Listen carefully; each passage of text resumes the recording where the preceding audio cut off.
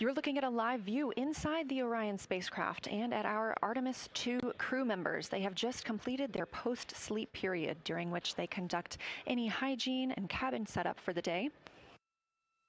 They also had a chance to eat breakfast before we got into our daily planning conference. The flight control team here in Mission Control Houston collecting information from all consoles around the room that we could relay up to the crew ahead of this monumental day. As you can see on your right, NASA astronaut Christina Koch taking a video of NASA astronaut Victor Glover. We expect to have great views of the crew throughout the day, as well as, of course, the moon.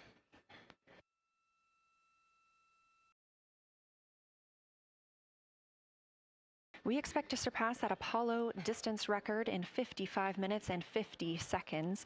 We are now looking live at a camera mounted on one of the spacecraft's solar arrays, pointed to our lunar neighbor.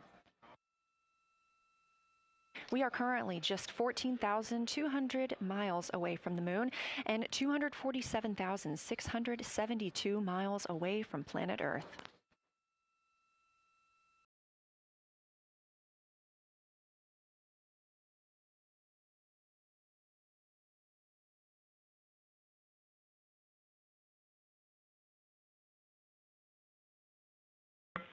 Houston, integrity for AGA. Ready to copy.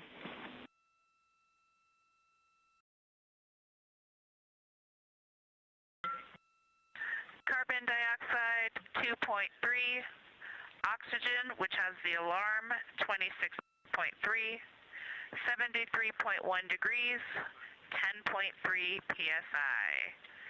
And one follow-on question. We understand milestone words will be directly following the conference. Will that take the place of the PAO event, or will the PAO event still take place per the timeline?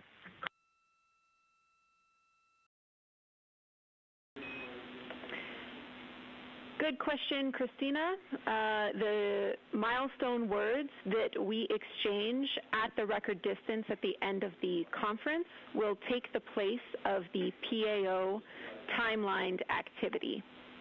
So that'll be our moment to talk about this occasion, and after that there will be no more expected PAO words, and you can get straight into your flyby. Copy all AGA.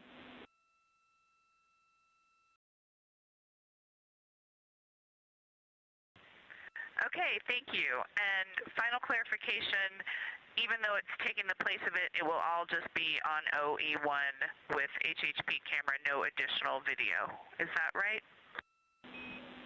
Affirm.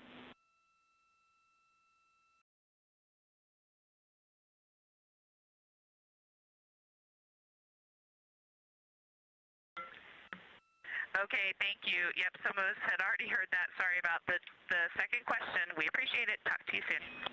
No problem.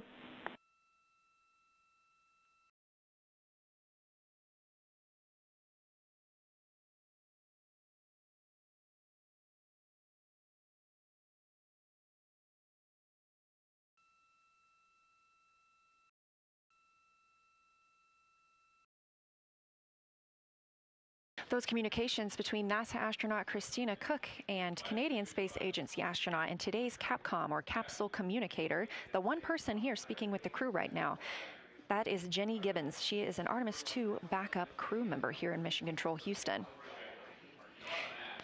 We are now 4 days, 18 hours, and 30 minutes into the flight of Orion for Artemis II.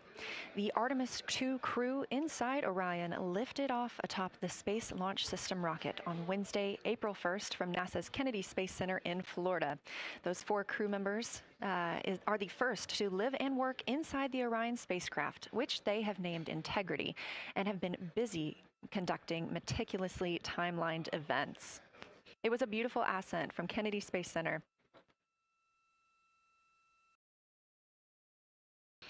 One of those early events was the proximity operations demonstration, during which NASA astronaut Victor Glover, the Artemis II pilot, manually flew Orion after having just detached from the interim cryogenic propulsion stage as if they intended to dock.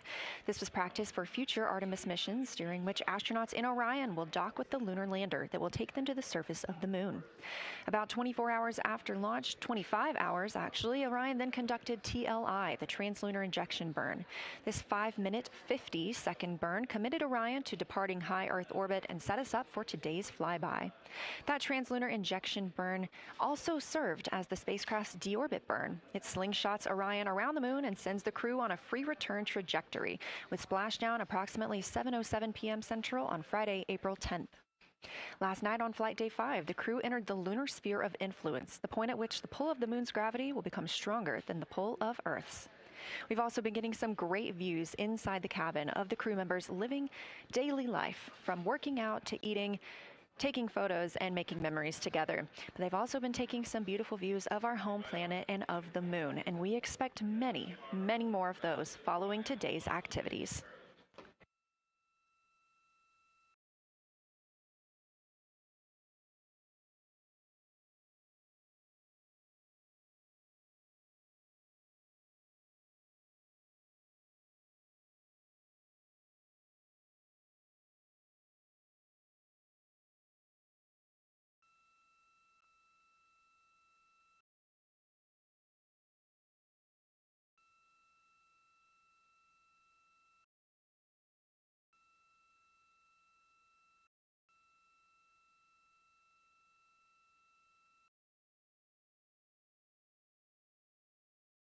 These live views back inside the cabin of Orion, but before we get into flyby, let's take a minute to get reacquainted with our crew. Reid Wiseman is the Artemis II commander and a Baltimore native. He's been in space once before. I think there was going to be some families heading into the viewing room today. If they end up showing up, could you just give us a heads up when they're there so we can just wave to them on the camera? Absolutely. And that was the voice of Reid Wiseman. He has been in space once before as a flight engineer for... And if they don't come, you could just lie to us and tell us that they're there. That'd be great, thanks. We'll keep that in mind, too. And I'm sure they'll be here. Wiseman also has a great sense of humor. He was aboard the International Space Station from May through November 2014 as part of Expedition 41. This was a 165-day mission during which he and his crewmates completed more than 300 science experiments in areas like human physiology, medicine, science, earth science, and astrophysics. They set a milestone for station science by completing a record 82 research hours in a single week. He also served as chief of NASA's astronaut office from December 2020 to November 2022, and here on Earth he has 2 daughters. The Artemis II pilot is Victor Glover, selected as an astronaut in 2013, when at the time he was serving as a legislative fellow in the United States Senate. His first trip to space was in November 2020, when he launched as a pilot of NASA's SpaceX Crew 1 mission. That was the first operational mission of NASA's Commercial Crew Program, which resumed launching American rockets from American soil to the International Space Station since the end of the shuttle program. Victor is a U.S. Navy captain and naval aviator who served as a test pilot, racking up more than 3,500 flight hours in more than 40 different aircraft. He also became the first person to pilot Orion the other day when we saw the Prox Ops demonstration shortly after launch. He and his wife have 4 children. Mission Specialist Christina Koch is a native of Grand Rapids, Michigan. She was selected to the Astronaut Corps in 2013, the same class as Victor Glover. She served as flight engineer on the International Space Station from March 2019 to February 2020. During that time, Koch set a record for the longest single spaceflight by a woman with a total of 328 consecutive days in space. She also participated in the first ever all-female spacewalk with her friend and colleague, Jessica Meir, now living and working aboard the International Space Station yet again. Before becoming an astronaut, Christina helped build space science instruments and led scientific fieldwork in some of the most remote environments on the planet. Her hobbies include surfing, rock climbing, community service, yoga, travel, and photography, and she is certainly getting a chance to do that. First-time flyer, Canadian Space Agency astronaut Jeremy Hansen is flying to the moon as a mission specialist on the Artemis II mission. The London, Ontario native was selected as an astronaut in 2009. After that, he worked as Capcom at NASA's Mission Control Center here in Houston.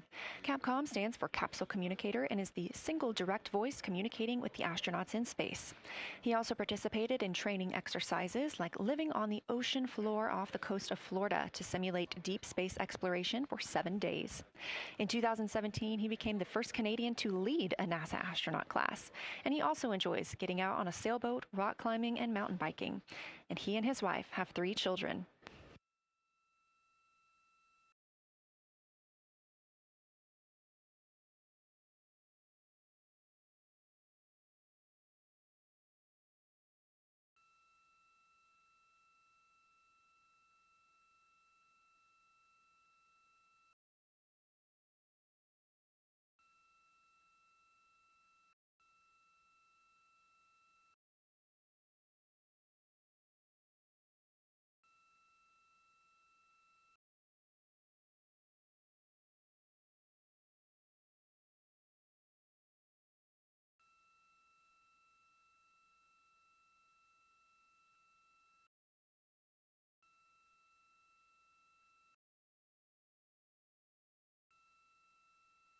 As you can see, the crew members have dimmed the cabin lights inside Orion.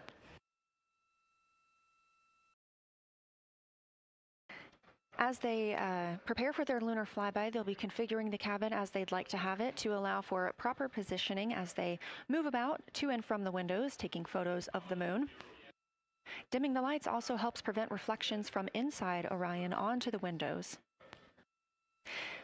Ahead of this lunar flyby, let's dive in and explain what you can expect over the next several hours. The crew has about 6 hours allotted to make observations about the moon. Throughout the flyby, their activities have been precisely timelined. There are five blocks of time during which the crew will be observing the moon from Orion's windows. At any time, 2 members will be at the windows working in a pair. One crew member will be taking photos from window 2 with a blue shroud over the window. This can help prevent that glare or reflection from inside Orion. They have an 80 to 400 millimeter zoom lens to use. The other astronaut will be in window 3 using their portable computing device, you'll hear that referred to as PCD, to make annotations. Both of these crew members will make audio recordings of what they are seeing, and they'll wear headsets connected to those PCDs. Those audio recordings will be sent to the science team at a later date. We will not hear them live. The 2 crew members at the windows will swap roles and positions halfway through their timelined block. The other 2 crew members who won't be at the windows at that time will be serving in the background as support. One will be conducting the science sit reps, or situation reports. This is what we will hear live from the crew. They'll be calling down a few times each hour to discuss what they are observing. Those situation reports include how the crew is positioned, any missed targets, or anything unexpected they saw, lunar target descriptions, any hardware issues, and of course, their emotions and reactions as they fly by the moon.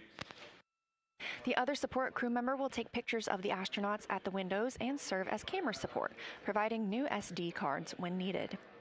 There's a 15-minute time frame between each observation block during which the 2 support members switch places with the crew making observations.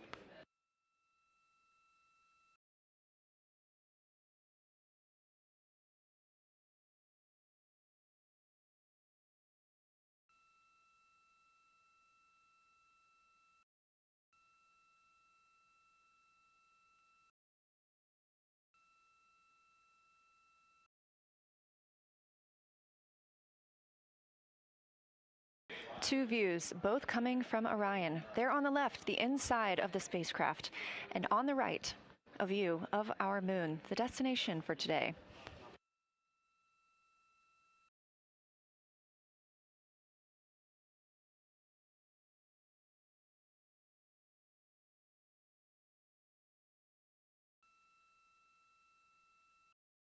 During the lunar flyby today, Orion will provide astronauts with a full disk view of the lunar surface. They'll have a higher vantage point, much farther than Apollo's lunar orbits on average. And these astronauts can observe both holes and large-scale geologic features in a single view. And due to our April 1st launch date and current illumination conditions, the Artemis II astronauts have become the first humans to directly observe certain far-side regions of the moon with unaided eyes.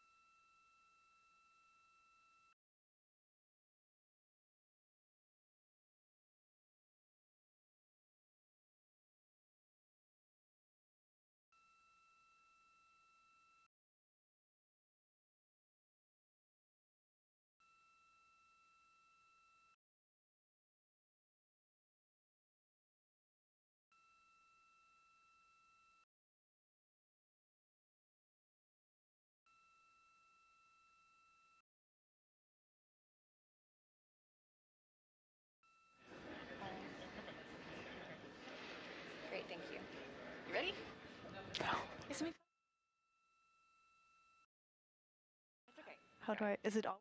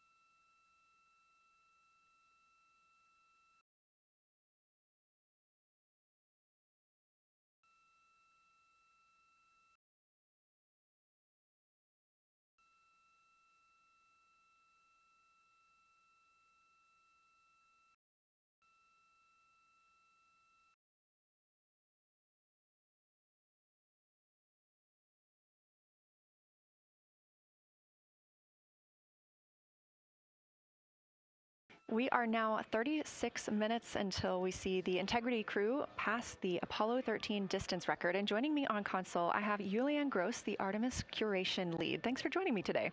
Thanks for having me. I'm very excited to be here. We're very excited to have you. So can you tell me about your role as Artemis curation lead and what that entails? Yeah, so for the overall Artemis campaign, I'm the Artemis lunar sample curation lead. That means I'm helping NASA to return the next set of lunar samples from the lunar surface. And for Artemis II specifically, I'm one of the science theme leads, and specifically I'm responsible, or the voice, for impacts, poles, and landing sites. Fascinating. So what helped us select the targets that the crew is going to be photographing today? So we had a plan coming in where we basically made a list of all the available targets during the April launch window, because before you launch, we wouldn't exactly be sure which targets would be visible. And so once we launched, we then were able to cut down on that list and prioritize our targets. And the 5 theme leads came together and really discussed and talked through which the long lens configured for lunar flyby. Which targets we could then which targets we could then see and prioritize. And so that made it into our plan. We worked then with timeline to make sure that all the targets are visible. Some targets are time dependent, like Earthset or Earthrise, and some targets will rotate out of view when integrity starts going around the moon. And so we put these in early so that the crew has a chance to describe those to us. Fascinating. I cannot wait to hear what they have to say. So we just heard them say that their long lens is configured. That's very exciting. And for us, when we look at the moon from Earth, what features are we seeing that the crew will also fly by today? Yeah, so I really hope that people on Earth who are in nighttime will look up into the moon tonight. The features that the crew will see that we can also currently see is Aristarchus Plateau. Grimaldi is another feature. They're going to be sort of on our limb. And then Oceanus Procellarum, that really dark, large area on the near side that we can see. The crew is going to see that in the beginning. The more they fly around, the less of that they will see. So those are targets we will hear them describe early on in the flyby. Fascinating. Well, and the crew has been training for years for this day. And so we're going to hear them make a lot of calls about what they are seeing on the moon. And they're going to use a lot of interesting terms that I myself need some brushing up on. So could you walk us through a few of the things that we'll hear them use to describe the moon, like albedo, exosphere, ejecta, just some of those major terms we expect to hear from the crew? Yeah, of course. Albedo is basically a term of a reflectiveness of the surface. And so high albedo usually for the moon means bright areas, and low albedo means like darker areas. And so when you look into the night sky, you can see the high albedo areas are the white parts and the low albedo ones are the darker areas. Ejecta is when you have an impact and it ejects or throws out material that then ends up on the surface, and you can see that as sort of rays or ray systems. So you might hear them describe, I can see for example, with its rays. It has an asymmetric rays coming out, and so we're excited to hear them describe that. You might hopefully hear stuff about color or color hues, and so if they can see any changes in those color hues from like white to gray to maybe brownish, we're excited to hear about that. Exosphere is the almost no existing atmosphere of the moon. It's barely there. But there is dust on the lunar surface that can get lofted up through electrostatic forces. And when the sun goes behind the moon, it can scatter forward on those dust particles and sort of like create a little glow on the horizon. And so we're really excited to see if the crew can actually see that. This is so exciting. Thank you so much for walking through all of that with us. Julian Gross, Artemis Curation Lead, we really appreciate you joining us here today, and good luck to your team. Thank you. I'm really excited to be here. We are now MET 4 days, 18 hours, and 49 minutes into the flight of Orion. This view of the moon from the Orion spacecraft as we get closer and closer.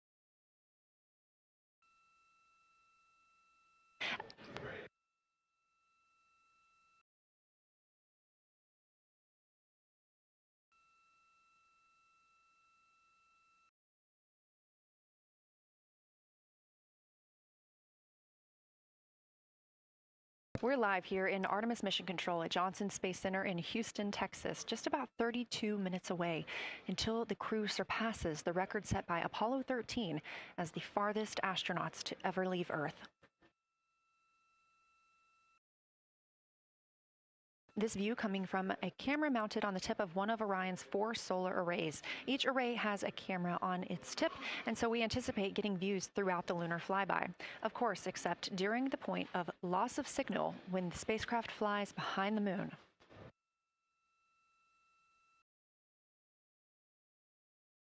Inside the cabin, the crew are configuring the inside of Orion for today's flyby, making sure they have everything just where they want it to help them take the pictures that they are aiming for the science team here on the ground. Coming up in just a few minutes, we will have a pre-lunar flyby conference. During that Lunar Flyby Science Crew Conference, our science officer here on console, Kelsey Young, will be speaking directly with the crew members about their targets, about their goals for today, what they expect to see, and what we are hoping to hear from them.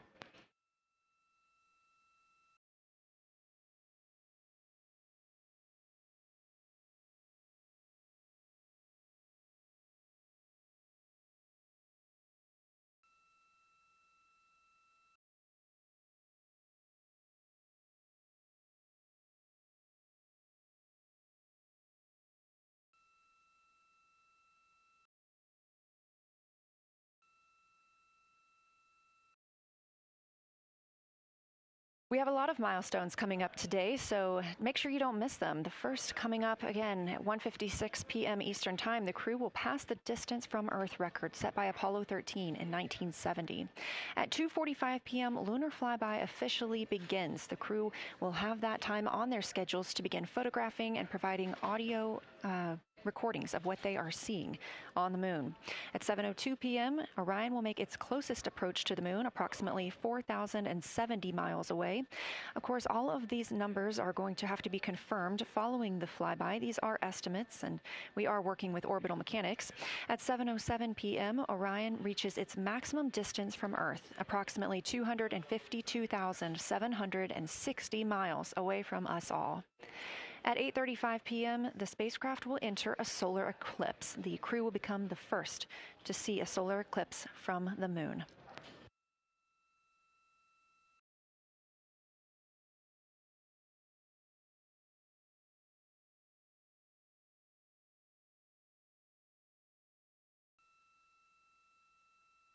Ahead of the official beginning of flyby today, Kelsey Young, Artemis Science Flight Operations Lead, will be conducting a pre-lunar flyby crew conference. She will give information on camera setup, remind the crew of their intended targets, answer questions from the astronauts, and more. Young will help the crew set their targeting timeline, which counts down the time they have to image each target and what they'll be capturing next. She'll also remind them that the ground team will be calling for science sit reps, also known as situation reports. Those are essentially call-downs to report what they've been observing. They'll continue to do this even through their LOS, their loss of signal, as those communications will come down later on after they reconnect with us on Earth.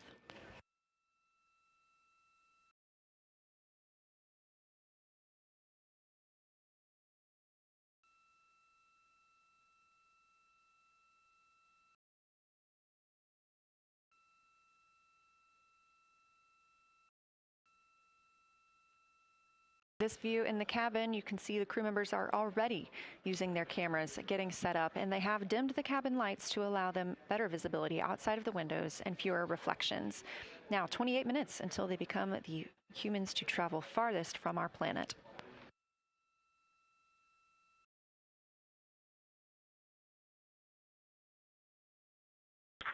Houston Integrity, we are ready for the conference on your call.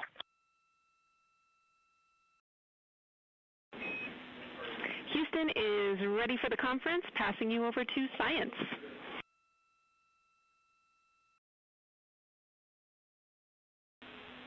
Good morning, crew. This is Science. We couldn't be more excited for a full day of lunar and planetary observations today, the first one in over 54 years. How do you hear me?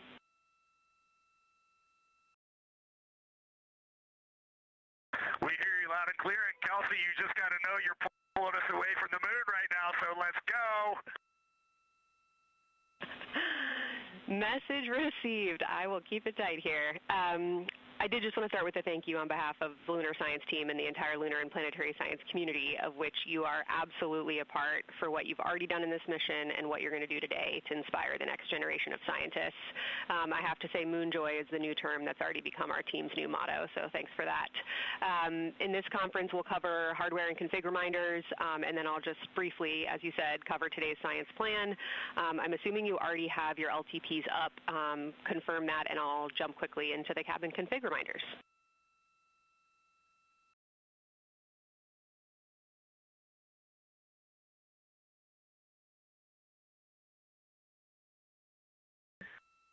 Okay, we have the LTP up just to give you a sit rep on board. You've got Reid and Christina on one PCD, and Ike has his own, and Jeremy has his own. Copy that. That was going to be one of my questions for you, and I'll ask a question back. Is that the config that you and Christina plan to carry throughout the day for PCD use?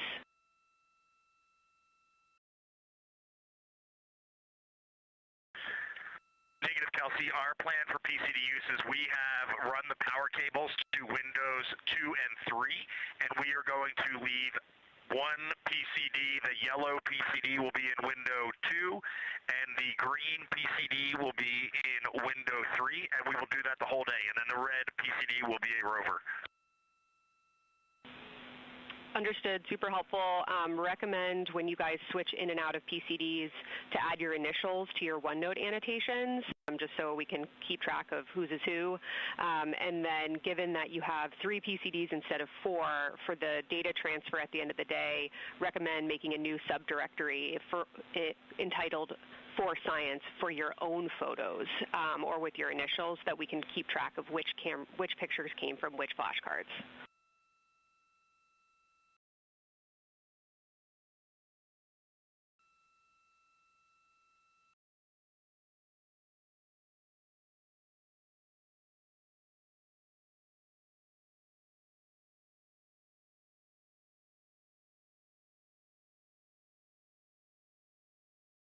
This view. So, Kelsey, I just want to here's what we're doing. We have community cards in all cameras on board, and then when each astronaut approaches their camera, the intent is they will put their card into that camera for photos and then put the community card back in at the end of the session. But just know it is harder to manage cards than we thought, and we don't want to miss science, so it might end up a bit more disorganized. Understood. Thanks for that essay. Just read the flashcard numbers down when you get a chance, and we'll follow your lead on the best thing to do operationally during the flyby. With that, I'll move on to Windows. So the window characterization DFTO you guys did a few days ago confirmed that window 2 is ideal for imaging, so no change to config of photographer in window 2, observer in window 3, and science sit reps in window 1.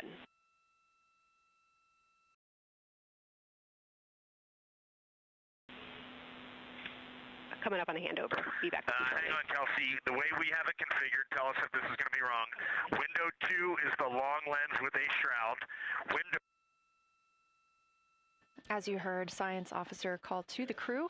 We are now in a handover time period. We will regain communications with the crew very shortly. These are tracked, and we are currently on the Deep Space Network. This is the first time humans have used the Deep Space Network in over 50 years, given that we currently use the tracking data relay satellite systems in for the International Space Station.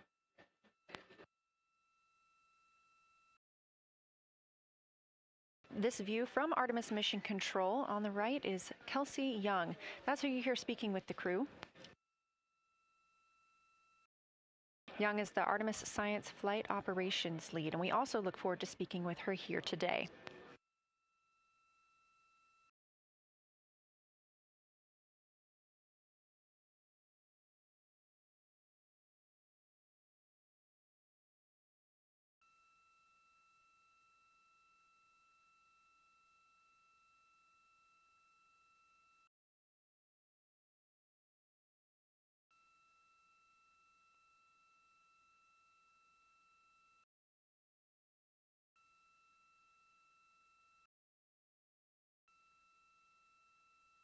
Again, we are just about 22 minutes until we reach the Apollo record. We are in a handover of satellites with the crew aboard Orion.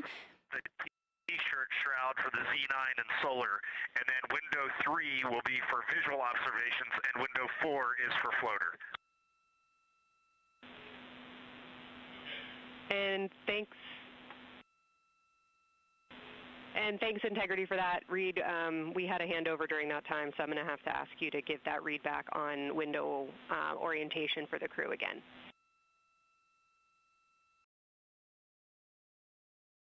Okay, we are happy to change it, but the way we have it configured right now is window 1 has a T-shirt shroud for the Z9 for solar. Window 2 has the shroud for the long lens for both lunar and solar. Window 3 is for visual observations.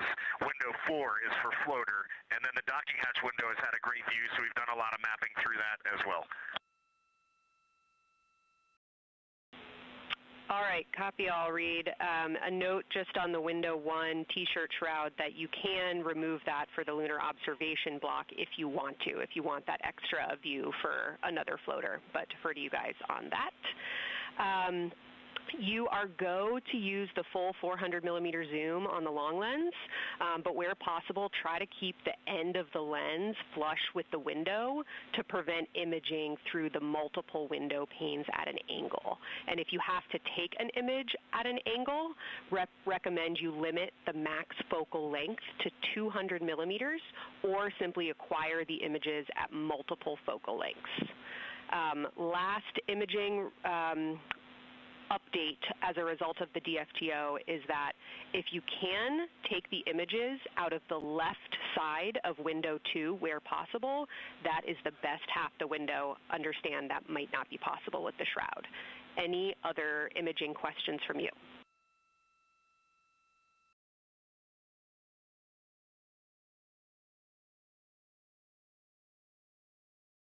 Okay, copy that.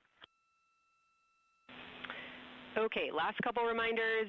Don't forget the ability to take the wave files to tag imagery that you are wanting to follow up on using the FN3 button on your camera. And then a couple quick notes on your LTP. We have refined your precise flyby timing since generating the LTP. Optimus has the correct timing for the LOS and AOS, but the LTP identifiers for LOS and AOS are roughly 2 minutes later than they will be in reality. Final LTP timing update is that the green line on your LTP should start automatically 45 minutes before the flyby. If it doesn't appear, let me know and I'll have troubleshooting steps for you. Last updates are on the eclipse, so only for that last hour today. Of course, remember if the sun is in view to use your eclipse glasses. And reminder that we will have a few activities for you prior to the eclipse to reconfigure all 3 cameras for corona and deep sky observations. These activities, some of which will occur during the forward link LOS, so we wanted to flag it for you now. Any questions before I cover the last 2 reminders?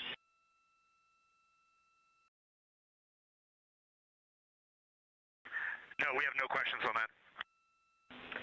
Last couple eclipse reminders, the sunset period and the first roughly 23 minutes of the eclipse will fall during that forward link LOS, but we'll still have a return link, and we're still looking forward to your science sit reps and observations during that time.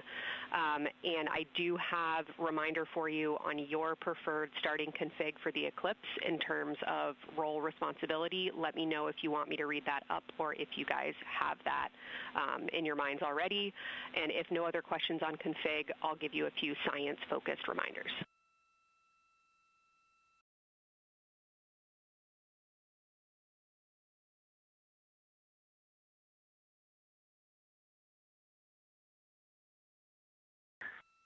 Give us a quick high level, but we see it in Optimus, and I think we got it squared away. But give us your quick Kelsey high level. Okay. A couple changes from the first LTP you studied is that Glushko is the only feature that the same pair will view twice. That's Reid and Jeremy.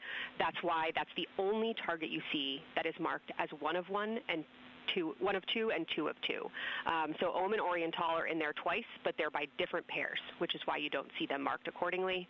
A note from feedback on your observations so far over the last couple days, a reminder that if you note structure and texture as well as color and albedo, please note any correlation between the two, and also a reminder that negative observations are still valuable science. So a lack of color or a lack of structure associated with color is also valuable. A reminder also that your observations so far indicate it will likely take some time for your eyes to adjust. We especially heard that around your terminator observations and your color observations. So reminder to know that your eye adaptation is going to kind of come in throughout your shift, and let us know when you start to see that nuance.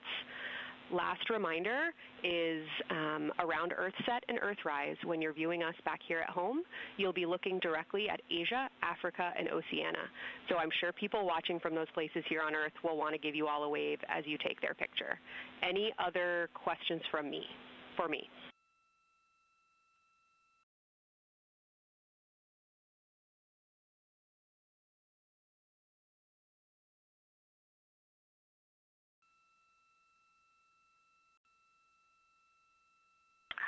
And Kelsey, hey, when you're talking window 2 left and right side, just can you say towards window 1 or towards window 3, and then we'll know that we are talking the same language? Absolutely. So I mean that the side of window 2 closest to window 3 is preferred for imaging.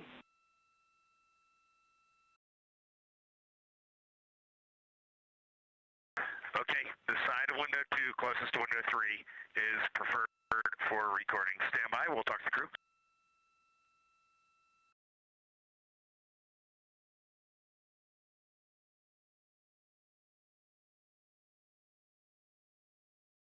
Again, we are in our pre-lunar flyby science conference with Kelsey Young. Kelsey Young is the Artemis Science Flight Operations Lead, speaking with the crew aboard Orion. They've been training for this moment for years, and this is their last opportunity to get some further pointers and information. Kelsey, for the T-shirt shroud, what window does the science team think will have the best view? Is it window 1 or window 4? The only time we're strongly recommending use of the window shroud. The T-shirt window shroud for the eclipse viewing. Which window is primary for Z9? Window 1.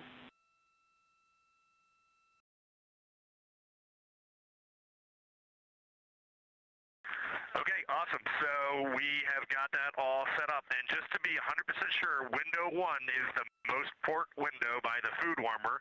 Window 2 is right in front of seat 1. Window 3 is right in front of seat 2. And window 4 is on the starboard side by the side hatch. Do you agree with all that? We agree on the ground. Good readback.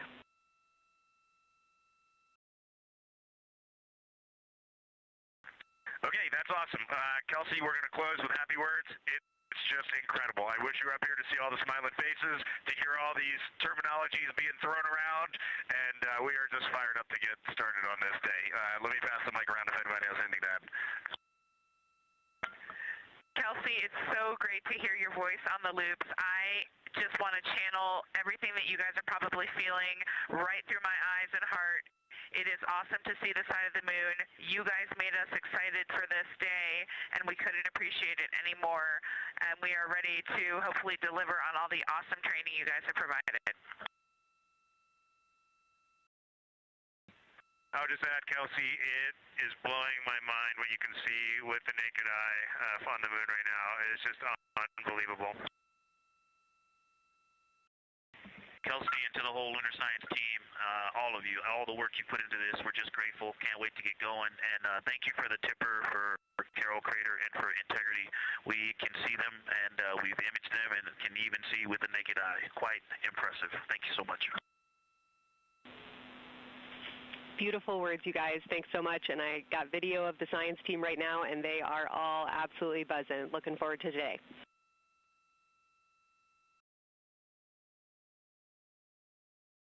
Okay, we're heading into the timeline. Cheers, guys.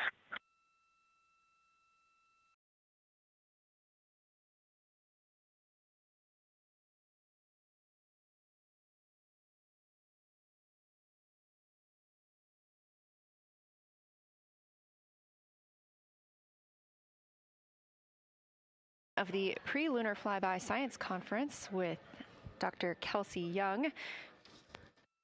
Young has served as the Artemis Science Flight Operations Lead, getting the crew ready. And we're live in Artemis Mission Control in Houston, but we are not the only room monitoring today's flyby. As you heard Young mention, in this same building and just down the hall, a multidisciplinary lunar science team supports the Artemis II crew in real time, including experts in lunar geology, impact cratering, volcanism, polar science, imaging, and visualization. There are two integrated facilities, and the first is the SIR, which is what you have right here. That's the Science Evaluation Room. They are embedded within Mission Control to provide science input during live operations like what we see today.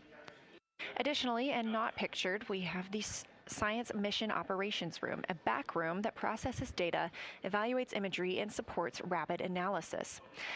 Our science officer on console in Mission Control Houston serves as the primary interface between the science team and the flight controllers, ensuring science priorities are represented during mission execution. Again, today, that's Dr. Kelsey Young, who will be speaking with the crew during the time they're behind the moon. We will be speaking with her once the crew is behind the moon and out of communication with Earth.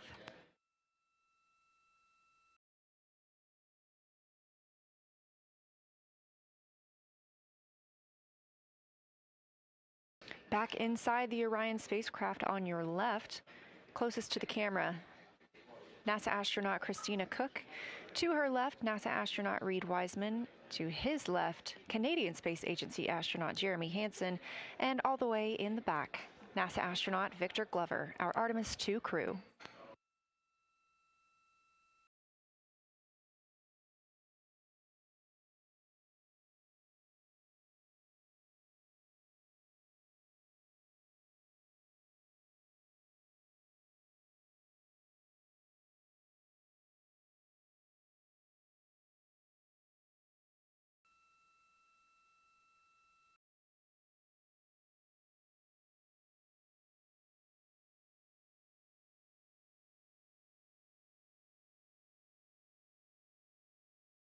We are now approaching 8 minutes until the crew surpasses the Apollo 13 record. Currently 12,599 miles away from the moon, 248,507 miles away from Earth.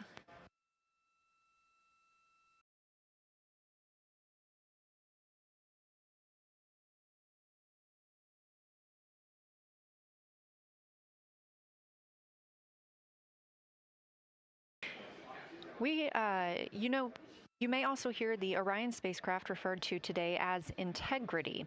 This was named by the Artemis II crew. It is Integrity crew, we have Reid's family in the viewing gallery. You're welcome to say hello.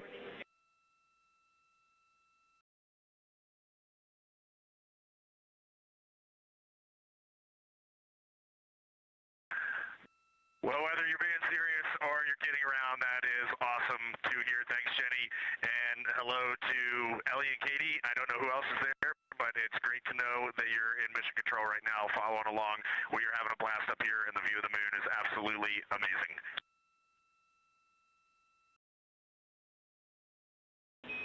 I'm seeing a lot of hearts come out of the viewing gallery and even more smiles. Thanks, Reid.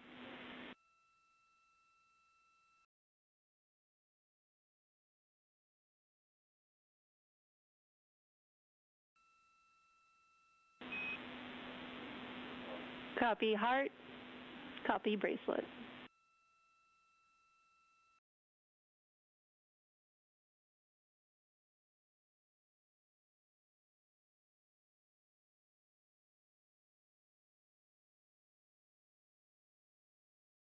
that call from Capcom Jenny Gibbons, Canadian Space Agency astronaut and Artemis II backup crew member, letting Reid Wiseman know that he has family here to support him today in the Artemis Mission Control viewing room.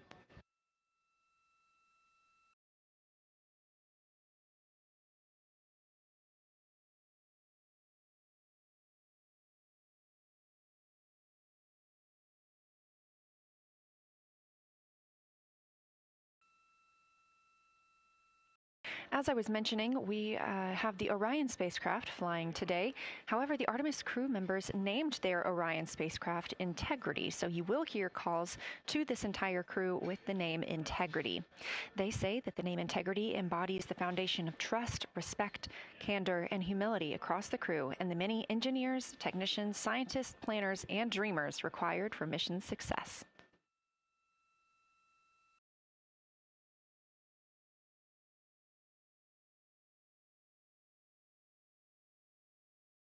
This view live from the outside of Orion as we continue. Preparing for our lunar flyby, now less than 5 minutes from surpassing the record set by Apollo 13 astronauts for the farthest humans to travel from Earth. This will not be the farthest that Integrity travels today.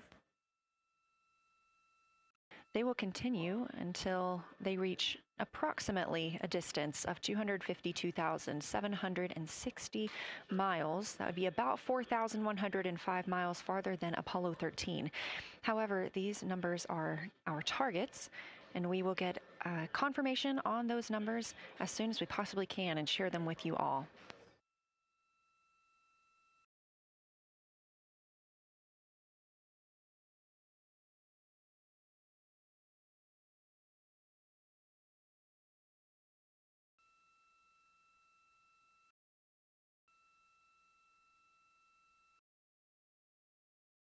We've talked a little bit about what to expect from the crew, whether that's taking photos or making audio recordings. To get a little more detailed, Reid Wiseman and Jeremy Hansen will be up first to capture imagery and record audio on the portable computing devices. You hear those referred to as PCDs, while Victor and Christina serve as the support members. The crew will switch windows and roles halfway through their shift, and 1 hour and 5 minutes later, Victor Glover and Christina Koch will be the next crew members at windows 2 and 3 to take photos and make annotations, while Reid and Jeremy take on those support roles. There are 5 viewing blocks, and the crew will swap out with each one.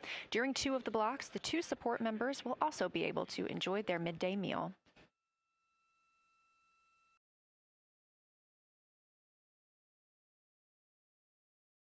At least 3 times per block is a science sit rep. Again, situational report. This is partially an operational status, reporting back if they missed any targets or gotten any specific ones, if they have issues with their camera or any other operational items. The other part is an actual description of the moon. This task is done by one of the support team astronauts, so that's not the crew currently taking photos or making annotations, but they do have windows 1 and 4 that they can float up and provide that information from. If you watch the entirety of the flyby, you'll also notice the crew will be photographing some targets multiple times to get observations in different lighting conditions. This is due to Orion changing their location throughout the flyby.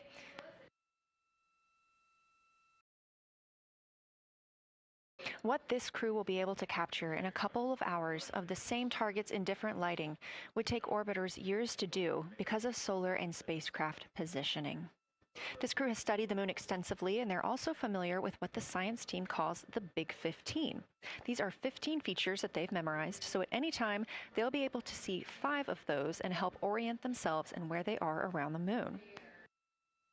Those targets are diverse and complex in their geologic history, and observations of them could help answer some big-picture science questions.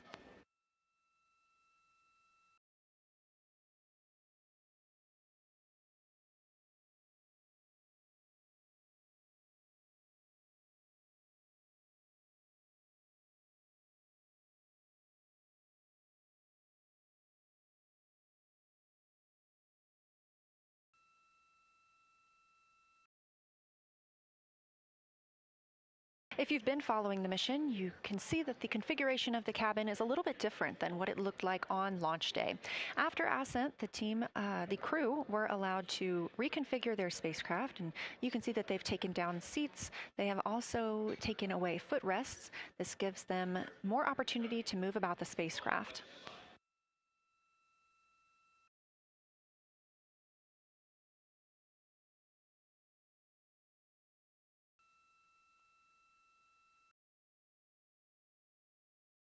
Orion itself has 330 cubic feet of habitable volume. That's about the size of 2 minivans and is 60% more cubic volume than the Apollo spacecraft. We are standing by for the Integrity crew aboard Orion to surpass the Apollo 13 record.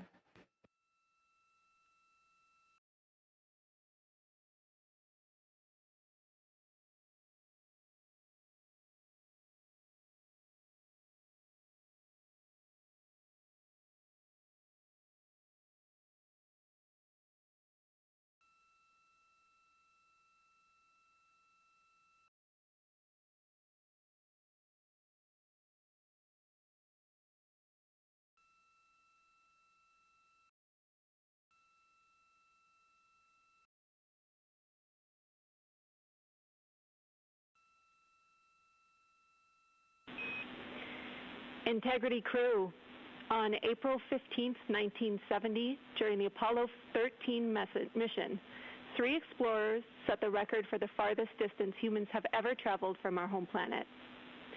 At that time, over 55 years ago, Lovell, Swigert, and Hayes flew 248,655 statute miles away from Earth. Today, for all humanity, you're pushing beyond that frontier. Integrity, over to you.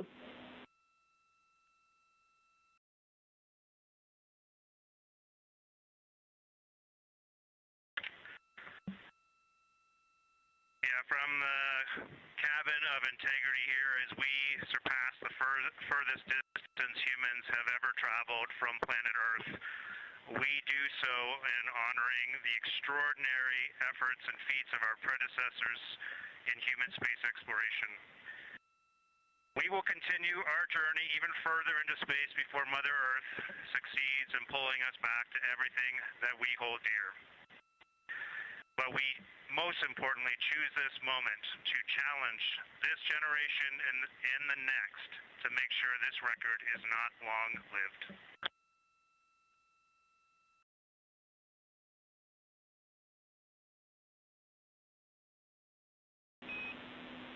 Thank you, Integrity, and congratulations to you and the rest of the Artemis II team.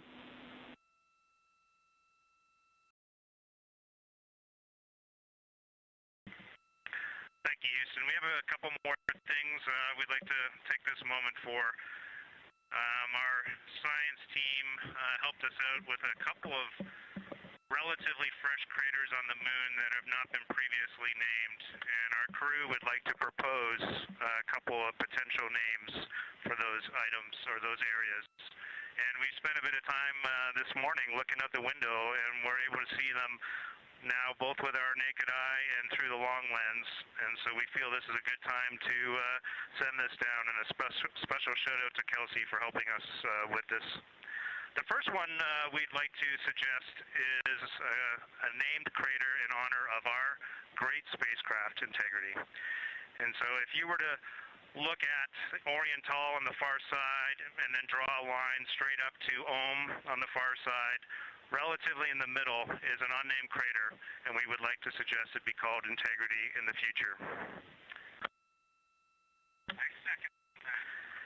And the second one, and especially meaningful for this crew, is a number of years ago we started this journey in our close-knit astronaut family, and we lost a loved one. And there's a feature in a really neat place on the moon, and it is on the near side, far side boundary. In fact, it's just on the near side of that boundary, and so at certain times of the moon's transit around Earth, we will be able to see this from Earth. And so we lost a loved one. Her name was Carol, the spouse of Reid, the mother of Katie and Ellie. And if you want to find this one, you look at Glushko, and it's just to the northwest of that, at the same latitude as Ohm, and it's a bright spot on the moon. And we would like to call it Carol, and you spell that C-A-R-R-O-L-L.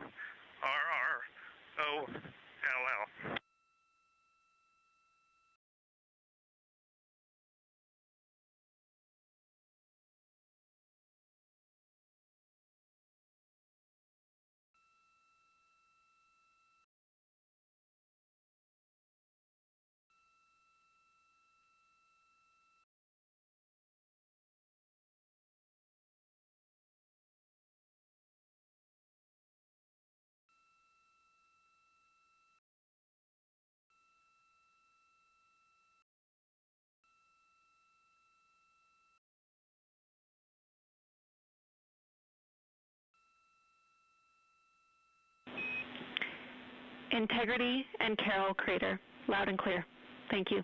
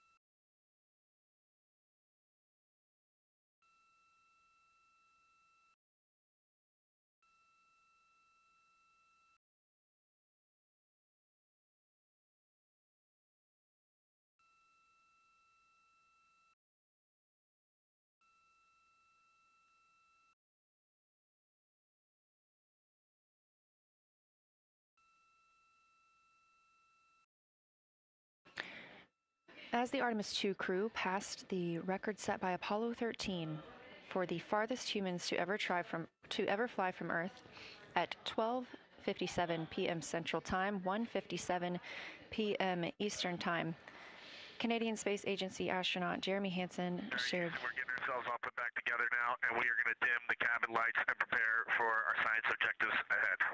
Thank you. Sounds good. We're doing the same down here, and you're maneuvering to your observation attitude.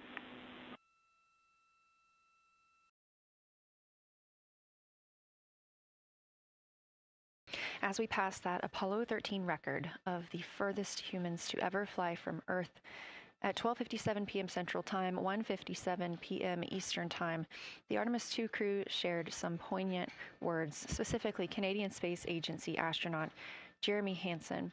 The crew also called down 2 craters not yet named that they would like to name. One, Integrity, in honor of their spacecraft, which they have named. That's near the Ohm crater. Another near Glushko, which is a bright spot, named Carroll, in memory of Reid Wiseman's wife.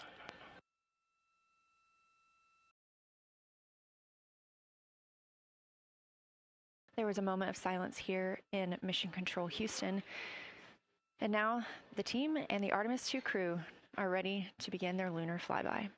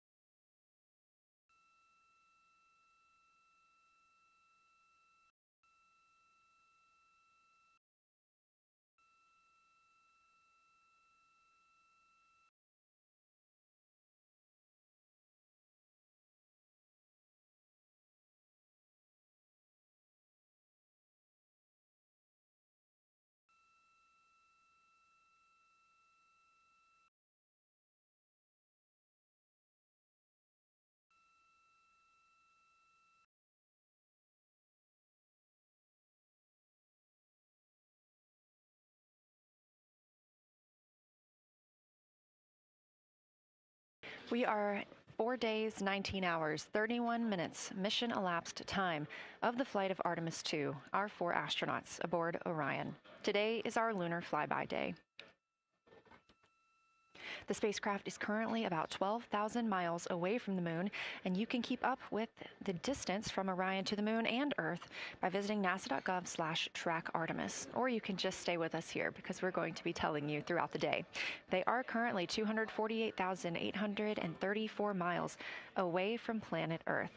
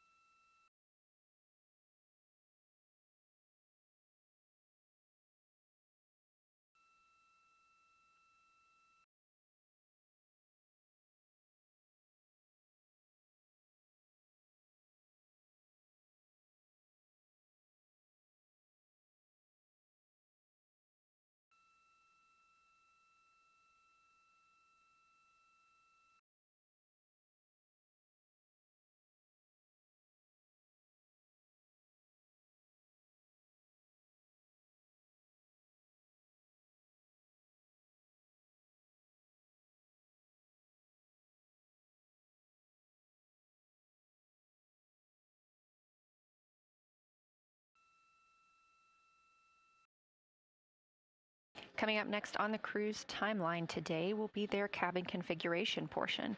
You heard some calls down to Science Officer Dr. Kelsey Young earlier about how they have configured the cabin so far. This is just a little bit more of timelined activity for them if they need to further do so. On flight day 3, the crew had time on their schedule allotted for configuring the spacecraft cabin for how they intended to arrange it today. Of course, they had to take down that configuration for another test yesterday of their Orion crew survival system suits. But configuring it on flight day 3 allows them the opportunity to get a chance to see what works for them now that they are in the microgravity environment.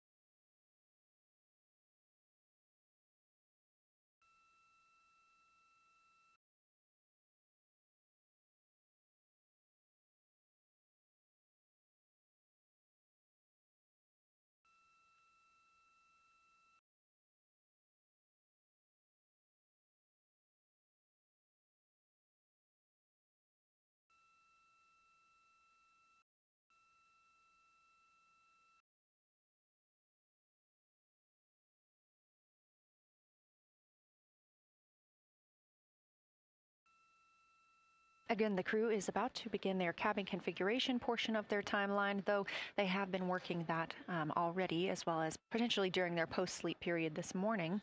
The official lunar flyby observations are slated to begin in just about 40 minutes. That's when we'll have the crew at the windows photographing the moon, as well as making calls down about what they are seeing.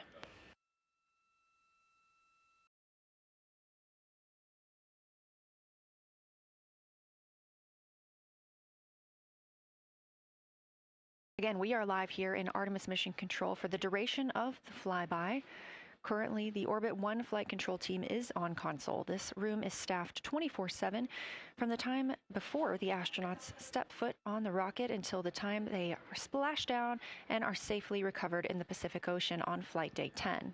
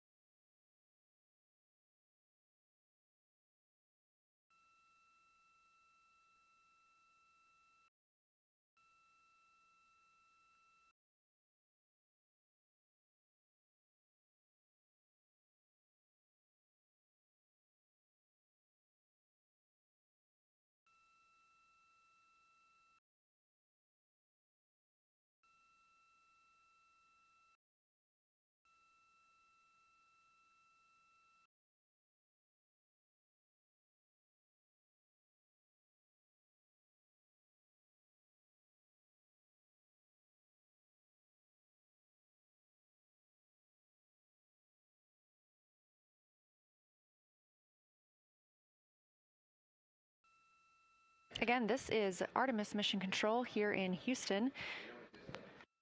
We are now 11,777 miles away from the moon. We did pass the Apollo 13 record of farthest humans away from Earth at 12:57 p.m. Central Time, 1:57 p.m. Eastern Time. That distance, 248,655 statute miles from the Earth, continuing to be exceeded by the crew.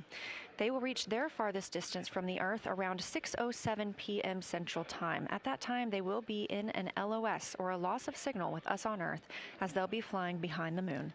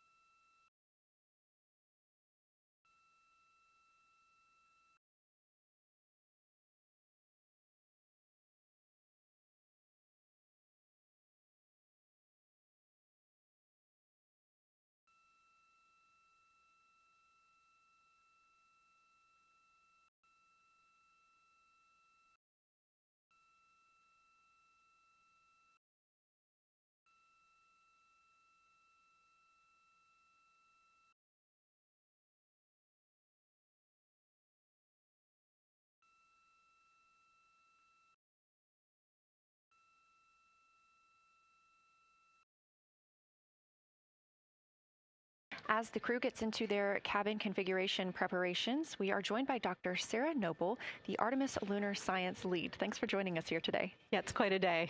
Yeah, we are very excited. I can only imagine how you guys are doing over there.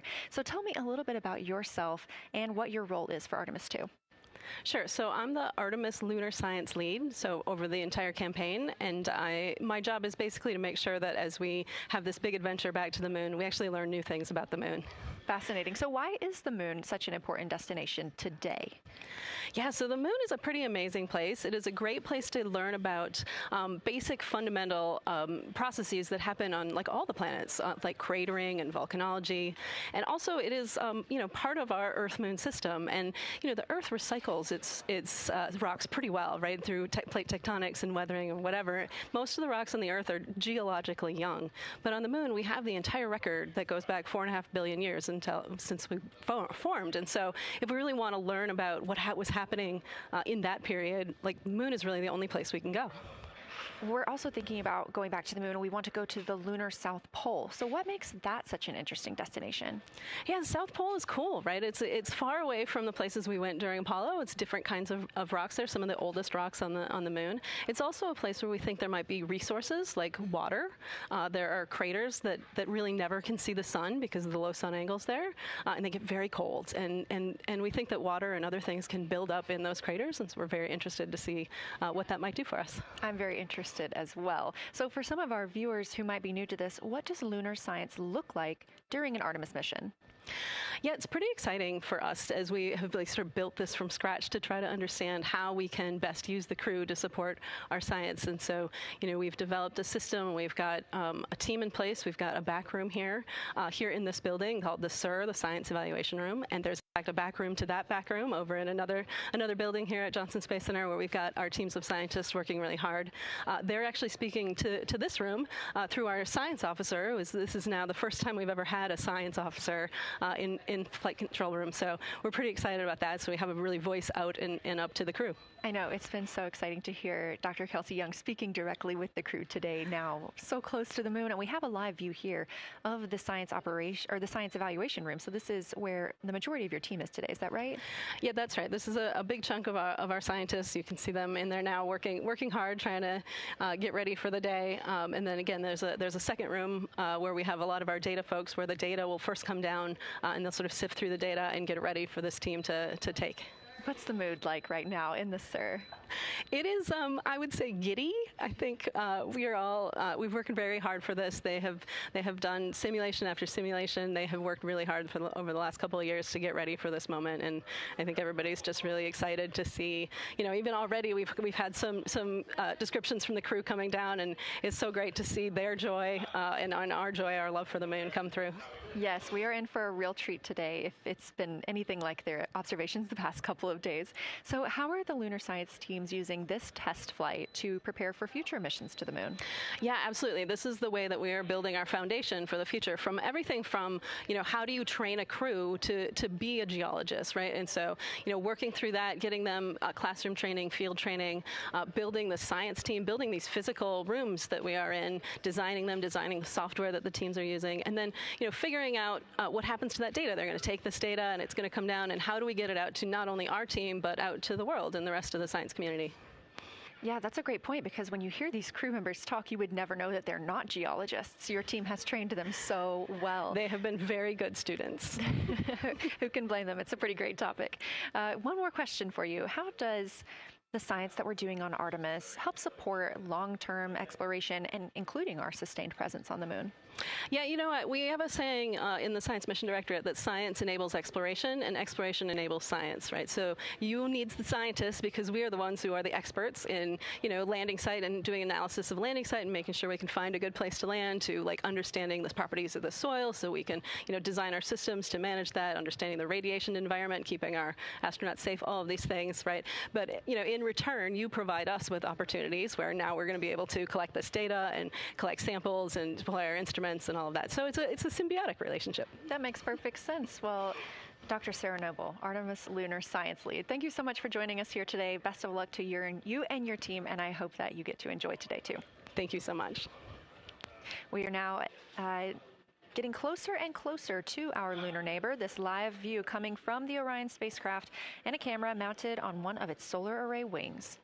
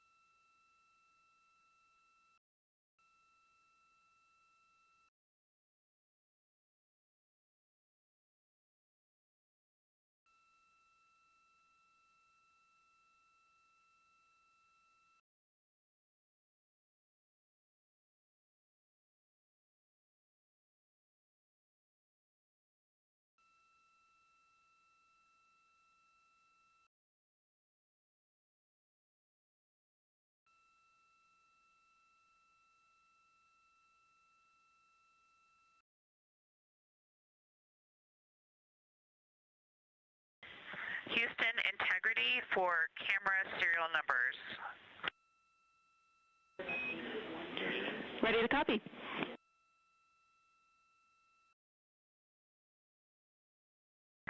Hey Jenny, these are card numbers for the various positions.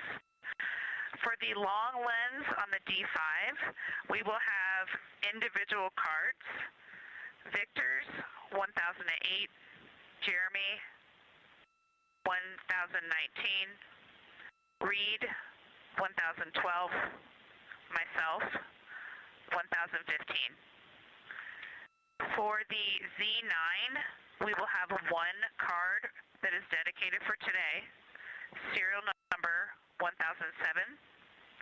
For the cabin camera D5, we will have one dedicated card for today, serial number 1022.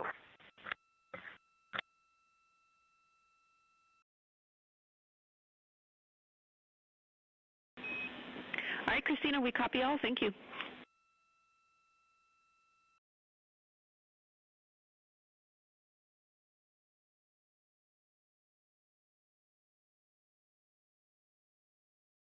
We just realized that we have Earth out window 1 and Moon out window 2, and Earth out window 4 and Moon out window 3, and it gives you the best idea of scale we have had yet. The Moon is about 3 to 4 times the size of the Earth, and it is almost full, and the Earth is just a small crescent out there.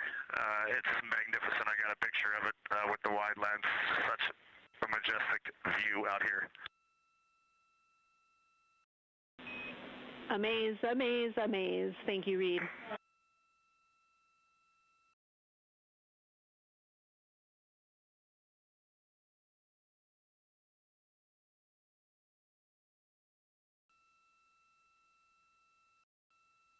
Those are some of the communications we're excited most about today. Commander Reid Wiseman calling down their view right now, obviously a little bit different than what we can see from the solar array camera. They are looking through the windows of the Orion spacecraft, able to see at the same time Earth and the Moon. You also heard NASA astronaut Christina Koch calling down some of the cameras that they will be using today. The crew is in that cabin configuration portion, and we expect the lunar flyby observation period to start in just about 20 minutes.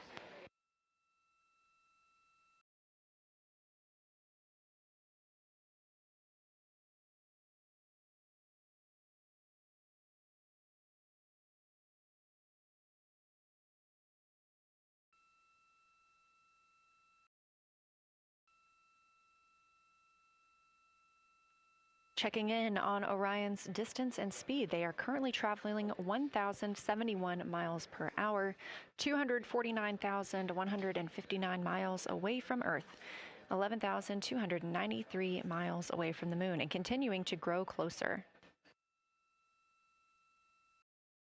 At closest approach to the Moon today, the spacecraft will be just about 4,070 miles away from the lunar surface. This will be during our loss of signal with the crew as they travel behind the Moon, and we will await their return to get the official number for you for how close they come to our lunar neighbor.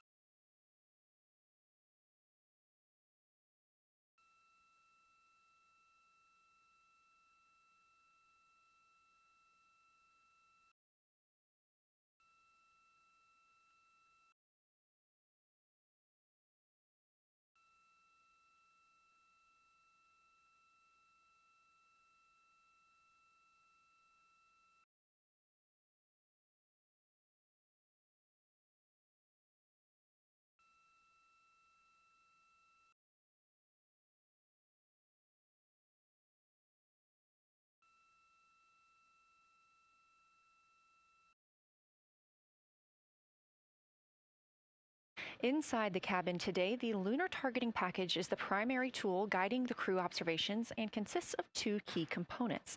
The lunar geography review helped the astronauts study major lunar features in advance and help learn how to orient themselves during the flyby. Because, of course, the moon is not actually labeled like it appears here when we look at this map. The lunar targeting plan provides a detailed timeline of observation targets, background science context, and specific instructions for the pictures the crew should take, as well as the verbal descriptions that will be helpful to the science team reviewing them later. This is a screenshot from their lunar targeting package, and a screenshot specifically of that lunar. Integrity for attitude. Go ahead.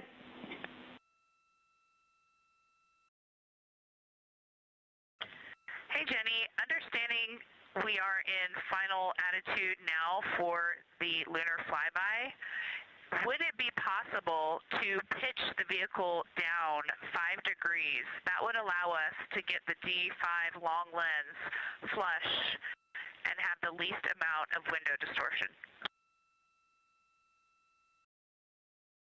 We're checking. That call from Christina Koch, NASA astronaut and mission specialist on Artemis II. Copy. The Orion spacecraft is positioned in a specific attitude to allow the crew to best see the moon outside of their windows today for this imaging opportunity. That call was a request for a potential attitude shift just slightly, another 5 degrees, to give them a better view and to give them a better opportunity to use their long lens camera. They'll also be using that lunar targeting package we were discussing. I am following along with that real time, so I'll be able to share with you exactly what targets the crew is looking at and when. They also trained with a lunar science passport. It's a little reference guide used on Earth to reinforce recognition of key lunar features. It is not on the flight, but it was a significant study tool for the crew to get them ready for launch. The apparent size of the moon will change throughout the flyby, and it'll appear roughly like a basketball held at arm's length at the crew's closest approach. That reinforces the need for careful planning and practiced observation techniques.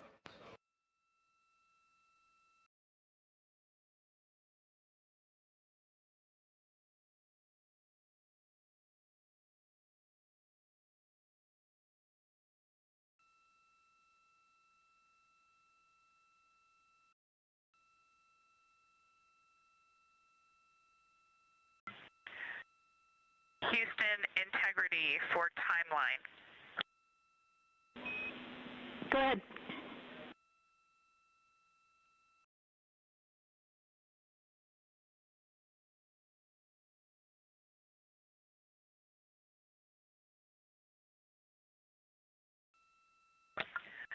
Hey, Jenny, just to make absolutely sure that we start observations when expected, we are showing in Optimus that observation time starts in about 15 minutes, and in LTP that our first target, discussion 1, starts in about 29 minutes.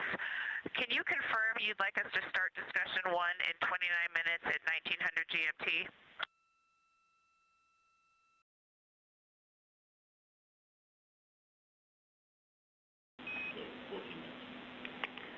Christina, we are tracking that discussion 1 should start at 18:45. That's 15 minutes from now.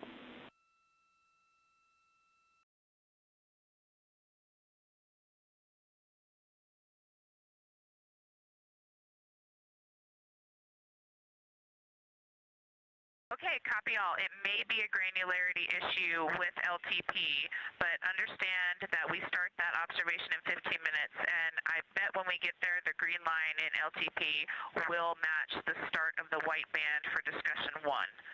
I think it's just a matter of the labeling and the granularity. Thanks for confirming. Copy, and we'll look into that a little bit more on our side as well.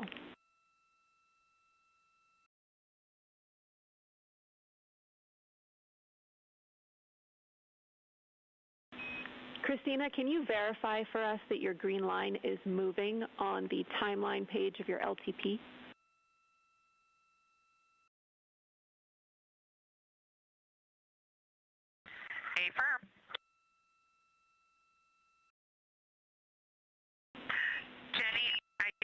we're good. Looking closer, I see the labels are just not aligned with start or end times of the white visible bands. It fully makes sense now, so I think we are all set. We'll look forward to starting some observations in about 13 minutes. Copy. Thanks, Christina.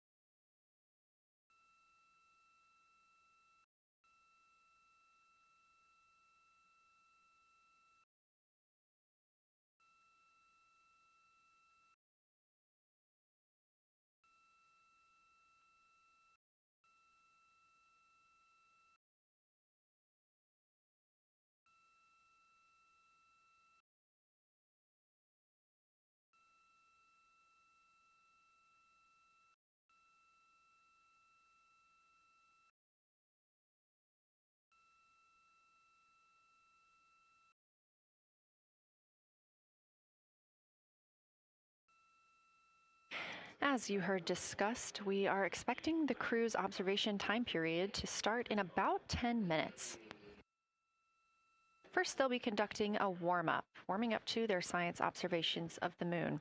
They'll be discussing with each other, helping each other orient using the major landmarks that they've studied, asking what is familiar. If we roll left, port 5 degrees, that would get the moon closer to the left side of window 2.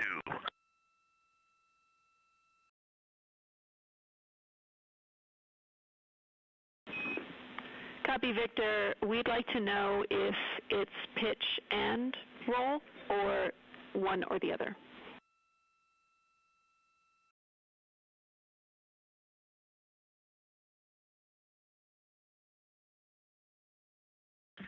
Jenny, we actually thought you already put the pitch in. Had the pitch been put in already? No, we need a little while longer to talk about it.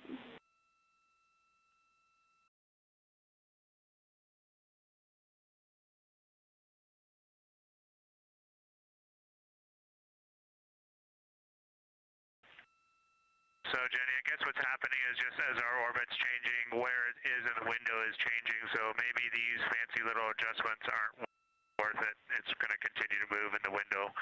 Or is the spacecraft going to keep the moon at the same point of the window if we adjust the attitude? I assume the previous.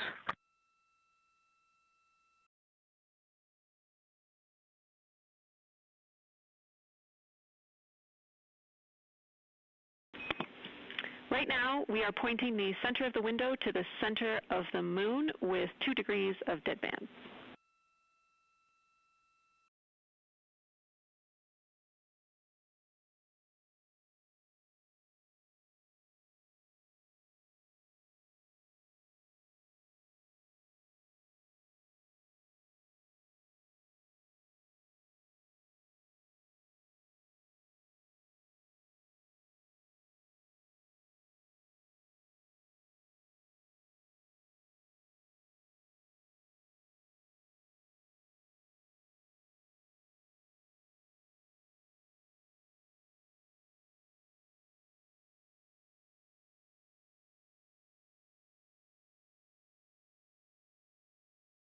The conversation you hear happening now between the astronauts aboard Orion and Artemis Mission Control here at Johnson Space Center in Houston, Texas. They are in the center of your screen, seated at the CAPCOM, or Capsule Communicator Console.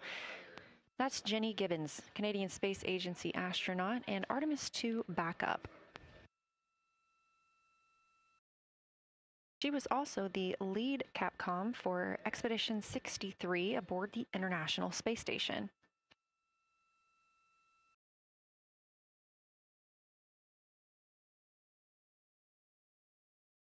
The crew is requesting some attitude changes to the spacecraft to allow them to better image the moon, our priority for today.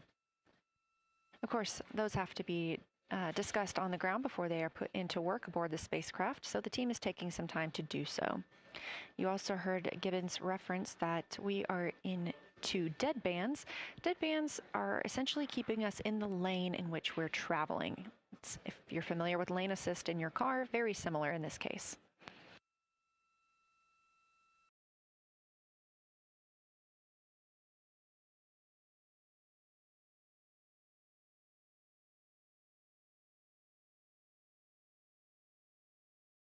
We are now 10,870 miles away from the moon, traveling 1,066 miles per hour and 249,390 miles away from Earth.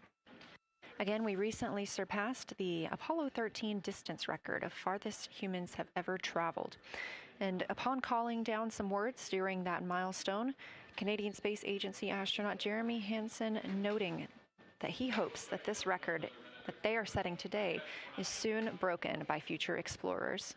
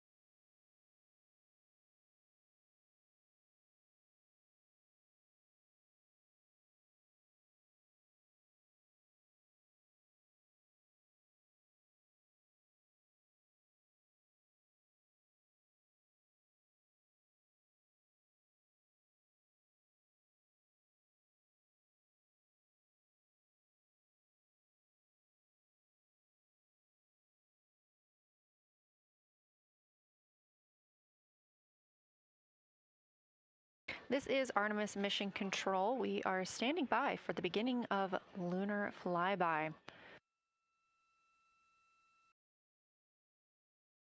Expecting that to start in just a few minutes when the crew will begin a warm-up discussion preparing for the day. They will be capturing images along while discussing what they find familiar about the moon and what looks unexpected to them.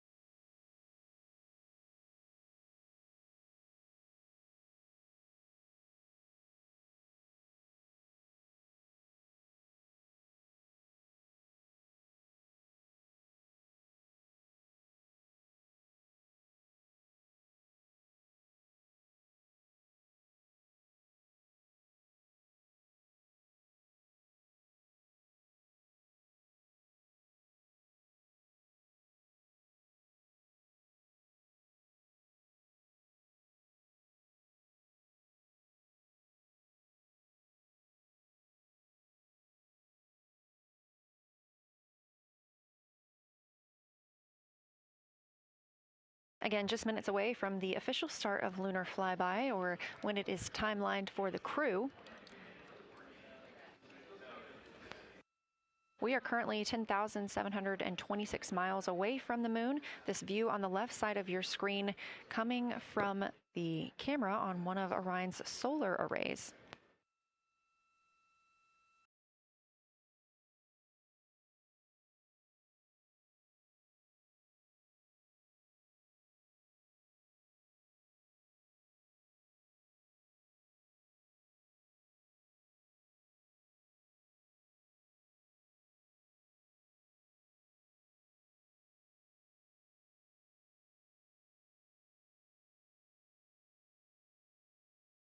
Other conversation points while the crew are getting ready for their flyby today. They'll be looking to orient themselves using major landmarks and annotating their observations along with their discussion. They'll have 10 minutes for that warm-up discussion.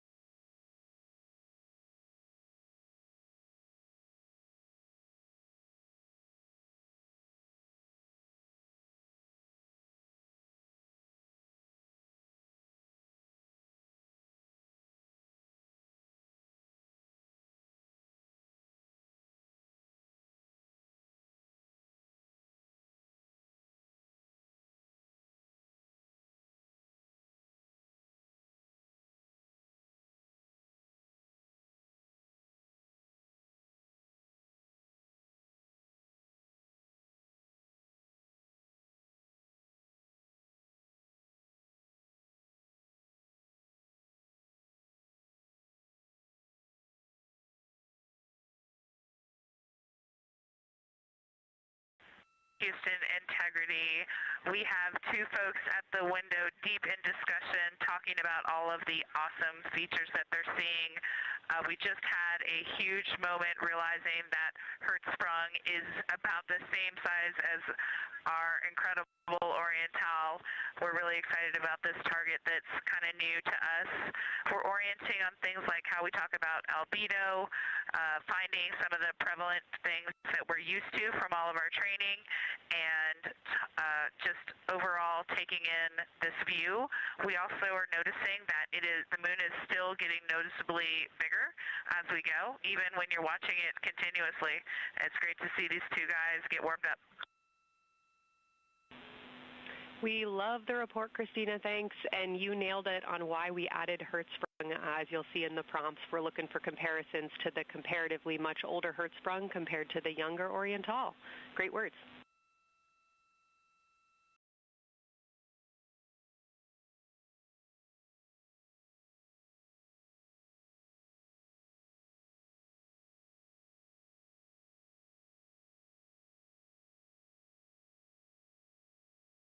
This is Artemis Mission Control. That was the voice of Dr. Kelsey Young speaking with the astronauts aboard Orion as they begin their observation period and lunar flyby.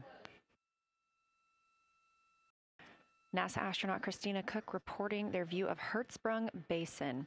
The team here is looking for centered images of the basin at a full zoom, and they're hoping that the astronauts can image and describe the inner and outer rings. This is considered a degraded basin with a floor, rings, and ejecta compared to a younger Oriental basin.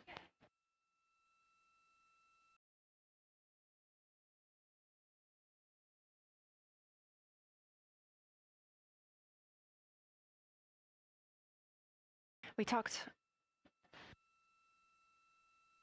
spoke earlier with Julian Gross, the Artemis curation lead, about some of the terms we will hear the crew use today. One of those just called out, that's albedo, looking at surface brightness, or the amount of light a surface reflects.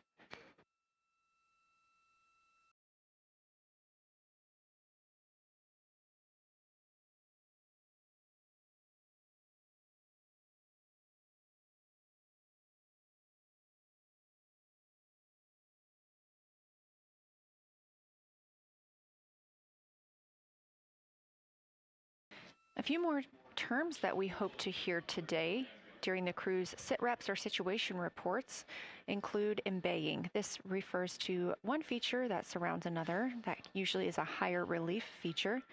Houston Integrity, one report from the crew at the windows. We can actually see the moon and Earth at the same time right now. It's interesting because the Earth looks way brighter, so the Earth itself seems to have a much higher albedo than the moon. We think this is independent of our eyes focusing because, of course, the Earth is much smaller than the moon in our view, so you could think that your eyes focus for the darker sky, and that it means that it only has apparent brightness more than the moon, but since we're seeing both in the same view, we do think that this can be inferred as the Earth as a whole has a higher albedo.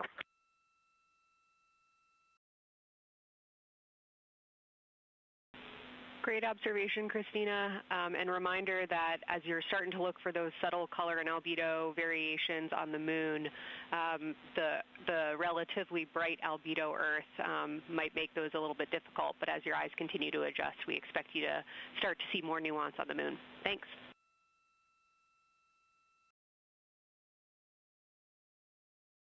Great call. Thanks for the reminder. We're all going to be experts in lunar terminology by the end of the day. Another one we expect to hear is mare. These are dark regions paved or filled by volcanic deposits. You also can hear them called seas, oceans, lakes, or marshes, or other bodies of water.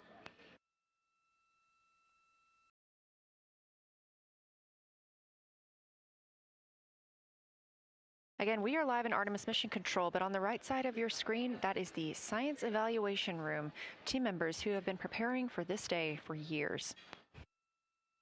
The crew has significantly darkened the cabin of Orion. This allows them better views outside the windows and fewer reflections from inside. They reported being able to see the moon and the Earth out the same window at this time. We are really hopeful to get those photos. Right now, this view on the left side of your screen coming from a camera mounted on one of the solar array wings on Orion outside the spacecraft. Crew is equipped with 80 to 400 millimeter zoom lenses.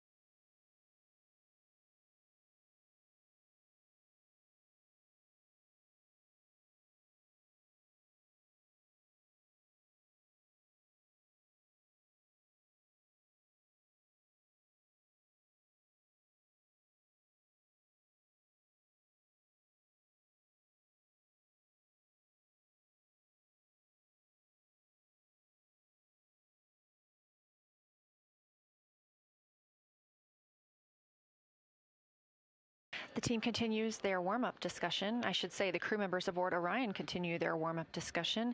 However, they are about to be prompted to move on to discussion number 2, which is near side and far side.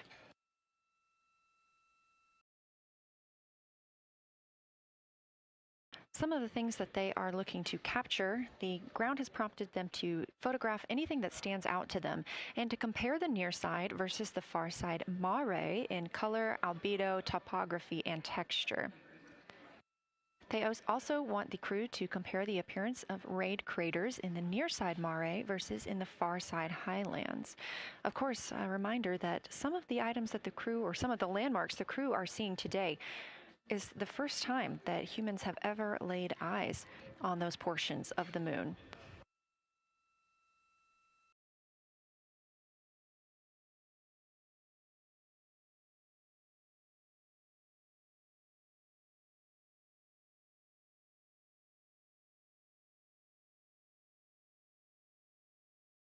In the targeting package, there are a few reminders of the crew.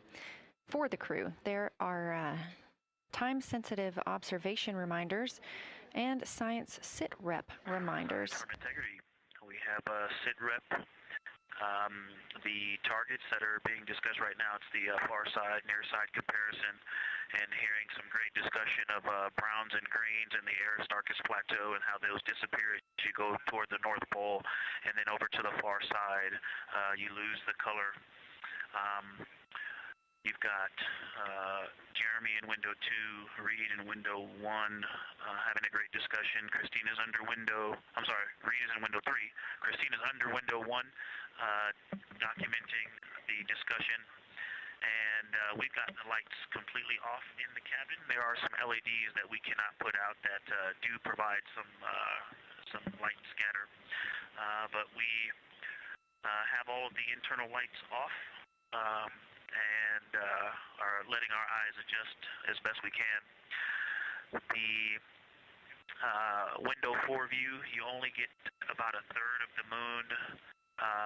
Tycho is going to go over the horizon soon, and you can see Aristarchus, and then you start to lose the view as you go to the west in Oceanus and Procellarum.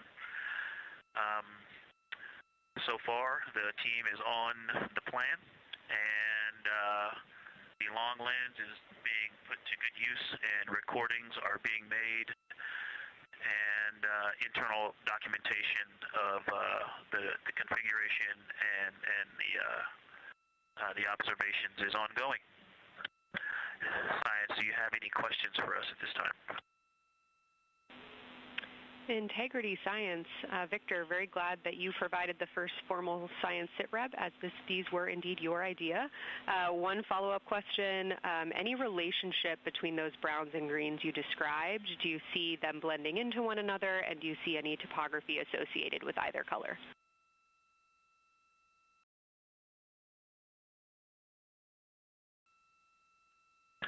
I don't want to bother the window team. I just heard that, overheard that, and so I'm sorry I don't have that detail yet. I will eavesdrop and see if I can pick that up.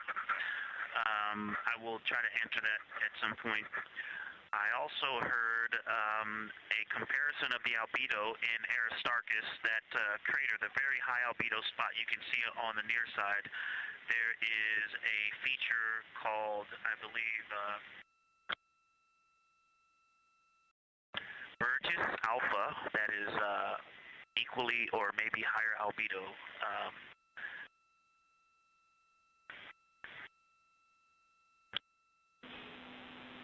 I apologize for the gaps. I'm trying to listen and talk at the same time, but I will try to get some more information to correlate those colors from Aristarchus for you. Understood, Victor, and good call to not bug the window team. Really like the brightness comparisons to Burgess A. Really helpful for the science team. Keep them coming. Thanks.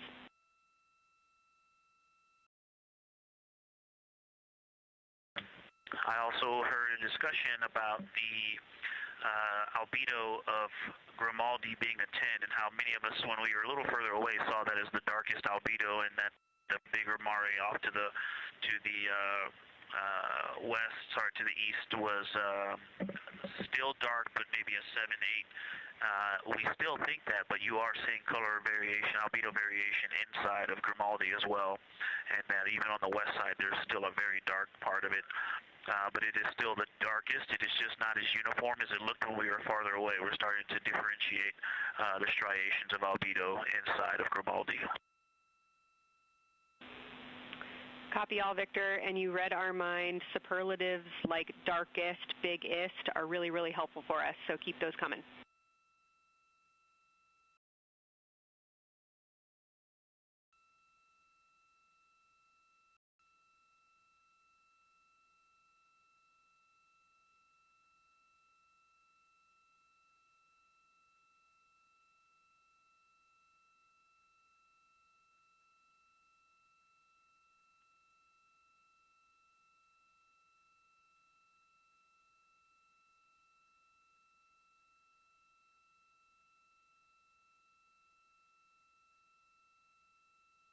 As we were just mentioning, the crew is slated to perform these science sit reps. They are prompted to do so by an icon in their lunar targeting plan. That one coming down from NASA astronaut and pilot of Artemis II, Victor Glover.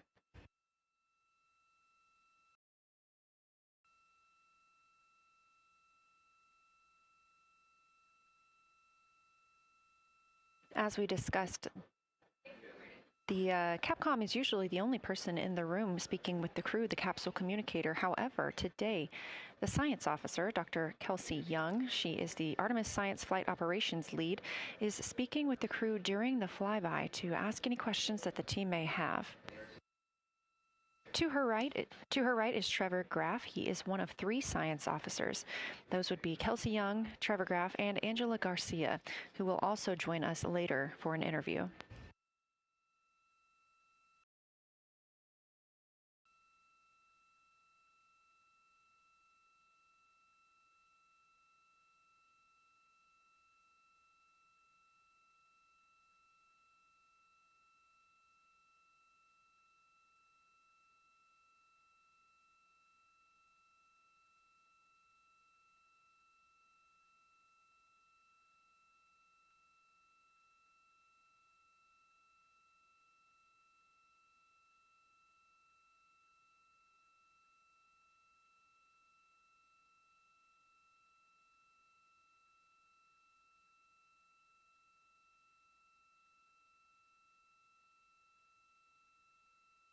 And Houston Integrity Science Integrity was able to get a view out of window 1, which is a beautiful view. I can see the entire moon that they're looking at. We left the T-shirt up there, so I was kind of peeking through the opening in the makeshift shroud there.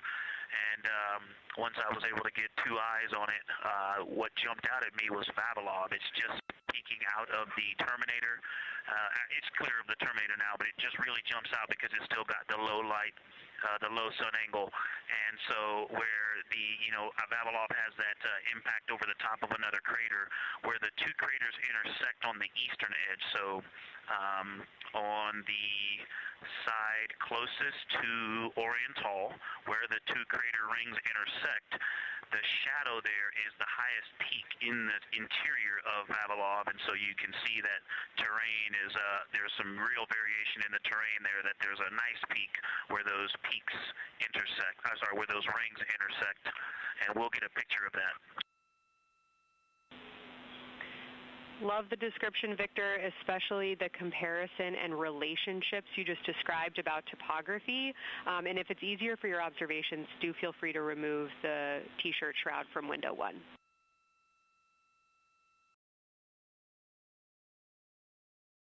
Yeah, absolutely, we will do. Thank you.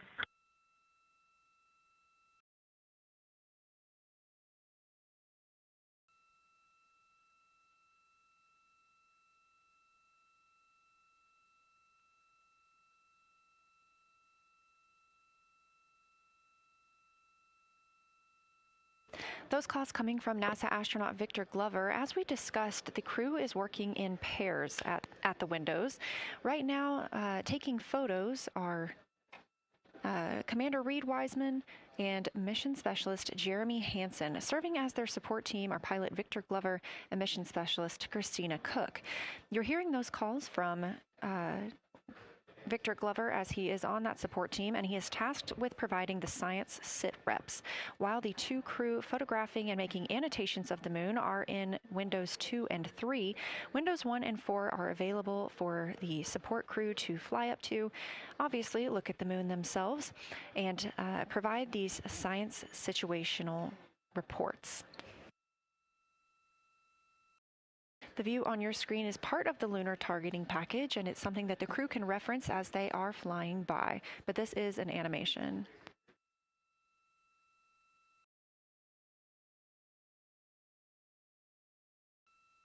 You also heard Glover mention Oriental. Oriental is a major feature that the team is interested in today, and it's known as the Grand Canyon of the Moon. Until this mission, the Oriental Basin had never been seen in sunlight by human eyes. Oriental Basin and its surrounding ejecta could fit within a straight line distance from NASA's Johnson Space Center, where we are at today, to Kennedy Space Center.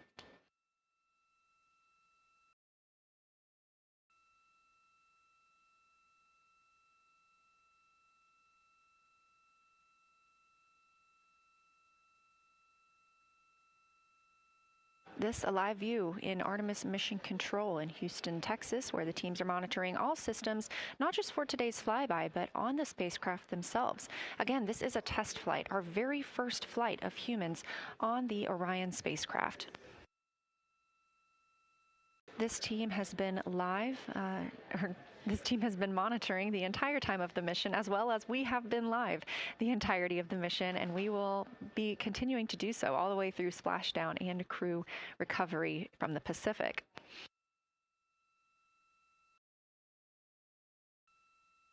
This is a visualization from ARROW, the Artemis Real-Time Orbit website that you can also access at any time by visiting nasa.gov/trackartemis, showing us that we are now under 10,000 miles from the moon, 9,948 to be specific, and continuing to count down.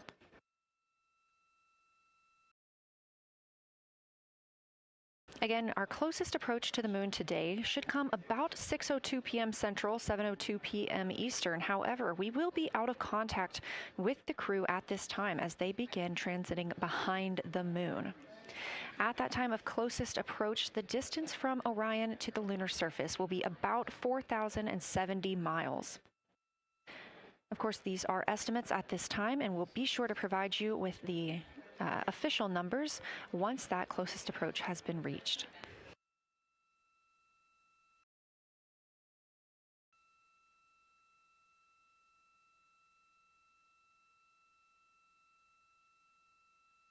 This shot live inside the Orion spacecraft, where our 4 crew members are continuing with their lunar flyby activities. They have just begun those activities really about 20 minutes ago, so we've got several hours of moon view opportunities. This is still a live view inside that capsule. However, you can see just how dark they have turned down the lights. Actually, they've turned them all the way off. There are a few LEDs that they cannot power off, but turning down these lights gives them better views outside of the spacecraft's windows while they photograph the moon. This also prevents any reflections from inside the spacecraft bouncing up on the windows and interfering with their photography.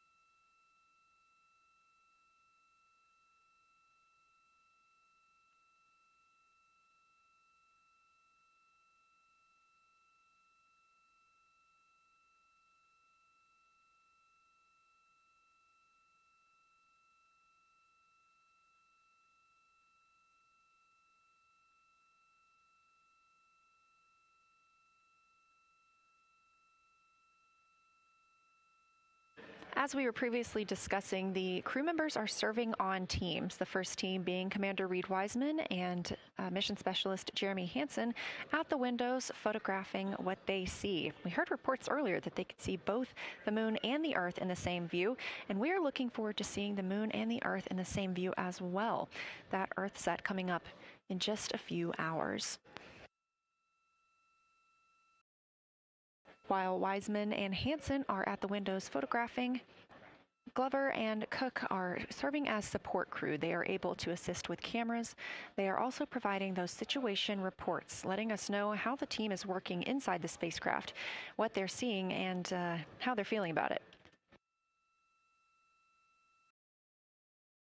Those first blocks of teams will last about an hour, and the crew members are approaching the halfway point into their first observation block. A reminder, we have 5 of those blocks today. So they're approaching this halfway point during which the crew at the window will switch roles. One will begin taking pictures, and the other will be making annotations on their PCD, that's portable computing device. Both of those crew members at the windows are recording audio of what they see. They are putting on headsets and recording audio into their portable computing devices. Obviously, we are not hearing this right now. This is going to be sent down to the science team, and they will be able to analyze that at a later time. What we are hearing, though, and will continue to hear, are those science sit reps a few times every block. Once this block is complete, about 40 minutes from now, we will have the teams switch. That means pilot Victor Glover and... Science integrity, looking out of window 1. I think I may have misreported earlier saying that it was Tycho going over the horizon. That was Copernicus I was referring to. Apologies. It was Copernicus is what is farthest bounding to the east, and that is now like on the horizon or just past it. And Korolev is now a few degrees from going over the horizon. And then, next it'll be Aristarchus Plateau. And so on the west, we are getting a much better view of the Terminator. Looks like we have about 80% illumination of the moon. And Vavilov and 1 Vavilov diameter to the west is where the Terminator is right now. And so other features are starting to peek out there. The center of the illuminated part of the moon is, to the lower part is Oriental. And just around Oriental, a lot of light structure is starting to show up. A lot of high albedo, similar to the feature, I cannot remember, Burgess Alpha and Aristarchus type high albedo in the ring. So when you look at the interior ring and the external ring, it's almost as if the edges are starting to dry up and turn white. If it was something that was wet and got dry, the edges would be the part to dry first. You just kind of outline all the topography in the interior of that wall is like it was dusted with chalk or is starting to dry, or maybe dusted with snow. If this was the Earth, I would say there was snow dumped on some of the ridges on the interior of the rings of Oriental. Also, an interesting part of the discussion that I heard between Reid and Jeremy is that from Glushko to Grimaldi, there are 2 dark features there that look like commas, but in the wrong direction. But there's also a lot of interestingness, just a lot of geometry and squiggles and dots and lines that are starting to stand out as more small features come into view. And there also is a lot of variation in albedo. In some of those, the 2 dark features, for example, have on the southern edge of the larger one, the one that's further to the south, there's a very dark, the 1 albedo, like the southern and western part of Grimaldi. And the one to the north, closer to Glushko, is also that same dark albedo. And then around them, there are some very high albedo spots just to the north of the southern one, and just to the west, the smaller one to the north, very high albedo, almost approaching the 10, a 9 or a 10, like Aristarchus. and lots of little bright spots are just starting to pop up on in this view. To the north, as you look up at the North Pole, there is a very distinct crater with a lot of a very defined central peak that is also 3 in albedo, and all of that area past it, going to the horizon, gets lighter and lighter, and is very, very high albedo. And I will go look and find the name of that feature if I can look that up. And then to the south, really getting some interesting geography and topography in the South Pole Aiken Basin. And the view of the South Pole is quite amazing. We've got some Terminator there, as well as the limb view, and there is a very distinct crater right at the South Pole. And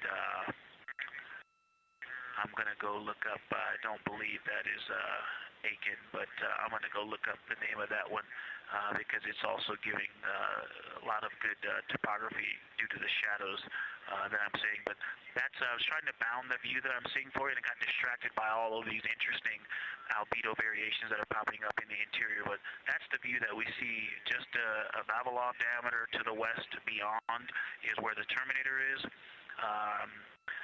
Just beyond, I think Copernicus is the easternmost feature that we can see. A very nice ringed, very nice structure crater to the north with a great high albedo central uplift to the north, and the south is dotted by a very characteristic crater with a lot of terrain, shadow features, and I will go try to find some landmarks to put names with those. Any questions for the observation team? Integrity Science, love the descriptions. You're definitely looking odd up there. Appreciate seeing the training being implemented. Especially interested in your descriptions of the dark patches. You compared the comma-looking features to the albedo you see in Grimaldi and notice that you're starting to see those color differences popping out. Any observations you want to make, especially when you get on, the PCD in a little bit, would really help us tease out the differences in those dark Mare deposits. Great description, Victor. Keep them coming.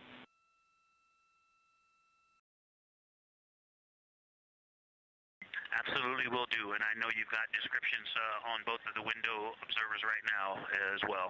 Keep them coming.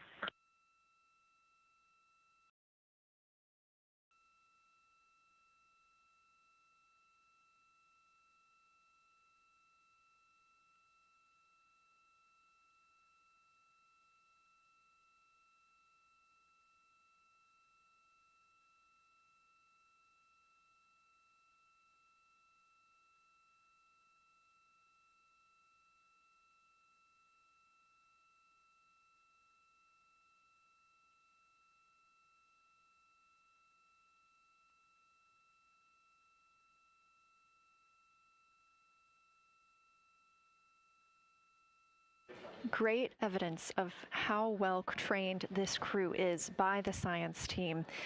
NASA astronaut and pilot of the Artemis II mission, Victor Glover, calling down a situation report, noting several different features on the moon and such descriptions, even saying that it looks like snow on some of the peaks. Obviously, we do not expect that to be snow, but referencing that as some of the lighting on how it looks to the Artemis II crew from their current position.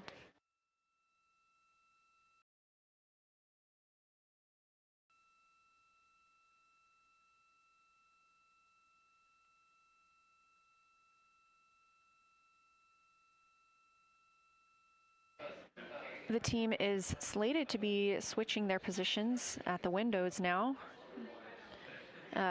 Both Reid Wiseman and Jeremy Hansen have been at windows 2 and 3, one taking photos, one making observations and annotations on their portable computing device. At this time, we also anticipate that they are looking at a crater duo. One of those is Glushko, and the other is Ohm. The team is looking to know the extent of Glushko's ray system and how its rays differ in the Mare versus the Highlands.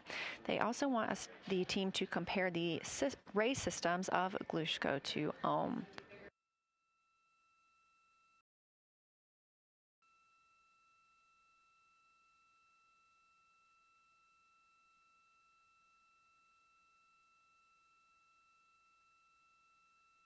Ohm is considered a young crater.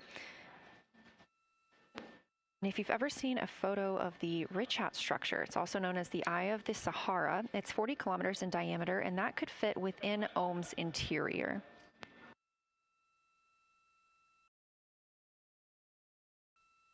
The team is specifically interested in descriptions of that ray visibility, including the color, albedo. Remember, albedo is the brightness or the surface reflection, and the reach.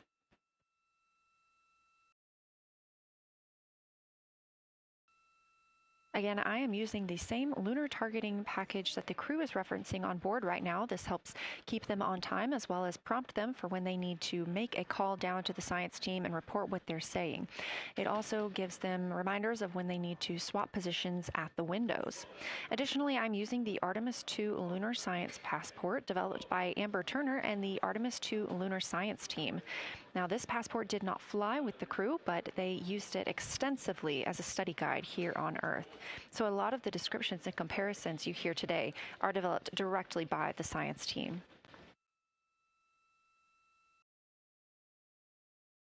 We are now 4 days, 20 hours, and 43 minutes. Science, integrity, that crater to the north, that is, it's like we've got one in the north that looks like just a textbook crater, and one on the South Pole as well.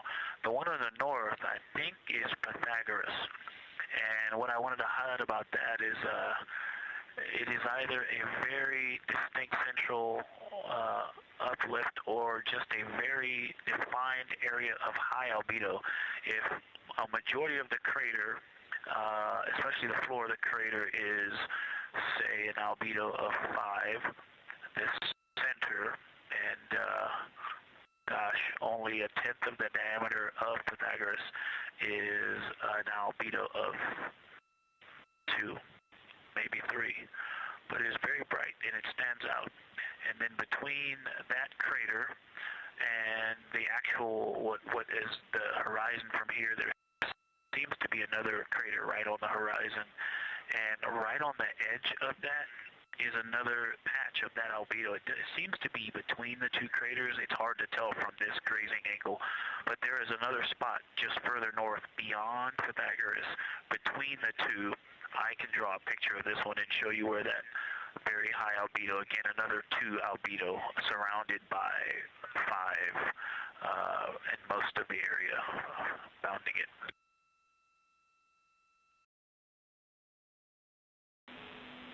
Integrity science, thanks for that. We agree with the Pythagoras assessment.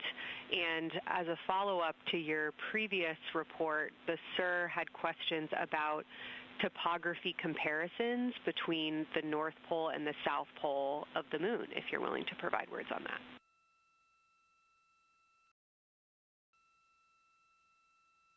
Topography comparisons, absolutely. And if you have any idea what, if you draw a line between Pythagoras and the western edge of the outer defined ring of Oriental, it intersects a beautiful textbook crater on the south.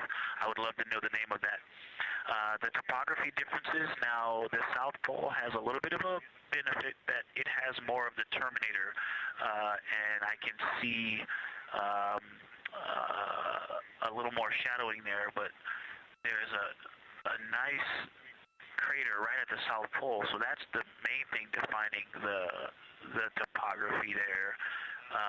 Seems to be quite a bit of elevation change. I can see some very jagged shadows, a 90-degree just to the west of that crater at the South Pole. I can see a very distinct change in the shadow directions, indicating, I don't know, a very high wall or a very deep canyon just to the west of that.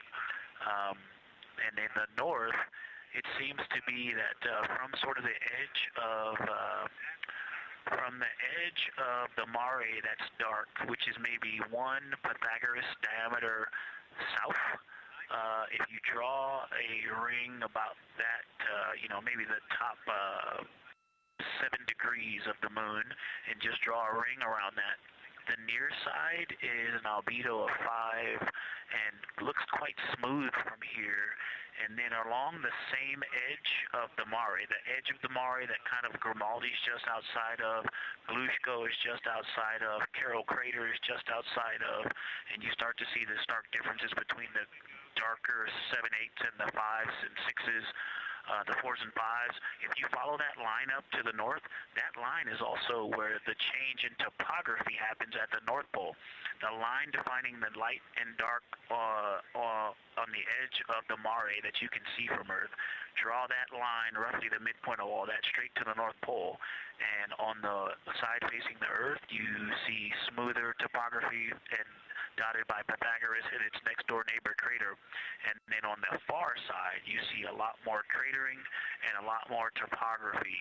And again, the far side has the benefit of a little terminator there, but I am seeing a variation in the topography. It seems to be more jagged and a more challenging place to find a place to land and to even traverse in the south, all around the South Pole.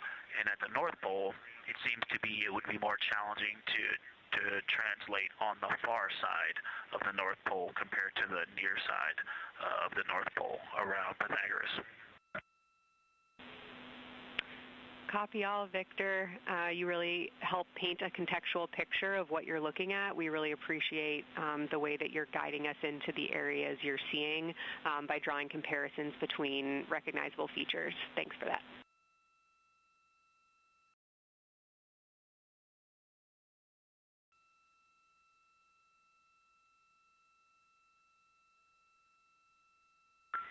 And Kelsey, another little science sit-rep moment, something I just heard from the window team is the more I look at the moon, the browner and browner it looks. I thought that was an interesting observation. The 2 observers have been on timeline, no hardware issues. They did start to talk a little bit about another feature that you'll hear more about on the recordings that they call the handprint. That was at the end of their Glushko and before they moved into their current target. They thought that was worth chatting a little bit more about. And they're preparing to switch after this. Houston copies and concurs.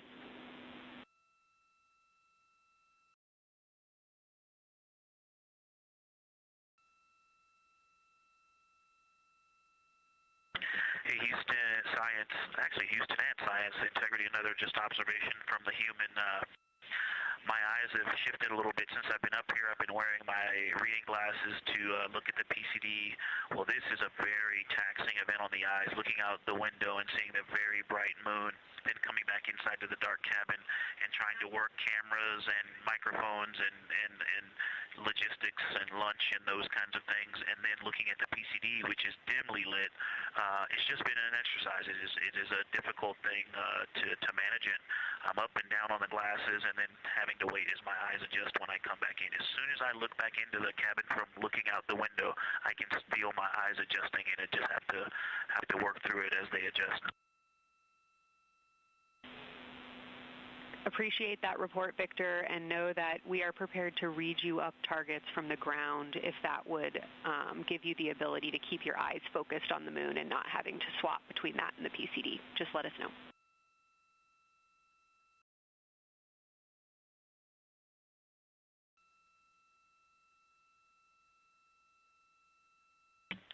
Yeah, we appreciate that, Science, and we will also do that for the window teams, and we'll back each other up that way as well. But we appreciate that. We may take you up on that. Thanks.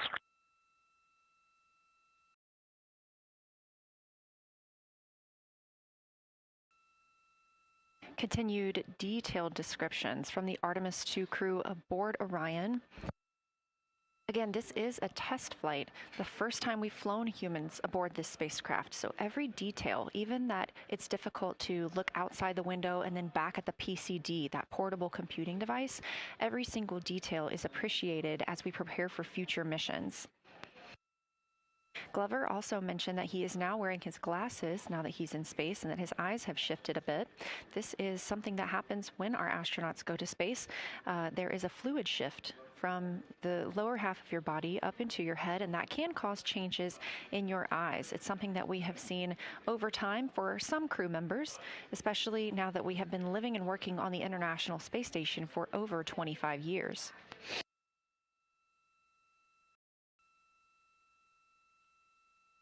Again, it's clear that these Artemis II astronauts have undergone extensive lunar science training, including classroom instruction, fieldwork, and high-fidelity simulations. Training expeditions even took place in analog environments like the Icelandic Highlands and the Kemasassen impact crater in Labrador, where crews practiced identifying and describing geologic features under varying conditions.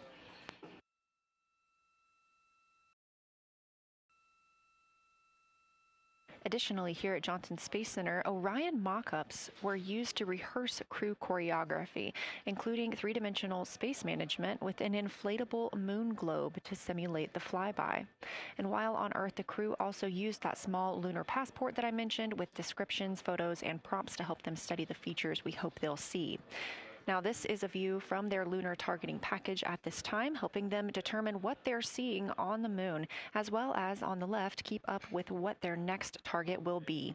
As you can see, we have got a long list and an exciting day ahead of us.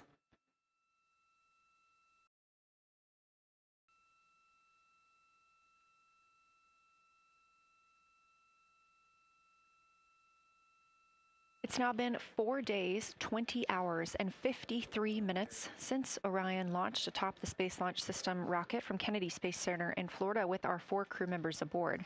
NASA astronauts Reid Wiseman, Victor Glover, and Christina Koch, and Canadian Space Agency astronaut Jeremy Hansen.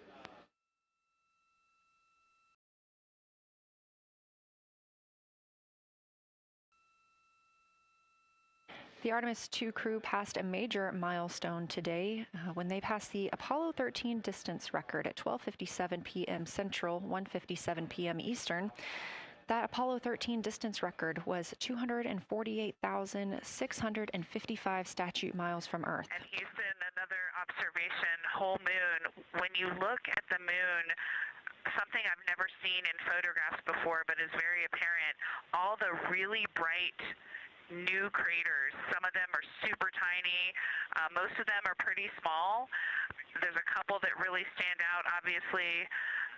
And what it really looks like is like a lampshade with tiny pinprick holes and the light shining through. They are so bright compared to the rest of the moon. We copy, Christina. Thank you. Looks like you guys might be doing it, but remind you to swap positions at the window and take your SD cards with you. We're loving everything that you're calling down, so keep it up.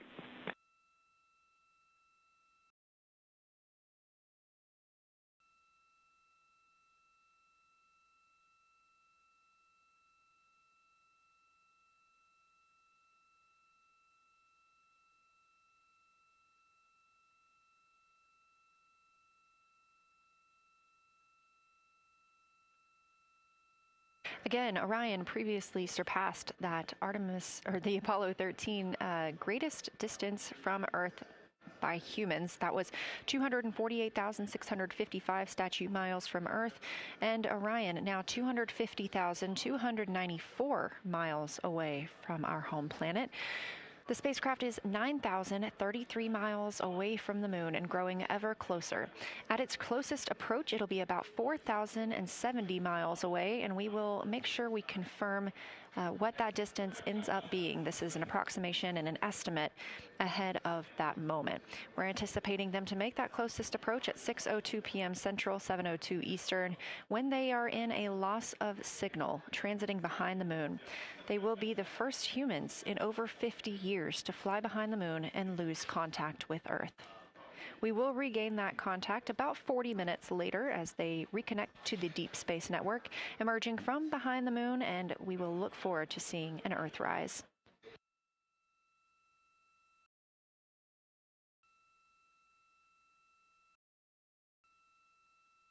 Again, the crew is currently in their position swap portion on their timeline.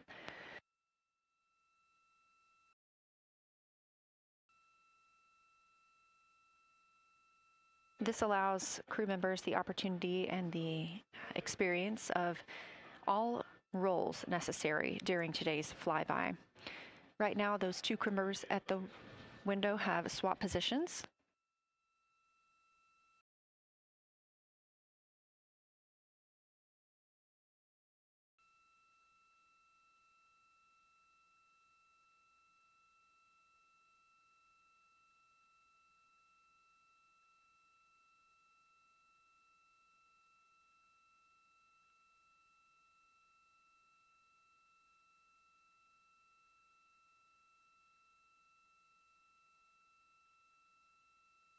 Again, the crew at the windows swapping positions.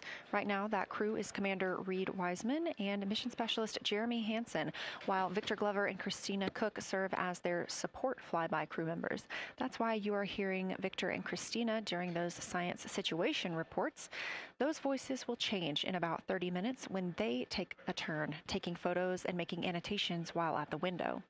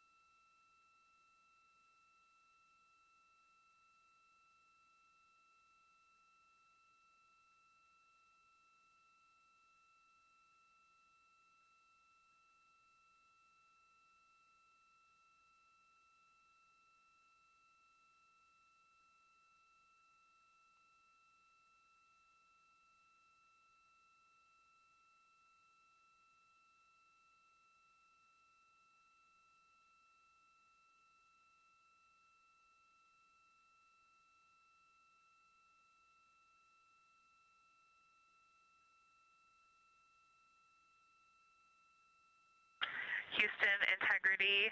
I wanted to provide an observation or a little bit of descriptive nature on something that we saw on the first day we had good moon views. This was when we saw more of the near side, and the ground helped me out with identifying Mare Imbrium. Mare Imbrium, when you have the western limb also in view, looks completely different than the normal view we have of the near side. It is the most striking feature of the western limb view that we had. And the mountain chains that form its eastern side are very prominent, but they actually stand out more than I'm used to seeing even on the western side, and the whole thing just feels like a big bump. It actually looks like a large healing wound with a high albedo forming the mountain chain around the impact basin. And I just don't think I had enough chance to describe how striking it was on that western limb view as we were coming in a couple days ago. Christina, science, absolutely love that, especially since that's a feature that all of us here on Earth can observe from home. So I'm sure tonight everyone's going to be going out and looking for evidence of that beautiful topography you just said. Thanks for those words.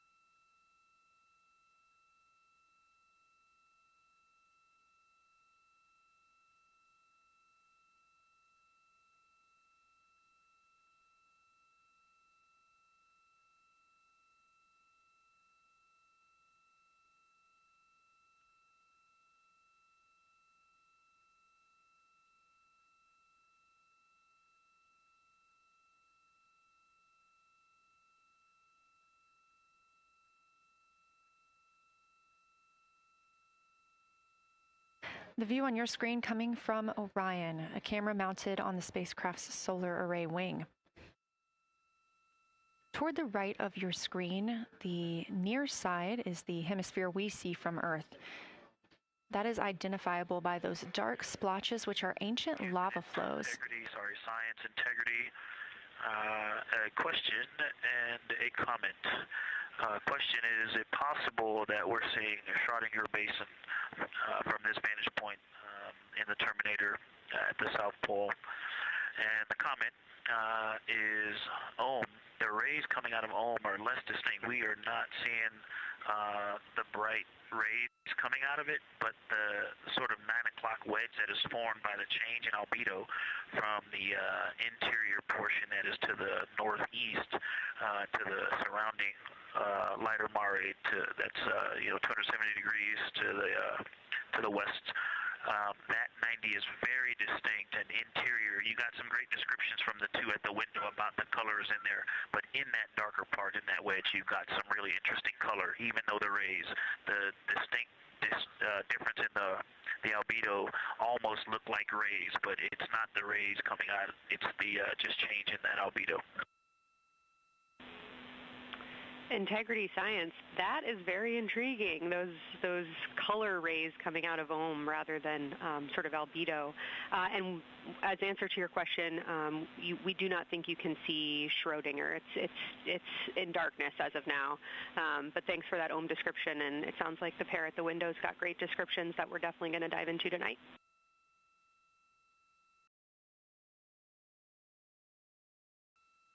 Okay. If you could help me, I would still love to know what it is. There's a very nice crater. You're going to likely have a lot of pictures of it.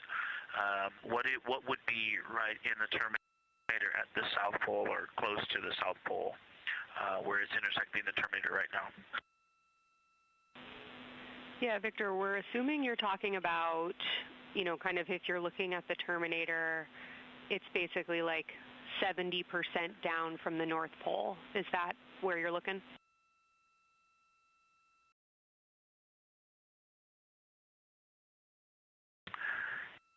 Contact, yes, that is where I'm looking.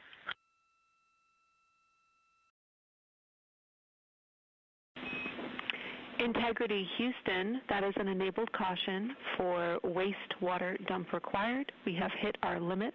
As expected, no crew action.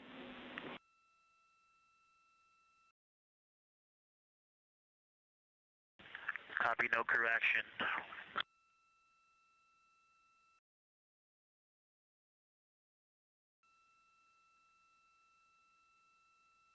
You are.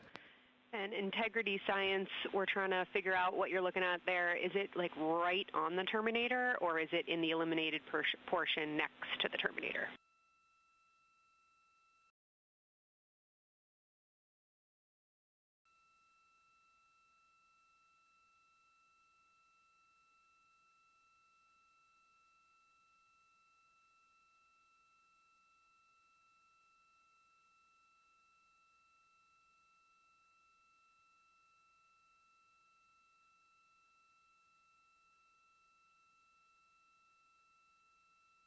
While we wait for a response from the crew, the Terminator is that difference between day and night, or brightness and darkness, that you see on the moon. We see this from the International Space Station as well, looking down at Earth. And science from integrity, excuse my space orientation adaptation. If you draw a line between Glushko through the center of Oriental, and then another line from Glushko through the southern tangent of Oriental, that line would almost perfectly intersect tangentially the crater that I'm talking about, and it is on the Terminator. So yeah, I think I'm not looking at the South Pole. I was a little twisted. That line description was really helpful. I have eyes on the SIR right now, and they are actively discussing lunar geography. We will be back with you shortly.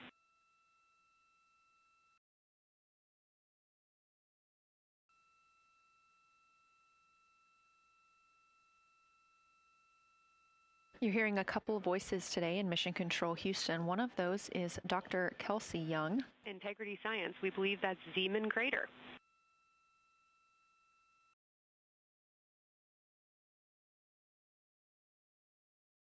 Oh, I floated away from the speaker. Say it again, please. We believe that that is Zeeman crater.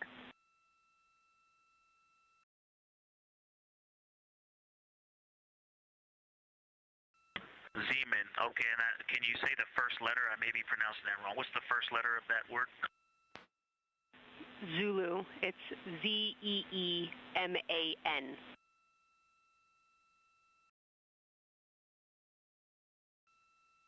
Copy.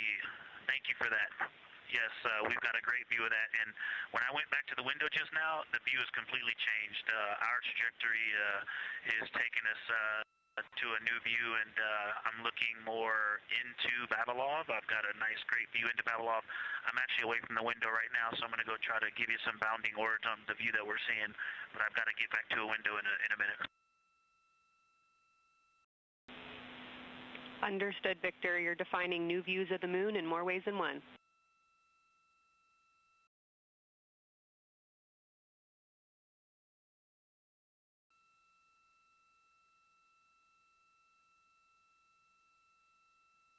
Again, when you hear calls down to science or from science, that's Dr. Kelsey Young, the Artemis Science Flight Operations Lead here at a console in Mission Control. You also hear communications with the crew from Canadian Space Agency astronaut Jenny Gibbons. She is the Capcom for today. She is a backup Artemis II crew member. Those calls from pilot Victor Glover asking about a feature he was seeing, specifically a crater on the moon.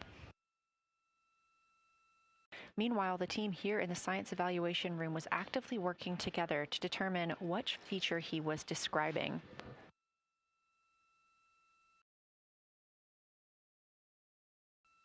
The teams at the window have continued to move through their targets, including Aristarchus Plateau, Reiner Gamma, and we are preparing for the cabin and window teams to swap. That's when we'll hear more from Reid Wiseman and Jeremy Hansen when they take on these support roles, while Christina Koch and Victor Glover are at the windows photographing and annotating.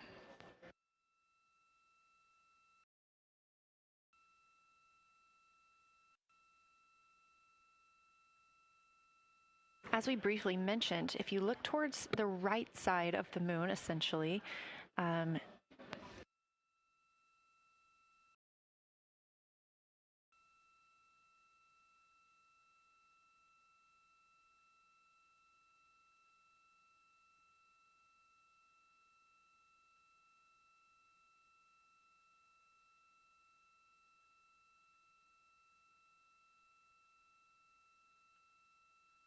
this live view coming from a camera outside the Orion spacecraft, and if you look on the right side of the moon where you see those dark patches. Wow, yeah, I wish I had some more time to just sit here and describe what I'm seeing, but the Terminator right now is just fantastic. It is the most rugged that I've seen it. From a lighting perspective, there are little islands. There are islands of terrain out there that are completely surrounded by darkness, which indicates some real variation in terrain. Up to the north, there is a very nice double crater. It looks like a snowman sitting there, in the 5-10 degrees below the pole in the Terminator.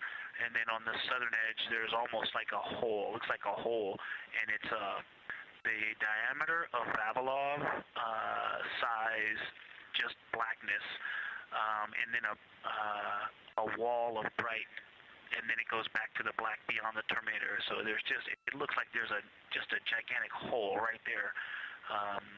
1 Vavilov diameter east of the Terminator, and as you go south, the Terminator is not a nice smooth arc. It's just jagged. There's almost a 110-degree turn in the shadow as opposed to the nice smooth arc, again indicating some really interesting variations, and I'm sure we'll get some photos of that. And then one of the craters further to the south of Vavilov, maybe halfway down to the South Pole, is not only looks like just a deep hole, and then there's like 2 two island rays pointing off to the west and north that indicate very high ridges and very deep canyons coming up out of that crater. So again, just some really interesting visual illusions going on with the shadows there. Like I said, there look to be islands out beyond the terminator because some of the things, maybe even a Vavilov diameter into the terminator are catching sunlight on the peaks up to the north and to the south. It's very, very interesting to see. Integrity science, oh my gosh, that was an amazing picture you just painted. I glanced over at the SIR video and I literally saw fist pumps in the air. Those types of observations are things that humans are uniquely able to contribute, and you just really brought us along with you, so thanks for that.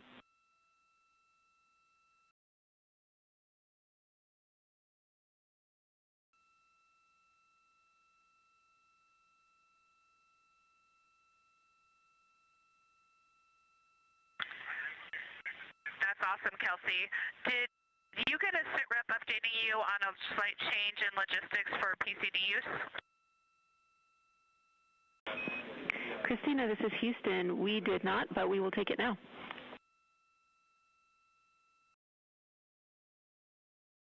We slightly changed the PCD plan for the window observers. The two window observers kept their PCD.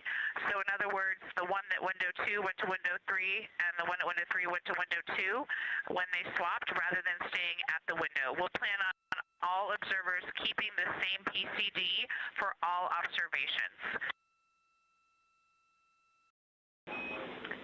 Copy, Christina. That makes sense to us, and good plan. We are coming up here on a cabin and window team swap. Let me know when you're ready for a quick vehicle status.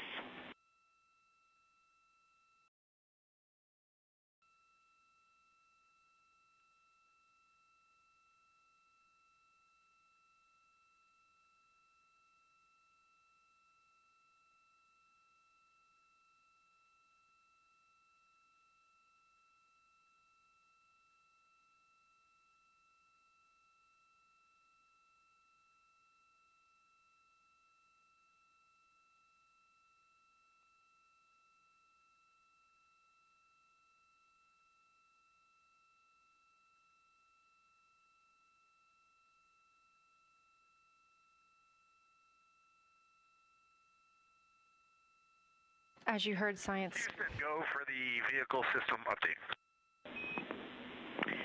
Howdy, Reed. We don't have much for you. We just wanted to let you know that toilet right now is no-go for use as we stick with the predetermined limit for now. All crew members, please use CCUs. Otherwise, Orion is looking very good. And you have 15 minutes in this handover time where we expect Victor and Christina to switch to the windows and you and Jeremy to be in the cabin assisting. Let us know if you have any questions.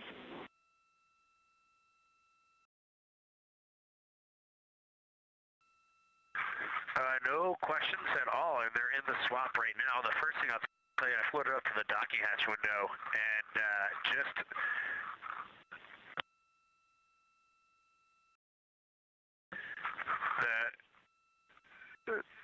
what I'm going to call the Mari around Oriental just looks so different out the docking hatch right now. It's quite a bit darker. It's the same darkness, if not a little darker than Grimaldi, but it's cool after just being in the 400 mil for the last half hour.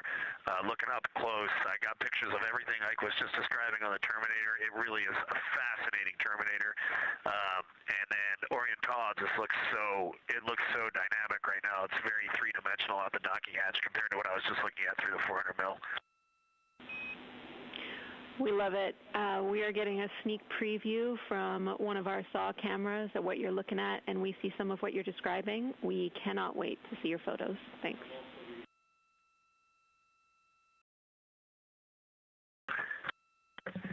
Yeah, Jenny, I wish you had some longer lenses on the solar array so you could see the whole moon, but man, it is, or the up-close moon, not the whole moon, but it is just fascinating here. It's so cool. All right, MPO and INCO, take notes. We want a zoom lens on those saws next time. Thanks, Reed.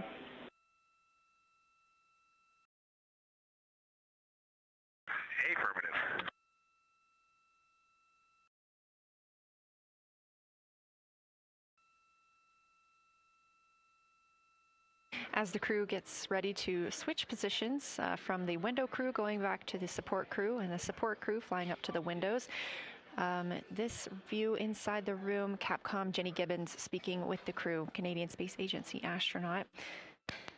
The crew has continued to provide excellent descriptions of what they are seeing on the lunar surface. In this picture, or in this live view actually, from Orion and a camera mounted on its solar array wing, if you look at the dark portion on the right side of the screen, those are visible from Earth. That's considered the near side. Those are ancient lava flows from a time early in the moon's history when it was volcanically active. And if you look towards the left, there's that dark, large crater that appears to the left of those lava flows. That's Oriental Basin. It's about 600 miles wide, and it straddles the moon's near and far side. And this mission is the first time that humans have ever been able to see this with their eyes in the daylight. Again, you hear conversation about that terminator. You have a great view of that as well. That's the difference between light and darkness on the moon. Victor Glover explaining that as a very jagged looking terminator due to the peaks that they're seeing and the craters that they're seeing as they prepare to cross over the far side.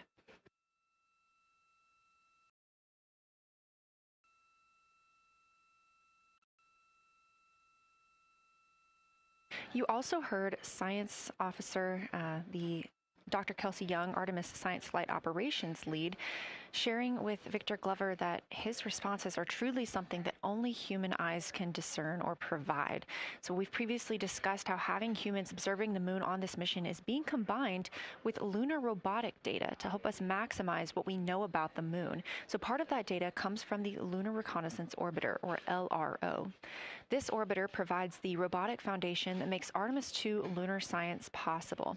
LRO has been orbiting the moon for 17 years, which makes it the longest operated lunar orbiter in history. And it's also the only American spacecraft dedicated specifically to lunar science and exploration. Artemis II lunar observations are designed to complement data like the detailed surface images from LRO. So while LRO provides those detailed high-resolution maps of the moon's surface, the Artemis II crew adds human observations that focus on regional context and relationships between features, giving scientists a larger geologic picture. Now, this combination of robotic and human observations strengthens lunar science.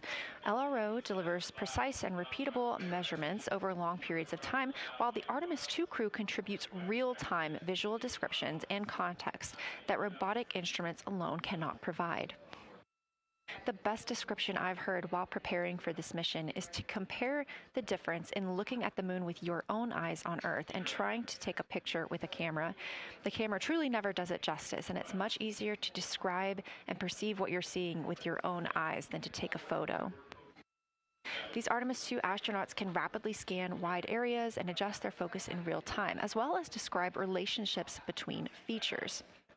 The crew will also observe the same regions multiple times under changing lighting conditions during the flyby and provide perspectives that would take robotic missions years to accumulate. During the Artemis II mission, LRO is also attempting to observe some of the same lunar features that the astronauts are studying. Collecting this data simultaneously highlights how different instruments and human eyes provide complementary information about the moon. This LRO data plays a direct role in preparing for future Artemis missions. Its measurements of topography, surface temperature, composition, radiation, and lighting conditions are used to assess hazards, identify safe landing sites, and locate potential resources such as water ice near the lunar South Pole. This mission, Artemis II, represents the point where years of robotic preparation are paired with human exploration for the first time in the Artemis era. So together, LRO, the Lunar Reconnaissance Orbiter, and Artemis II are demonstrating how NASA moves from mapping the moon robotically to exploring it with humans. We are laying the groundwork for future Artemis missions and sustained lunar operations. A check-in with Orion. We are now 4 days, 21 hours, and 22 minutes into the flight of Artemis II. our crew aboard the Orion spacecraft. We are now 8,153 miles away from the moon, 250,742 miles away from Earth. The spacecraft is traveling at 1,030 miles per hour.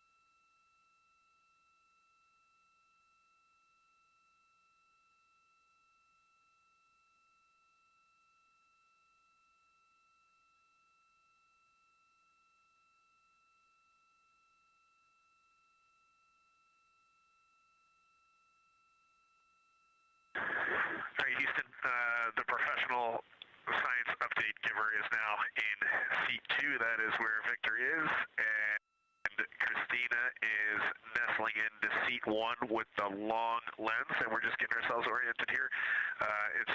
It's a cool view in the cabin. It's actually a cool view to be off the camera now and looking at my crewmates getting up to their observation posts and looking in. It's super fun.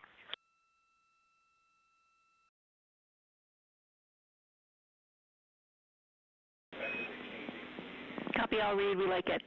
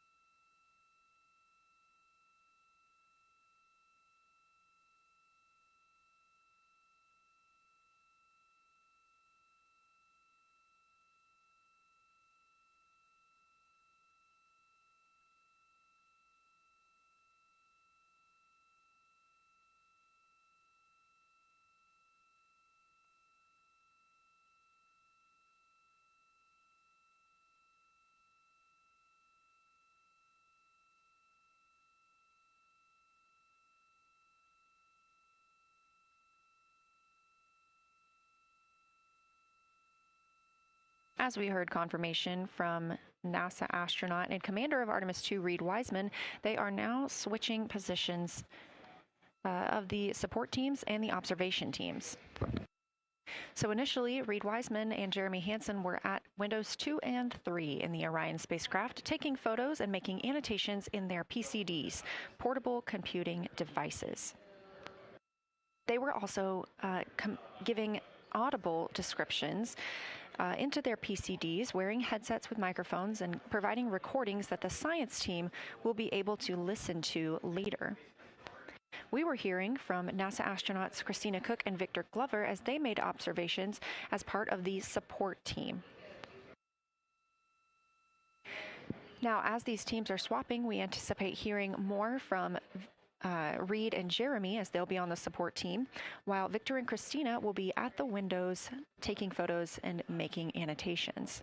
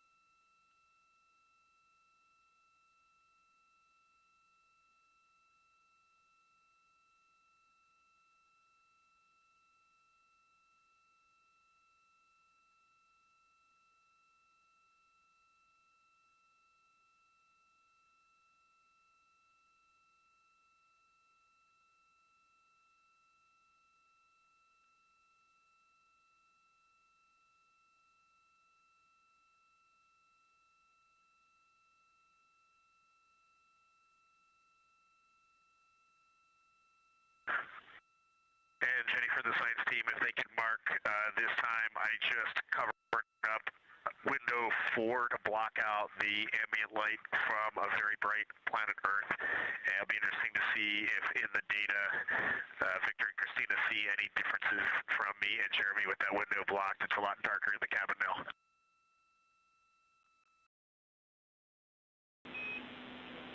Copy, Reed. We're taking note, and we'd be curious too.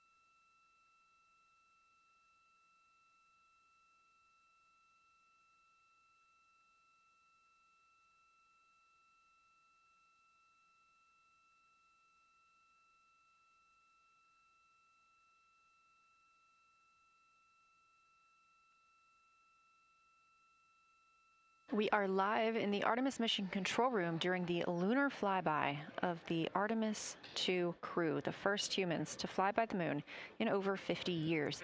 Orion launched 4 days, 21 hours, and 30 minutes ago atop the SLS rocket, Space Launch System rocket from Kennedy Space Center in Florida.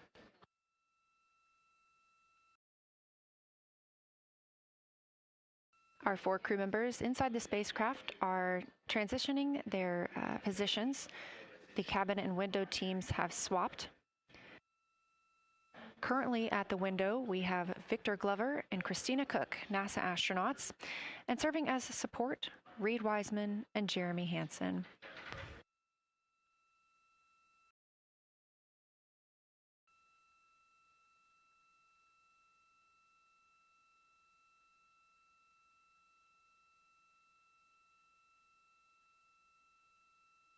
For our crews at the window, they are using handheld Nikons with an 80 to 400 millimeter zoom lens. There are also GoPros on each of the solar arrays on Orion, and that's where this view is coming from right now. We have an interior camera of the crew as well, but they have dimmed the cabin lights. They've actually turned off the cabin lights to allow them to better see outside of the spacecraft. This also helps prevent any reflections from lights inside the spacecraft reflecting onto the windows while they are photographing the moon.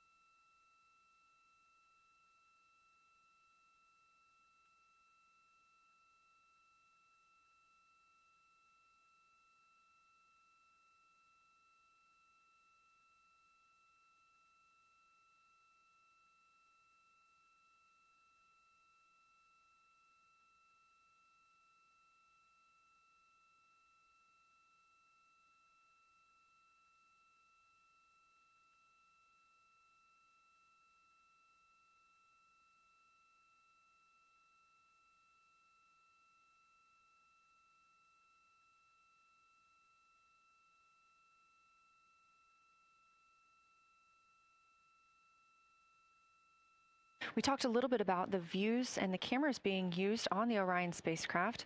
And again, we do have GoPros on the tip of each solar array wing. Now, the bandwidth is a little bit limited because having a crew on board, we do have to downlink a lot more data. That includes their environmental control and life support system. We are not the only data, this view that you see, coming down from the spacecraft, and so we do rely on sharing some of that with the other flight controllers in mission control. This helps the team monitor all systems aboard the spacecraft and ensure the safety of our astronauts.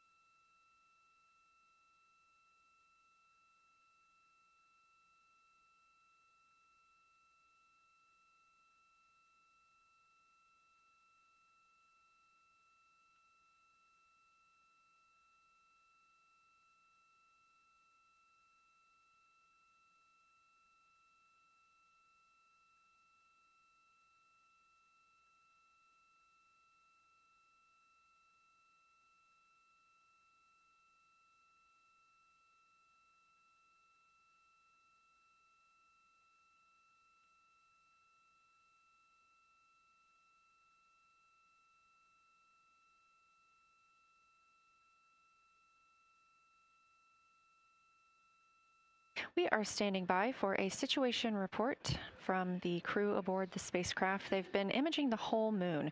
There is now a new crew at the window. That would be Victor Glover and Christina Koch. And so being it's their first time since they have moved up to the window positions, they have a chance to orient themselves and describe and take pictures of any color or albedo variations across the surface. Reminder, albedo is the brightness or reflectiveness. Integrity science for a science sit rep when you're ready.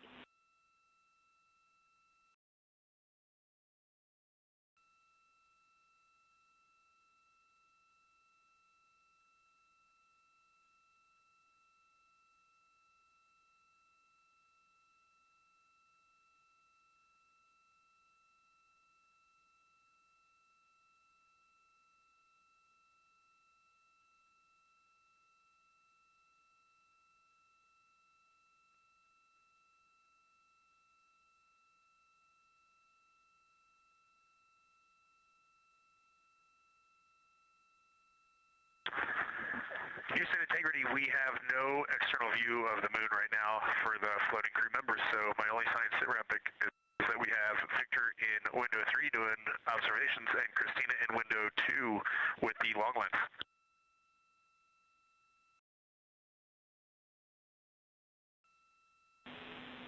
Integrity, we copy. Are the shrouds still on windows 1 and 4? And if so, would you consider trying to get a view through one of those windows?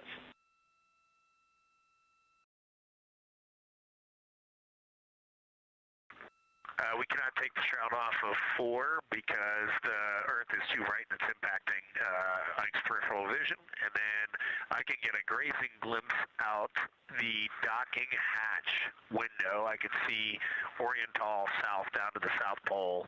And the primary thing that I see from Oriental right now is just the long trenches that come out. And, you know, when you come out the north side of Oriental, the ejecta kind of boulders across the northern half of the far side. But coming out the southern half of Oriental, I just see those large, here they look like gorges. They're almost like rain when it comes down the Grand Canyon and fingers off into the desert, kind of what it looks like. Also, Burgess Alpha is extremely bright. It's the brightest thing that I can see. Even brighter now than Aristarchus, which is heading off to the Terminator. It's almost impossible now to see Aristarchus, the thing that Jeremy and I looked so much at. I can just barely see the crater rays from Ohm, and I would say for albedo right now, I would go back to Grimaldi is still extremely dark, especially in that southwest corner, and there are parts of Oriental and the outer ring of Oriental that reach that same level of darkness, especially the rings of Oriental reach the same level of darkness as Grimaldi. And then south of Grimaldi, Jeremy and I were noting a few other just really dark areas of cratering, mare there, and those have that same darker albedo, but Burgesshoff is the brightest, and Grimaldi is the darkest. Integrity Science, that was a great description. Thank you, and thanks for the docking window geometry to give us that description. Any comments before you go on the annular ring in Oriental?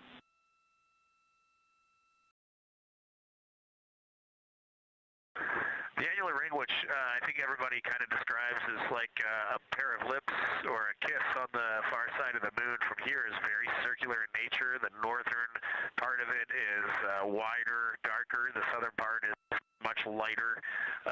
It is very neat looking, and but it is far more circular than I remember it looking in our training.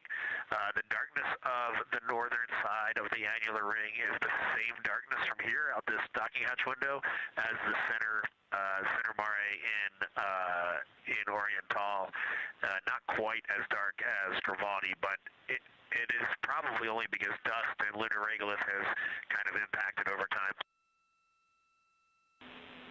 Reed, that's exactly what we were looking for. Thanks so much. You have heart hands coming out of the SIR.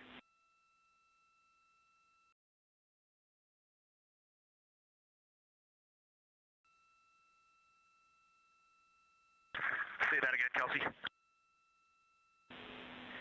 Just saying that the SIR was really excited about that. That annular ring was something we were really eager to hear about, so thanks.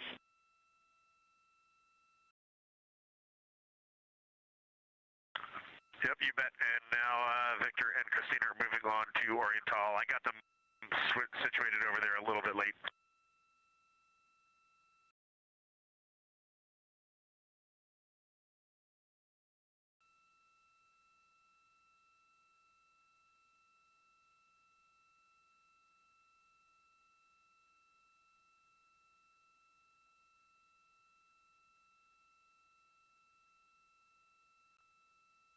That was NASA astronaut Reid Wiseman, now providing a science sit rep as he is away from the windows most of the time. He is working as the support person along with Jeremy Hansen in the spacecraft, as Victor Glover and Christina Koch are now at windows 2 and 3, able to photograph the moon.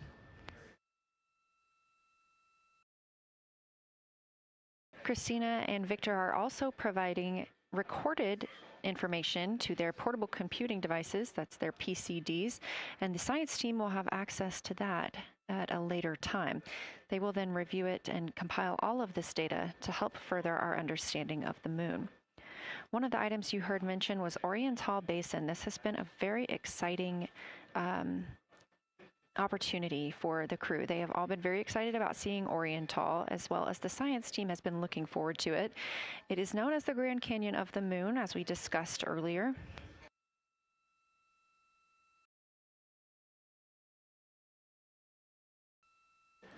From the pictures, the science team is hoping that the crew will take centered images of the entire basin and surrounding craters in a single frame, but also use those 80 to 400 millimeter zoom lenses to create a mosaic entire basin.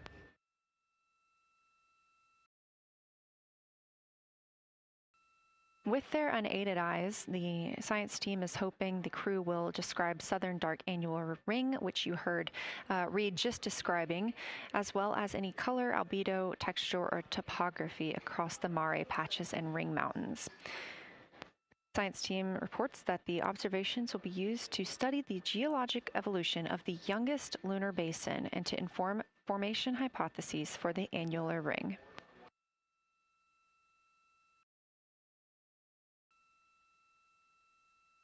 And again, another fun fact about Oriental is the diameter is the same distance between Johnson Space Center, where we are today, and Kennedy Space Center, where the crew launched on April 1st.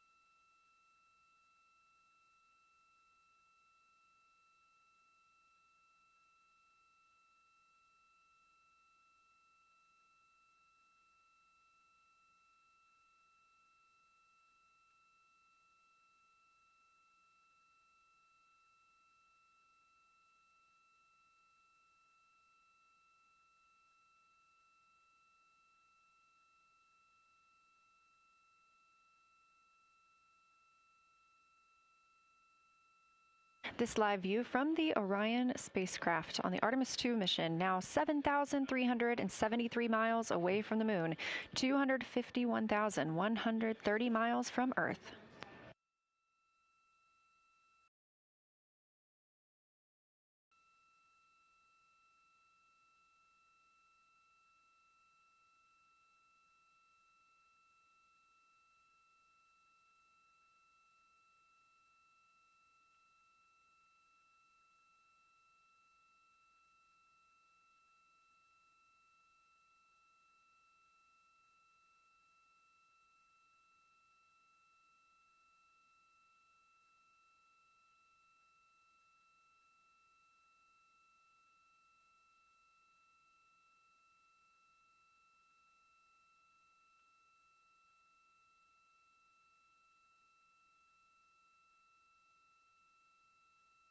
Again, the Artemis II crew passed the Apollo 13 record of the humans farthest from the Earth today at 12:57 p.m. Central Time, 1:57 p.m. Eastern Time.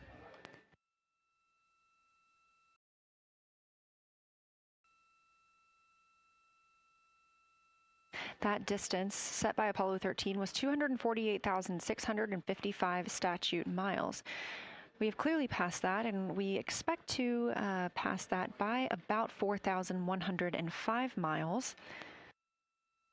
That will be when the spacecraft reaches its farthest distance from the Earth. It could be around 252,760 miles, but again, these are approximations and our targets, and we will make sure to report back the final numbers once we have them.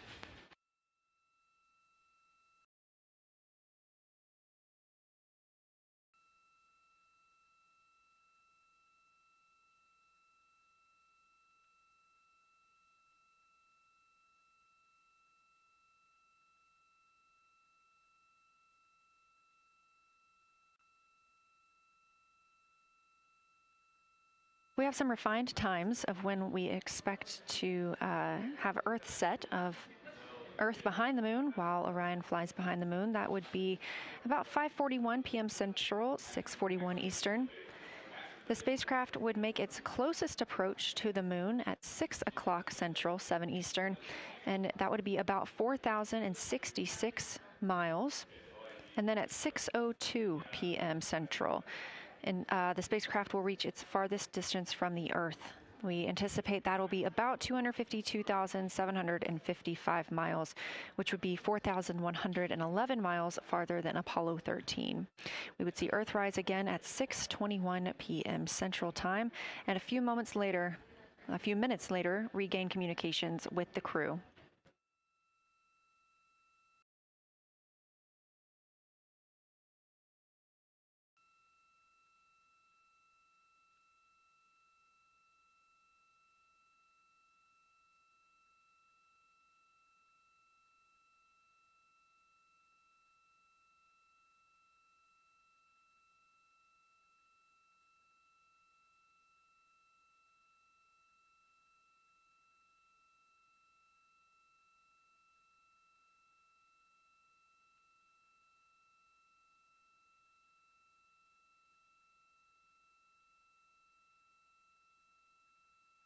Currently aboard Orion, Victor Glover and Christina Koch are the two team members conducting lunar flyby observations, meaning they are using the Nikon cameras to photograph the moon, and their PCD, or the portable computing device, to conduct annotations. They are both recording information that will be downlinked to the science crew, and tomorrow morning the science team will have a conference with the team while the information is so fresh. They'll be speaking with the crew about their observations and their data collection.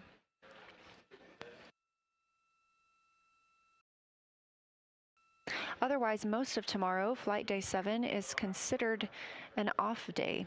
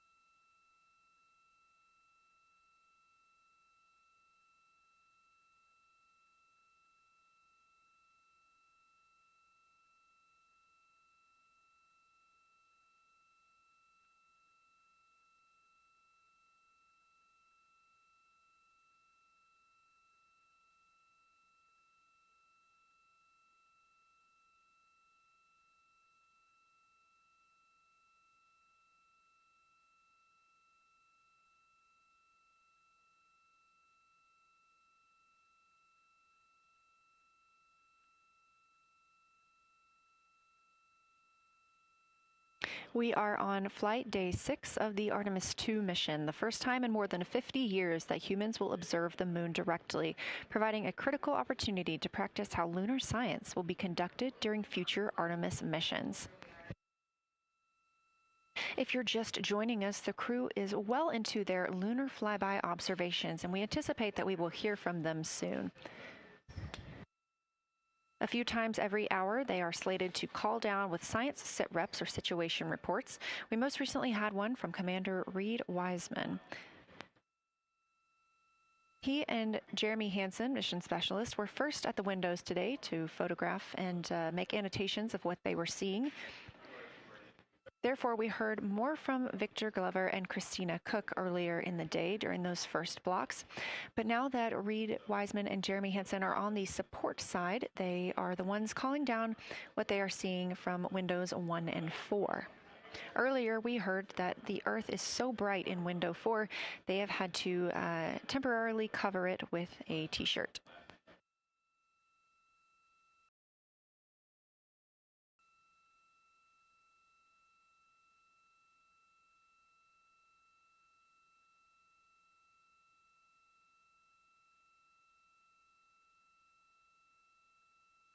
The moon preserves a near-continuous record of solar system history that has been erased on Earth because the moon doesn't have an atmosphere. So things that we experience on Earth, like weather or plate tectonics, don't really apply. So the lunar surface retains evidence of ancient impacts, volcanism, and solar activity that scientists can study today. And studying the moon helps scientists understand how planets formed and evolved, how the moon influenced our own planet Earth's history, and how the sun shaped conditions across the inner solar system.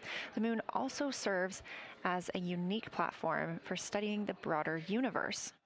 Artemis science is designed around questions best answered by humans, working alongside robotic systems, combining decades of robotic lunar data with real-time judgment, context, and adaptability that only humans can provide.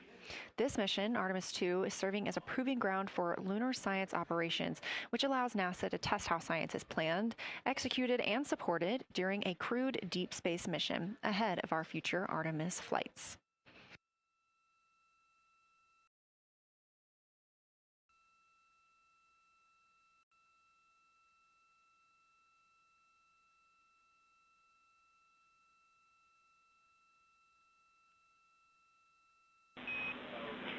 Integrity, time for a window team position swap. So Victor and Christina, please switch places if you've not done so already, and remember your SD card for the camera.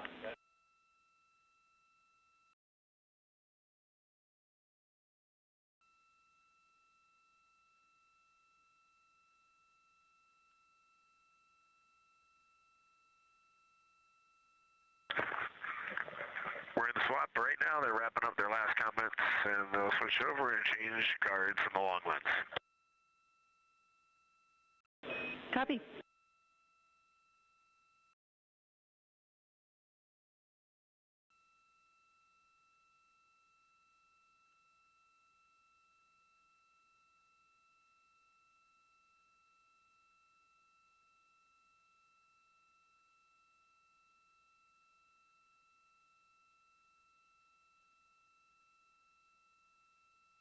As you heard in that call, it is now time for the team members at the window to swap positions.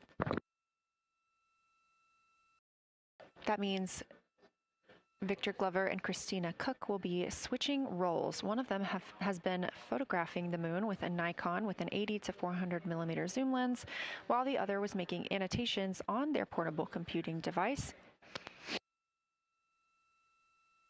And both are recording audio that the science team will be able to listen to.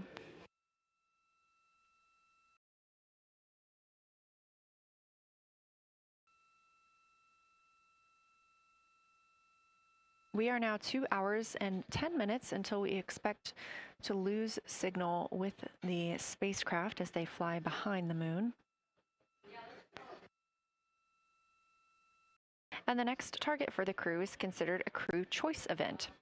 They have the option to focus on any regions or patterns or features that interest them.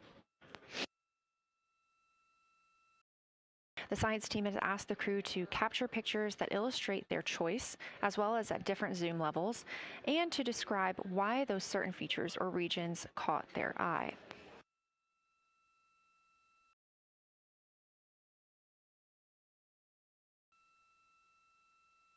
Those recordings are part of what are being saved on their PCDs, portable computing device, that will be sent to the science team for analysis.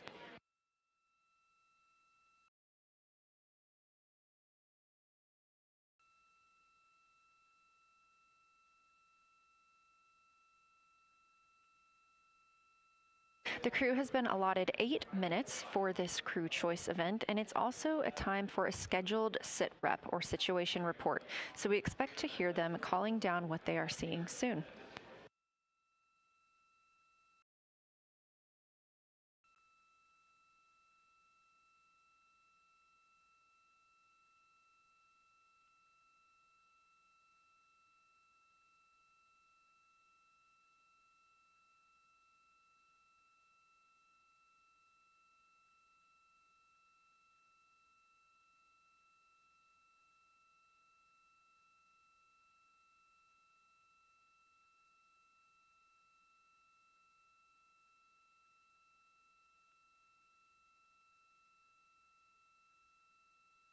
Something that the crew or that the science team has used to help prepare the crew is a cue card.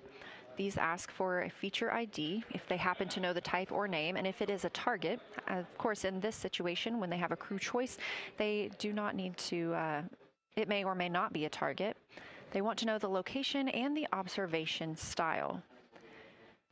They've also asked for the geometry of what's being captured, the size, shape, boundary, and preservation, as well as the color and shadow. So the color tone, the albedo, that reflection or brightness, and any shadows or illumination. Next, they're interested in structure and texture. That includes slopes, structures, and textures, of course, and geologic relations, like association to other features, any contact to those features, and of course, their thoughts, impressions, or interpretations. They are interested even in emotions and excitement that the crew may be having.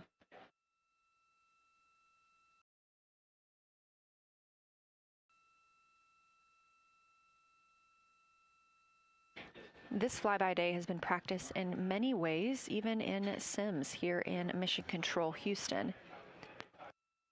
The team also conducted some field work, learning how to look for specific geologic features.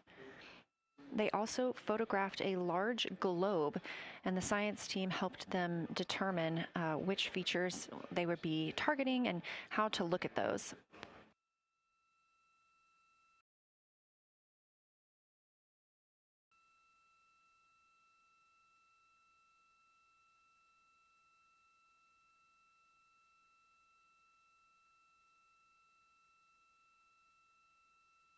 We have a few more minutes that the crew would be photographing their crew choice. Again, this is NASA astronauts Victor Glover and Christina Koch at the windows.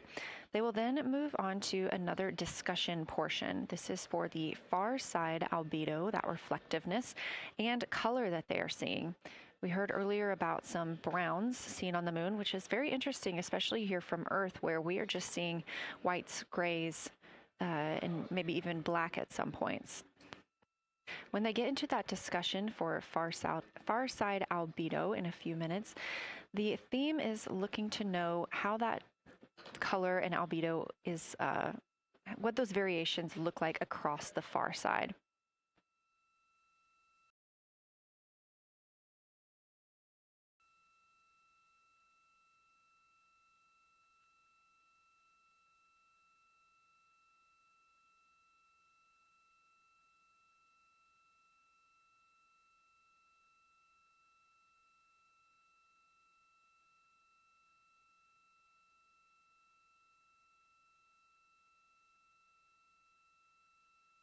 On the right side of your screen, the Science Evaluation Room, or SIR, where team members are looking real time at what the crew is seeing.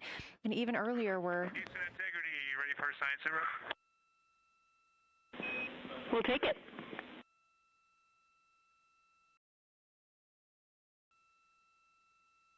Okay, the crew has swapped positions. They're in their crew choice. element. I've been listening to both of them for a little bit, and they're really enjoying, they both decided to pick the Terminator, and they're spending a lot of time looking at the Terminator, just talking about the resolution that they can see, the depth of the craters, and the various interesting and unique excavations that they can see. So Victor is on the long lens, and Christina is just looking out the window, and I'm sneaking a peek in T-shirt window. It looks like, I don't have the best angle here, but it looks like Aristarchus is on the limb of the moon now. It's amazing how quickly it changes as we speed around the far side of the moon, stuff that's leaving our field of view, and now we have a lot of the dark side of the moon that, you know, it's missing for us right now, but it would be in view if it was lit at all.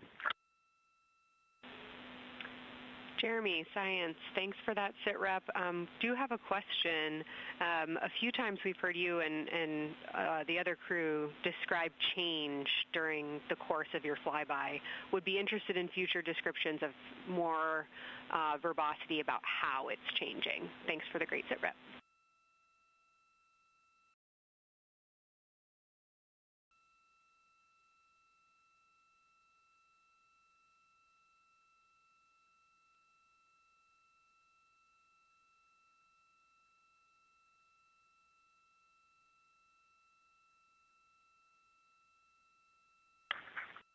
Yeah, Kelsey, sounds good. We are definitely keeping an eye on that. My eyes have just not readjusted. The moon is so bright when you come back to the window. I was just in the interior of the cabin. I've come back to T-shirt window, and it's just overwhelming brightness. And my viewing angle is a bit challenging, so I won't be able to give you great observations from this window. But I will talk about something that I was talking a lot about in my recordings earlier, which was we've been talking about some shades, and so we have obviously the dark and the light gray, and then we've talked about naming some colors, a brownish hue and a greenish hue. And I'll tell you, like right now, Aristarchus, the plateau is hard for me to see from this window, but that had greenish hues to me and was very unique. I didn't see anything like that anywhere else on this side of the moon. And then I see a lot of these, what I would call brownish hue areas. There's a number of them. And they, for example, in the northwest corner of the highlands, to me it looks like the brownish hue is caused by ray or ejected material landing on the highlands, and then we obviously see the ray areas as a lighter albedo, but in between the rays where the deposit would be thinnest, that is what it looks like is causing the brown to me. So I saw that in the northwest side of Aristarchus, or sorry, that dark area of the highlands, northwest side of the highlands. I saw it in the highlands to the east of Glushko, and then I see those same brownish hues west of Oriental, and I drew a contact there on OneNote, but that's a huge region, kind of like a piece of pie with the point of the pie pointing at Oriental and then going up towards the northern side of Hertzsprung. And that is an area that just looks like that brownish albedo. That was fantastic, Jeremy. We had heard rumors of the green and brown hues, and so you really read my mind on asking about those. Understand they likely didn't have any contact with each other the way that you described them, but please correct me if I misunderstood that. And then last thing, I'll make the same offer we made to Victor earlier. If it would be helpful for us to verbalize any targets so you can stay at the windows and keep your eyes adjusted to the moon, please let us know.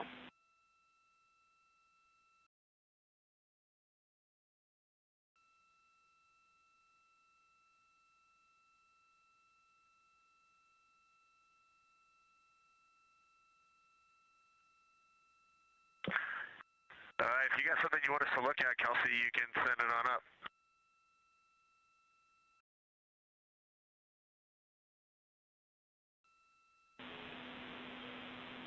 definitely not looking to interrupt your flow, Reed and Jeremy, only offering assistance if you guys want to keep your eyes off of the PCDs.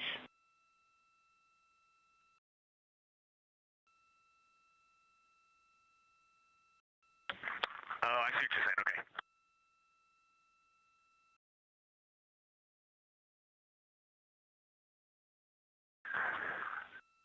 Not really science related, and we definitely learned this at Apollo, but the thing that is just most fascinating, I think, to me and Victor right now is even as rugged as the far side looks, when you look at Oriental and Home, it's rugged. But man, when you look at the Terminator, it is just like impossibly rugged, and it reminds you that the whole far side is that way, and just the Terminator is really bringing out the shadows and the hills and the valleys, and it is just, it's unbelievable. It's like no surface of the Terminator is not marked by a meteor impact, and it's just, it is very impressive to look at that, and you realize that that is true across the whole far side. You just can't see it due to sun illumination right now. Reed, Houston copies, and we were commenting on the same thing. Even from our view, the Terminator looks absolutely alien because there's just so much texture in there that we're just not used to seeing. So thanks for sharing that with us.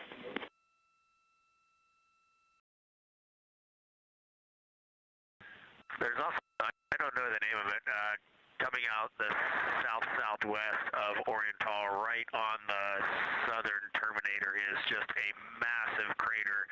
I don't know the name of it. Maybe you can look on the solar array wing video and tell me it's right. It's the southernmost crater you see on the Terminator right now. We're looking for you.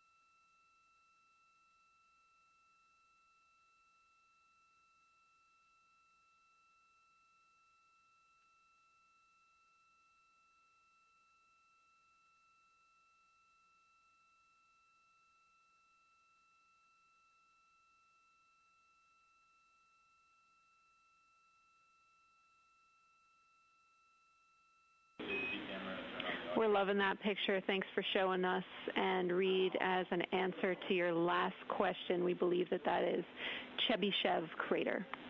And the sir agrees with that.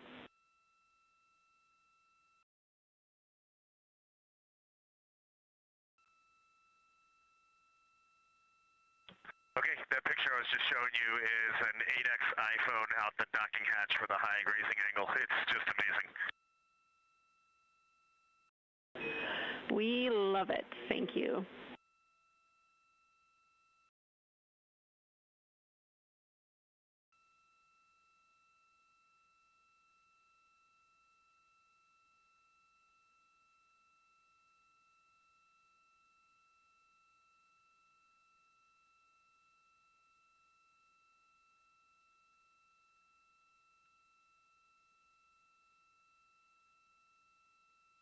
This is Artemis Mission Control in Houston, Texas.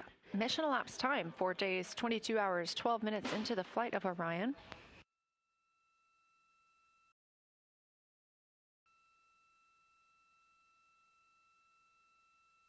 This is lunar flyby day for the crew aboard the spacecraft. Reid Wiseman, Victor Glover, Christina Koch, and Jeremy Hansen are now the farthest people to have ever traveled from Earth.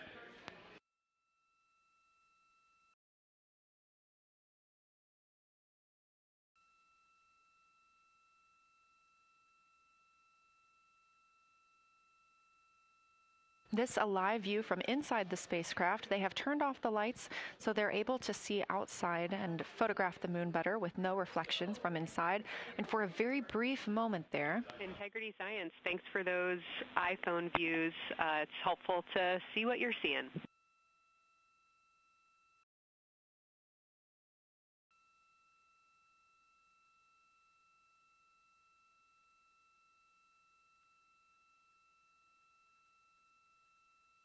We very briefly saw NASA astronaut Reid Wiseman showing a picture he took on his phone of the moon. We do expect to get all of the photos that the crew is taking today, and we cannot wait to share some of those with you.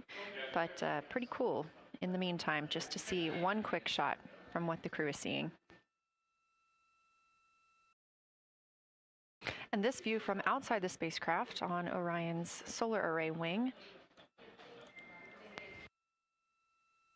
Orion is now 6,643 miles away from the moon and continuing to grow closer. Again, their closest approach will be about 4,066 miles. The best comparison is if you held a basketball at arm's length. That's about what it would look like to the Artemis II crew at their closest approach.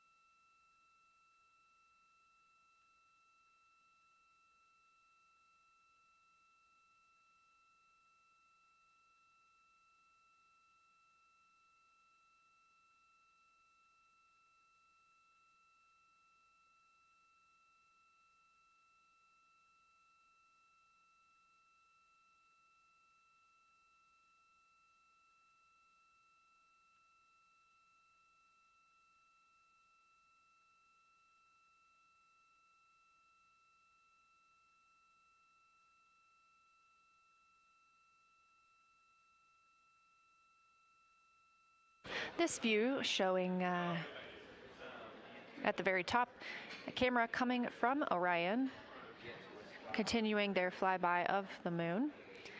We have 3 more flyby observation blocks after the completion of this one.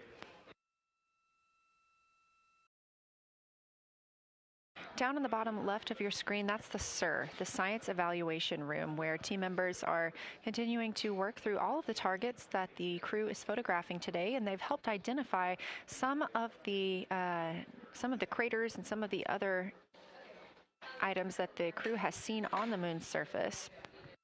Down on the right is Artemis Mission Control here in Houston. Those 2 rooms down at the bottom are just down the hall from each other.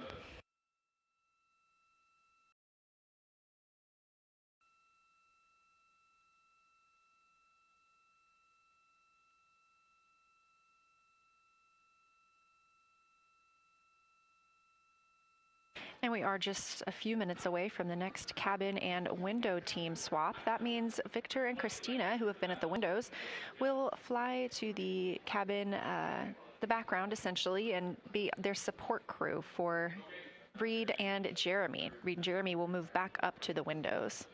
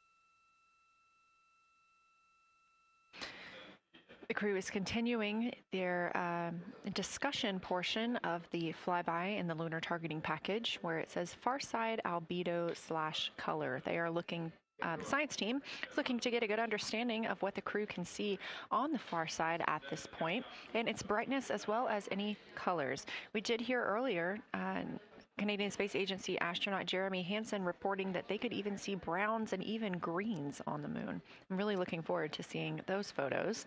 And in just a couple of minutes, the teams will swap from the cabin to the window.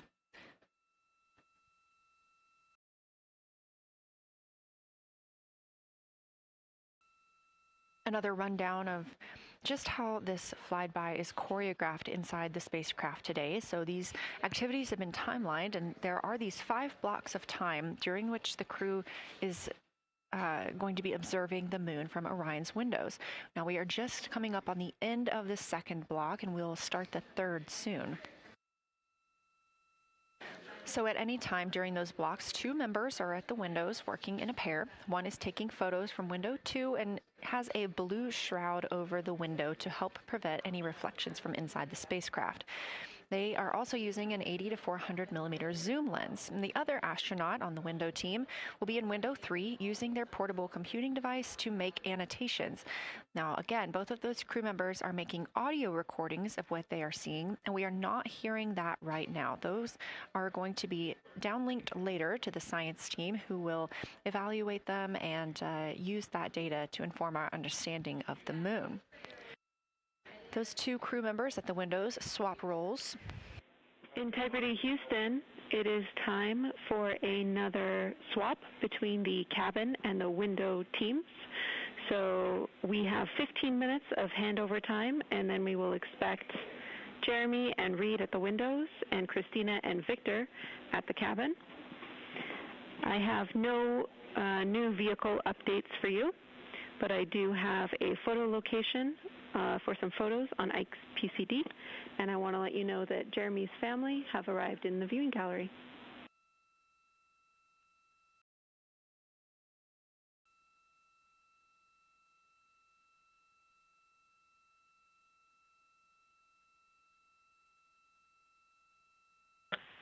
Okay, Jenny, we copied most of that. The only thing we're missing is what you meant about the photo location on Victor's PCD. And hello to my family. I think that must be Catherine and Devin that are there. And I'm glad they made it into the viewing room. And we copy, it's time for crew swap. The A team's coming out of the windows and the B team's going in. Okay, copy. All I meant to pass for Victor's PCD is that there are some late load photos that were requested that are now in his favorite photos folder. And you're exactly right. We have Catherine and Devin here. They give you a big wave, and they're super excited and happy to see part of what you're seeing.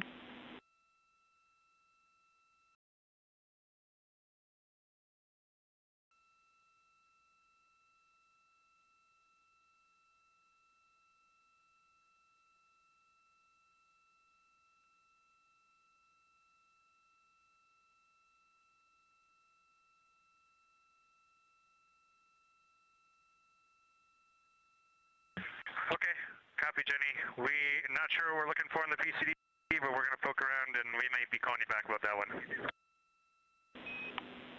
All right, that's no problem, and it's unrelated to flyby.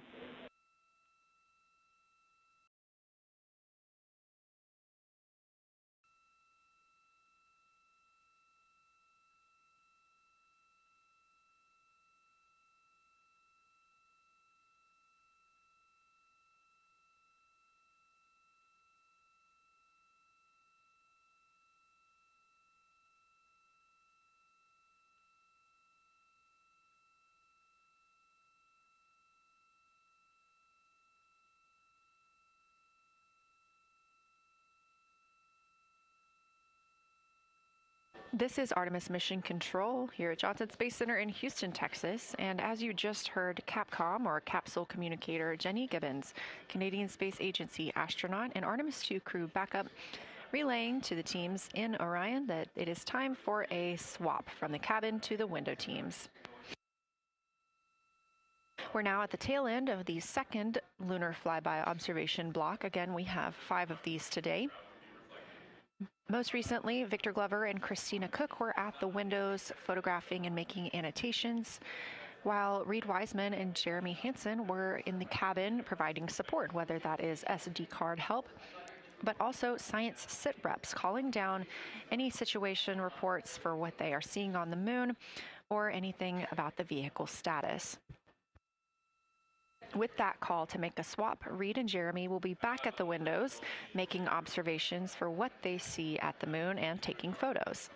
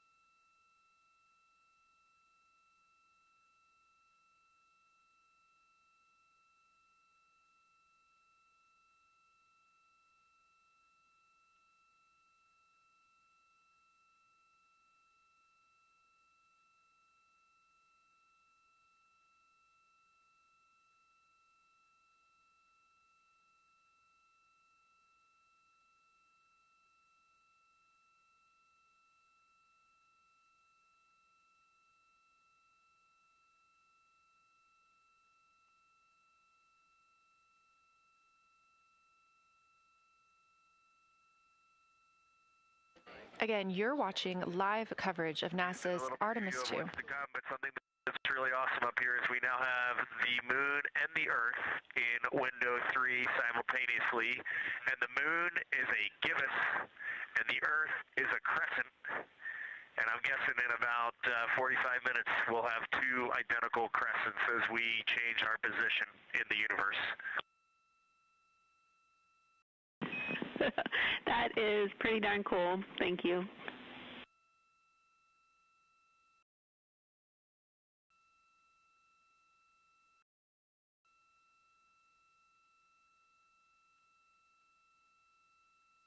That's the Artemis II crew, the first astronauts to fly by the moon in more than 50 years, reporting that when they look out of window 3, one window, they're able to see both the Earth and the moon at the same time now. Now, obviously, our view is from a camera on the solar array wing pointed at the moon, and we hope to see that view of both the Earth and the moon soon.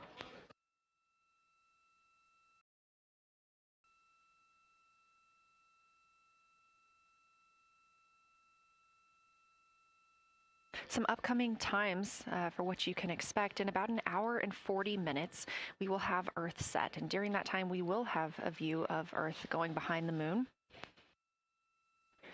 Shortly after, just a few minutes later, we will lose signal with the Orion spacecraft. This is tracked as it is going behind the moon and out of reach of the Deep Space Network. At 6 o'clock p.m., the spacecraft will make its closest approach to the moon at a distance of about 4,066 miles. At 6:02 Central, the spacecraft will reach its farthest distance from Earth at about 252,755 miles. Of course, these are approximate, and we will make sure to provide you with the final distances once those are confirmed. At 6:21 p.m., we will have Earthrise from the Orion spacecraft, but we will not have communications with the spacecraft until 6:25 p.m. Central, when we expect to acquire signal with them after they've emerged from behind the moon.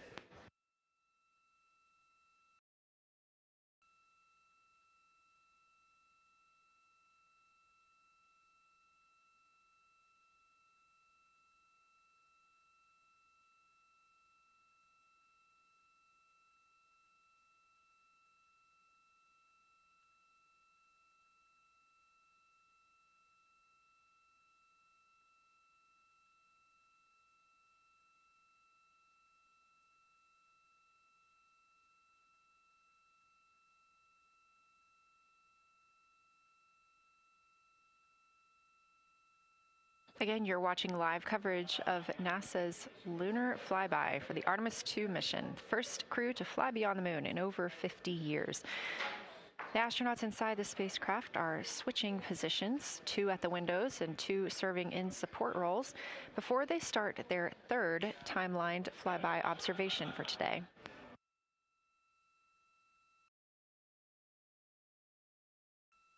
We've heard great calls from the crew so far describing what they're seeing, all well trained by the science team here on the ground.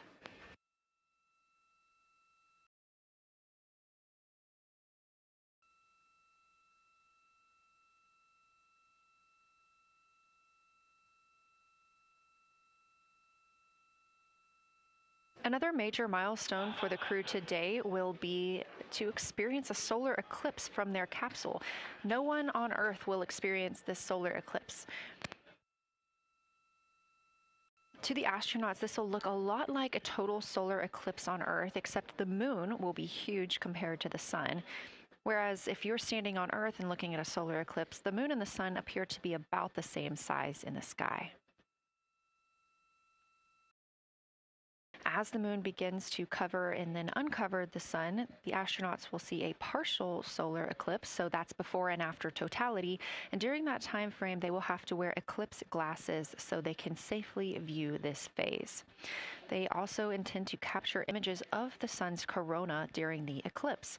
This is a rare glimpse at the innermost corona that will only be captured by the astronauts' cameras.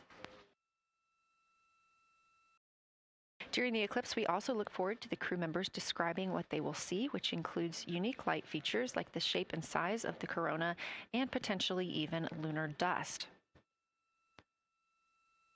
At the same time, Venus, Saturn, Mars, and Mercury will be near the sun, so they may be able to identify what part of the sky they're looking at. This can help train future Artemis astronauts on what part of the sky they're seeing, which is useful knowledge in challenging situations when they may need to rely on that information instead of instruments for navigation and orientation. That eclipse window will last about an hour, and it'll happen near the end of the day today, closer to 7:35 p.m. Central, 8:35 Eastern.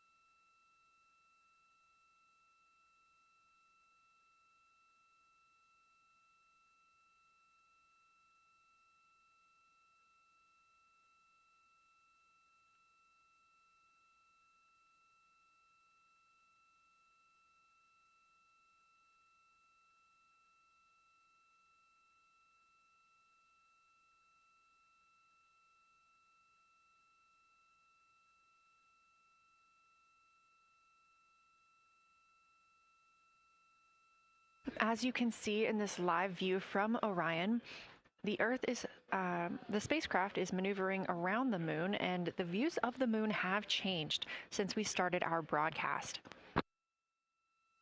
The near side is now very far to the right side of your screen. This is the side that we can see from Earth. That darkened portion are ancient lava flows.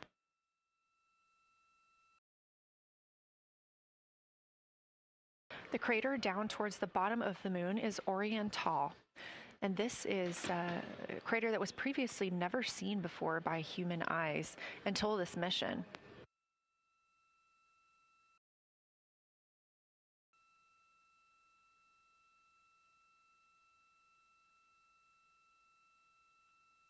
Everything to the left of Oriental is considered the far side. And this is what we typically do not see from Earth.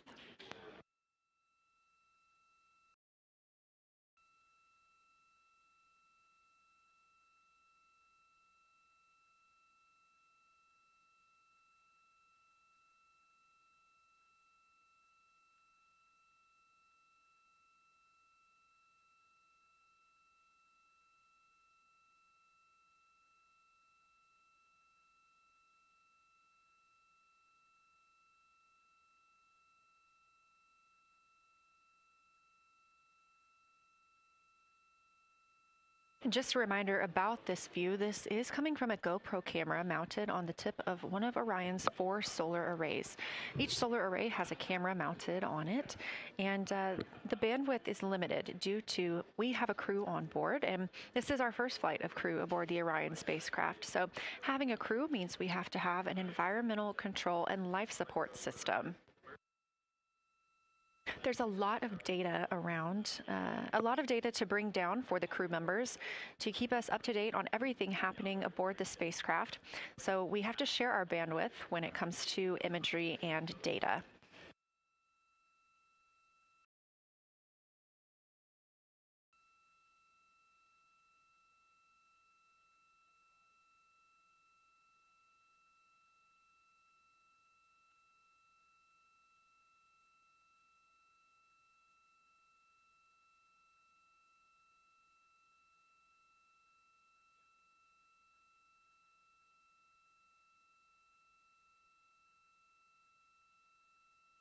Inside the Orion spacecraft, the astronauts have completed their cabin and window team swap, meaning we have moved into the next block of lunar flyby observations.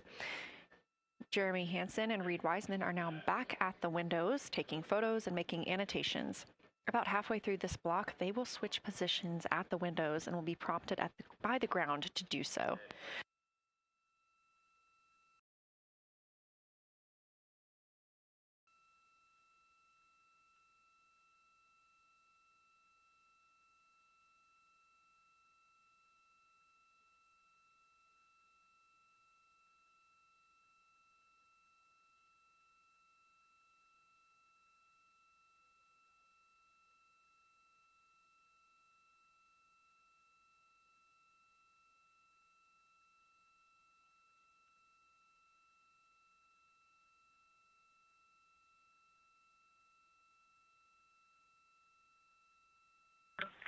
Houston integrity for SITREP.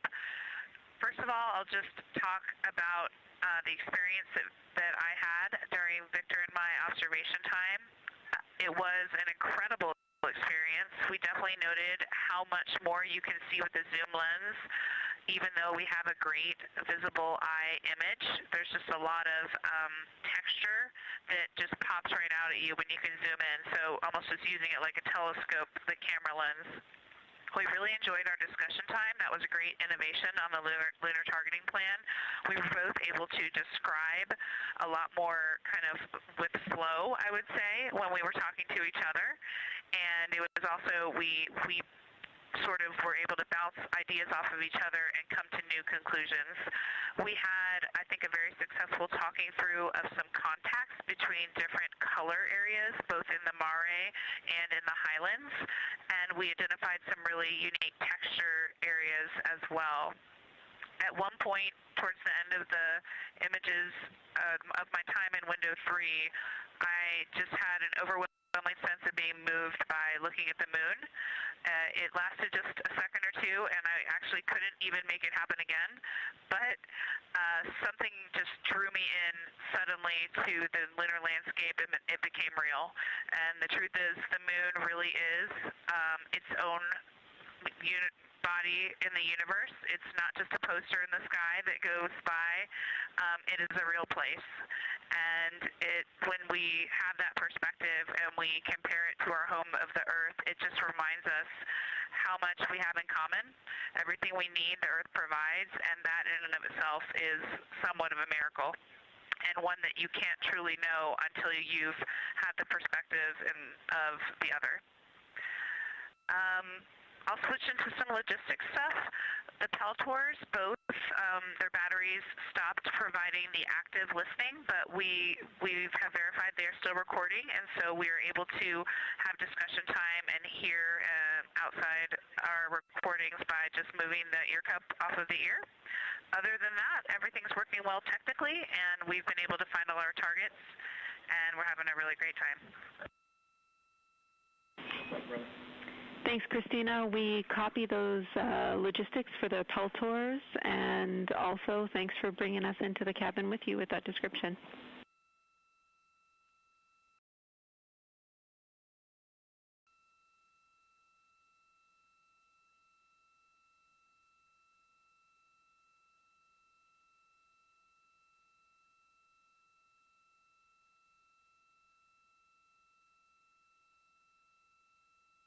Right on time. NASA astronaut Christina Koch, a mission specialist for Artemis II, calling down a science a situation report. Good news, reporting that she and her teammates have been able to capture all targets that were listed.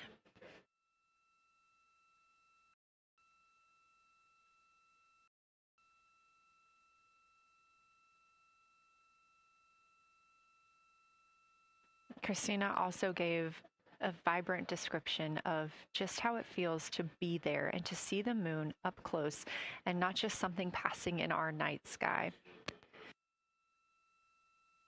Currently, the team members at the window are Reid Wiseman and Jeremy Hansen. Meanwhile, Integrity cabin team for window shroud.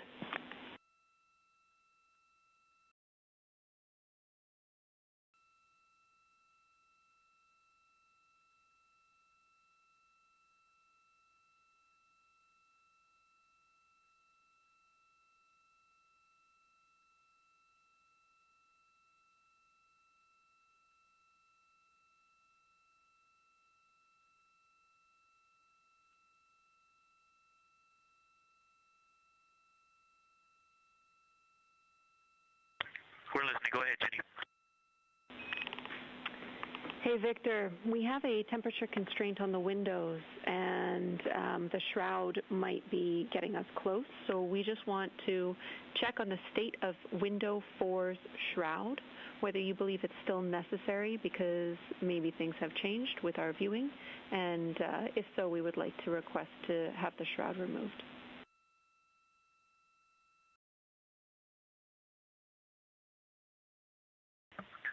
Houston, we believe it is necessary. We pulled it off just as a corner. It is very bright.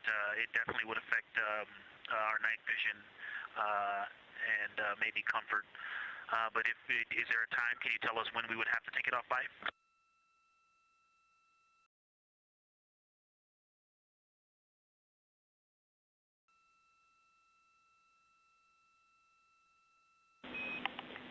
Unfortunately, since it's been on for a while, we are going to have to request that the shroud is removed, and we can recommend something that could block the light but just create a bit of distance between the window and whatever is covering it. Something like a t-shirt would do the trick and help.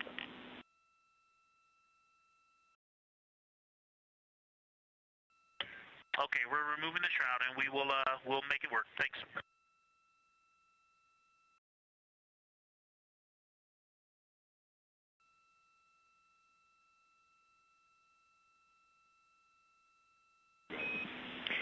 Thank you, Victor. We know it's pretty bright in there now with that window uncovered. We will also offer that airflow on the window would be helpful. So if you want, you can also retrieve the condensation hose, which should be friction fit onto one of the diffusers. And that on the window would also help.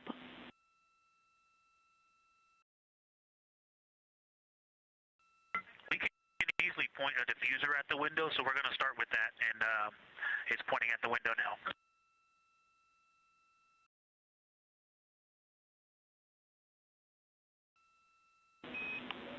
Okay, we'll take that, Victor. Thank you. Please keep us updated.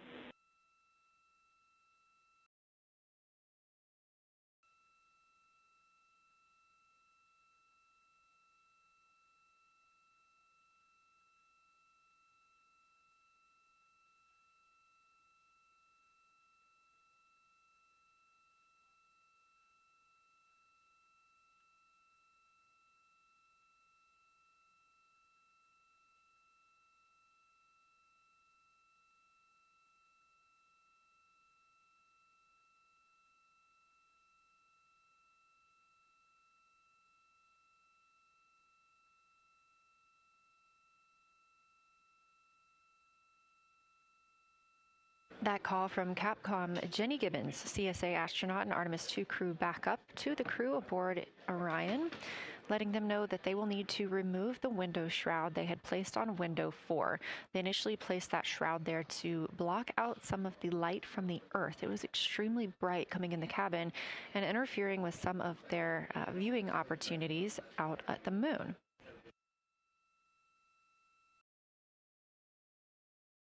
This was a request from ground teams to ensure that they are protecting other systems, and the crew has been offered the opportunity to use something else to cover the window.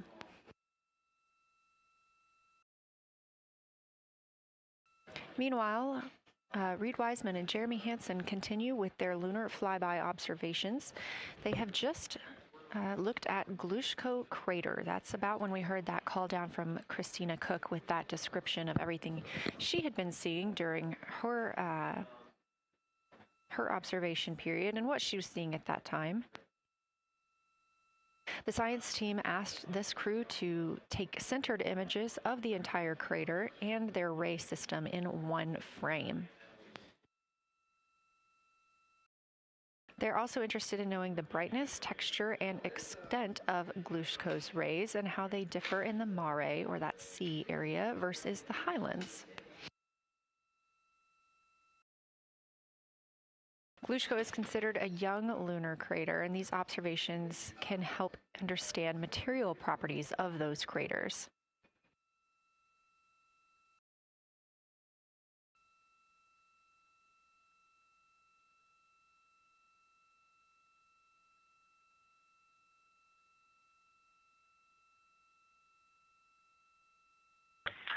Science, integrity. First, I wanted to start off with connecting with what Christina said, that it was very moving to look out the window. I had the unfortunate sequence to start looking out the window and then moved to the long lens, and it was hard to speak looking through the zoom. Because I went straight where Christina went, and I was walking around down there on the surface, climbing and off-roading on that amazing terrain.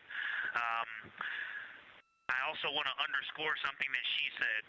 As we continue to explore, when we actually do go down there to the surface, I know for safety reasons that we would never send someone alone, but I just want to really emphasize how important the discussion time was. When we started to talk, we not only got better science discussion, we got better human connection, and so doing this as a pair, we just learn and grow together, and that's just super important, so thank you for adding that to this plan. Reid just passed me a note that the Oriental Basin annular ring has a similar albedo to the center, but a different color. It has more brownish tones in it, and he said it's very distinct now that he's been staring at it.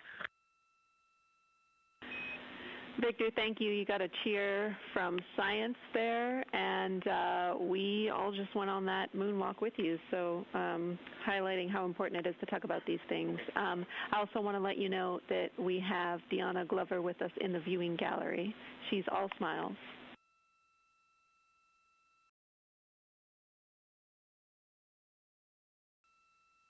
Well, you just got a bunch of cheers up here. Hey, babe. I love you from the moon. We love that we got a hey babe too, and we also have one of your lovely daughters here watching you guys work.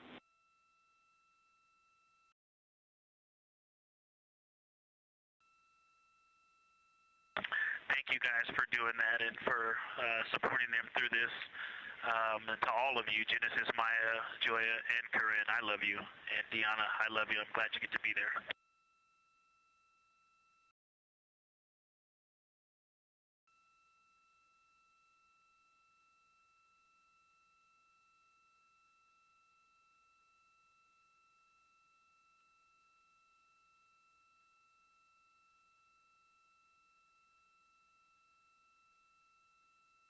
We've had some really sweet words from the crew members aboard Orion today, as their families have been able to filter in and out of the viewing room here at Artemis Mission Control at Johnson Space Center in Houston. Victor Glover also giving a great science sit rep and just a description of how it must feel if you were down on the lunar surface while he was looking through that 80 to 400 millimeter zoom lens. He also expressed how important it was to be able to talk through that real time with Christina Koch and stressed the importance of that on future missions, that it not only made their discussions better, but also more human. Glover and Koch are in the support roles right now, not taking photos or making annotations at the windows, but they are also encouraged to have their midday meal at this time. For lunch today, those two crew members have options of beef ravioli, salmon, butternut squash, sweet and savory kale, pickled beets, cherry blueberry cobbler, tuna noodle casserole, tomatoes and artichokes, broccoli, and chocolate peanut butter bar.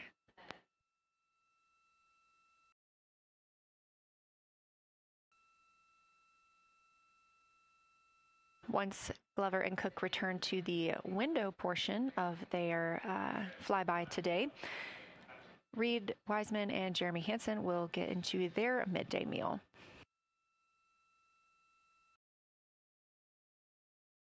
Again, this is the third of 5 scheduled blocks for our lunar viewing today, and if you were watching at the start of the broadcast, you can definitely tell the difference in the distance from the moon. We are now 5,518 miles away from the lunar surface, and again, expecting the crew to get about 4,066 miles away. They are currently 252,050 miles away from Earth, and every mile is a new record, having surpassed the Apollo 13 milestone for furthest distance earlier today.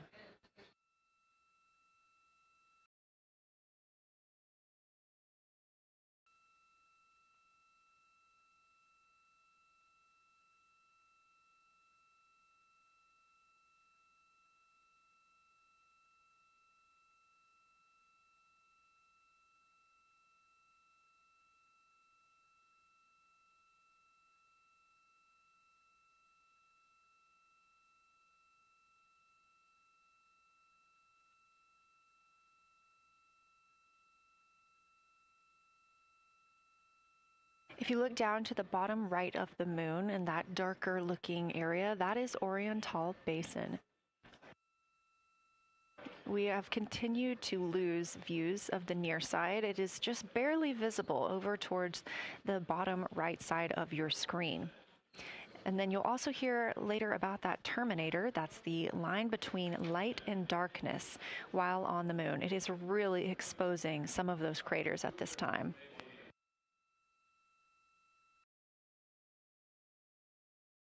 A couple of the other features in view right now are Hertzsprung Basin and Vavilov Crater.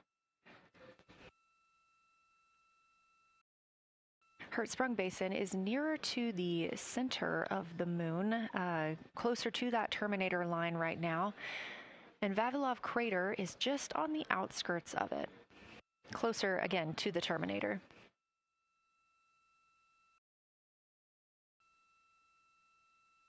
Towards the bottom of the moon and to the left of the terminator line, or currently shadowed in darkness, is Apollo Basin.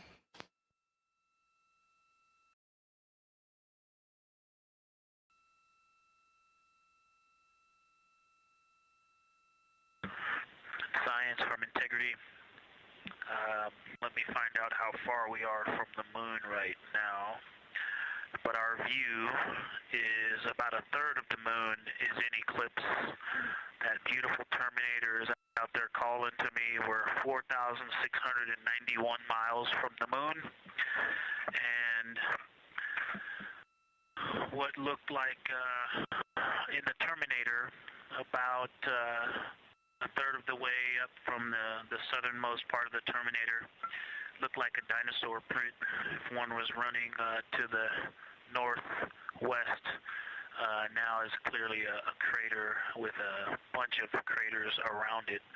And that terminator, I can only see about half of it. I'm looking through the docking hatch window right now because we have the Z9 in window 1.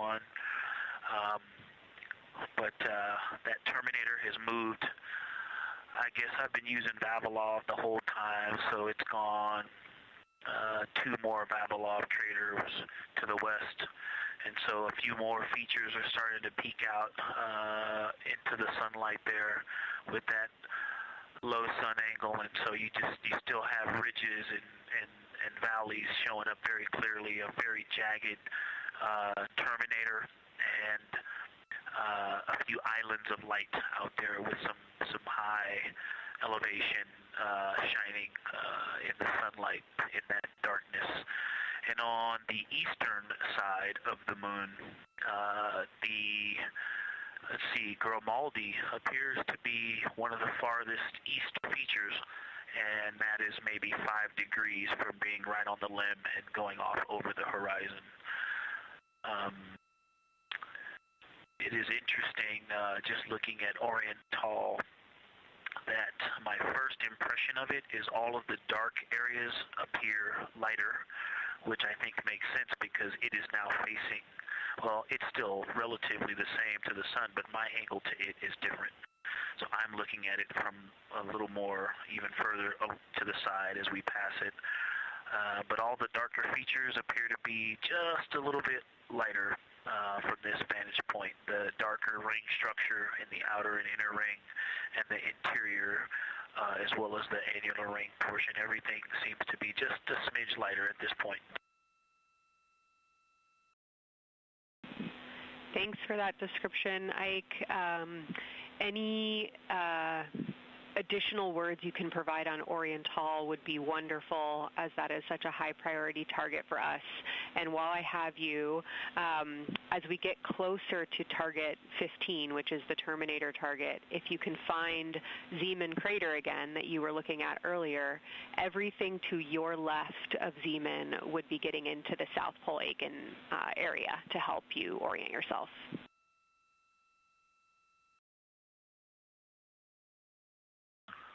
Zeeman is a great waypoint out there. I definitely see it.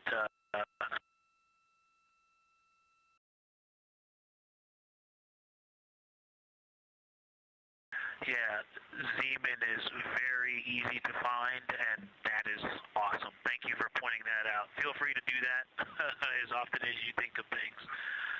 Let's see, looking back at Oriental. Okay, another thing, after looking through the zoom camera, man, you guys are smart. You probably did this on purpose, but after looking with my plain eyes and then going to the 400 millimeter zoom, now looking at it, I see the cliff face as if you were standing in the center.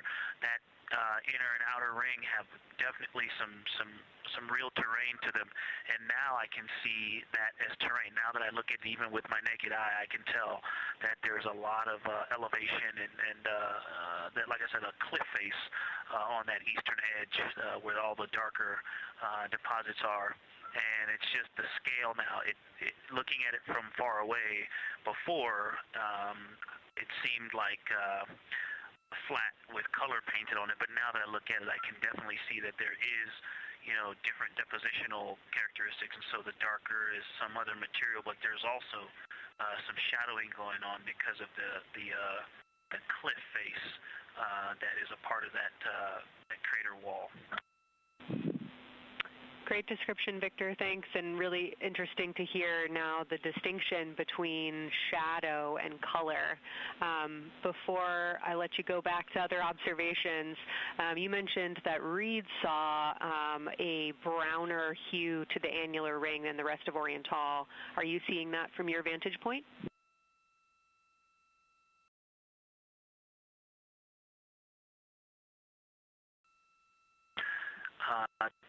The way that I'm looking at Oriental, again, I'm still in the docking hatch window. There's like a thermocouple right here in the center of the window, and it is the orange Kapton tape color, and so it is unfortunately, it's like trying to look at stars, next to a metropolis. I think it's drowning out any color that I could pick up from the moon. I am not able to see that color, but I have not looked at it through one of the forward face, from one of the windows 1 through 4. I think when I get away from this Kapton tape strip that I would be able to see the variation that Reid's talking about. That is great feedback operationally. Thanks, Victor. I'll leave you to it.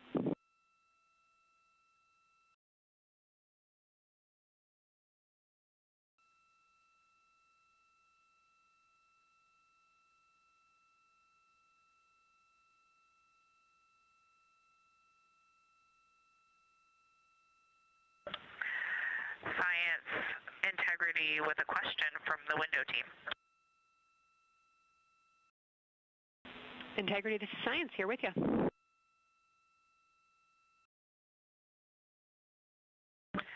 Yes, they have a question to help inform a theory that they're sort of tossing back and forth. What is older, the Mare seas of the near side or Oriental?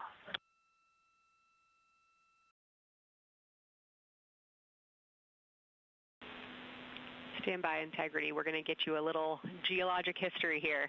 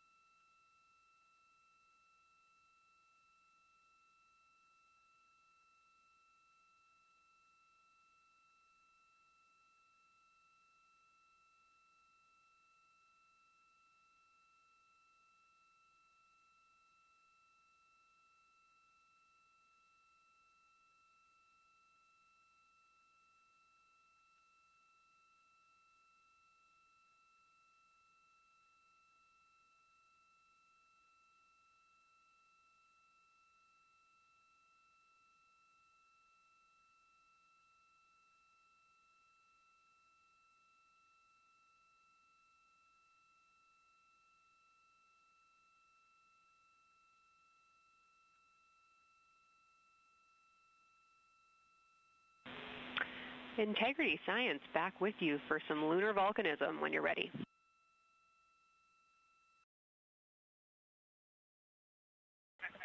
Go ahead.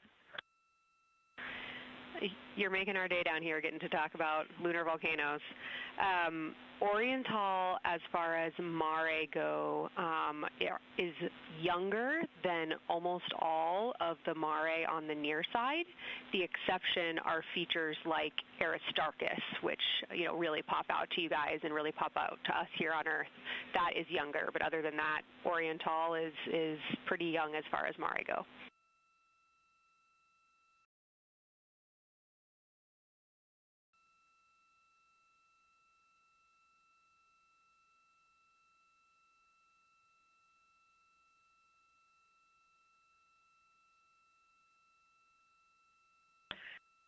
And Kelsey, thanks for that. We love lunar volcanism too. How about when the actual crater was formed?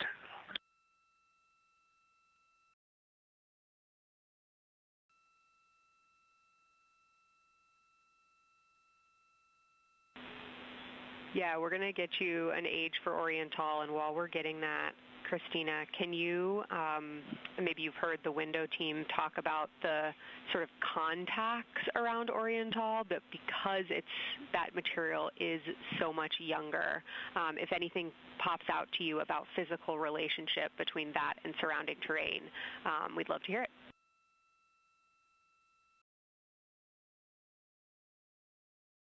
Yeah, definitely. They are discussing a contact relationship that could explain some of the color that they're seeing in certain areas. And so it was really about the ejecta of the creation of the basin and understanding the superposition of its ejecta and Mare on the near side or other features. So thank you. We'll take the insight when you have it.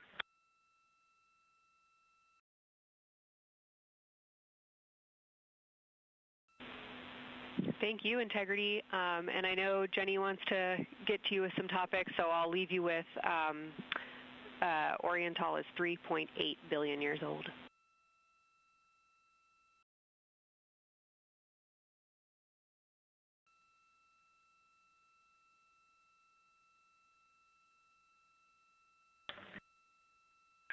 Copy that. So that's on the older side. The actual basin is very old. Correct. As is the case with a lot of mare, typically the big basin formed, and then the volcanic eruption was able to punch through the crust where it was weakened by that basin formation.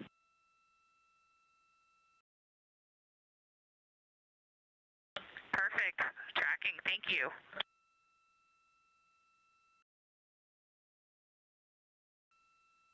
NASA astronaut Christina Koch calling down some questions to the science team on console. The voice you're hearing with those answers is Dr. Kelsey Young. She is joined by Trevor Graff on console today. Christina asking about the age of Oriental, and specifically the mare regions. Those are those dark regions that you see. They are paved or filled by volcanic deposits.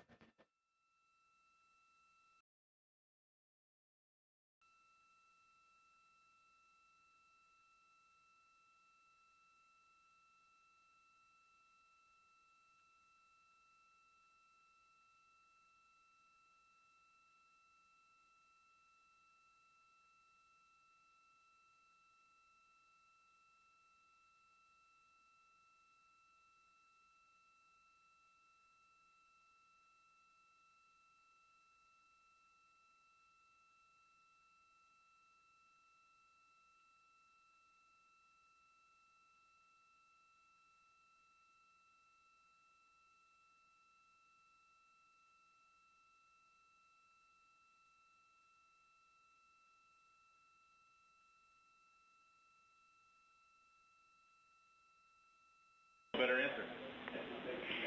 Integrity, it's about time for a position swap at the window. So we will ask Reid and Jeremy to swap positions, and I'll remind you again about your SD cards. And Victor or Christina, I have one window task for the cabin team when you're ready.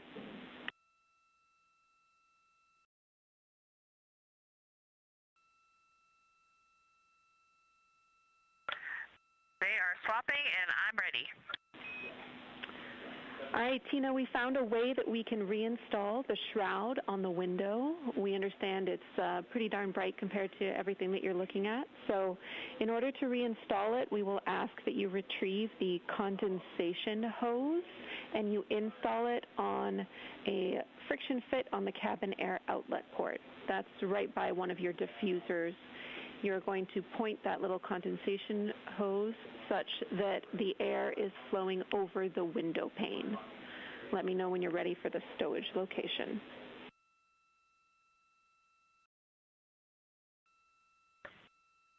Ready.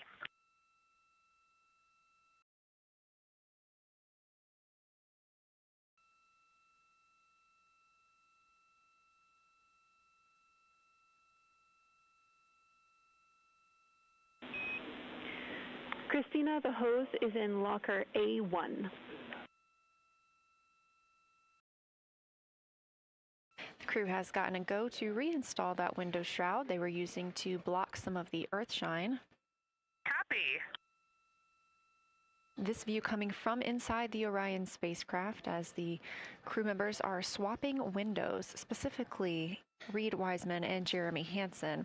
They've been our crew members at the windows taking photos, making annotations, and making recordings that'll be downlinked later to the science team for review. The science team will have a conference tomorrow morning with the crew to get any fresh perspectives or things that they learned during the flyby.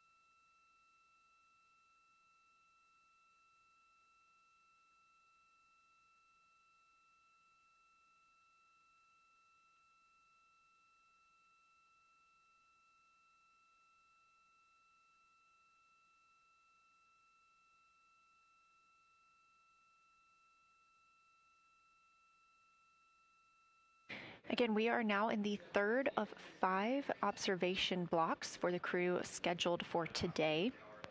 During this flyby, Orion is passing around between 4,000 and 6,000 miles from the moon and providing the crew with a full view of the lunar surface. It's a higher vantage point and much farther than Apollo's lunar orbits on average. So from this view, astronauts can observe both the North and South Pole and large-scale geologic features in one single view.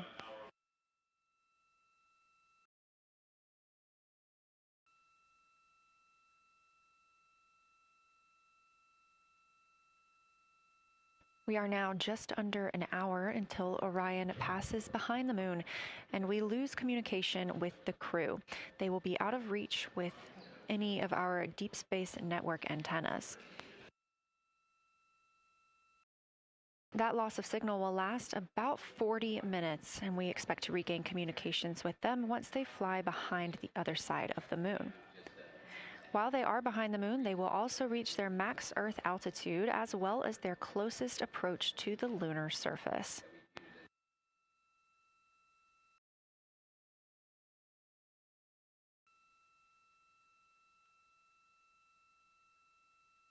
The view you have right now is a live stream from a camera on Orion's solar arrays. You are looking at a live view of the moon, and 4 people are inside that spacecraft taking pictures of it, telling us everything that they are seeing. The first humans to do so in over 50 years. They'll be sending those pictures down for all of us to enjoy, and of course, especially the science team, who are very excited for what they are learning today.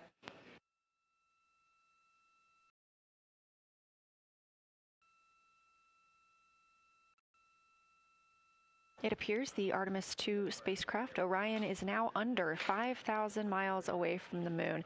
Again, we expect their closest distance to the moon be about 4,066 miles.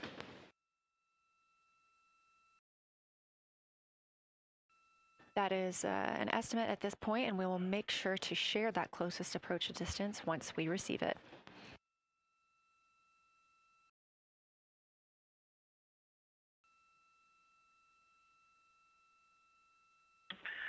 Houston integrity question, did you just want us to cool the window with the condensation hose, or did you want us to put the shroud back on and cool the window at the same time?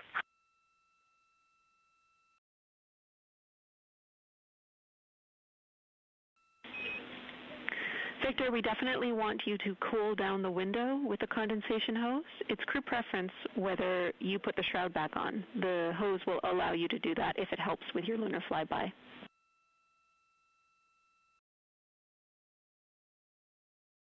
Okay, copy. We're going to do both at the same time. Thank you. Houston copies.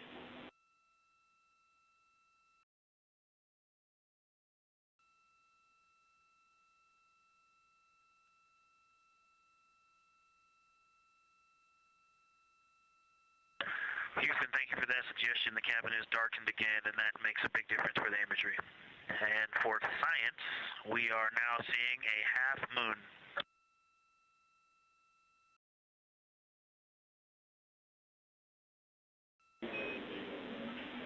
Thank you, Victor. We're happy to hear it, and we see half moon, full moon joy still.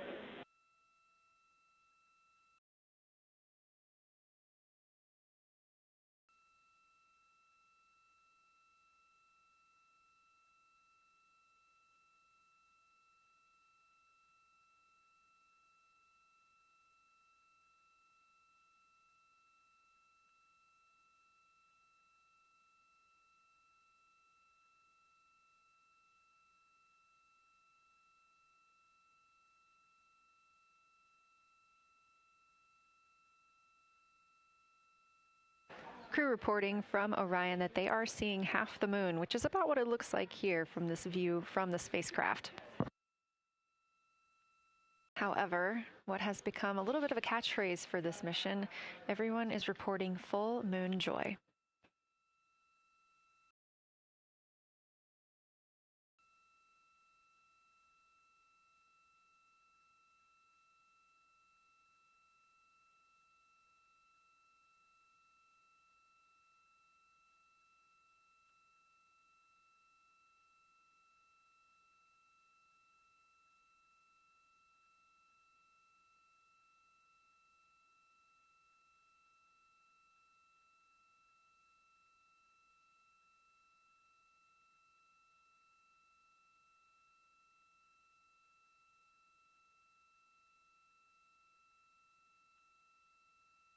We are keeping up with which targets the crew is tracking through their lunar targeting package. They are just wrapping up their second. Science integrity, another observation the window team commented on and Christina and I discussed a bit is in Hertzsprung. The solid and intact crater is very smooth. If it were a dirt road, it's very hard packed, and then you go outside of it, and that outer crater, that's the one that is older. It is a little rougher and more jagged, and starts to get into more loose-looking terrain. And the smooth interior also causes the craters that are inside of the larger crater, the smaller craters, to have really sharp edges, sharp, distinct edges. And just a general comment on that area, Hertzsprung, that whole area, the average albedo there is darker. That is, I would say, 3. And the average albedo around Oriental and between Oriental and Ohm, excluding the wedge, the darker wedge, is more on the 6-7. And that they also seem to be different texturally. Christina described it earlier around Hertzsprung, and then from Hertzsprung toward Oriental, there appears to be a frozen, a rippling pond, but frozen, or like choppy waves when it's windy out, choppy water, and then it freezes instantly. That's the texture. If you walk down there barefoot, it looks like it would be hard on your feet, like lava. After it's cooled, it would be pokey. Except for right there in the center of Hertzsprung, it looks paved, like a paved road, nice and smooth.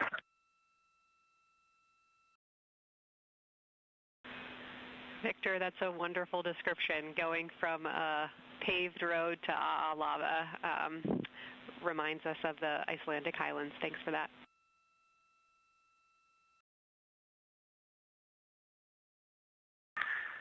In science, another in the interior of the very intact, the interior of the intact crater at Hertzsprung is albedo variation. I think I heard one of the window crew maybe say color variation, but definitely albedo variation. There's lighter patches and slightly darker patches.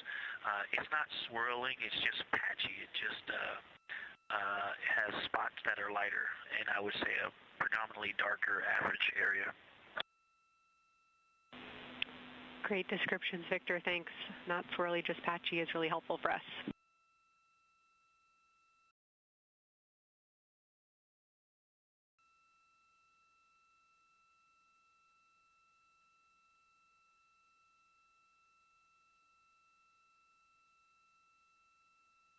Really great descriptions coming from Science. The window team is hitting all the targets. They are on plan and starting the discussion of the Terminator. And boy, I am loving the Terminator. I think I know it's not purely a moon feature, but what it does to the features of the moon, to the terrain, I've probably spent the most time describing into my recordings and thinking about and looking at the Terminator. There's just so much magic in the Terminator. The islands of light, the valleys that would look like black holes. You'd fall straight to the center of the moon if you stepped in some of those. It's just so visually captivating that the Terminator is the most striking thing that I've seen so far. We've been loving your evocative descriptions, Victor. You really are bringing us along with you, and we're following along with visualizations that pale in comparison to your descriptions. Thanks.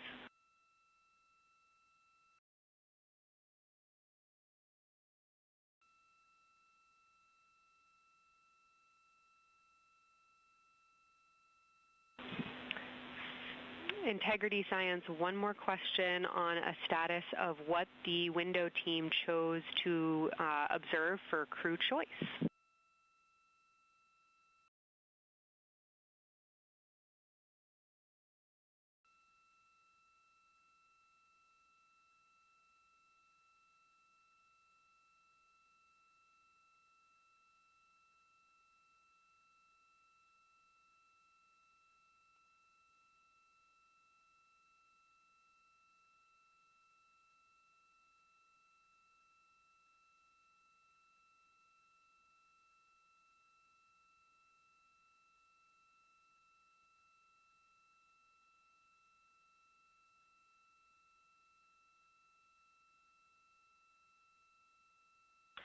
Window 2 talked about Vavilov, look for suspended dust, and the Terminator. And window 3 about the experience and about the three-dimensionality of the moon this close. Wonderful. And another observation about Oriental, I would say, is the features going off to the southwest, the two large, almost look like scratches in the surface. I don't know if they're rays or canyons or collapsed lava tubes, but two distinct features that are almost parallel going off southwest from Oriental Basin. They are the first things that made me notice parallax of our trajectory looking out at Oriental. That and in the inner walls of the east side of the crater rings, you really get a sense that we're flying over something with elevation and terrain, and they look different from this orientation. Love to hear it, Victor, and you had it that those chains are actually crater rays, secondary craters formed from the formation of Oriental.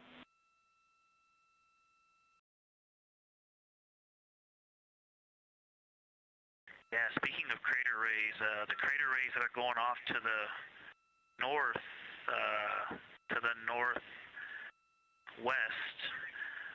that run off toward Hertzsprung and I believe toward Vavilov. I'm not looking at it right now, but those crater rays are very interesting. They're all very small. I know you've imaged this, but they're all small and they look like, you know, a big impact launched rocks and things that made smaller impacts down the way. But something very interesting, and again, you can see this in imagery, but some of them are parallel, and then some of them converge toward the center of Oriental. And then I think I even saw some that maybe diverge, not diverge, but that are convergent, which indicate multiple large impacts that created a lot of secondary impact crater rays. Fantastic, Victor, and I'll note that we can infer that you're looking down at your freshly named Integrity crater, which is near the end of one of those beautiful crater rays from Oriental. Thanks for the description.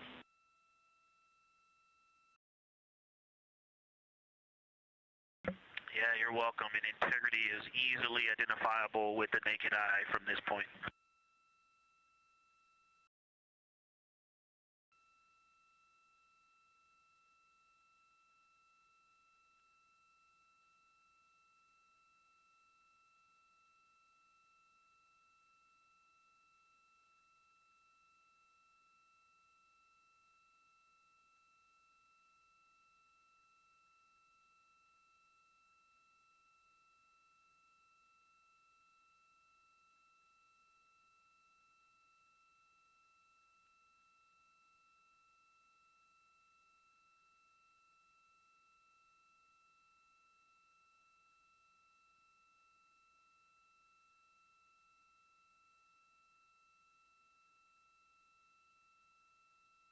We've been hearing some great situation reports from Victor Glover, the pilot of the Artemis II mission, calling down to the science team, letting them know what he is seeing. And one of those things is Hertzsprung Basin. If you look just to the right of the Terminator, that is the difference between light and darkness on the moon. You can see what he's describing when he says Hertzsprung Basin and how it looks a little bit paved in the middle there. It's almost in the very center of the moon in this view, coming from the Orion spacecraft and a camera mounted on its solar array.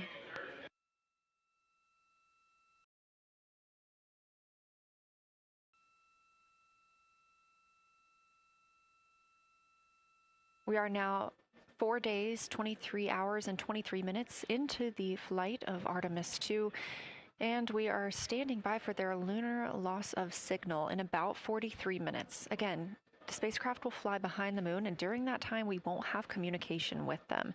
They will be out of reach of our deep space network. However, we will regain communication with them approximately 40 minutes later when they come around the other side of the moon.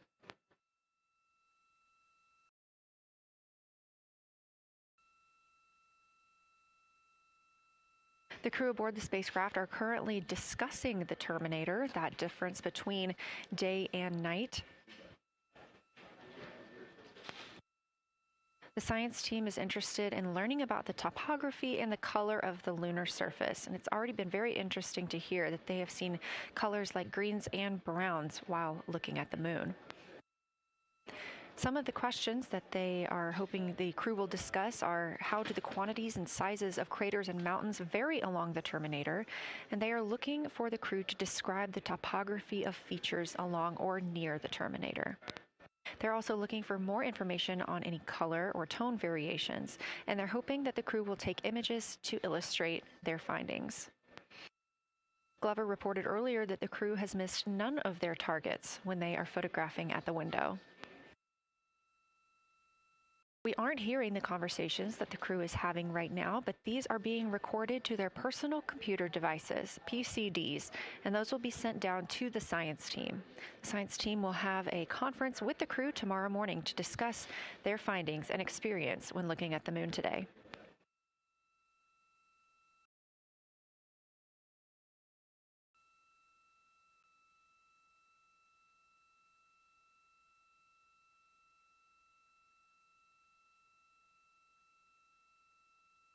We have a few minutes left while the crew is discussing the terminator.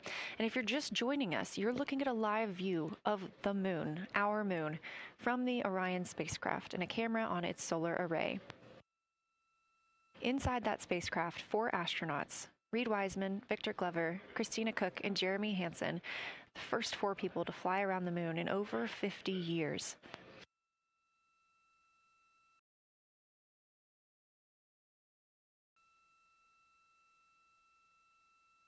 This is our lunar flyby day, and the crew has already surpassed one record today. The crew passed the Apollo 13 distance record at 12:57 p.m. Central, 1:57 p.m. Eastern. Canadian Space Agency astronaut Jeremy Hansen calling down that he hopes it's a record soon broken by other explorers.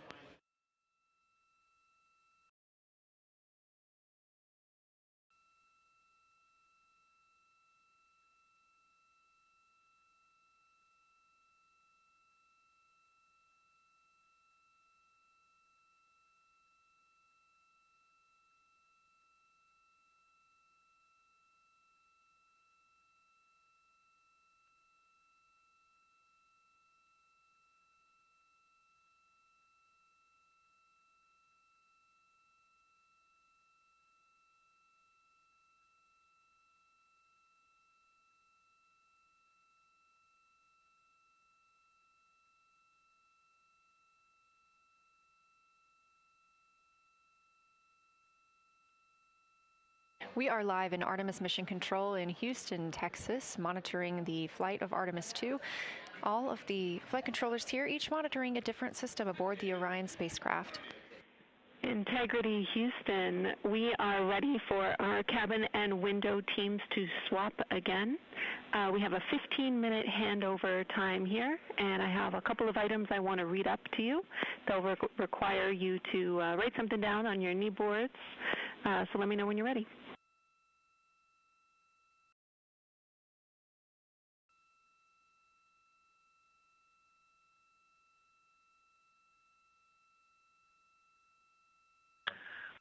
Okay, Houston, we are ready. Copy, Integrity.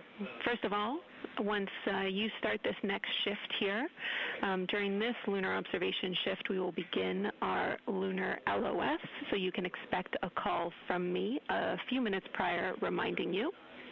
And second of all, FIDO just sent us updated altitudes and METs for lunar closest approach and max Earth altitude. Let me know when you are ready to write those down. They differ slightly from Optimus.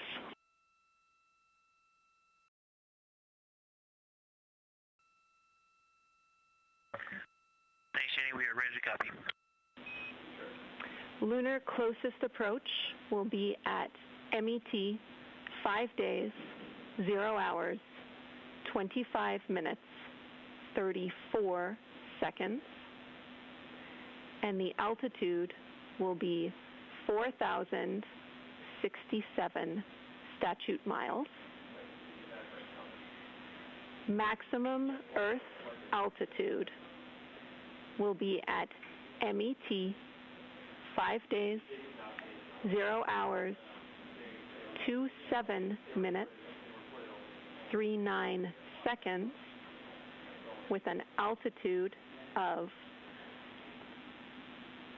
252,756 statute miles.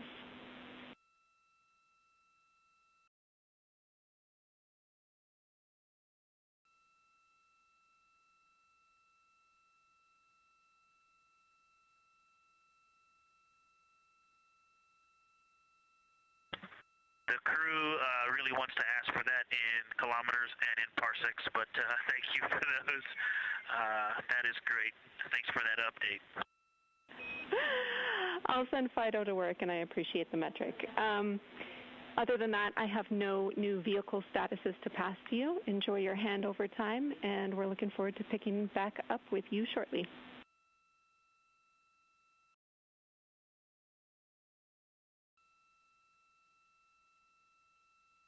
All right, we'll talk to you shortly.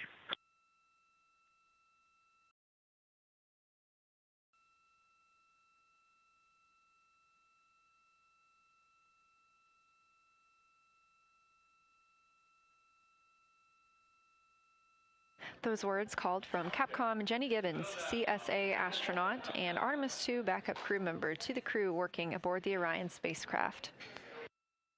Had a little bit of a view inside the cabin. As you can see, it is very dark. The crew has turned off the lights, and the light that you were able to see is coming through the window, a reflection of Earthshine and from the moon.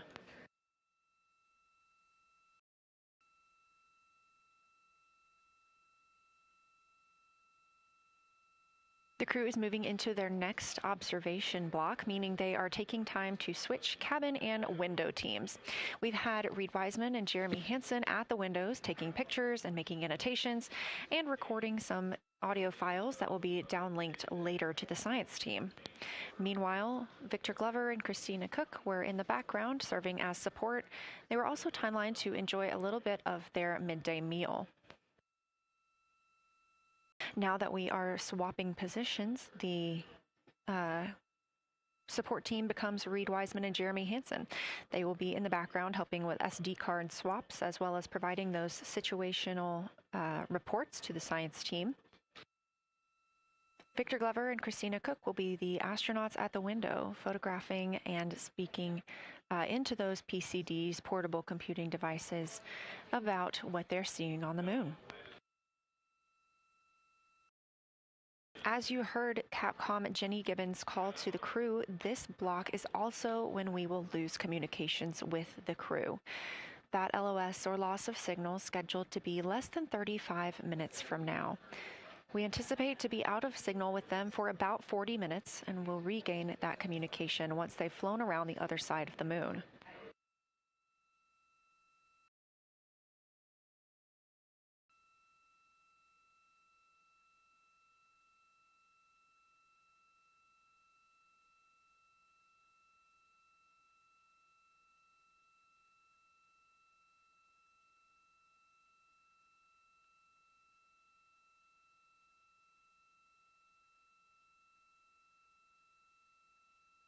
Now, even though the crew will be flying behind the moon, their observation period does not stop. They will still be taking pictures and making annotations of what they are seeing.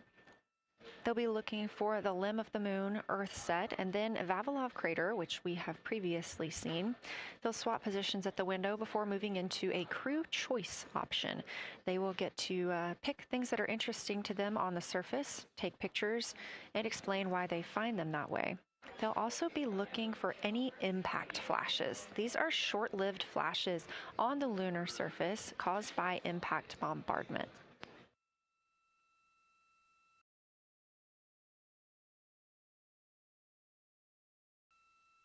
Just before Earthrise, the crew will be looking for lofted lunar dust. This may be lofted just above the lunar surface, and we could only see it just before Earthrise along the dark western limb. Any Earthshine would illuminate potential lofted dust. But once the crew is all the way around the Earth, the brightness of the Earth will wash out any of that dust they might be able to see. These were based on observations from Apollo missions and orbital spacecraft, and so we're very interested to see if the crew might be able to capture some of that lunar dust today.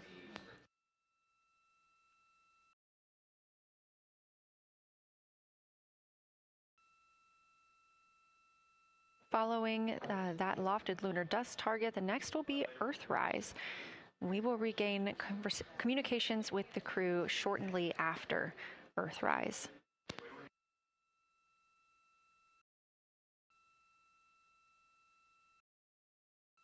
There will be a short observation break period where the moon is not in view. That's because we are also anticipating the crew seeing an eclipse today.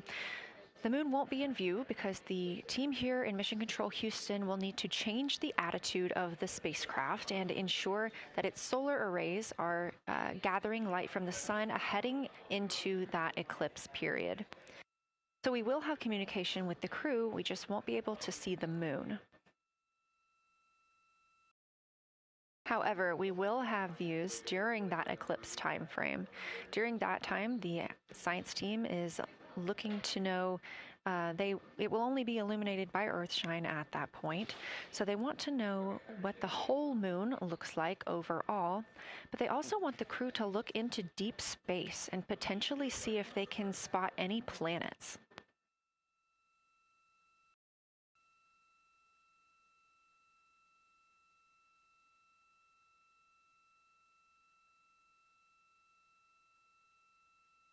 Once the eclipse is over, the lunar flyby period will have ended. We are live through the whole thing, and even once flyby is over today, we remain live 24/7 on NASA's YouTube. Integrity, you got a moment? Go ahead.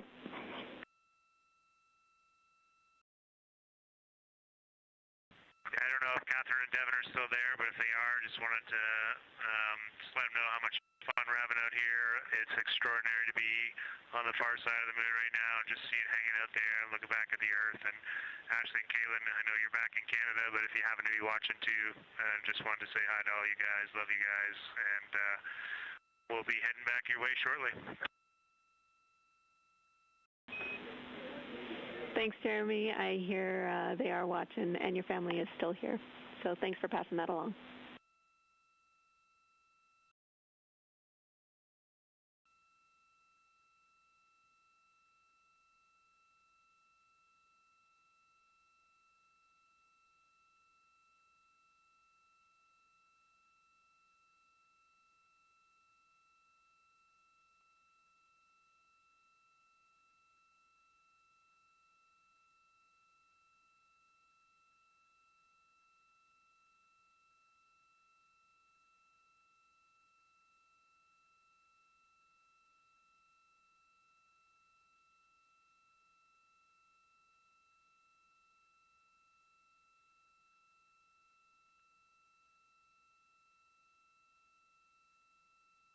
This view inside the Orion spacecraft, and it's a little hard to make out, but on the left there, that is Jeremy Hansen just calling down some well wishes to his family, joining us in the viewing room and watching online. Currently in the window are Victor Glover and Christina Koch. They are taking pictures outside of the window as they are now in their flyby observation block. At this time, Reid Wiseman and Jeremy Hansen are serving as support crew members, and they are also going to have an opportunity to enjoy their midday meal at this time.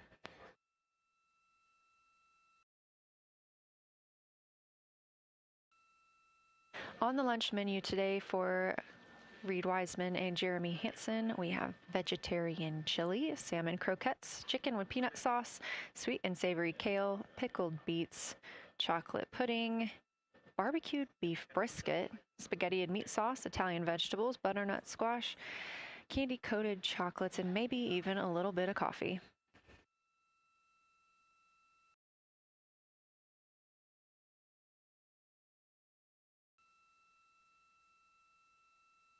And if you look closely, you can see it looks like they are getting into some of their food for the midday meal. All of the food on the spacecraft is rehydratable. We don't have an option for fresh food as there's not a refrigerated section of the Orion spacecraft. So all of this food can either be rehydrated or eaten straight from the package, just depends on what the food actually is. And for food that needs to be rehydrated, there is information on each package of how much water needs to fill that bag and what temperature it needs to be.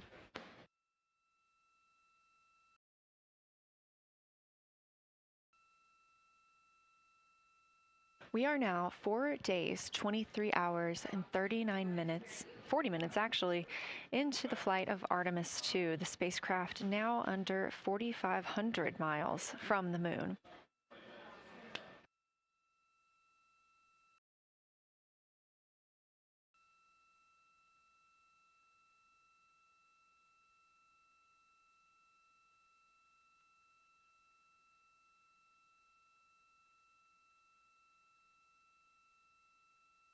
We are now also under 30 minutes away from loss of signal with the astronauts. We will regain that communication about 40 minutes later. They will still be photographing the moon and documenting what they're seeing while they're behind the moon. We especially look forward to potential Earthset and Earthrise views.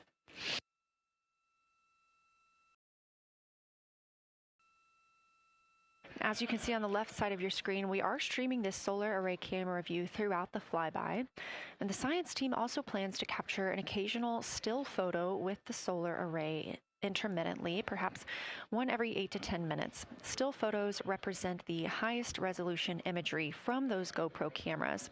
So starting 5 minutes before Earthset and loss of signal, the science team will capture a series of photos, one every 30 seconds, to include Earthset all the way through 5 minutes after Earthrise and acquisition of signal. In order to capture these frequent photos, the solar array camera that we were streaming will need to switch to time-lapse photo mode. So during this time, the streaming video quality won't be as sharp as you have it right now, but we want to ensure that the science team captures the data that they need during these time frames.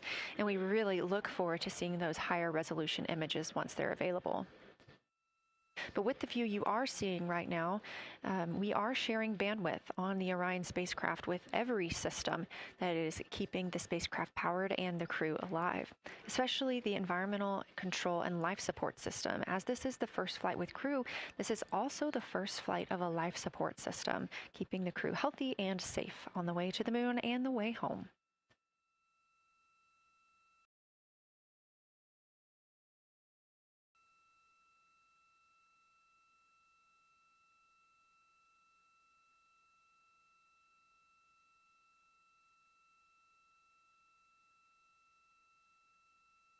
On the timeline, we're getting towards the end of the cabin and window team swap period, but it looks like our astronauts, Victor Glover and Christina Koch, are already photographing the moon outside of those windows.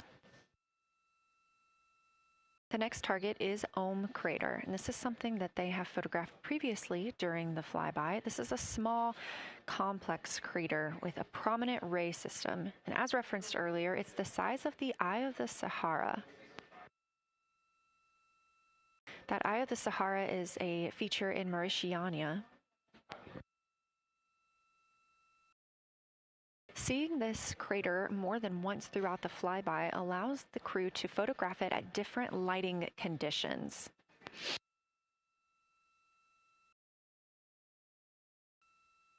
Those different lighting conditions help expose different portions of the target and can help the science team learn a little bit more about how it formed and what it is today.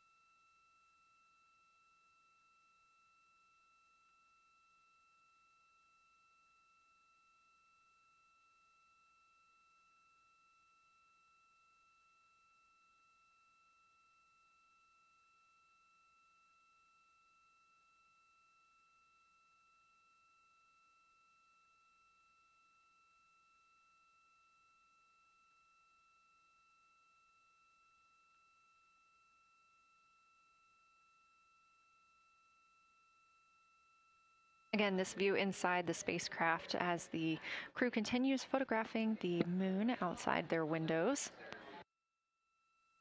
They have turned the lights off to allow them to better get photos of the moon, preventing any reflections from coming in from the spacecraft.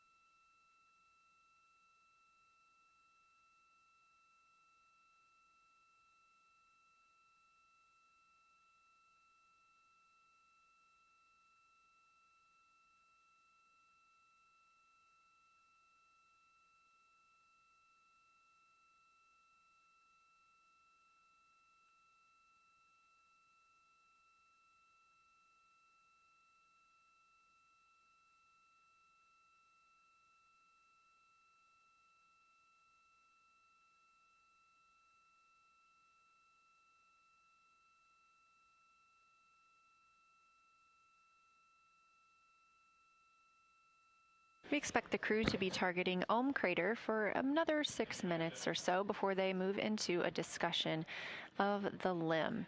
Now, the science team has asked for a science sit rep or situation report during that time, so we hope to hear calls from the crew on what they are observing.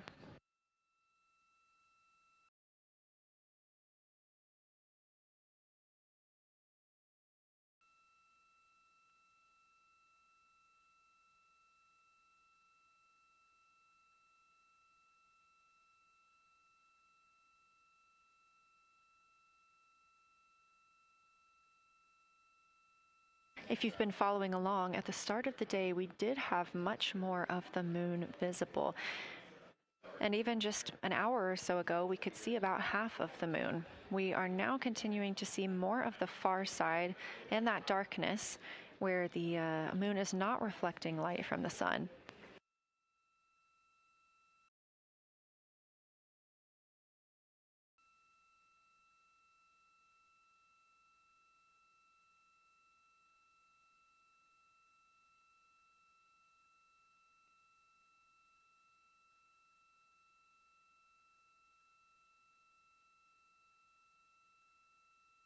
Earlier, we were also able to see some of those darker portions, that old lava flow that we often see on the near side of the moon and that we can all see from Earth.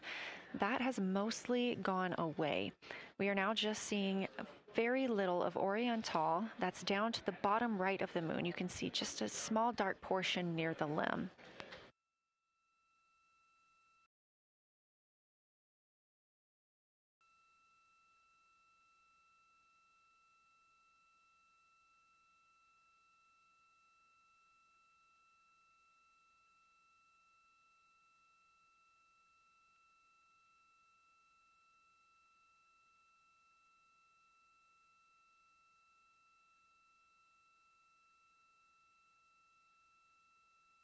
We are now about 18 minutes away from loss of signal with the Orion crew. Again, we use the Deep Space Network to communicate with the crew members when they are this far from Earth. This is the first mission since Apollo when we have had humans on the Deep Space Network.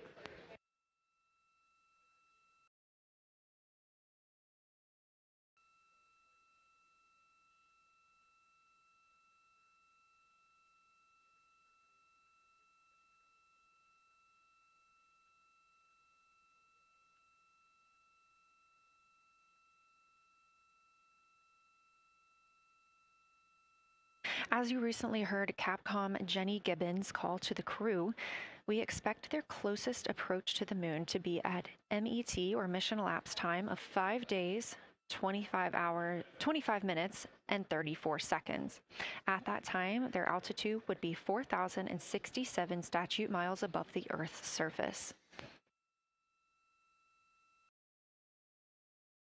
Just over 2 minutes later, they will reach their maximum distance from Earth. At mission elapsed time, 5 minutes, 5 days, 27 minutes, and 39 seconds.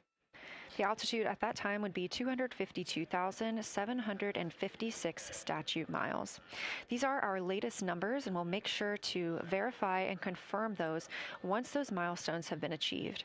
Obviously, we will be without communication to the spacecraft at that time, so once we regain communication, we will make sure to find out those numbers and report those to you.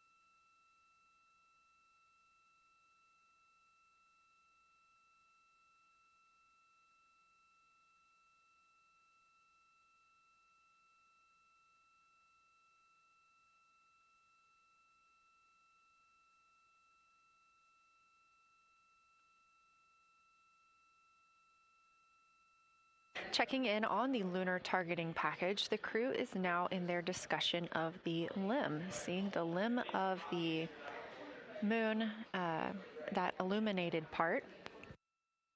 Currently at the windows taking photos and making annotations are Victor Glover and Christina Koch.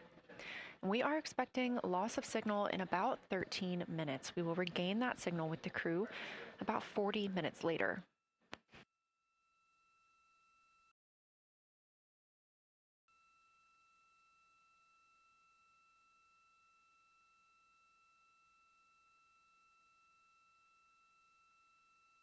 A milestone worth mentioning that this day marks the first time in more than 50 years that humans will observe the moon directly, a critical opportunity to practice how lunar science will be conducted during future Artemis missions.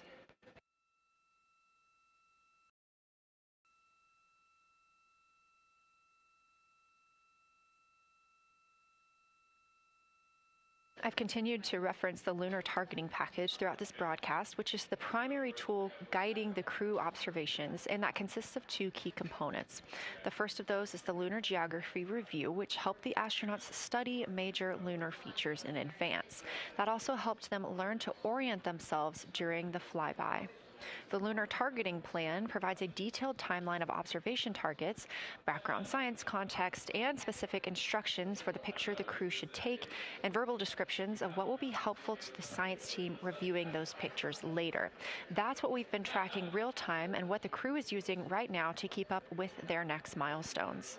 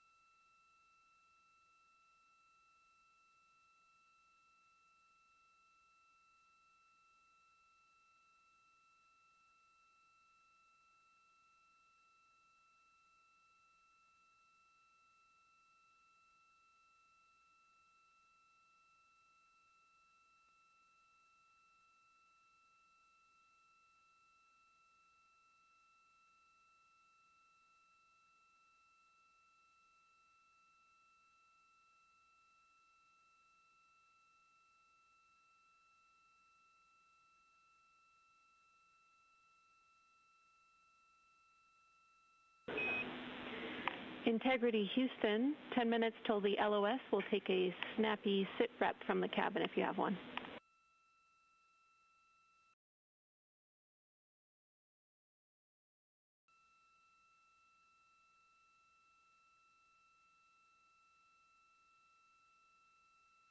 Okay, Jenny, that came, we missed most of that, but just a 10-minute warning, is that what you're saying? 10-minute warning for the LOS, and I'll take a quick sit rep from the cabin, please.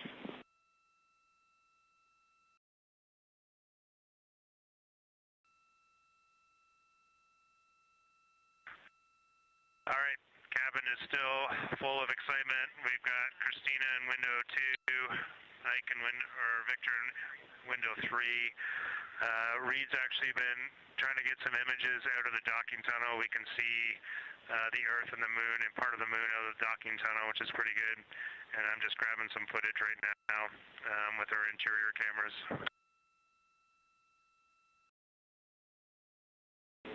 Copy, Jeremy. We'd like to know what camera Reid is using and also the status of window 1. Looks like there might be a shroud removed.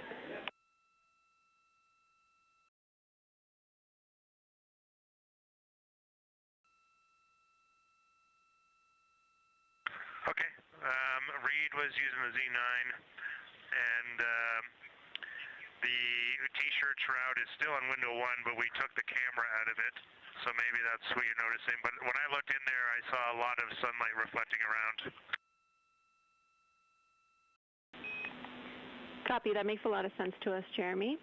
I want to remind you, coming up on this LOS, that we'll take sit reps in the blind, and as more and more of the moon is in darkness, we will take any report you have on impact flashes.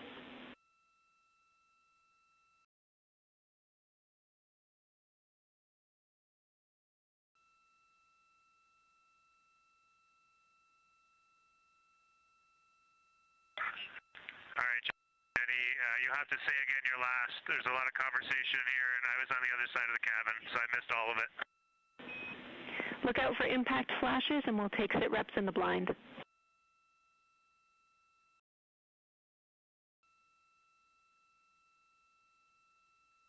Okay, impact flashes, sit reps in the blind. We got it.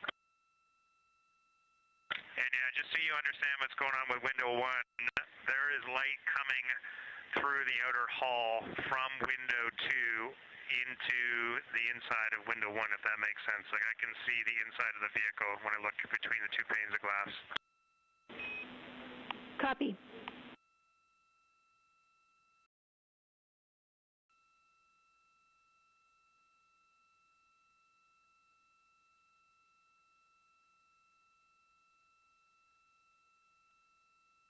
You're getting your first live look at Orion, the Moon, and the Earth.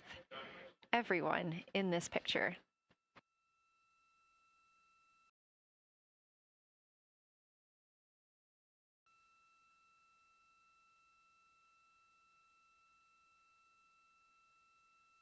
This is a live view from the Orion spacecraft.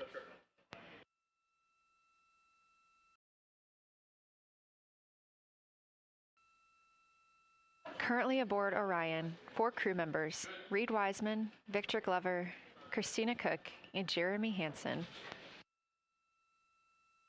And on the Earth, all of us, all of humanity.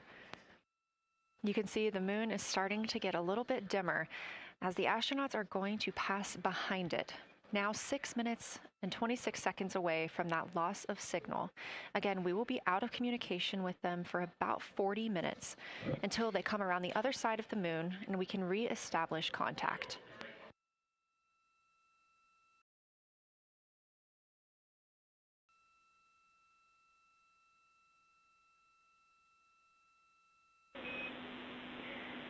Integrity Houston, you are 6 minutes from your 40-minute lunar flyby LOS. From all of us, it's a privilege to witness you carrying the fire past our farthest reach. Thank you. Godspeed.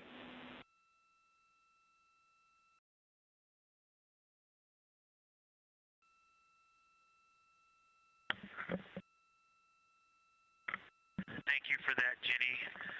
And thank you to all of you for allowing us the immense privilege to be on this journey together. It's quite amazing. And as we go on this journey, thinking about the NASA mission to explore the unknown in air and space, to innovate for the benefit of humanity, and to inspire the world through discovery. And as you've gone along on this journey with us, hopefully we're doing just those things. And as we get close to the nearest point to the moon and farthest point from Earth, as we continue to unlock the mysteries of the cosmos, I would like to remind you of one of the most important mysteries there on Earth, and that's love. Christ said in response to what was the greatest command, that it was to love God with all that you are. And he also, being a great teacher, said the second is equal to it, and that is to love your neighbor as yourself. And so, as we prepare to go out of radio communication, we're still to feel your love from Earth, and to all of you down there on Earth and around Earth, we love you from the moon.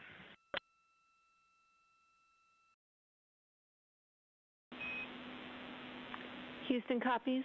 We'll see you on the other side.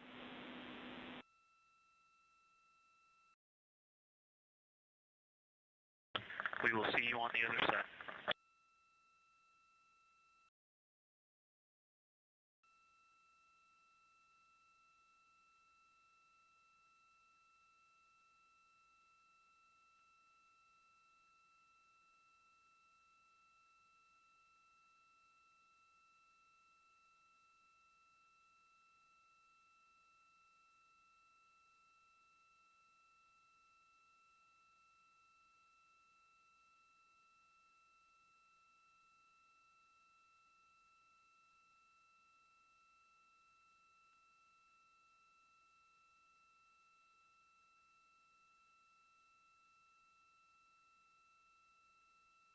Poignant words from NASA astronaut Victor Glover, and a little bit of a love letter from the other side of the moon all the way to Earth.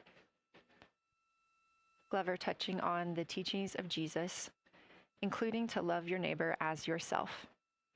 We are now less than 3 minutes away from loss of signal with the Orion astronauts. The Artemis II crew will be out of signal for about 40 minutes as they are on the other side of the moon, continuing their work photographing the lunar surface, and they will reemerge, and we will also get this view on the other side.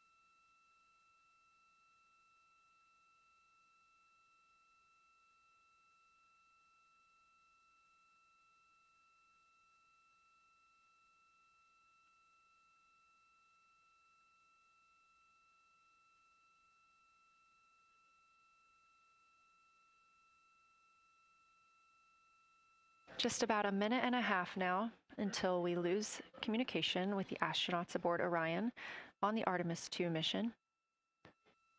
Now, 5 days and 6 minutes since their launch on April 1st. Again, we'll be out of communication for about 40 minutes. And this really beautiful view of a crescent moon and a crescent Earth. How great thou art.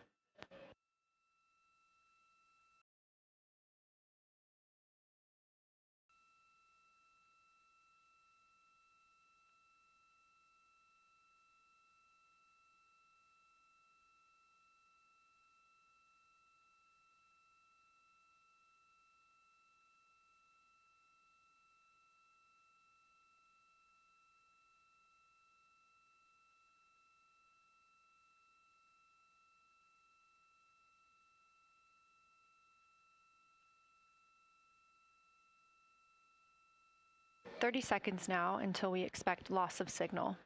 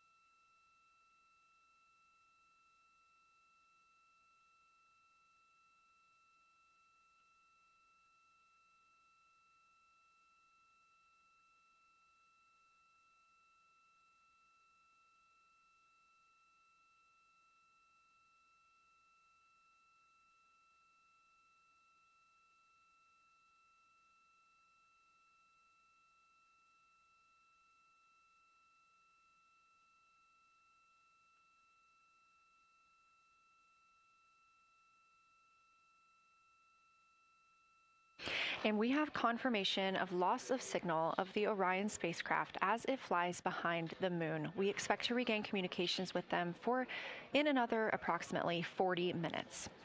This was expected as their spacecraft is now out of direct line of sight with Earth and behind the moon. And this is a poignant moment as it's the first time in over 50 years that we have humans completely unreachable by anyone else on Earth. No matter how distant or secluded, we could reach anyone living on Earth, but while the crew flies behind the moon, it's simply impossible to make contact with them.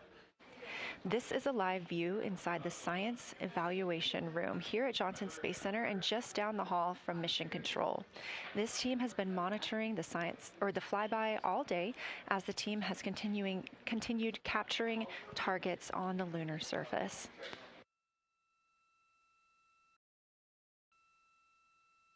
We even got to see this team in action as they were helping the astronauts identify some of the features they were seeing on the moon but not expecting.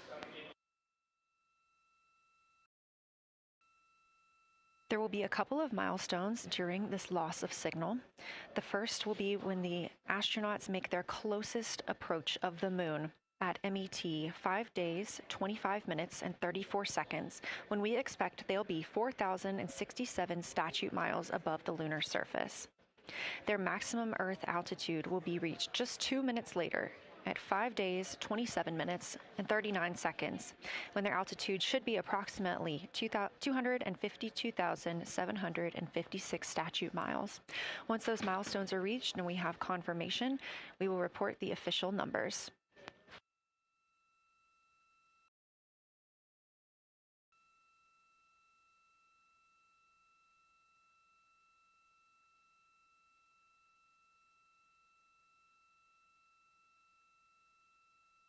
Throughout the Artemis II mission, astronaut voice, images, video, and vital mission data must traverse thousands of miles, carried on signals from NASA's powerful communications systems, the Near Space Network and the Deep Space Network. Let's learn a little bit more.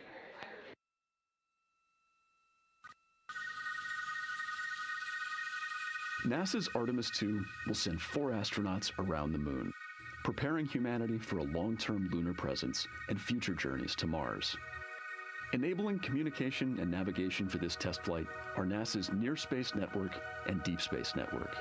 With antennas around the world and a fleet of relay satellites, the networks will deliver vital data to and from Earth through all phases of the mission. The networks are seamlessly integrated at NASA's Johnson Space Center in Houston, Texas, where Mission Control coordinates the network handovers. These transfers represent a delicate dance between the two networks, exchanging support as the mission shoots toward the moon. On the launch pad and during their early orbit phases, NASA's Orion spacecraft and Space Launch System rocket will rely on communications and tracking services from the Near Space Network. After its translunar injection burn, the Deep Space Network's global array of antennas will serve as Orion's primary communication support during lunar orbit. As the mission journeys farther into space and away from Earth, signal strength weakens and bandwidth is conserved for crew communications. The astronauts will have a near constant connection to Earth, ensuring their safety on a journey farther into space than ever before. We say near constant because as Orion goes behind the moon, a planned loss in communications will occur. The Deep Space Network will be standing by to reacquire the signal as Orion reappears. The Artemis II mission also provides an opportunity to test new capabilities. Using laser links, NASA will periodically transmit Orion data to showcase the benefits laser communications could have for future human spaceflight missions. The data from Orion, sent by radio signals or laser links, is massive. The mission is gathering images, data, and video, while also generating details about mission health and crew voice files. All of that data gets processed here on Earth, where systems compress it for efficiency. In the future, we'll upgrade these systems on Earth so that image and video clarity improve with each moon mission. With the Artemis II test flight, we're evaluating the communications infrastructure that will help carry us into the future as we explore the moon and journey forward to Mars.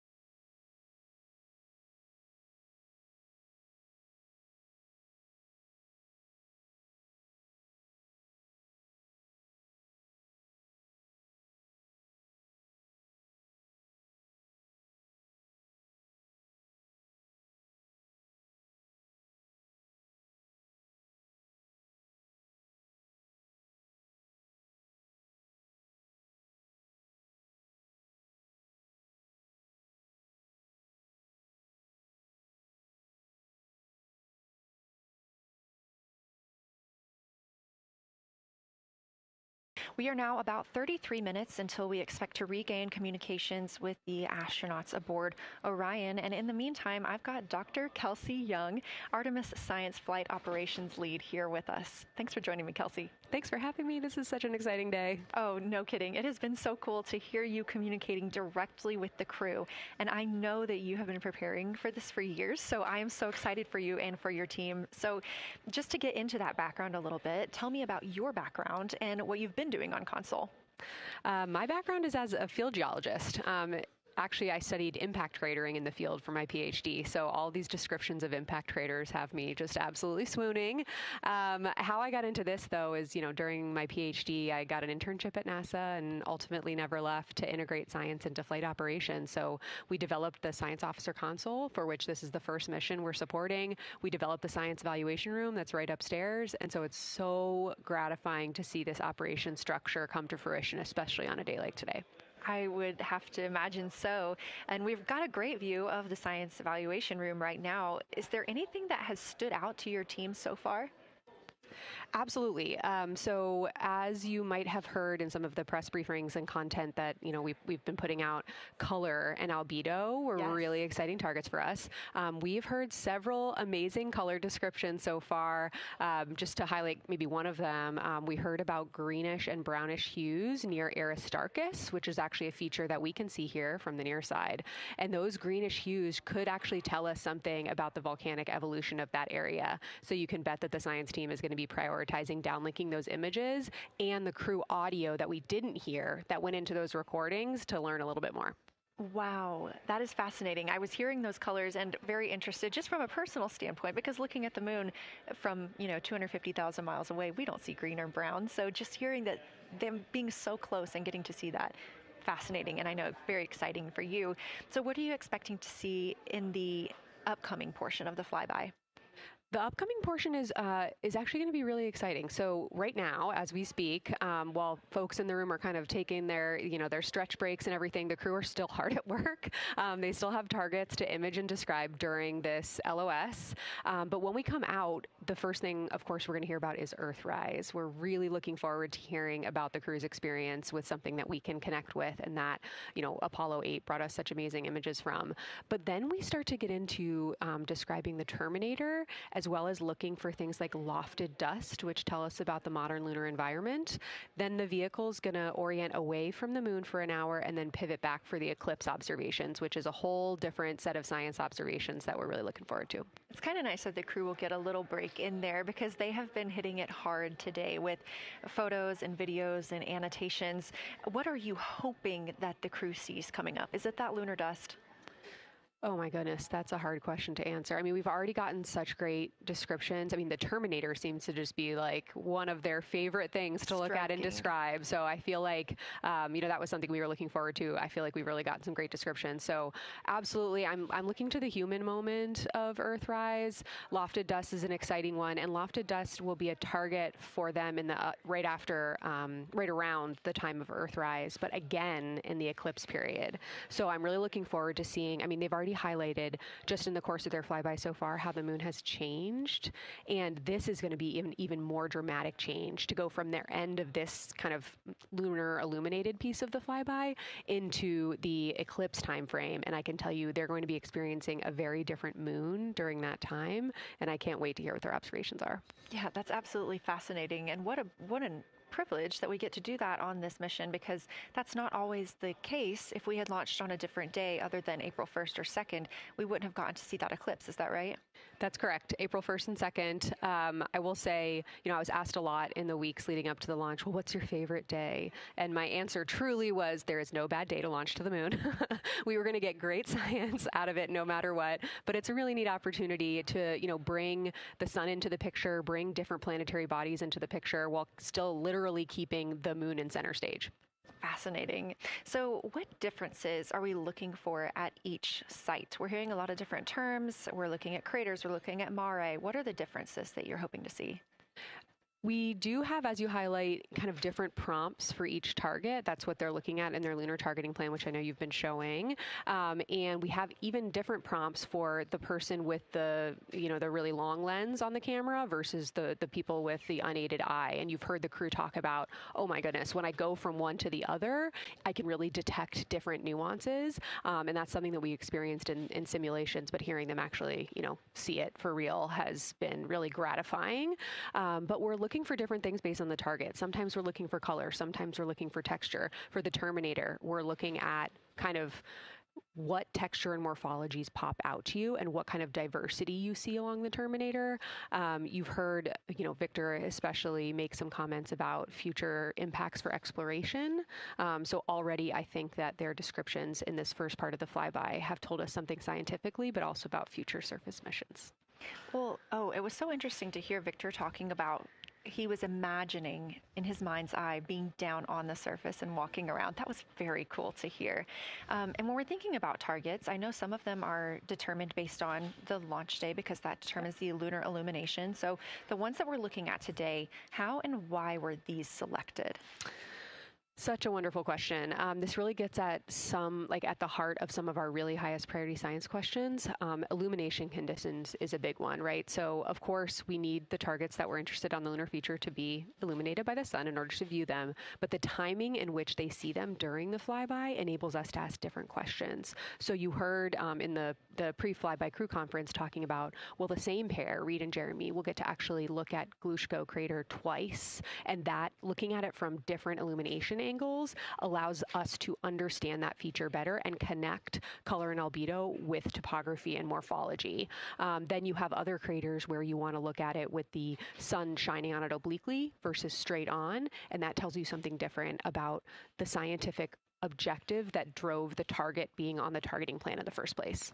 We've talked a little bit with the viewers today about what the crew is able to capture in this short time frame of those craters in different lighting conditions. Could take years for something robotic to be able to do based on attitude maneuvers and where the sun is at. So can you just talk a little bit about the importance of having both the robotic operation and having the crew? Absolutely. We definitely don't want to minimize the impact of orbiting spacecraft. Lunar Reconnaissance Orbiter is the one that's often referenced. Data from LRO and its payloads have really been instrumental in getting us, frankly, to this point for Artemis II and future missions. But the human experience, the crew observations that we've already been hearing about, it is such a perfect complement to the orbiting spacecraft data because they are able to have this unique perspective. They are far enough away where they can make these contextual observations. You've already heard it. How many times have we heard the crew and their science sit reps say, here are comparisons I can make? That right there is not something we had the ability to do with the Apollo missions, and it allows just literally in the blink of an eye to synthesize observations that it would take, a really significant effort to coordinate with different orbiting platforms, and they're making it like that. Wow. It has been very, very exciting to hear all of their calls so far. And so I've heard they were able to capture every single target so far too. Is that correct? I think that's correct. And I think it's important also to remember that, and I know the science team is anxiously awaiting this, we've been hearing from the crew members who are not at the forward windows, right? Those crew who are, really in the thick of the observations, they are recording minutes-long observations per target on their crew tablets. We will be getting those down starting here in a couple hours, and that's going to contain really meaty science information that we haven't heard live yet, and that's going to form the basis of my conversation with them tomorrow morning, where we're going to have a really deep dive into the science and absolutely nerd out about what they were able to do today. One of the most gratifying things for me today is hearing multiple crew members say, thank you for putting the discussion times in the targeting plan, because when we have had the ability to put multiple brains on a problem, we have elevated each other. And I'm looking forward to them, sleeping on it overnight and then us actually being able to really, truly have an elevated science discourse tomorrow. Well, we're looking forward to it too, and I cannot wait to hear everything that you guys get to learn overnight from some of those audio recordings and just everything that they'll be able to share tomorrow. So, Kelsey, I know you are very busy. You've done a great job today, and thank you so much for joining us for this interview. Thanks for having me. It's such an exciting day.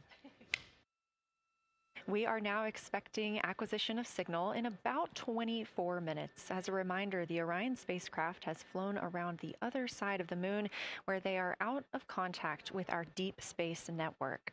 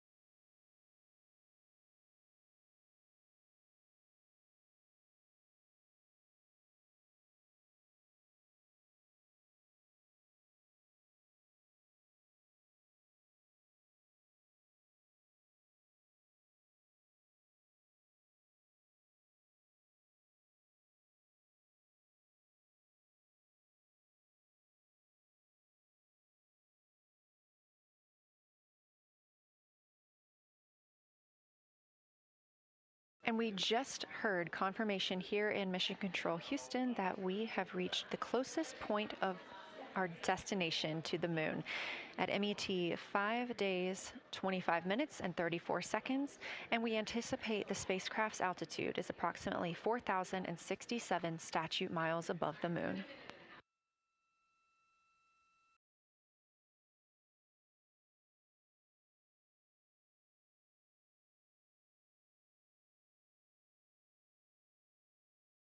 We're continuing to track what the crew is doing while around the other side of the moon. They are continuing to take pictures of the of the moon, the Earth now out of sight. What they're in right now is a crew choice event. The science team has encouraged them to find interesting features on the surface, to take photos of those, and describe why they were interesting. Something else that they'll be looking toward next, just momentarily, will be impact flashes. They've got a few minutes allotted to look at the darkest portions of the moon. They're interested in short-lived flashes on the lunar surface because these would be caused by impact bombardment. After their impact flash targeting, the team is interested in if the crew can see lofted lunar dust. This would only be visible just before Earthrise. Now 20 minutes until we expect to regain communications with integrity and the astronauts for Artemis II.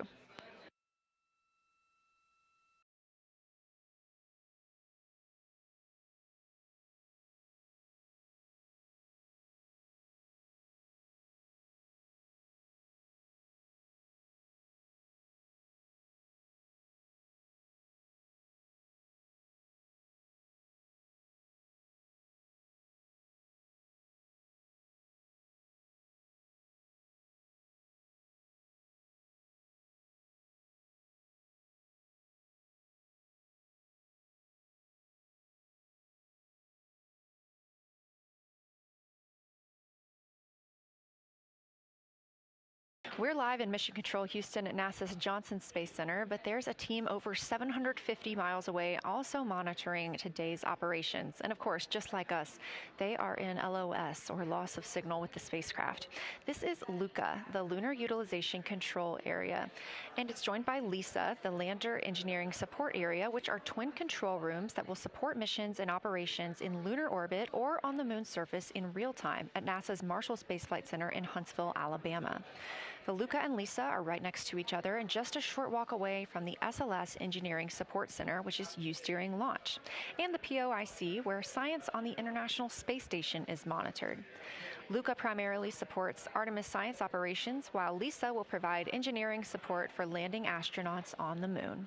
During this mission, Artemis II, teams in the LUCA will use the facility to support first-of-its-kind science operations to better understand the deep space effects of microgravity and radiation on the crew's physiology, immune systems, and ability to complete various tasks. The data from these science operations will inform future crewed flights to the moon. For future crewed missions to the moon, members of the NASA Human Landing System Mission Insights Support Team, a group of engineers, safety leads, flight operations experts, and technical authorities, will work in the LISA. There, they will monitor lander systems in real time and be involved in key decision-making processes throughout the mission. Teams are using the LISA during Artemis II to observe mission operations and using the opportunity to inform and prepare for future crewed landings to the moon's surface.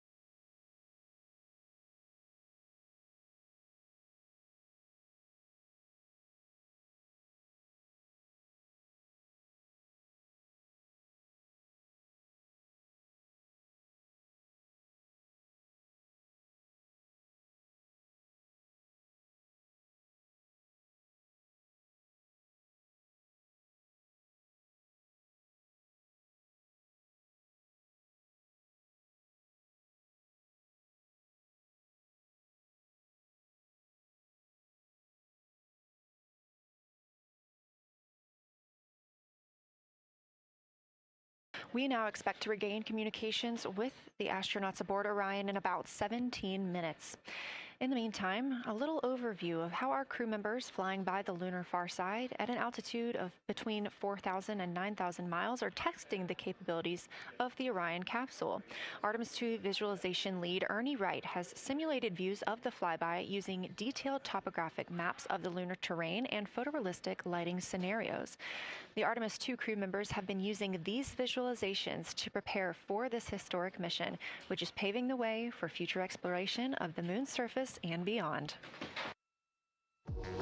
So the most exciting thing to me about Artemis II is just the return to the moon. We haven't been there in 50 years. Human eyes are going to see parts of the moon that haven't been seen by anyone before. It also recommits us to exploring the solar system in a way that we haven't in a long time. And I think it provides an opportunity for younger generations to understand the excitement of doing that kind of exploration. Artemis is our return to the moon after 50 years. The emphasis of Artemis is going to be, first of all, science, but second of all, learning to sustain a presence on another world. First on the moon, but we're hoping that that's a stepping stone to Mars and other destinations in the solar system eventually. Artemis II will be a flyby mission. It's not going to land. We're testing all of the technology that we've created for flying to the moon since Apollo. A lot of systems have been modernized, and we need to make sure that all of those work. The astronauts will be looking out the window at parts of the moon that have never been seen by human eyes before. They will be flying by the moon at an altitude that's much higher than Apollo's orbits. And so they will see the entire disk of the moon, including areas that are closer to both the North and South Pole that astronauts from Apollo never saw. All of that depends on the lighting, which we really won't know until launch day, but we can practice with different lighting scenarios. It's hard for people to sort of picture that in their mind. If you can make a visualization of it, show them a movie, that helps everybody choose the targets and also practice aiming at those targets. The astronauts have actually been looking at these visualizations through the lens of the camera and practicing aiming at the various targets. This is a map of the surface of the moon, obviously, but it shows what the Apollo astronauts could see in sunlight while they were in orbit. The brighter parts are the parts that they could see. The darker parts, like this entire area here and places that are farther north and south, are places that they couldn't see in sunlight, either because it was nighttime there or because it was beyond the horizon of the astronauts. All of the Apollo flights orbited the moon at a distance of about 110 kilometers. Because the astronauts were flying at such a low altitude, their horizon was actually quite close, and they couldn't see the North and South poles. And this whole area over here was not in sunlight at the time. And it includes this amazing impact feature here called Oriental. Oriental is a very large impact feature. It's about 650 kilometers wide. It's got multiple rings. These are rings that form like ripples in a pond from the impact, but of course it's on a huge scale. The middle of Oriental has that sort of dark basalt lava covering it, like the dark spots that we see on the near side. It's one of the biggest ones that's more on the far side than near. So seeing it with human eyes and sort of picking out features that maybe you don't even see in robotic cameras is an important goal for the mission.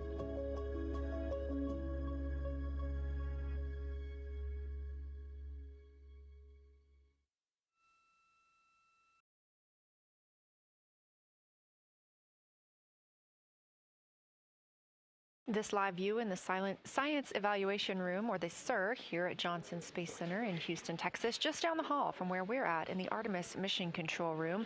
Teams continuing to monitor the flyby.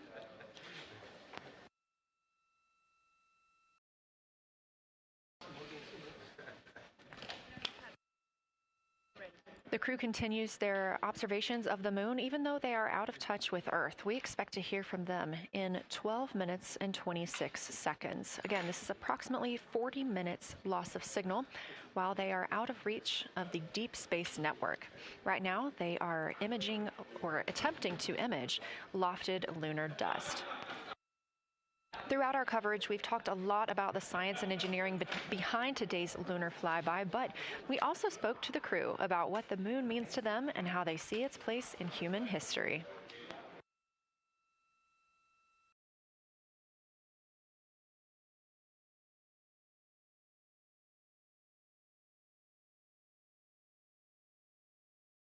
I remember being a little kid lying in bed at night and just looking out at the moon and whatever phase it was in, and I was thinking, man, my friends that live like 20 miles away, they can probably look out and see that same exact moon.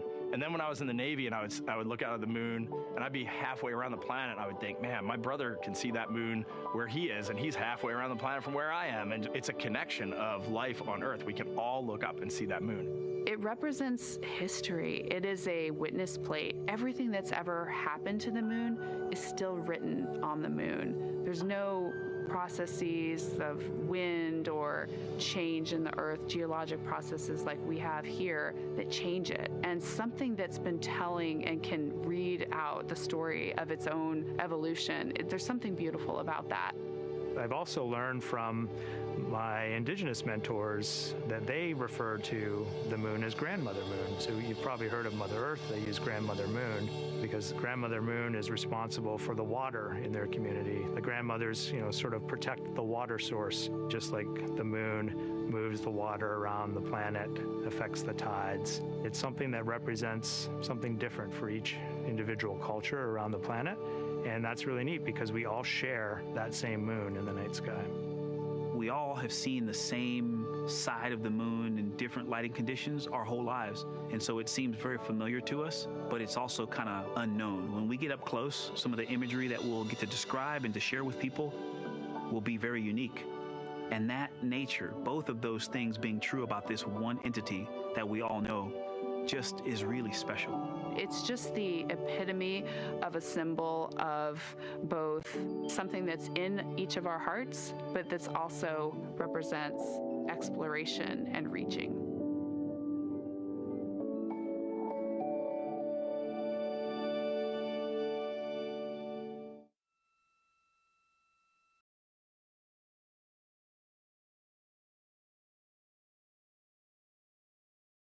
You're looking at a live view inside Artemis Mission Control here at Johnson Space Center in Houston, Texas. We are currently out of contact with the Artemis II crew. This was a planned, or not really a planned, but a tracked loss of signal that occurs when the crew flies behind the moon. We use the Deep Space Network to communicate with the crew, and when they are behind the moon, they are out of reach of that Deep Space Network. And when you consider our nonstop communications during the time in which we live, this is even more striking. For the Artemis II crew, they're only currently communicating with each other. Now, we expect to regain those communications in under 9 minutes from now, and we also are hopeful for a view of Earthrise. Despite being out of communication, the crew is continuously capturing imagery of their predetermined lunar targets.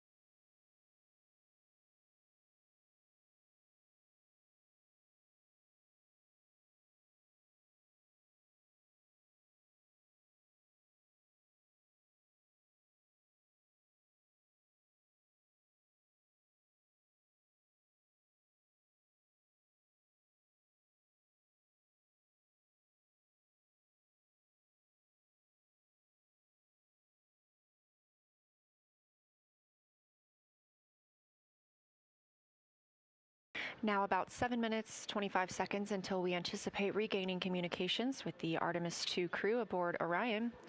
In the meantime, Artemis II lunar science deputy lead Marie Henderson is training trained these astronauts to capture and document their views of the lunar surface for all of us to enjoy back here on Earth.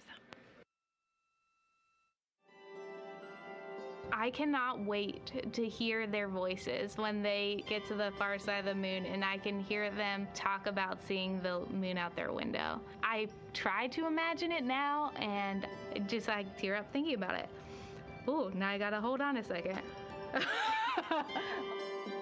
We have human eyeballs connected to wonderfully smart brains our astronaut friends have. They are going to be able to observe the moon in multiple different ways. They can use their eyes, they'll look through their camera and snap pictures, and just looking out the window getting that human experience. But during Apollo, the astronauts were so much closer to the lunar surface. Our astronauts are going to be doing a flyby at a higher altitude, so they're going to be able to see the whole moon as a lunar disk on the lunar far side. That's a brand new, unique perspective that humans haven't been able to look at before. We are doing a lot of lunar geography training with them.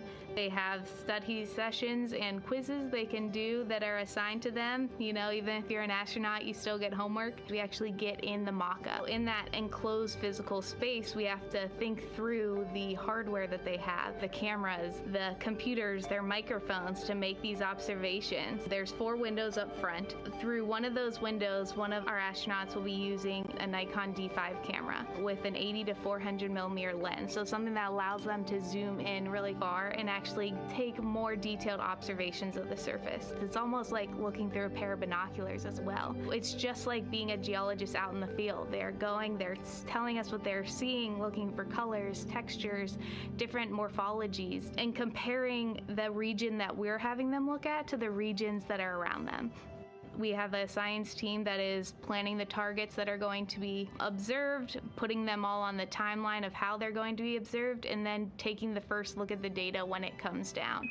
The Apollo astronauts were only on the moon for 300 hours total, and they only went to the equator. That's like going to places that were safer landing sites, and they only saw so little, 300 hours total. And so we have so much more to explore and so much more to learn, and we are the beginning of the next generation that gets to start being a part of these discoveries.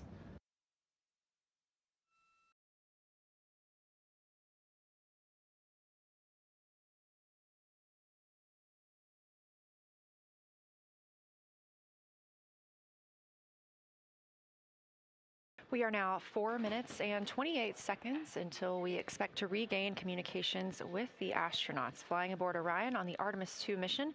They are now flying behind the moon. While behind the moon at an MET, or mission elapsed time, of 5 days, 25 minutes, and 34 seconds, we expect this was the point in which they made their closest approach, 4,067 statute miles above the lunar surface.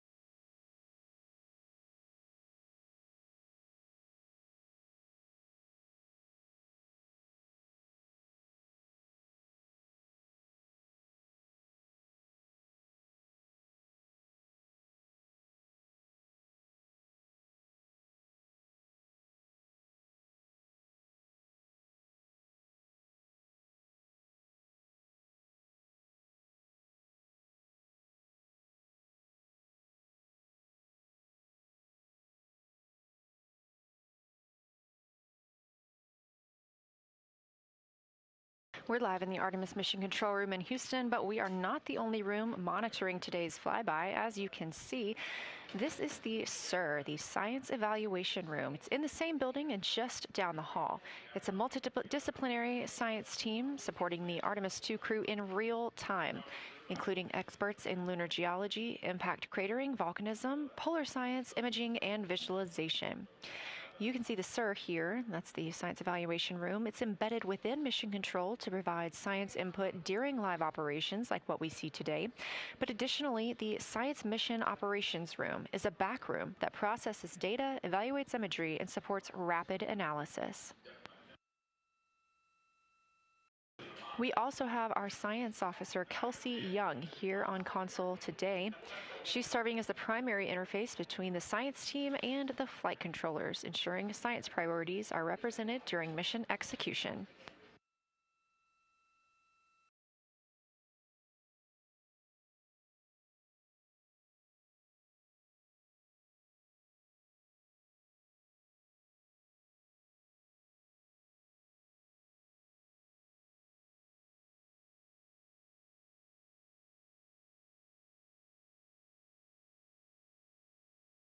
Coming up on 1 minute and 36 seconds until we contact Orion.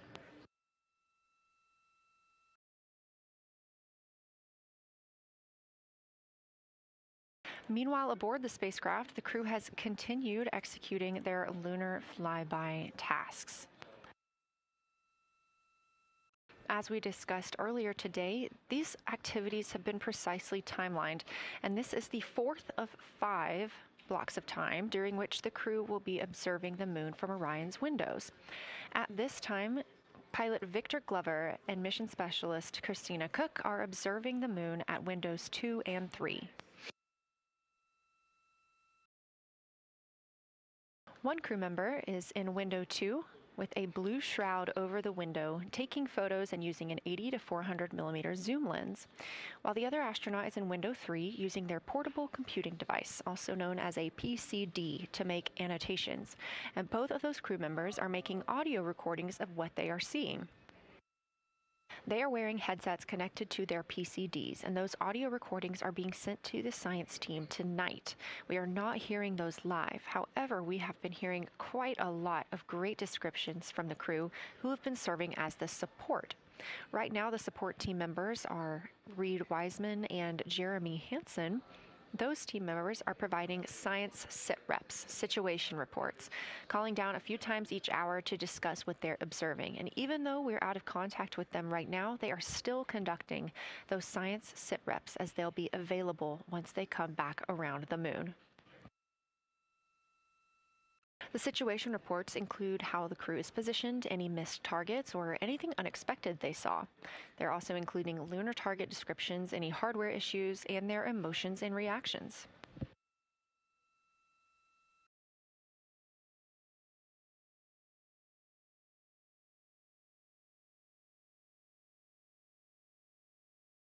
Again, we are standing by to acquire signal from the Orion spacecraft.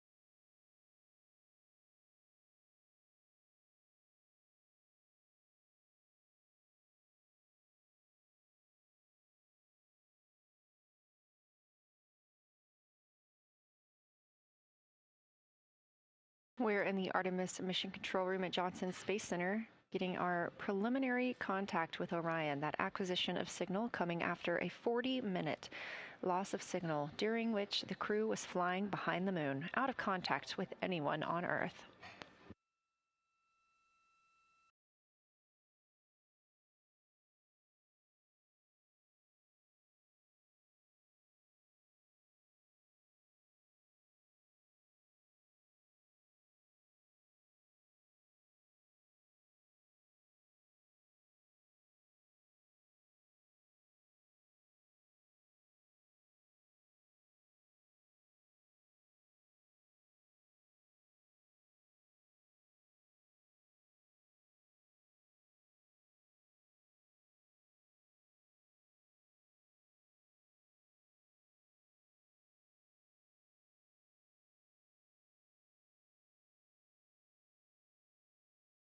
We are getting our first views from Orion after the loss of signal.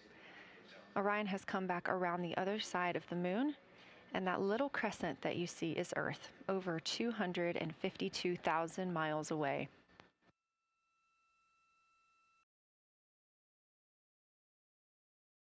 With this transit complete, lunar flyby continues, but Orion has also technically begun its journey home.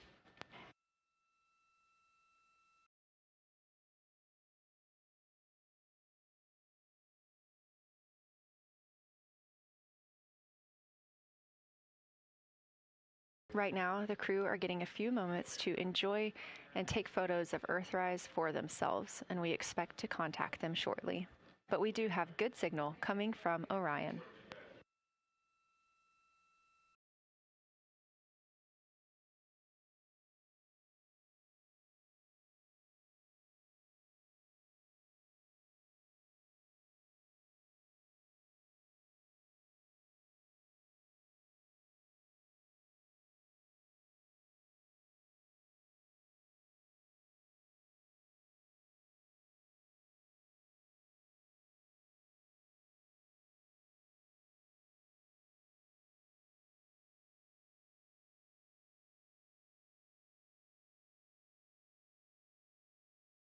This view from inside the Orion spacecraft, all 4 astronauts now back on the other side of the moon and in contact with us on Earth.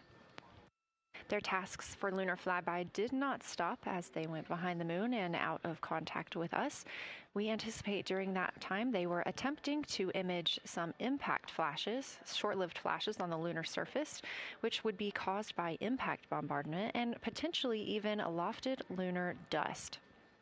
Right now, of course, they are getting pictures of Earthrise.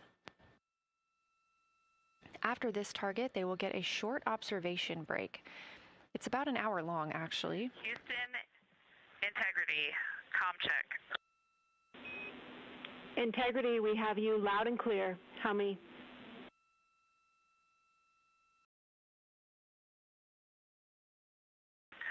Houston, we have you the same, and it is so great to hear from Earth again.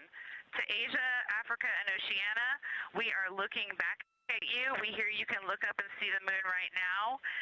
We see you too. When we burned this burn towards the moon, I said that we do not leave Earth, but we choose it. And that is true. We will explore, we will build ships, we will visit again. We will construct science outposts, we will drive rovers, we will do radio astronomy, we will found companies, we will bolster industry, we will inspire. But ultimately, we will always choose Earth. We will always choose each other. Integrity from Earth, our single system, fragile and interconnected, we copy. Those of us that can are looking back.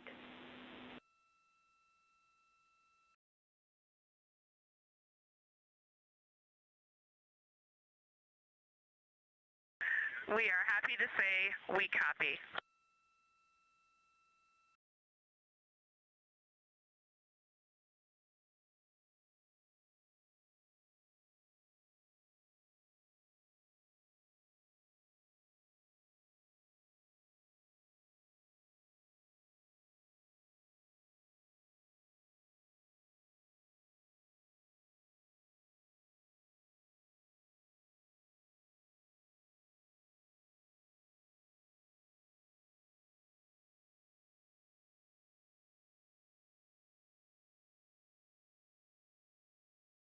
Those first communications back with the astronauts aboard Orion. Christina Koch calling back to what she said just before translunar injection burn, that with this burn, we do not leave Earth, we choose it. The translunar injection burn served as not only what put them on this trajectory to fly around the moon, but what also committed them to splashing down in the Pacific Ocean on flight day 10.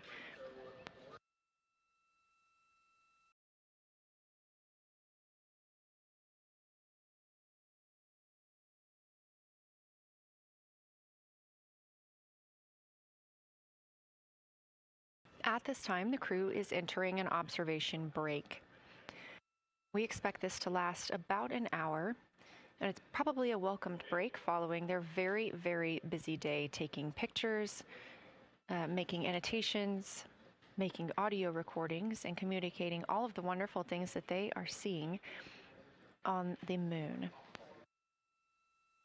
This observation break is also partially due to the fact that we will be entering an eclipse later. This will be the first solar eclipse that humans have seen from the moon.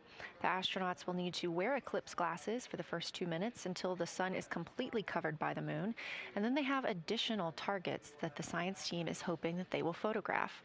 We will have communications with them during that eclipse time frame. Because of that eclipse, Orion's attitude must be changed right now so that its solar arrays are in the sun. This will help it charge the batteries needed to power it through that eclipse time frame. This view on your screen is a visualization. The spacecraft now 4,224 miles away from the moon, and that number will now continue to grow, while the number of distance from Earth, 252,699 miles, will continue to shrink all the way until our crew is back home.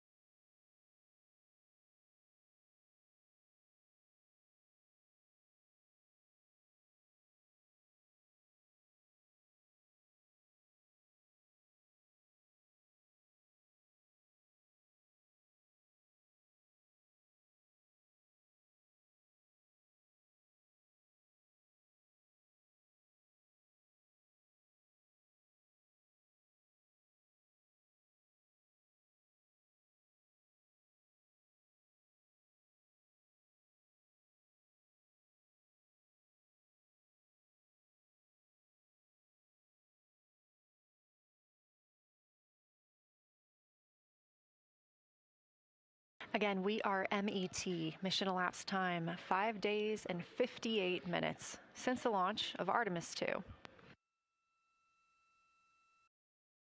We have reestablished communications with the crew and the Orion spacecraft, now entering a little bit of a break while they are out of visibility, or the moon is out of their visibility. The spacecraft will be reoriented to view the moon ahead of an upcoming eclipse. This current attitude maneuver helps charge the solar arrays and batteries aboard Orion that will power them through the eclipse.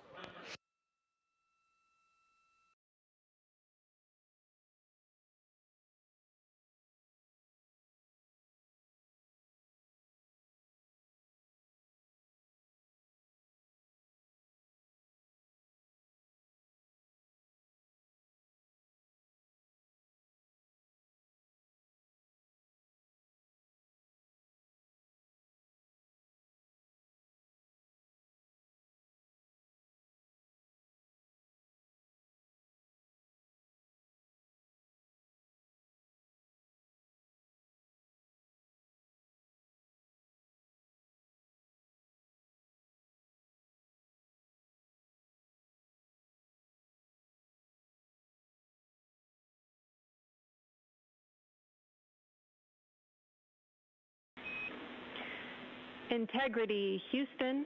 In mission control, all of your flight controllers and your flight director have flipped their Artemis II patches around.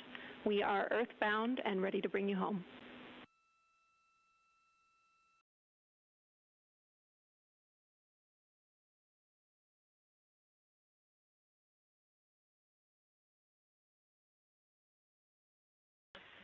That's great.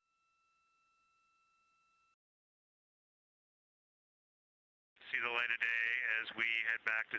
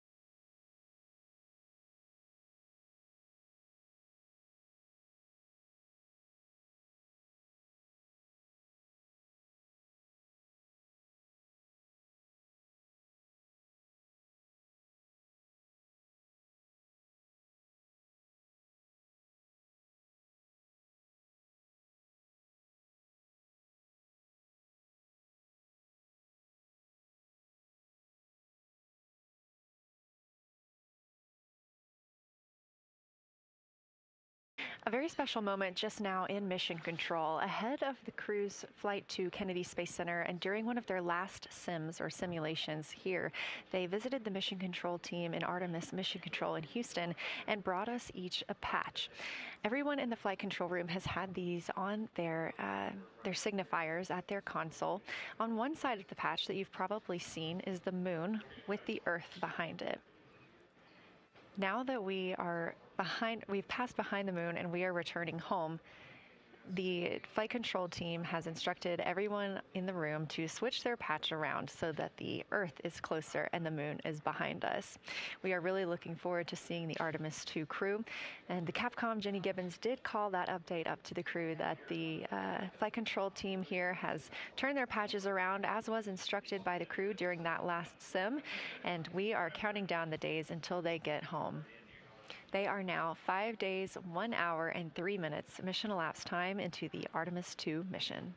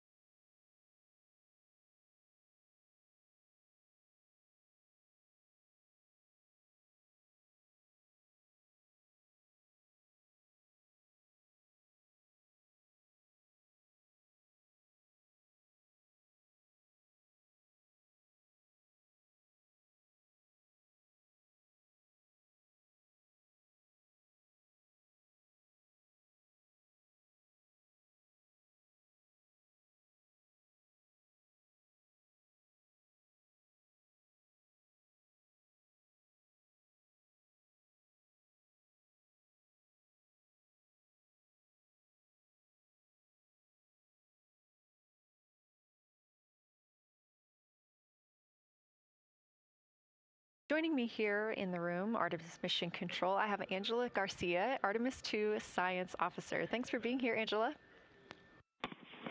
It is an honor to be here. What a day. Everyone's been buzzing. I can't contain myself. So it's been a really awesome day. So you're sitting on console at the science console now. Have you been in the SIR earlier today?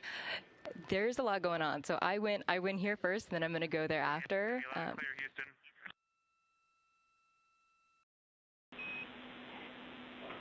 All right, Integrity, we hear you. That was a little clipped, but I think we have a better link now. We experienced some blockage from a solar array. We moved it, and we are in bias tail to sun.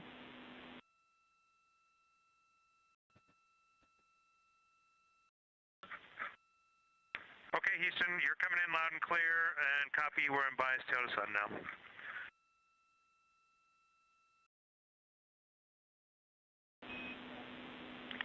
Affirm and Integrity, just so you know, we did not hear your response once we flipped our patches. Jeremy, we heard you call down, but you were clipped, and then we briefly lost comm. Glad we're back.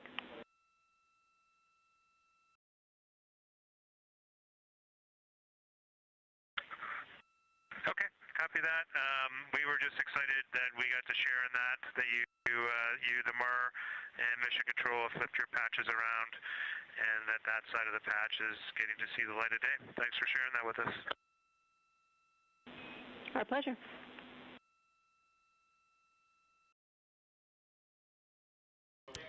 Okay, Angela, so can you tell me a little bit about your role supporting Artemis II and the science preparation for the mission? Yes, so I'm one of the 3 science officers. So Kelsey's been on console all day. I'll take over kind of closer to the end of the day. And then Trevor Graff is on the planning shift. And so it's the 3 of us in this 24-hour cycle supporting the mission. And so the science officer console is a brand new console to mission control. And it's not every day that you get a new discipline incorporated into mission control. So it's been such a significant milestone for us. And it's just a testament to like the commitment that the Flight Operations Directorate and NASA have, that they're going to be integrating science and maximizing science throughout Artemis. So it's really exciting. And then the science preparation. So I'm on the operations team, but I'm also on the training team. So all the incredible training and shout-outs that you've gotten today, it warms my heart. It warms everybody's heart in the science evaluation worm. I promise you that.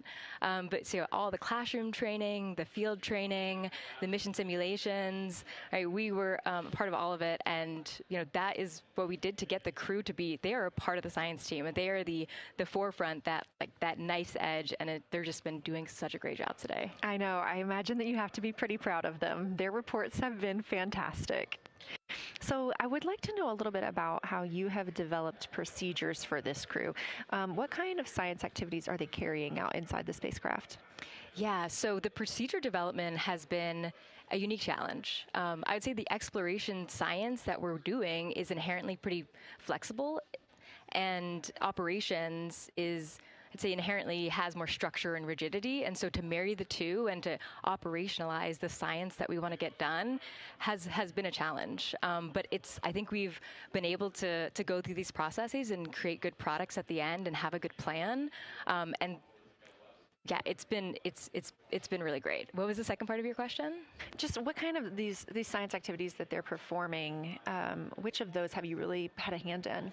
Yeah, so a lot of the procedures help organize what the crew is doing in the cabin. And I know we've talked a lot about what they've been doing, and they've been doing a lot, and it's been a little dark, so I can re-explain what some of those things that they're doing. So the observation blocks are about an hour long, and the crew is organized, the 4 crew members are organized into 2 pairs of 2, the window team and the cabin team. And the lunar targeting package that you've been showing up and that the crew have on their handheld tablets is really the instructions for the window team. So the window team, the 2 crew members are looking out the window. One has the camera with the long lens. One has, they're just looking out the window with their unaided eye, and they're taking these detailed observations. And then halfway in that observation block, they do the window team position swap. So that's what Capcom's been calling out, and they'll switch positions. So each crew member has a chance to have that long lens, and then that's just what the window team is doing. There's also the cabin team, where they also have duties that they're doing. We're asking a lot of the crew in this time, and then the cabin team, they have the interior camera, and they're taking images inside the cabin. They're also supporting the window team, where, you've heard some call-outs where looking out at the bright moon and then looking inside the dark cabin and looking at their LED screen is a lot. So the cabin team is also helping support, target, and guide the window team into specific targets on their plan. They're also helping call out these science situational reps. So they're looking out a different window and listening in to what the crew who are really down and in the science on the window team are doing, and they're giving us insight. And those recordings that the window team is doing are going to be uplinked or downlinked overnight, and we're going to be able to chew on that data. But yeah, they're helping. They're doing a lot, and so making sure we have a plan that's flexible, but also make sure that we check off all those boxes was really important. So tell me a little bit more. You talked earlier about the analogs that the crew has done. What kind of analogs or environments were really useful for this? Yeah, so for procedure development, right, you have so many different environments that you can do. You have classroom, like we said, you have the Orion mock-up, you have simulations, and at least for developing the plan, we kind of did it in a tiered approach, because each of those different analog environments helps us answer a slightly different question and has a little bit of a higher fidelity. So we would start with the classroom. So we would we would just get into a classroom, we would put all the hardware on the table, and then we'd almost role play of like, you be Victor, you be Reed, you be Jeremy, and I'll be Christina, and like, let's just do the plan how we think we should do it, write that down, and then just keep iterating on that, and then Integrity Houston for a tag up pre-forward link LOS in place of the Flight Director Conference.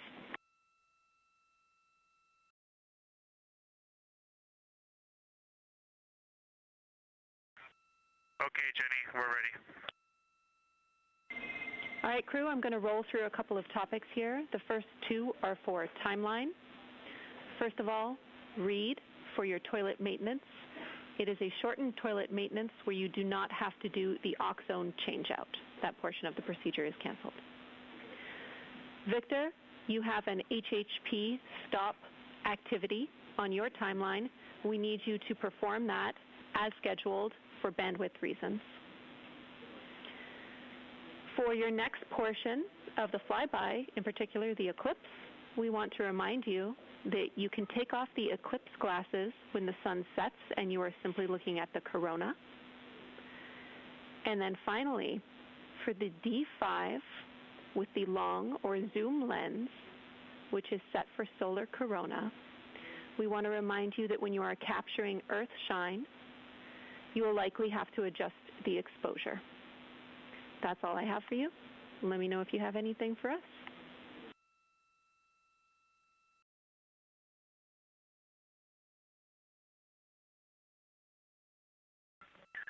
Okay, Houston, we copy all. Thanks for those words, Jimmy.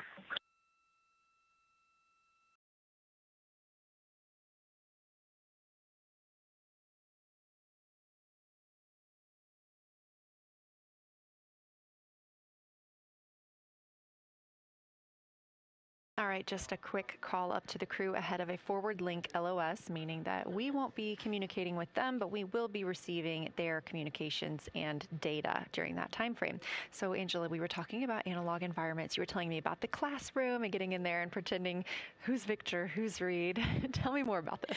Yeah, it works pretty well. So you're going to do the plan how you expect it to be, and then once we finalize that plan, we'll give it to a completely new group of people and have them practice it, and then they'll be like, these steps don't make sense. And we'll reiterate on it over and over. Then we'll take it to a higher fidelity environment like the Orion mock-up, and we'll do the same thing because that volume is smaller, the window placement, their seating, what things have we forgotten with this addition of this environment.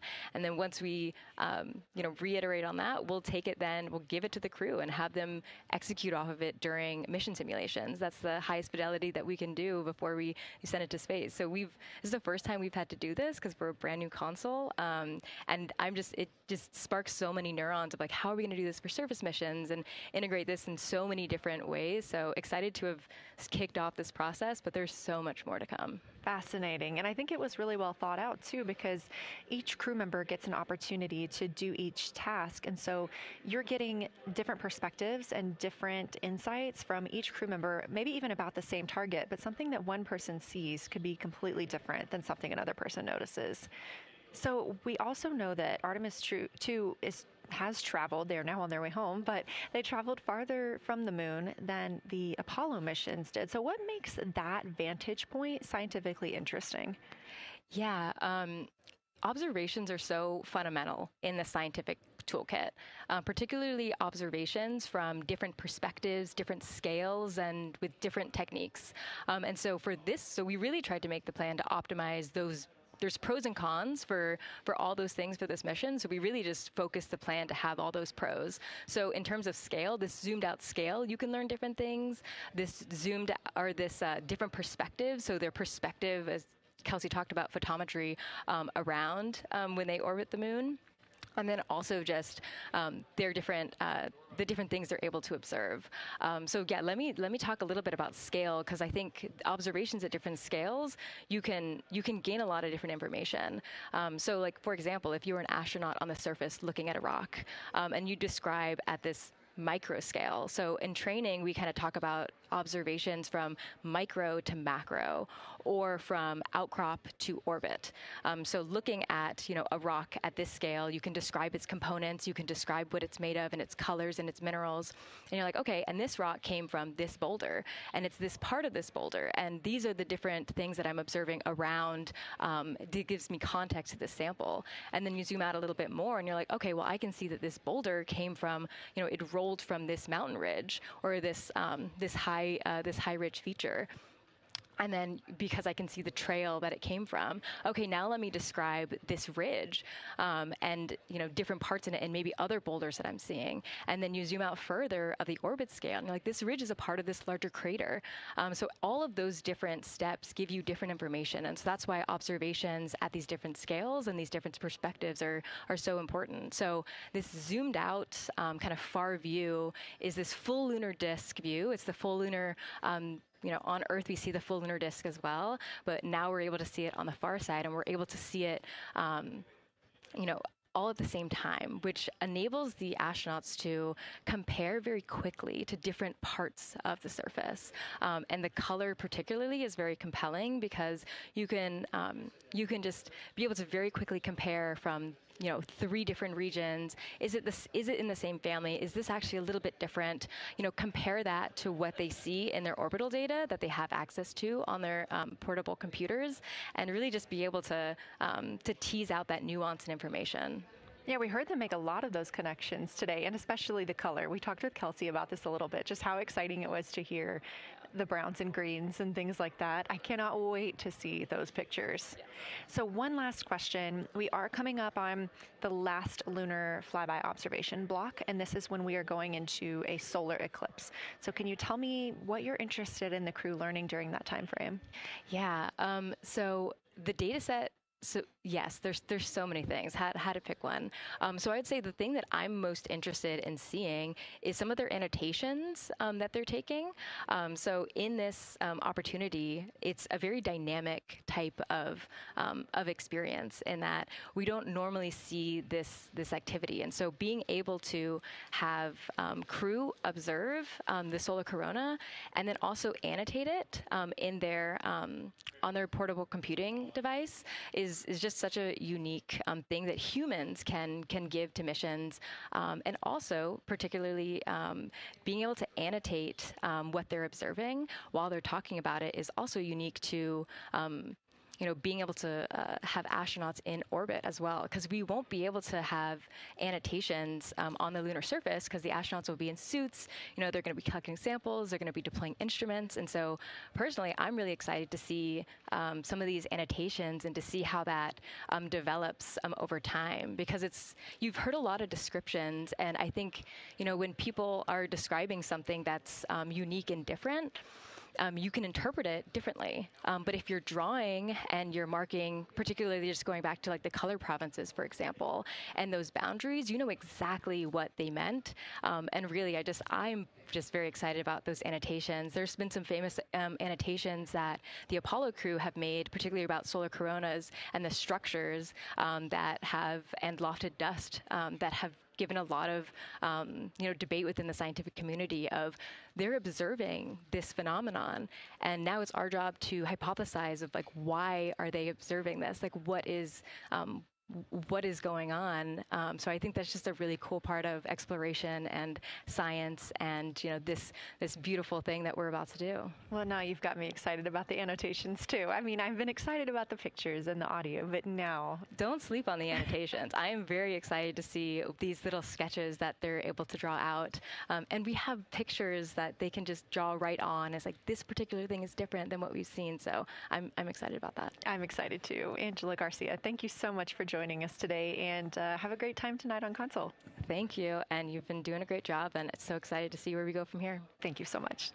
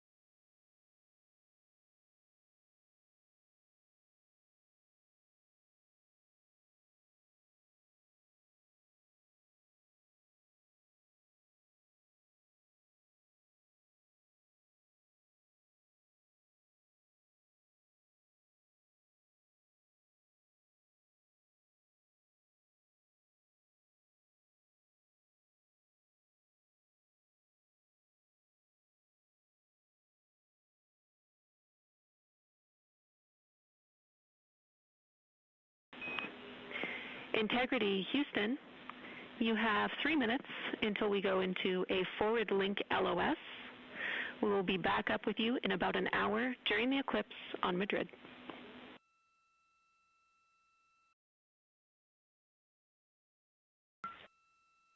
Thanks for the heads up. Look forward to seeing you on the other side. Likewise.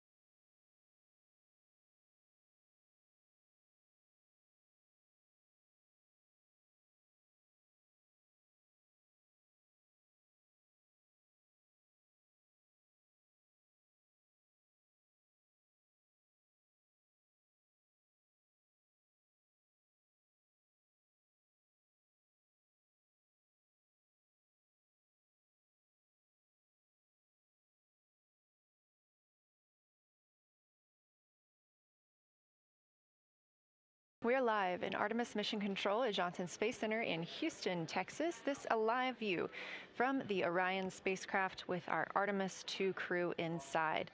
That's Reid Wiseman, Victor Glover, Christina Koch, and Jeremy Hansen. We are still live for our lunar flyby coverage. The crew is in a short break while the spacecraft is pivoted away from the moon. We are going to be going into a solar eclipse. This is the first time anyone has ever seen a solar eclipse from the moon. So it's going to be a unique vantage point for our crew. But ahead of heading into that solar eclipse, we need to charge the batteries on the Orion spacecraft. Therefore, we have positioned the solar arrays into the sunlight to allow time for those batteries to charge. We will get back pointed at the moon just in time for that solar eclipse. We are also in a forward link LOS. What that means is essentially we cannot send calls or commands to the crew right now from the ground. However, we clearly get all of their data and communications. The spacecraft is now 4,632 miles away from the moon, and that number will only continue to grow as the distance from Earth shrinks, now 252,523 miles away. Our closest approach to the moon today was approximately 4,067 statute miles in altitude. Our maximum distance from the Earth is suspected to be 252,756 statute miles. Both of those moments came while Orion was flying in their loss of signal time frame behind the moon. The crew also set that new record today, beating the Apollo 13 record of distance from Earth. This is an animation or a visualization that you can track anytime, day or night, by visiting nasa.gov/track-Artemis. This shows you how the spacecraft is positioned as well as their distance and velocity, now traveling 930 miles per hour.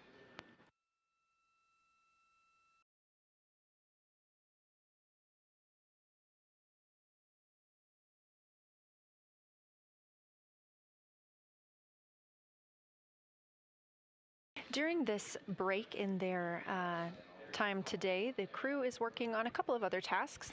Some of those include their National Geographic timeline test. National Geographic was selected through a competitive process by NASA to help tell the story of Artemis II. So you've seen the crew with some GoPros inside the cabin, taking videos and pictures, and with other cameras as well. National Geographic plans to leverage its portfolio of media assets, including magazines, social and digital content, and television programming for engagement opportunities.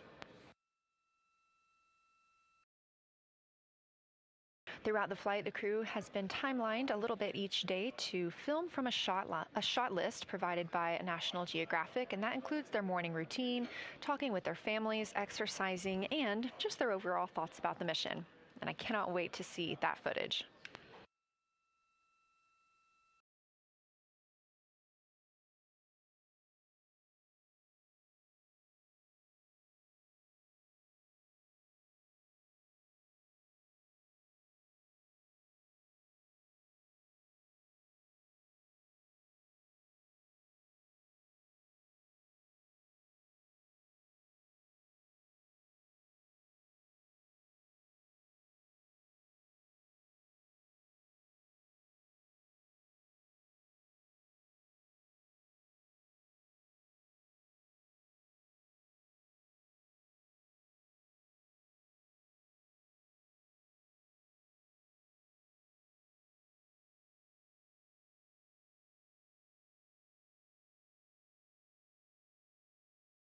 Teams on the ground reporting that the spacecraft is looking good and that the power aboard is good as well, all setting us up in a proper position before eclipse.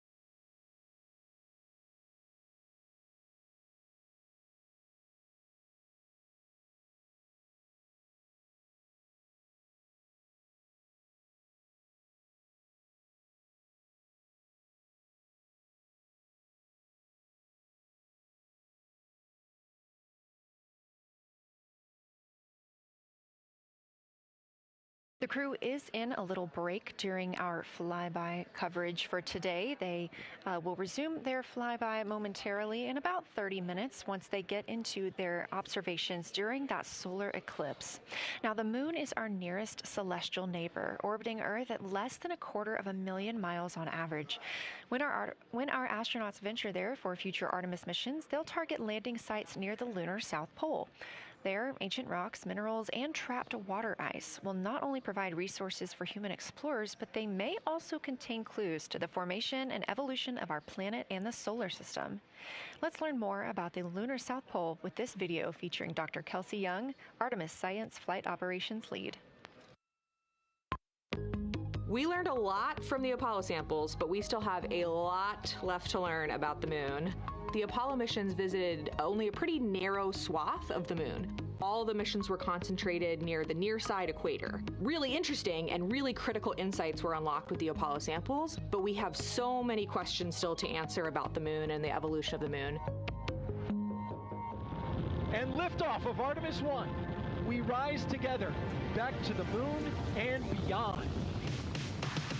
NASA's Artemis missions are NASA's plan to send people to the surface of the moon. We'll be sending people and roving assets and scientific equipment to, among other things, answer a lot of really compelling science questions. Scientists have a lot to learn about the moon. It's our nearest celestial neighbor here to Earth, so what the moon has experienced, we've experienced. Except here on Earth, we have things like plate tectonics, oceans, forests, people that erase the rock record. Whereas on the moon, that whole record of our planet's history, of the moon's history, is just kind of waiting there at the surface for us to explore. The South Pole, which is where Artemis missions are going to target, is specifically interesting for a couple key reasons. We think there are volatiles at the South Pole of the moon that are not present near the equator. Things like water and water ice that are trapped in the lunar regolith, which basically just means lunar soil, that can easily become untrapped from that lunar regolith, and scientists can scoop up and study for return to Earth. The lunar South Pole is a really exciting scientific target, and it also comes with some challenges for operating. For example, the lighting environment will change drastically within the course of one mission, and even over sometimes the course of one spacewalk. So preparing the crew members, preparing the hardware that we're sending to the moon, and preparing the mission control teams is really, really important. The South Pole Aitken Basin is particularly exciting. We think it's one of the oldest and largest impact basins in the solar system. And if we can get the right rock from the South Pole Aitken Basin and bring it back to our labs here on Earth, we can use that sample to constrain the entire evolution of our solar system and really understand the timing of how the moon and our planet and the entire solar system evolved.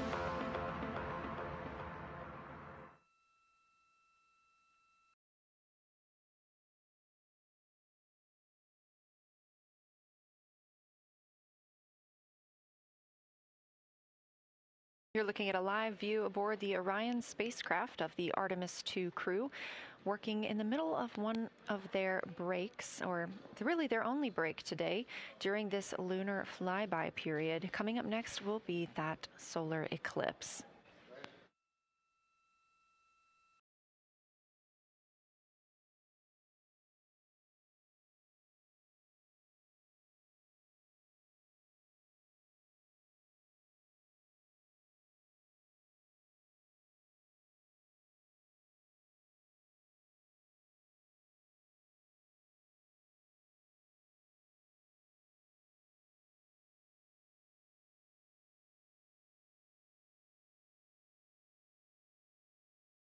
Throughout the Artemis II mission, and of course throughout today, you've likely heard the crew being called with the name Integrity. The Artemis II crew members named their Orion spacecraft Integrity during a news conference, September 24th, 2025. The name Integrity embodies the foundation of trust, respect, candor, and humility across the crew, and the many engineers, technicians, scientists, planners, and dreamers required for mission success.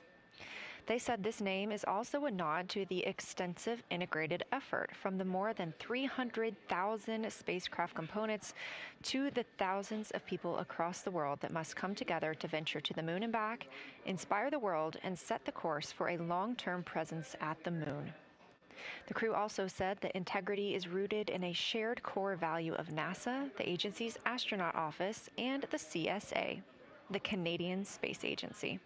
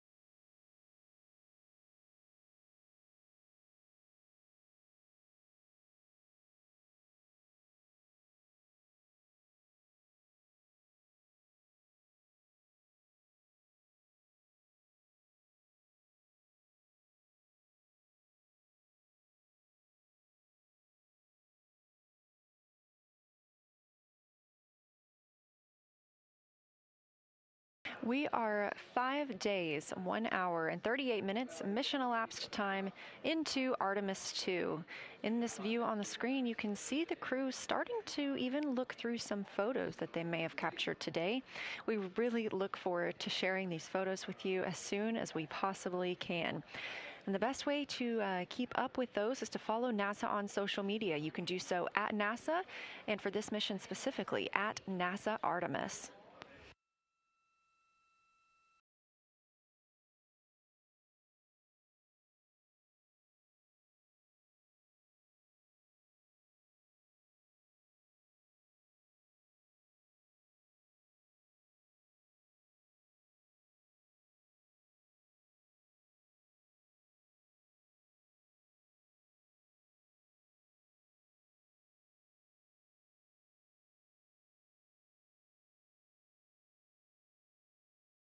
And we are in a forward link LOS, or forward link loss of signal with the crew, meaning that we're not able to communicate or send any commands to them right now as they were. This is a tracked event that occurs at times, but they could still provide communications down here to us. And we are obviously still receiving their video and their data.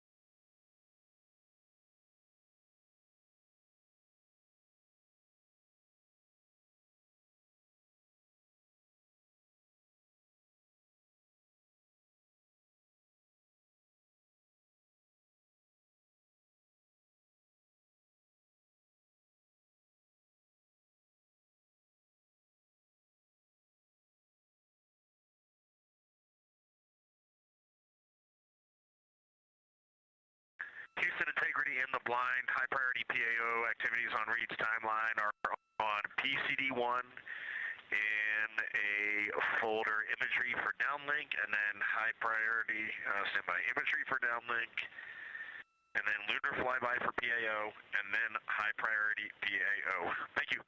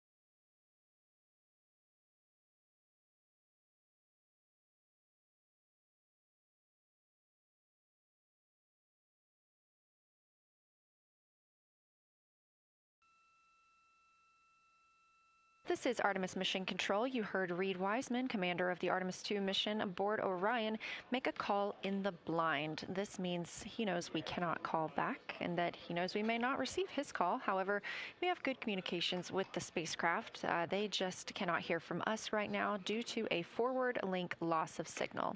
Again, we were tracking that this would occur, and we will regain that momentarily. But that call that came down from Wiseman mentioned some imagery, so we are very much looking forward to getting pictures taken from the moon today. Again, to see those images, make sure you follow NASA on our social media at NASA and at NASA Artemis.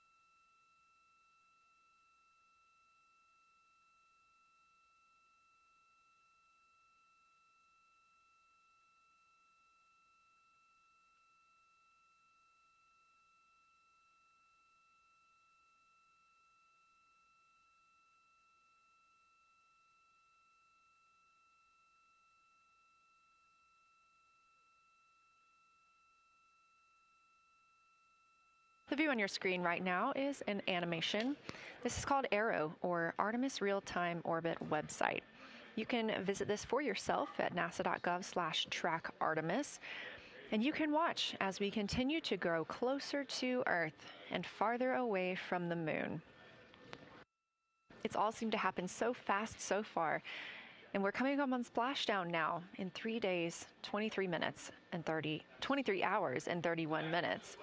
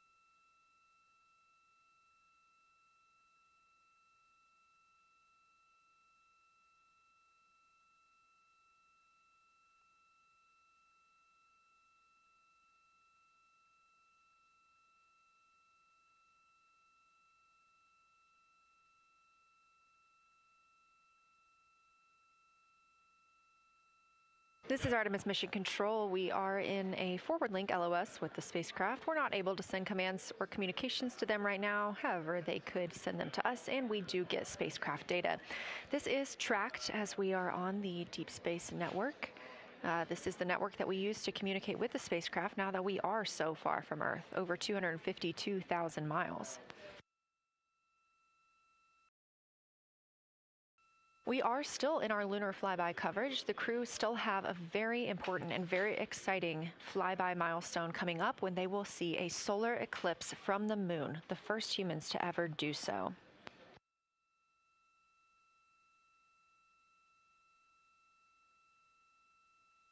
Something that we also have to consider when it comes to our missions and launches is space weather. So since the Apollo 16 and 17 missions, there were some solar eruptions near that time frame that could have been dangerous to our explorers. Over those 50 years since those storms, the data, technology, and resources available to NASA have improved, enabling advancements towards space weather forecasts and astronaut protection, which is key to NASA's Artemis program to return astronauts to the moon.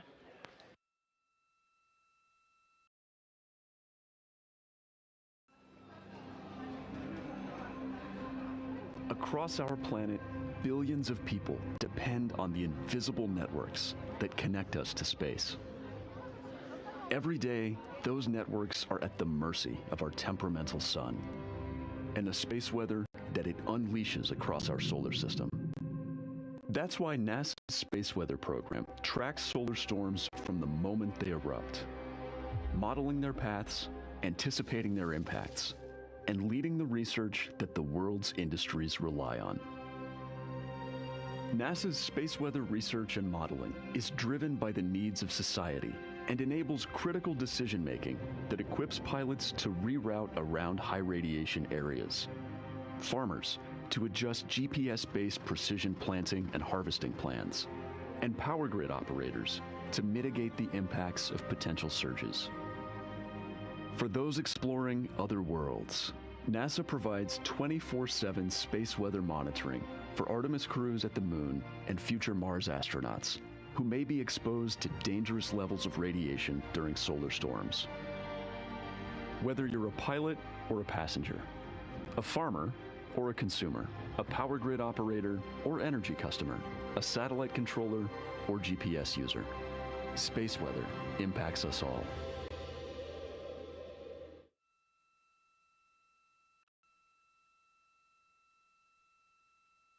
This is a live view from the Orion spacecraft on the Artemis II mission. It's now been 5 days, 1 hour, and 54 minutes since we launched.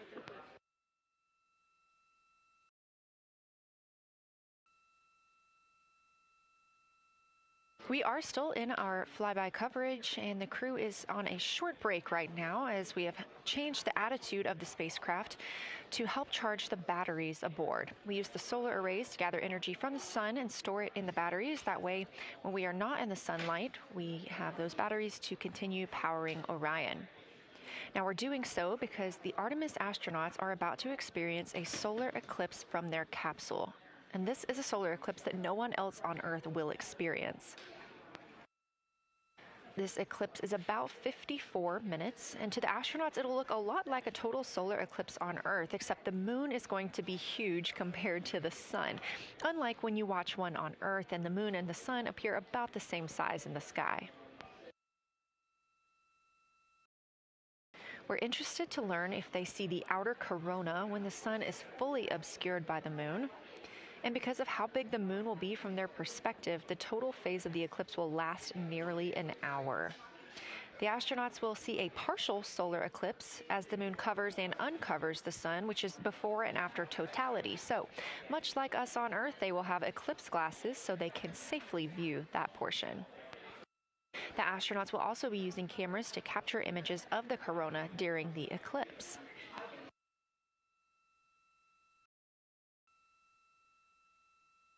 There also may be some other planets visible during the eclipse, including Venus, Saturn, Mars, and Mercury. If they can identify what part of the sky they're looking at, this can help train future Artemis astronauts on what part of the sky they're seeing. This provides useful knowledge in challenging situations when they may need to rely on that information instead of instruments for navigation and orientation.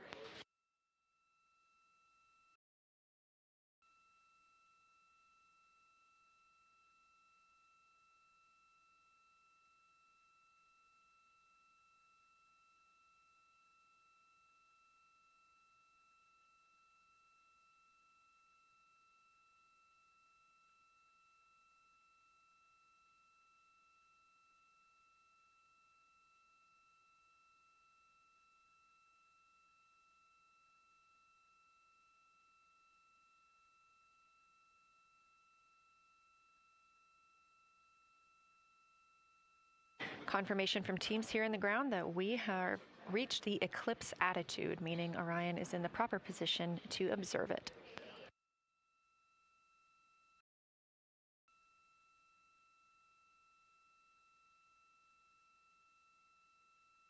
The astronauts' break during this observation period is now over, and we are resuming their lunar flyby observations. The first of these is sunset.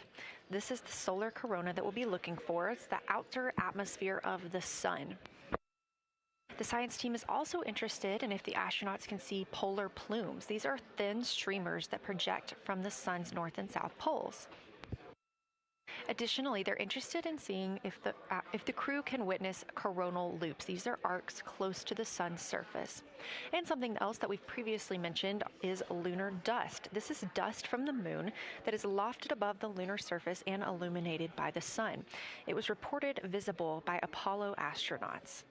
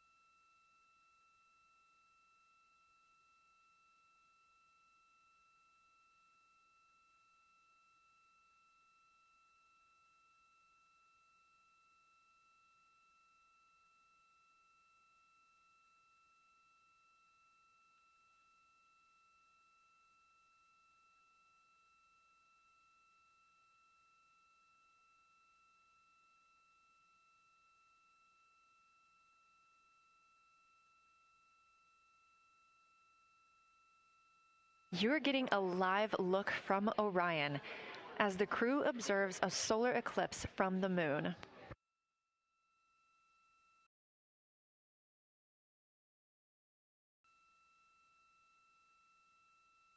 Again, this solar eclipse is only visible to the crew on the spacecraft. It's not visible to anybody on Earth. The science team is interested in several different targets for them during this time frame. And we're personally looking forward to getting those images as well. Again, during the beginning portion of this eclipse, the astronauts will need to use eclipse glasses, just like we do from Earth, to safely view it.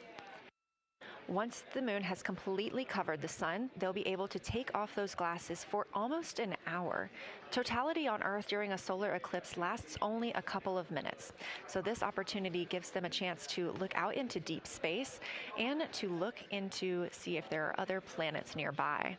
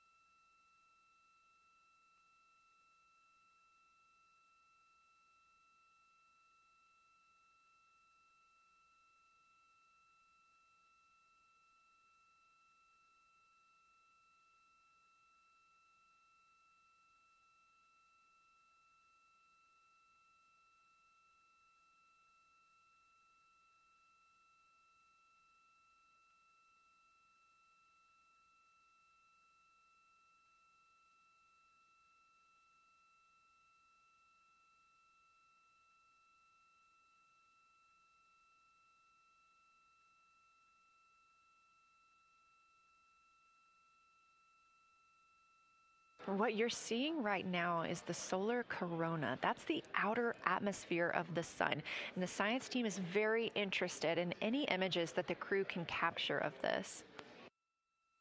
They're hoping that they'll take pictures and describe the visibility, color, and shape of the solar corona as a whole and its substructures, those plumes and streamers.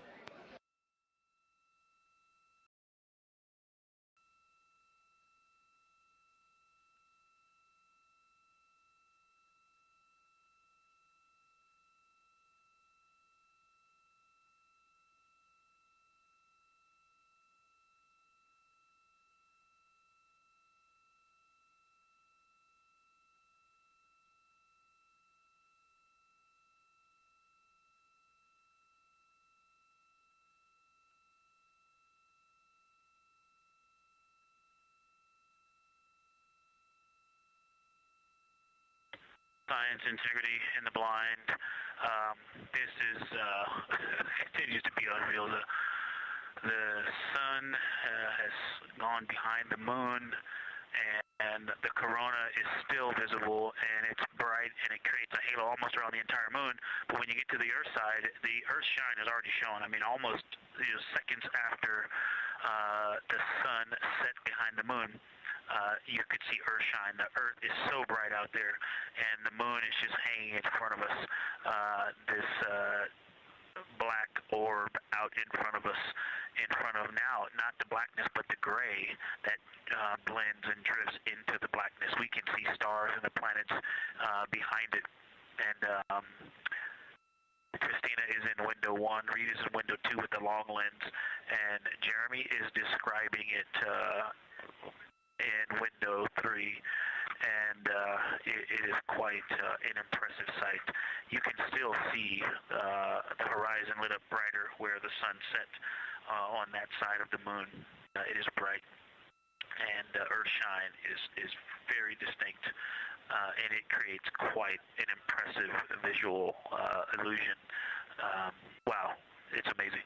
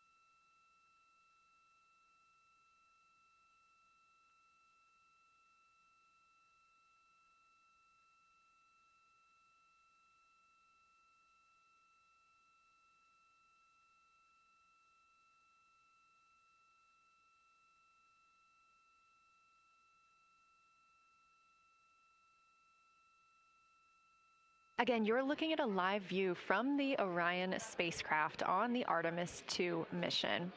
Orion is now 252,125 miles away from us all on Earth.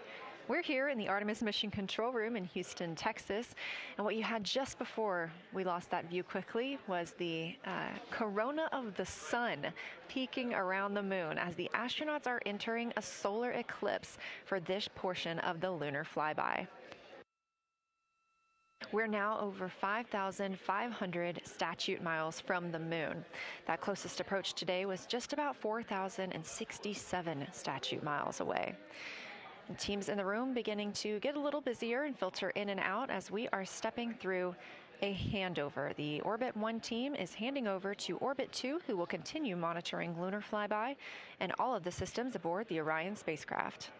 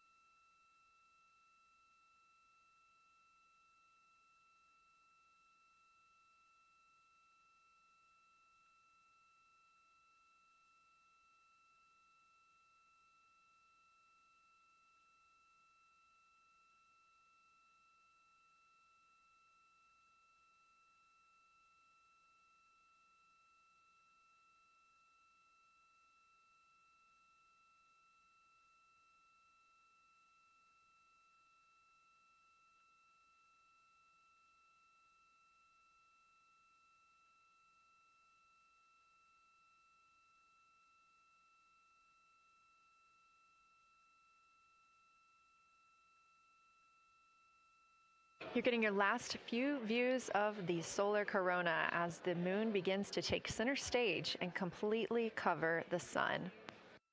If you see that bright dot up near the top left of your screen, we think right now that that may be a part of the spacecraft, but we'll be sure to correct that if we end up figuring out later that it is something else entirely.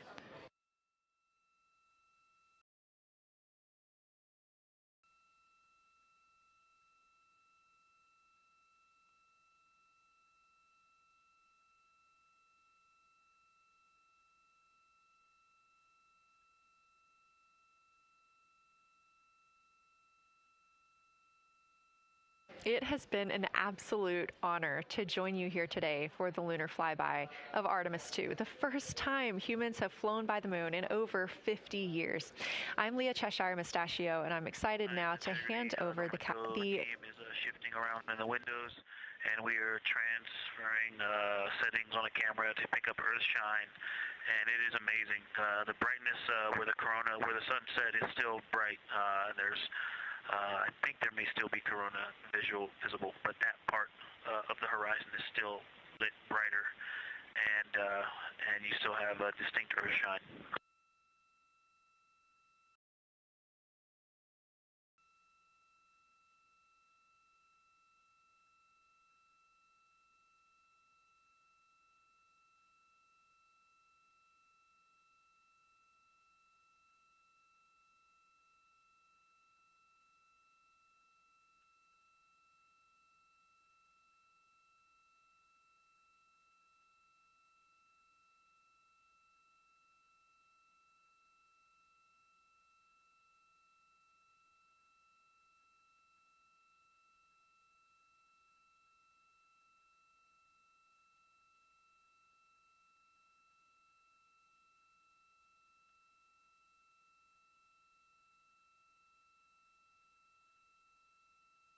You know our rules that we don't talk when the crew is talking, so wanted to give Victor Glover a moment there to call down what he was seeing now that the moon is covering the sun.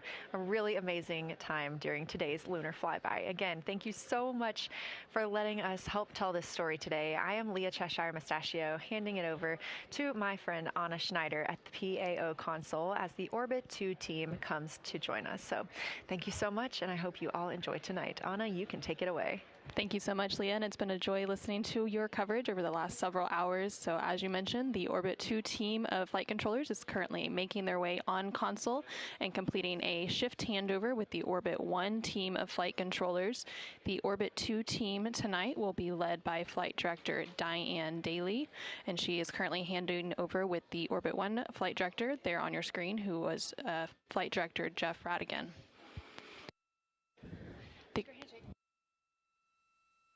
The Artemis II crew currently on board the Orion spacecraft. It continues to observe the eclipse that they are witnessing. There's about 43 minutes remaining in that eclipse period.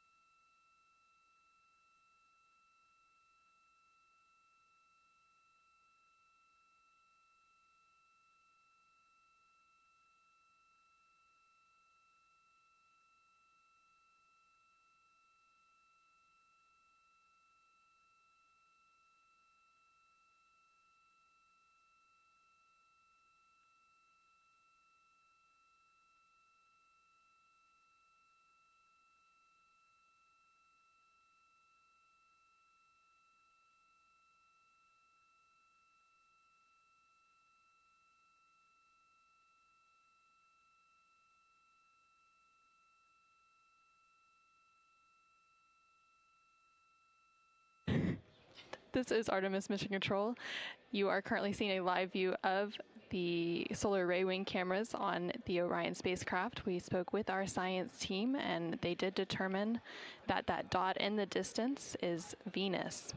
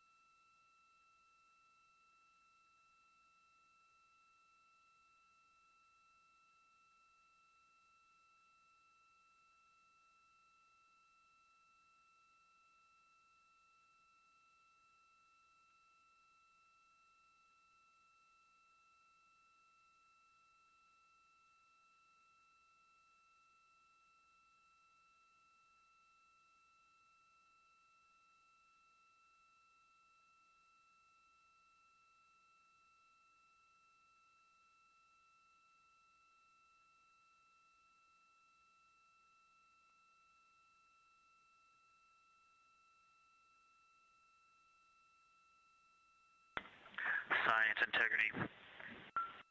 Let's see, not a huge change in here, just an update. The camera settings for Earthshine are challenging. This one's challenging to capture. What we're seeing, we're just not picking up on the cameras. And after all of the amazing sights that we saw earlier, we just went sci-fi. This has, it just looks unreal. You can see the surface of the moon between, I guess, the Earthshine. I guess Earthshine. You can actually see a majority of the moon. It is the strangest looking thing that you can see so much on the surface.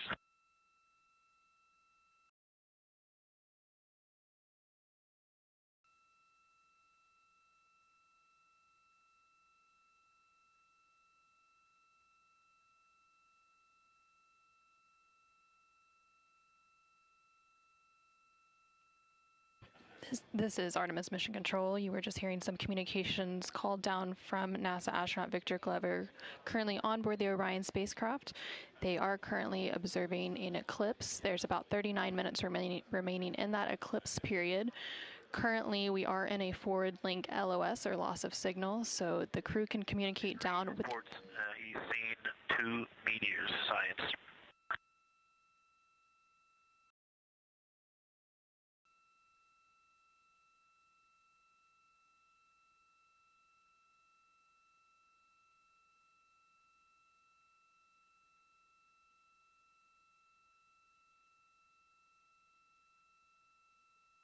So we are in a forward link loss of signal. We do expect to regain signal in about 3 minutes, and at that point then the ground can communicate back up to the crew on board the Orion spacecraft.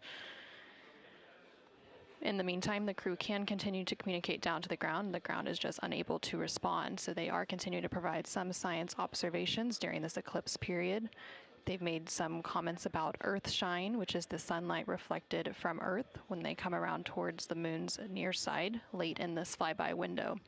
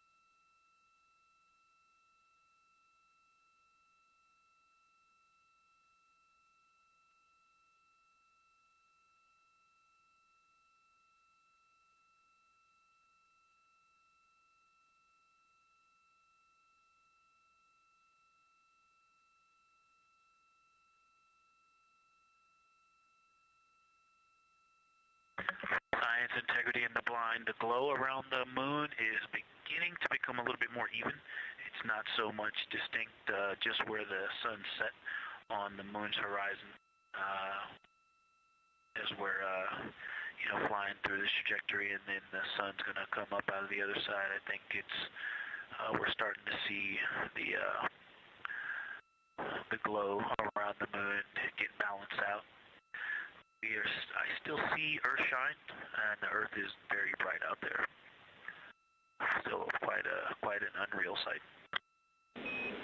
Integrity Houston, we have that sit rep loud and clear, and we are back with you. How do you hear me?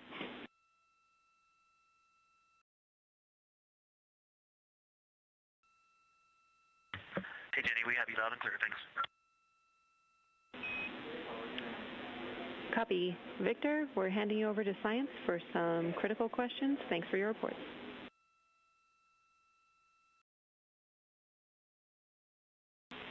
Integrity Science, we were loving your science sit reps in the blind, and it should come as no surprise that we have a number of follow-up questions.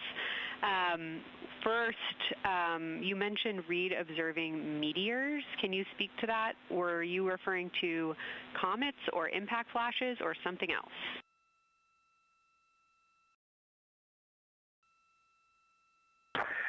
Yeah, there was a little bit of giddiness. We have seen 3 impact flashes so far. I saw 2, and Jeremy has seen 1. Undoubtedly, Jeremy saw 2, so that's 4 total. Undoubtedly, quick impact flashes. It was not sun glint off of particulate from the thrusters or the purge tanks. It was definitely impact flashes on the moon. And Jeremy just saw another one. Go ahead with your next question. Amazing news. I literally just looked over at the SIR and they were jumping up and down literally. If you could describe where on the moon you saw them, please.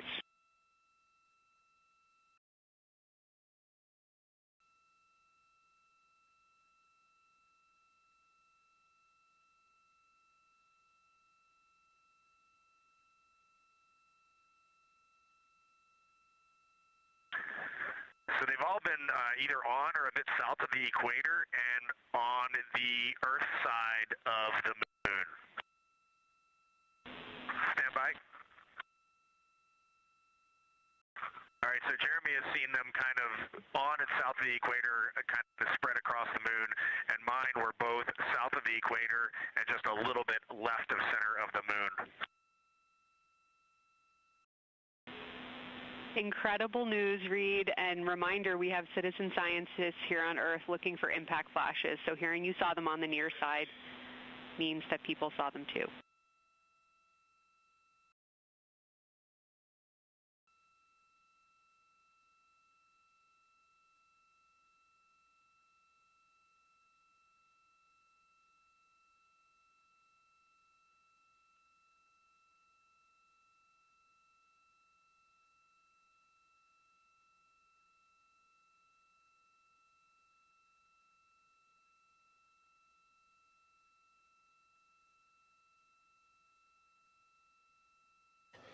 This is Artemis Mission Control. We have regained that signal, so the team here in Mission Control was able to call back up to the crew on board the Orion spacecraft as they continue their lunar flyby. Specifically, they are now in that eclipse period. So the science team here in Mission Control was able to ask some questions about some of the situational reports they were providing during that loss of signal. Specifically, they were interested in some of the meteors that they mentioned seeing and those impact flashes, and they did provide confirmation that they did see at least 4 impact flashes during that lost signal. Are you still with us, Houston, or do we lose you? Integrity, I hear you loud and clear. How do you hear me?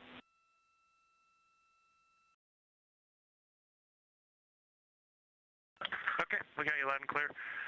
One of the other things I wanted to describe, which was surprising to me, but the entire moon is lit up. It's glowing behind the entire moon. I thought it would look, dark against the black sky or deep space, but the sun is lighting up the entire limb of the moon. You can see the entire perimeter of it, and even now with the sun far behind the moon, you can still make out little bits of topography around the entire limb, just bumps as you go around it.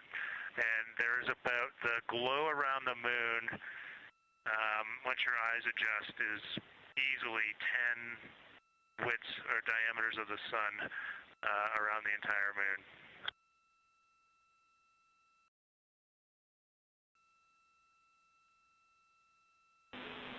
Incredible to hear, Jeremy.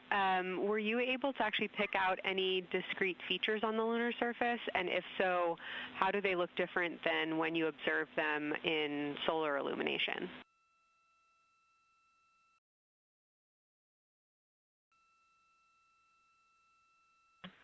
No, we really haven't been able to identify features on the lunar surface yet. We just see, the topography on the limb. For the Earth glow, we're about a quarter moon, waxing quarter moon, if you will, from the Earth glow perspective, and it's just at a very, just the sight angle. I'm just not able to tell what I'm looking at yet in the Earth glow. Understood. Thanks, Jeremy. One other question for you on the solar corona. Were you actually able to see any structure or color in the corona before most of it disappeared behind the moon?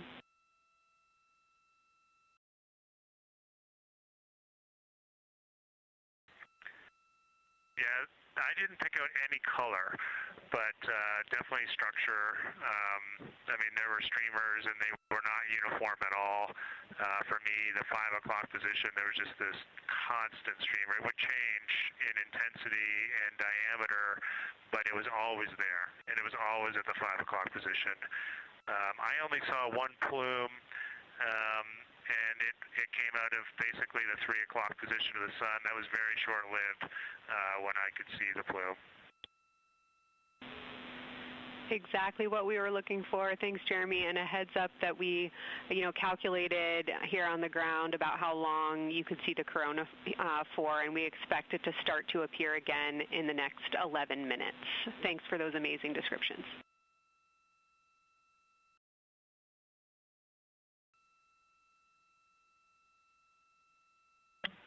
Okay, we're excited to see it all again. Integrity Houston, we're following along as well. That was outstanding. If you haven't already, just reminding you to swap positions at the windows. And that brief LOS we had previously was due to a data rate change expected.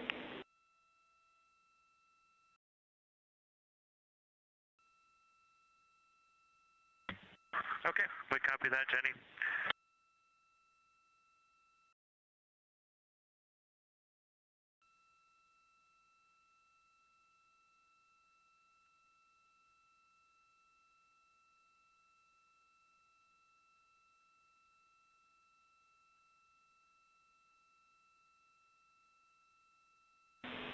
Integrity Science, one more request for you. While it's still fresh in your mind, any annotations or sketches you want to make of what you're seeing either around the corona structures you just mentioned or even on Earthshine would be so appreciated.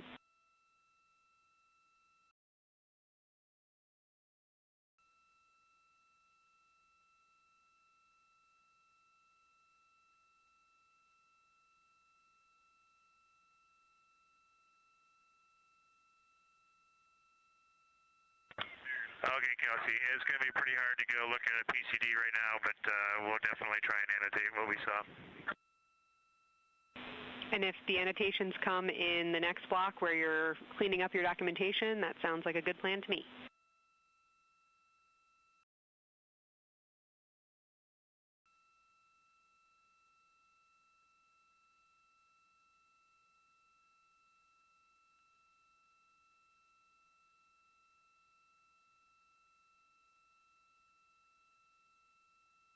This is Artemis Mission Control. On the bottom right corner of your screen, you can see a view of the Science Officer console here in Mission Control. And we've been hearing that communication between the Science Officer. The Orbit 1 Science Officer is Kelsey Young, and she's been asking questions to the crew, specifically CSA astronaut Jeremy Hansen. based on the observations they've been making during this eclipse period. And then in the upper left-hand corner of your screen, you can see a view of the Artemis real-time orbit website, which provides updates on the velocity and the distance from Earth and the Moon of the Orion spacecraft as it continues to make its way back to Earth. The distance from the Moon will continue to increase at this point. So right now, Orion and its crew are about 6,300 miles away from the Moon and about 251,000 miles away from the Earth.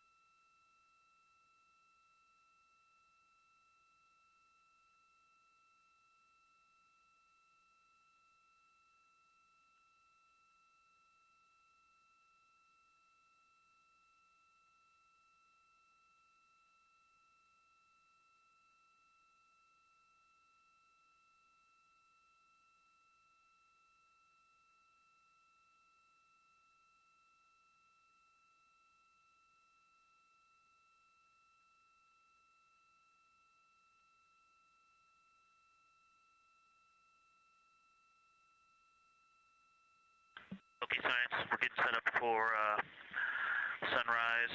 The window teams are, Christina is supporting and also Xena in window 1. Jeremy's got the long lens in window 2 and the short lens in window 2. And Reid is in window 3 and he has started recordings and is set up to see Corona.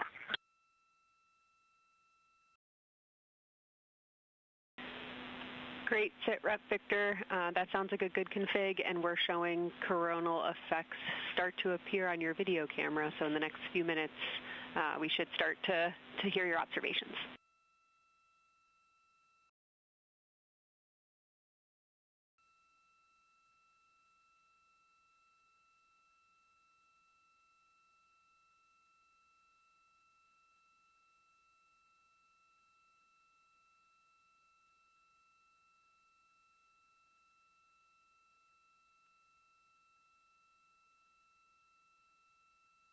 This is Artemis Mission Control. We just heard the crew call down to the team here in Houston, reporting that they have swapped out who is in the windows for the final portion of the lunar flyby. So Christina Koch is in window 1, with Jeremy Hansen in window 2 and Reid in window 3. Reid is focusing on observing corona, which is the solar corona, which is the sun's outermost atmosphere. There is about 18 minutes remaining in the eclipse period. Science, science in Houston integrity. I know this observation won't be of any scientific value, but I'm really glad we launched on April 1st because humans probably have not evolved to see what we're seeing. It is truly hard to describe. It is amazing.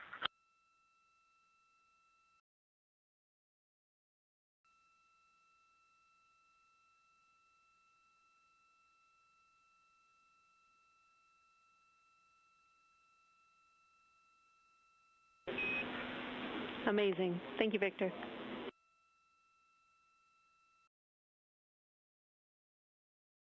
And just one more logistics note, we have gone as dark as we can in the cabin. We have turned the DUs all the way as dim as they can go, so you can't see anything on the screens. Every bit of light in the cabin affects the view. You're definitely seeing the brightness go closer. It's definitely brighter on the Earthshine side, and so we're expecting to see some corona here soon. We copy all. Excited for what you see next.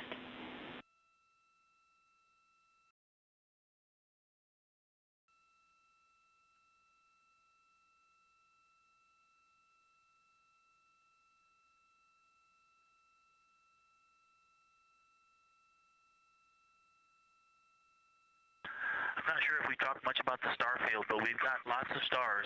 You've got the nice glow around the moon, but right off the well, we're upside down now, but from upside down 4 o'clock, right off the edge of the moon, looks like a planet. That line of planets, there's something a moon diameter to the left, and something right off the limb of the moon to the right, and then something orange. It looks orange to the right of that, about half the moon diameter. So. But anyway, there are definitely stars. I think some of those planets that you said we might see, we're seeing. And so in unreal view, yeah, the moon in the foreground is one of the darkest things we see out the window. And now it's deep space behind it is kind of dark blue like it looks from Earth, but we can also still see stars. It's quite a wicked view. Victor, Just doing the best job, and I'm not going to try to add on to what he's doing. It's indescribable. No matter how long we look at this, our brains are not processing this image in front of us. It is absolutely spectacular, surreal. There's no adjectives. I'm going to need to invent some new ones to describe what we are looking at out this window. This is just absolutely beautiful and inspiring to hear. And Victor, we suspect what you're seeing is Saturn and Mars. That reddish object is likely Mars. Good opportunity to look to the future of where we're going.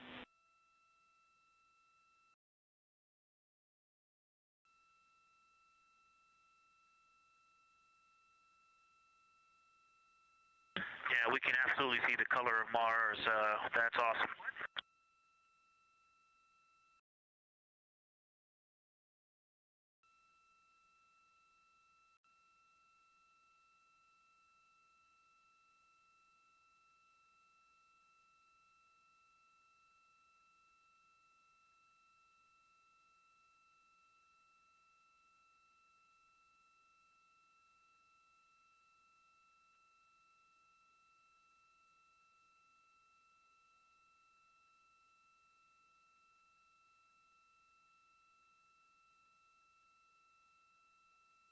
Okay, and from this vantage point, the 4 o'clock on the Earthshine side is definitely getting brighter, still no coronal structure.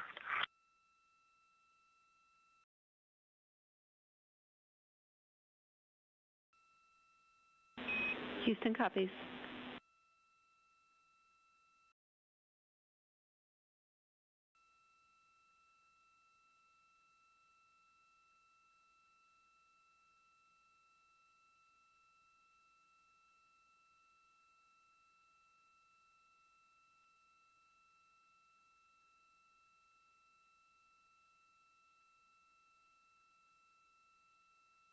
And we aren't able to distinguish which Mare is, but we can clearly see Mare in the Earthshine.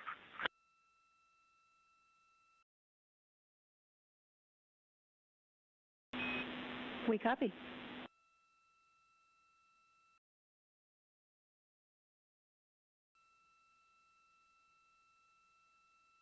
This is Artemis Mission Control in Houston, Texas. We have not seen an impact flash in the last 5 minutes. Sounds unlucky, but you had a pretty strong start, so we'll take it. And actually, right after I said that, right at the South Pole, near the South Pole on the Terminator, Reid just saw one. Amazing.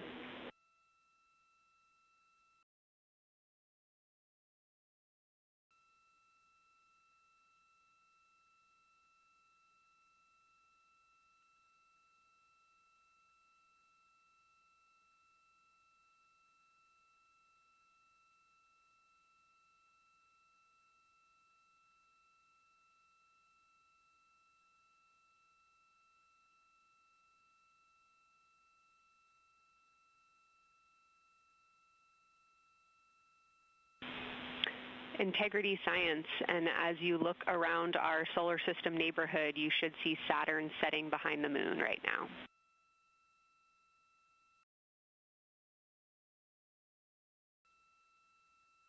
We do. We've been watching it track close to the horizon, and it's right tangential to the moon at this moment.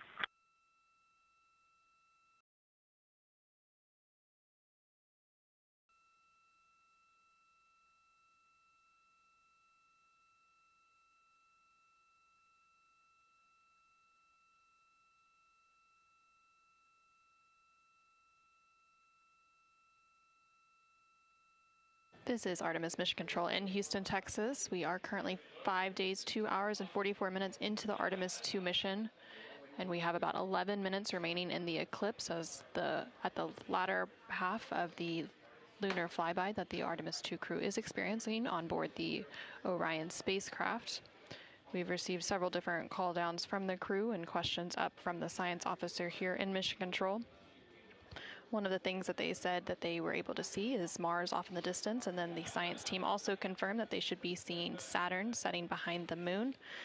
They've also acknowledged seeing several different impact flashes, and these are flashes of lights from meteorites striking the surface of the moon.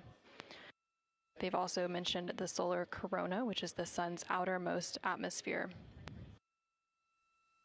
Here in Mission Control Houston, the Orbit 1 and Orbit 2 teams have officially completed their handover. So the Orbit 2 team is now leading here in Mission Control, and that is being led by Flight Director Diane Daly, and the Capcom here in Mission Control will be Tess Caswell. And you can see there on your screen on the right-hand side is the Flight Director console, and Diane Daly is in the far right of that screen, and Tess Caswell, the Capcom or capsule communicator, is in the far left hand of that screen.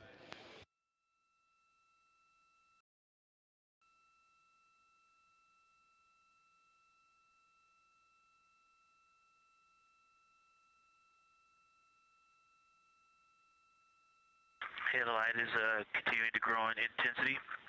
At about the 4 o'clock position on the the 8 o'clock position on the Earth-shine side. Saturn has set. Mars is tracking towards the moon's horizon.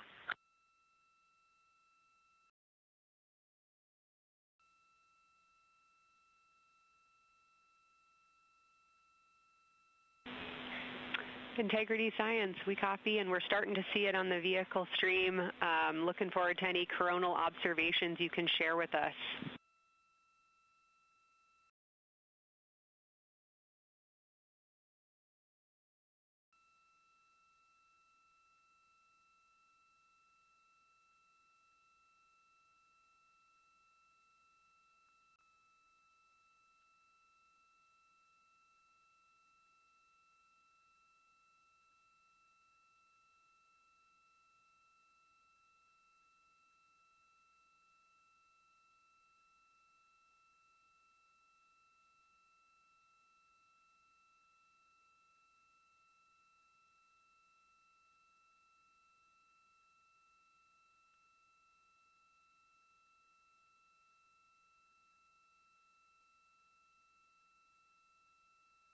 This is Artemis Mission Control. That view you're seeing on your screen is coming from the solar array wing cameras outside of the Orion spacecraft.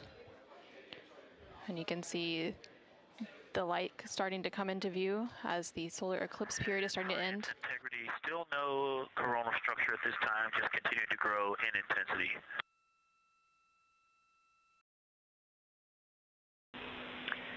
Copy, Victor, and reminder, you still should have several minutes before the eclipse classes need to go on, and we can send you up a reminder when you're getting close to take your eyes away from the D5 viewfinder, but you should be good for several more minutes.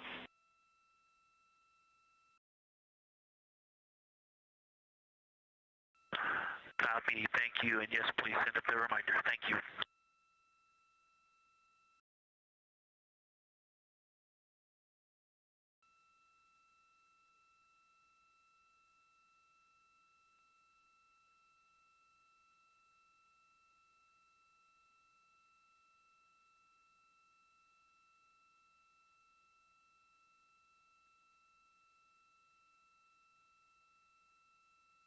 Okay, we all think we're starting to see something. I believe the most popular term is baby hair.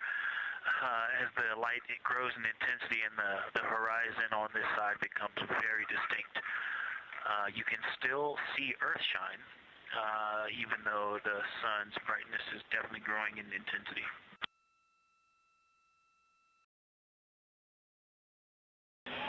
Love the description, Victor. I'm sure as the next couple minutes progress, more of those structures will continue to pop out.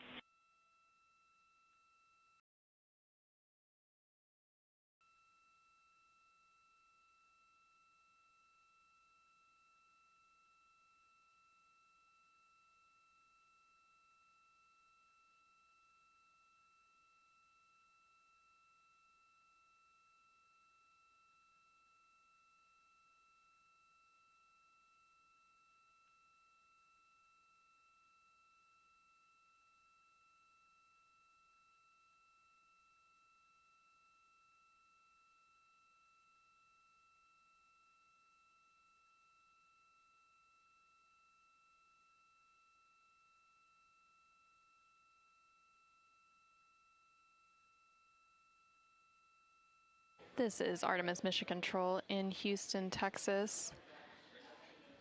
The Artemis II astronauts on board the Orion spacecraft are currently observing an eclipse.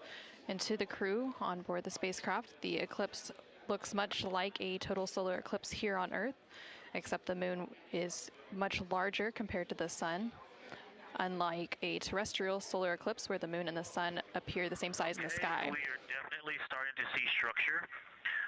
That baby hair is rapidly growing out toward the 9 o'clock and the 8 o'clock.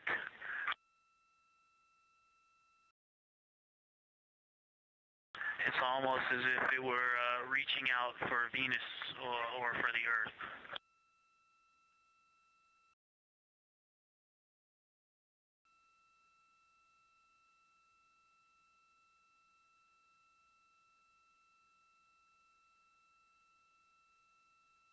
If you've ever seen the spotlight off the top of the Luxor at night in Las Vegas, this looks like what that wants to be when it grows up.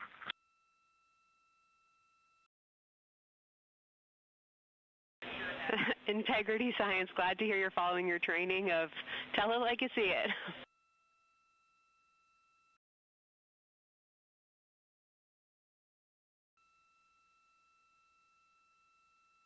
So far, it's pretty symmetrical. There are 2 or 3 streamers that are growing in intensity and in magnitude, and it's slowly starting to widen, starting to spread out across the horizon. Pretty amazing view.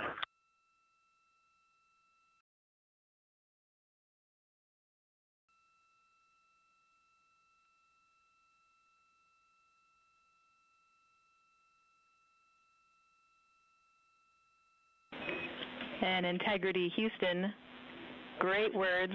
Reminder for you, we are approaching the brightness level at which you should no longer be using the viewfinder on the D5.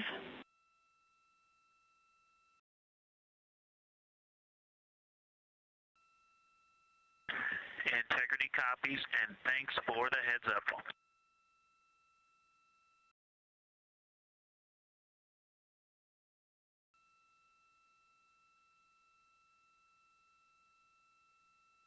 This is Artemis Mission Control. And I think we're seeing some directionality. Some of it is going in different directions because it appears to be moving and combining and recombining as it it's pointing in different directions, and some of it appears to be going like down toward the south pole of the moon, but it's and then coming back together and going out towards Venus and the Earth. And depending on how I stare at it, it looks like one large structure, but then it definitely has wisps, and you can see 3 or 4 structures inside of it. It's like watching a flame. It's like looking at a flame, and stand by. And so it has some inherent movement. Now there's a very bright spot. There's a very bright spot in the center of it. There's a towering light of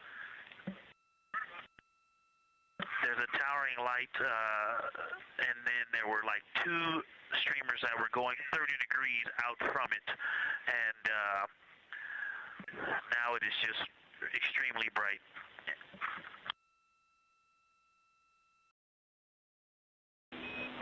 Houston, copies all. Get a little warm.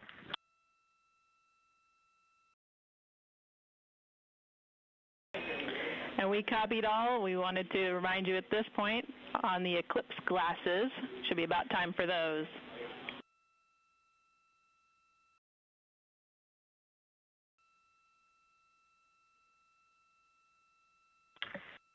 Houston, we copy all. We are in eclipse glasses. That was an absolutely spectacular, magnificent experience. Thanks for the report. We sure wish we were there with you.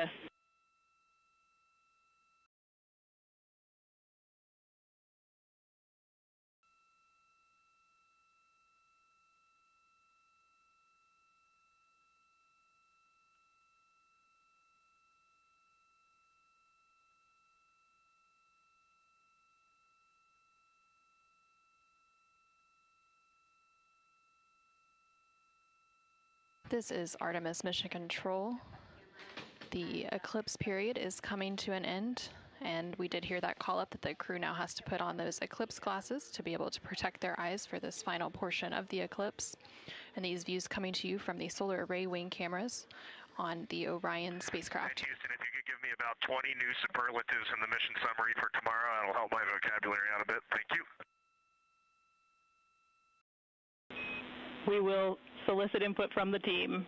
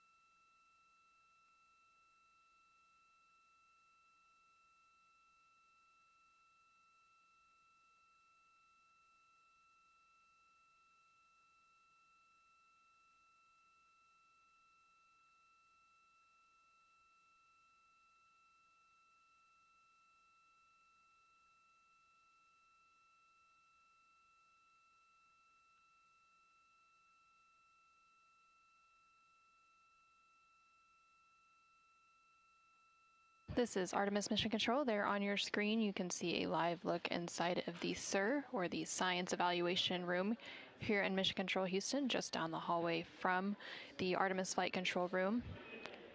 Integrity Houston, back with you after a data rate change. Regarding the SAW-3 camera T low caution, no action for you. It just got a little cool during the eclipse.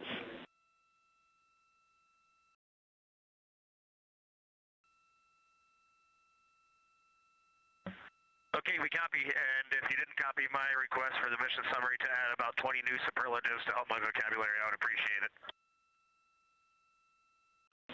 We copied it fantastically.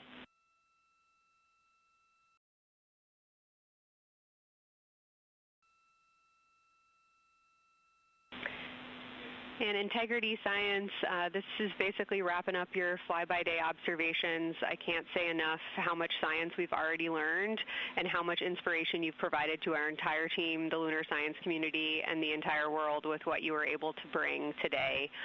You really brought the moon closer for us today, and we cannot say thank you enough. And science signing off, and can't wait to talk to you tomorrow morning.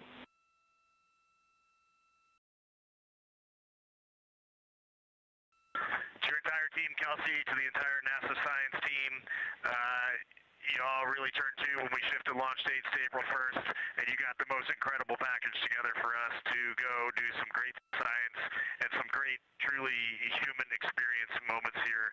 And we were well prepared, and we appreciate all of you. And this is what we do best when we all come together and work as a team. So you all knocked it out of the park. Thank you for giving us this opportunity. Beautiful words, Reid. Thanks so much.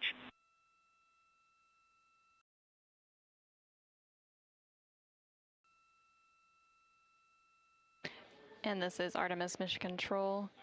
The lunar flyby observation period is starting to come to a close following that eclipse.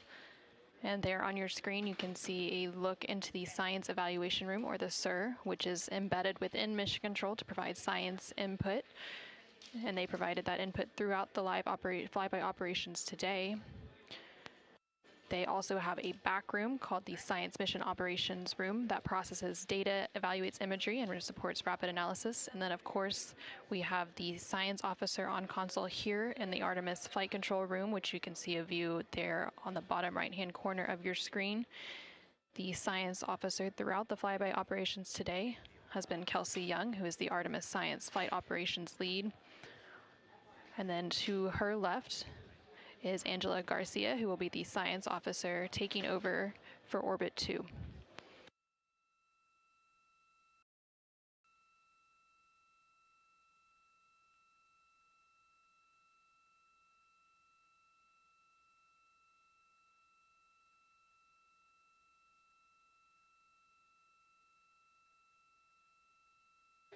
And for the past 7 hours or so, the crew has been going through their lunar flyby observation period.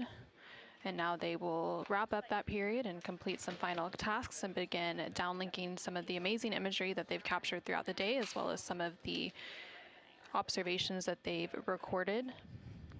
And now on your screen, you're seeing a live look from the Orion spacecraft from those solar array wing cameras.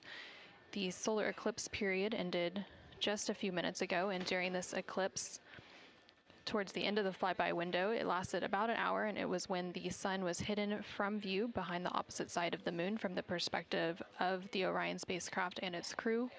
And during that time, the crew saw a mostly dark moon, and they used the opportunity to analyze the solar corona, which is the sun's outermost atmosphere, while it was visible. And then once the sun was completely out of view behind the moon, the crew looked for impact flashes, which they reported seeing multiple impact flashes, and those are flashes of light from meteoroids striking the surface of the moon. They also looked for dust lofting above the limb or the edge of the moon, along with some deep space targets, including planets, and they noticed Mars off to the distance, and we also saw Venus on one of the solar array wing cameras early on in the eclipse period. The crew also looked at parts of the moon illuminated by Earthshine, which is the sunlight reflected from the Earth when they come around toward the moon's near side at the very end of that flyby window.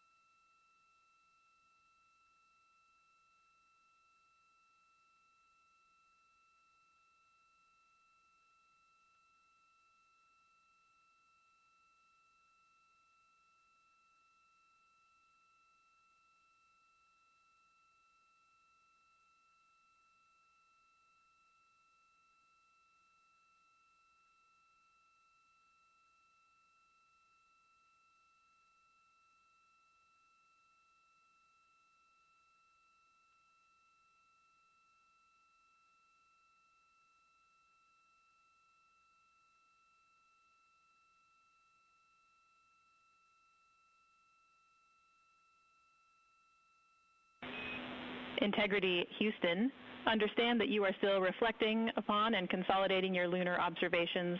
At your convenience, I have 2 items related to the upcoming VIP event.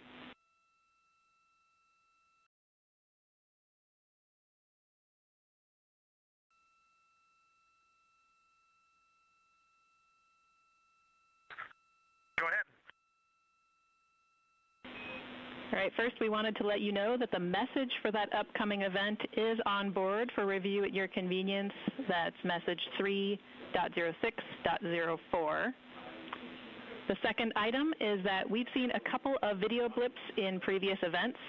So during the HDPAO setup activity, we're wondering if Jeremy could please confirm for us that the TS rate is set to 1300 when you get to step 10.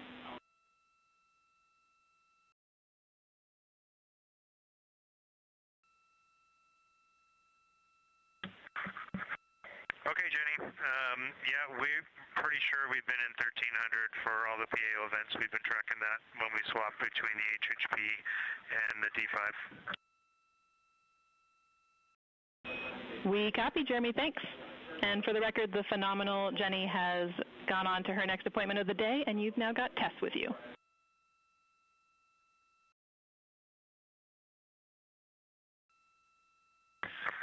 I'm sorry, Tess. Great to have you on board Integrity. No worries. Happy to be here.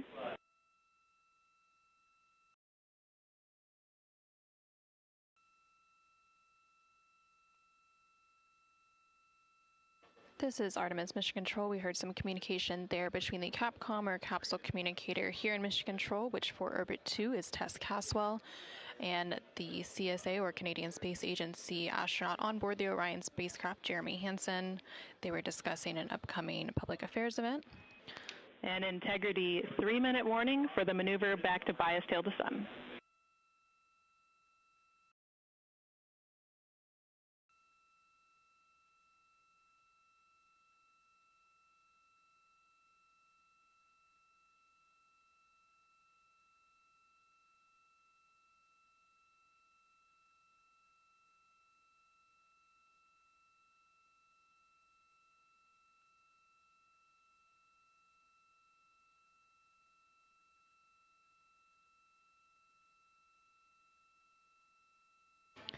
The crew on board the Orion spacecraft recently completed their lunar observation period.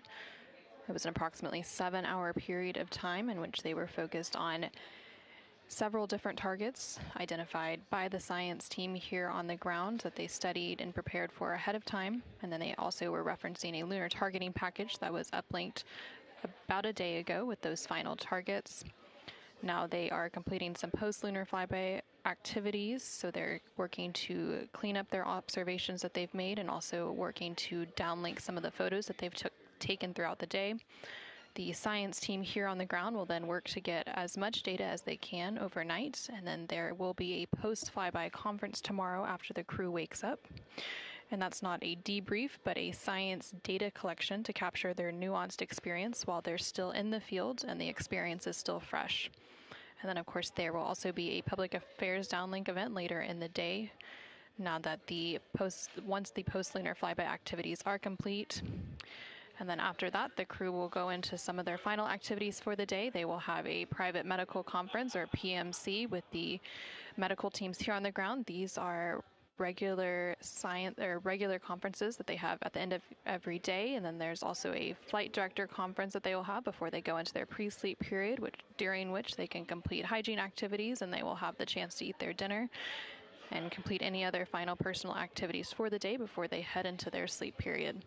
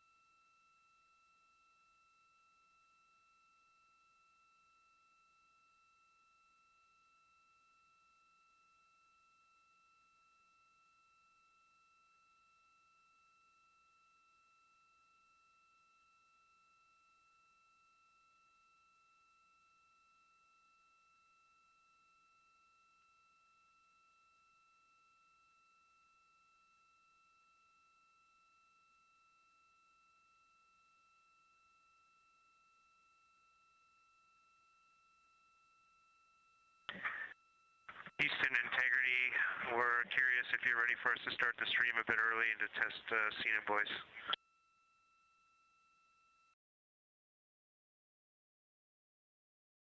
Checking.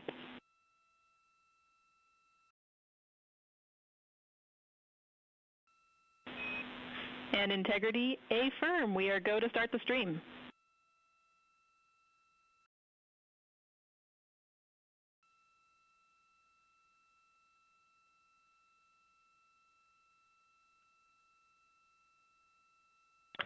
Okay, Houston, the stream has started. We checked the TS rates 1300 and audio is true. So I will give you a voice check now on the mic. We copy good settings and we've got a good view.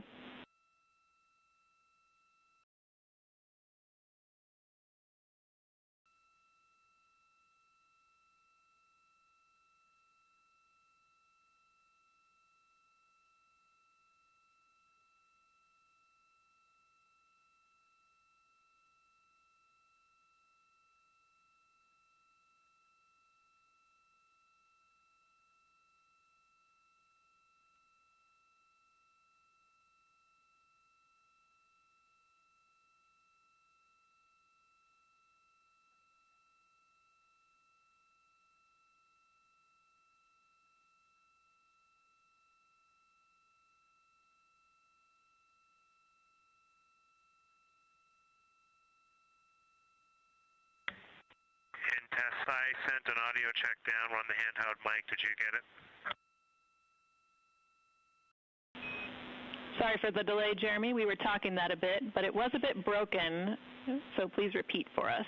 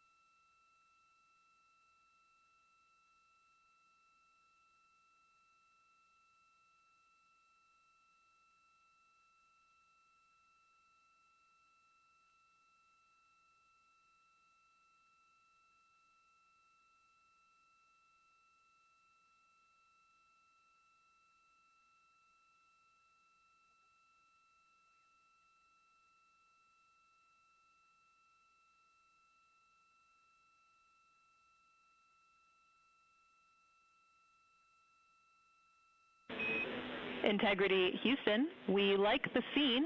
At your convenience, we'll take a 10 count with Jeremy in frame.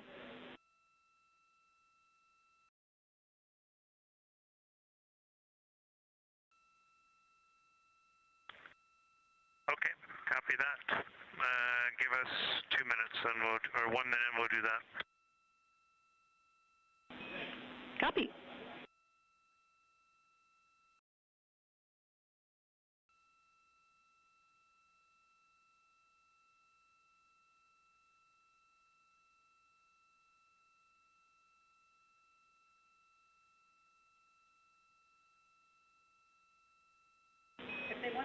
Great voice check and good words. We like the scene.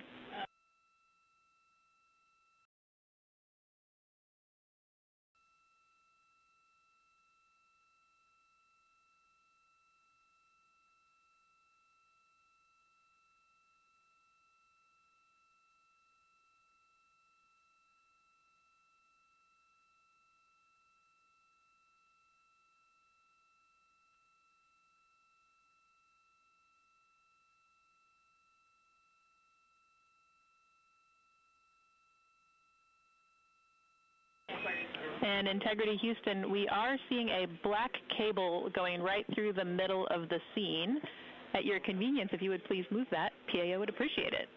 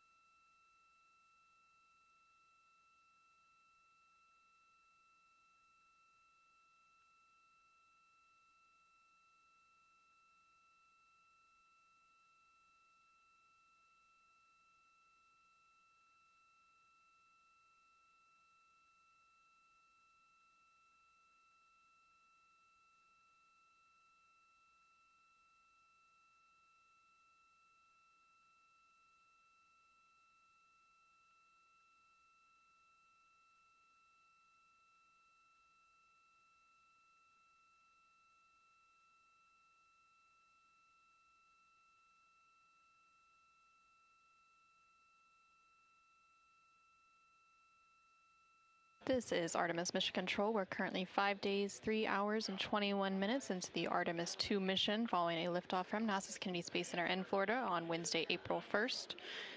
The crew on board the Orion spacecraft is currently wrapping up their lunar flyby cleanup activities. They're making final... Houston Integrity, high priority PAO images from the eclipse are on PCD-1 in a so-named folder. We copy, Christina. Thanks.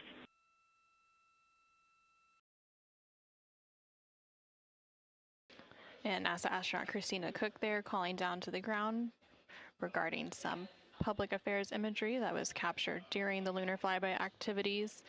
She referenced a PCD, that is in reference to their portable computing devices, which are basically tablets that they're able to transfer files and also follow along on processes and procedures and their timelines for the day.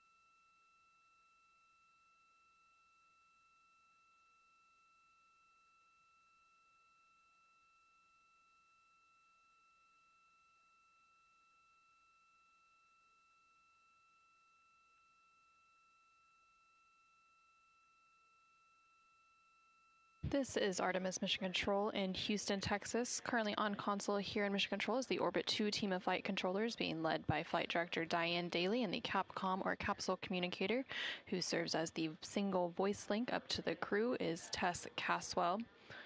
The crew on board the Orion spacecraft recently wrapped up their lunar flyby observation period, and now they are completing some cleanup activities and transferring some data and files down to the ground following that lunar flyby.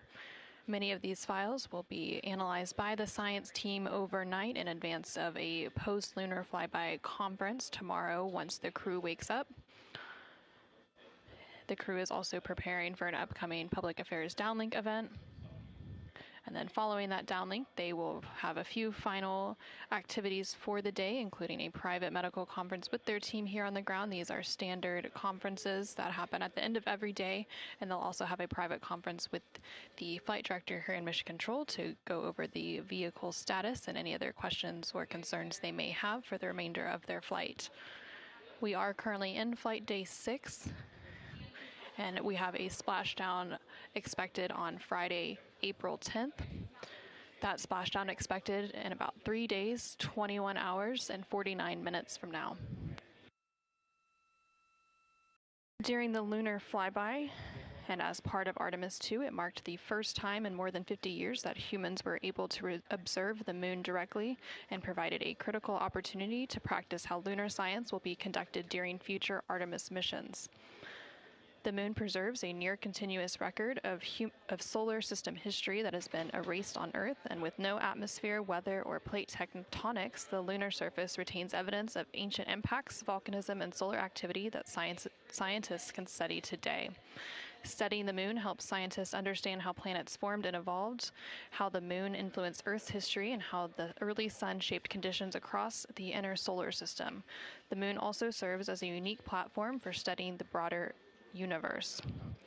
The science on Artemis is designed around questions best answered by humans working alongside robotic systems, combining decades of robotic lunar data with real-time human judgment, context, and adaptability. Currently on your screen, you're seeing a look at the Artemis real-time orbit website. You can access this website at any time throughout the mission at nasa.gov/trackartemis. It provides updates on the velocity as well as the distance from Earth and the distance from the moon of the Orion spacecraft and its crew. The crew currently on board the Orion spacecraft includes NASA astronaut Reid Wiseman, who is the commander for the mission, NASA astronaut Victor Glover, who is the pilot, alongside the 2 mission specialists, who are Christina Koch and Jeremy Hansen of the Canadian Space Agency. Currently, the Orion spacecraft is about 250,000 miles away from the Earth, and that distance now will continue to close down ahead of that splashdown on April 10th. And they are now about 8,100 miles away from the moon, and that distance will continue to increase as they are now in the return leg of their journey.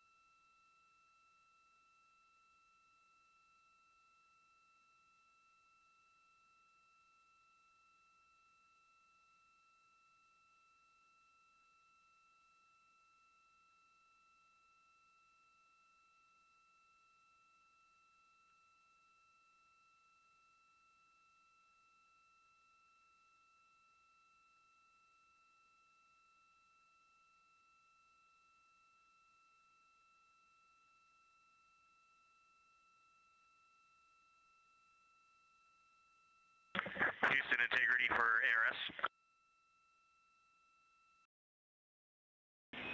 Go ahead, Integrity.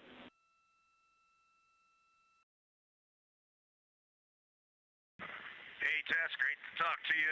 Any chance we could drop the fan speed down for this PAO event?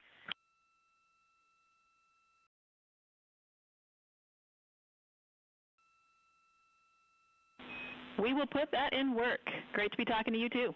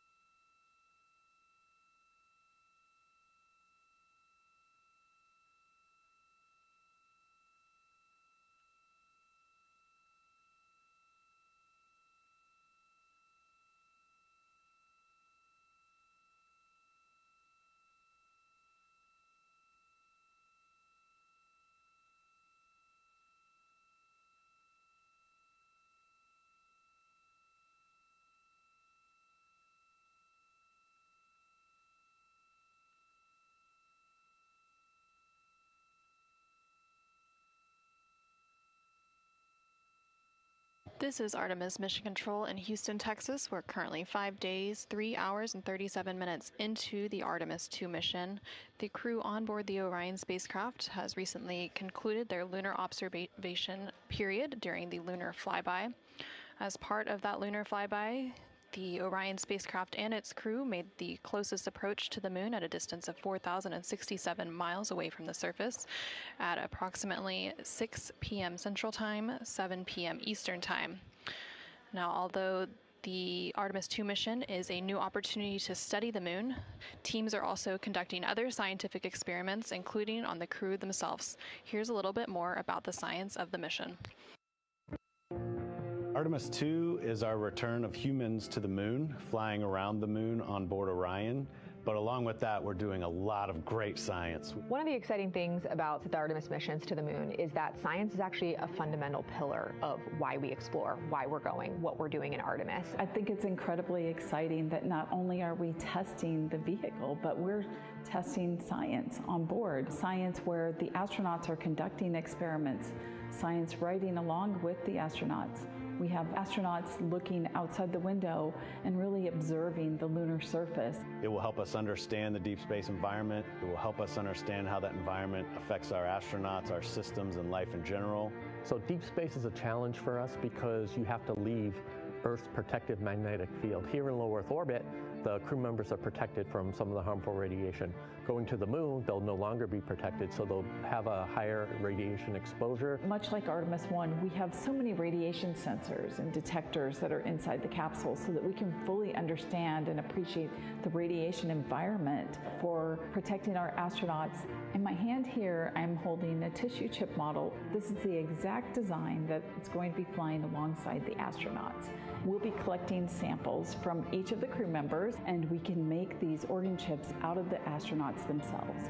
So every crew member will have their own avatar on board, and then upon return, we can evaluate that deep space radiation environment and what that compares to the astronaut themselves. Not only are they going to help change the course of medicine for the astronauts, but revolutionizing that on Earth as well. We're looking at sleep, we're looking at team dynamics, we're looking at how you interact with the environment. We're also looking at the immune system, so what are the biomarkers? We're using saliva as a method to study hormones and different things in your body that may change during a mission like this. And then finally, how do we function after microgravity, being close to the moon, then returning to Earth? Which will ultimately help us achieve our goal of getting humans to Mars. And then on top of that, we have an opportunity to look at the moon from deep space on the far side for the first time in over 50 years. Having human eyeballs and brains back around the moon is going to unlock a new generation of lunar science discovery. The human eyeball is capable of taking in so much data in just a split second. They'll be able to tackle impact history, volcanic history. They'll be able to look at how the albedo, or kind of the shade and hue of the moon and the color of the moon, can tell us something about how that terrain evolved over time. We're integrating science in ways that have never been integrated into human exploration before. We have a front room mission control flight controller position called the science officer. We have a brand new science back room where it's basically our brain trust of lunar scientists and geologists supporting the crews of the future. And Artemis II will allow us to really test how this works so that future missions are really set up for success.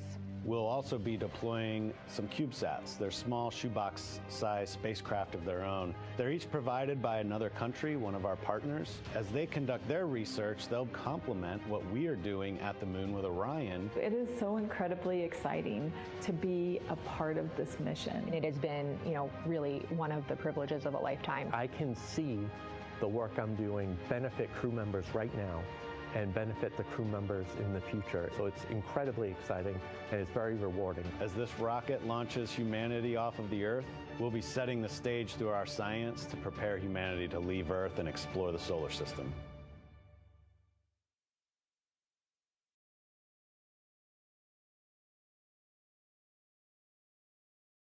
And as part of that, we are going to inhibit cabin leak detection. The edge key manual response is still available. Copy, thumbs up.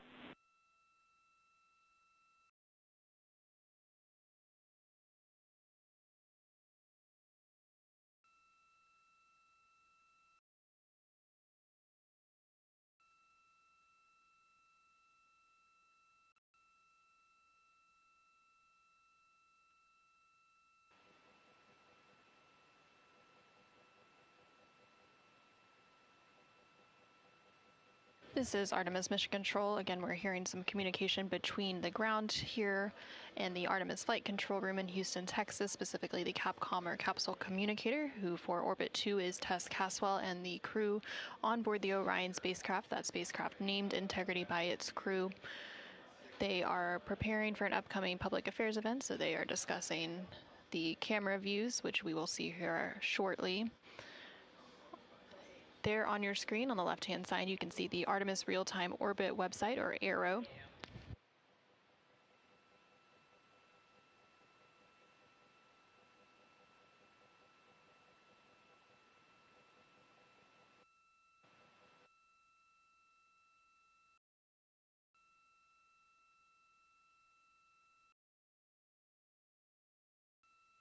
The Artemis Real-Time Orbit website there on the left-hand side of your screen provides updates on the velocity of the Orion spacecraft during its journey around the moon.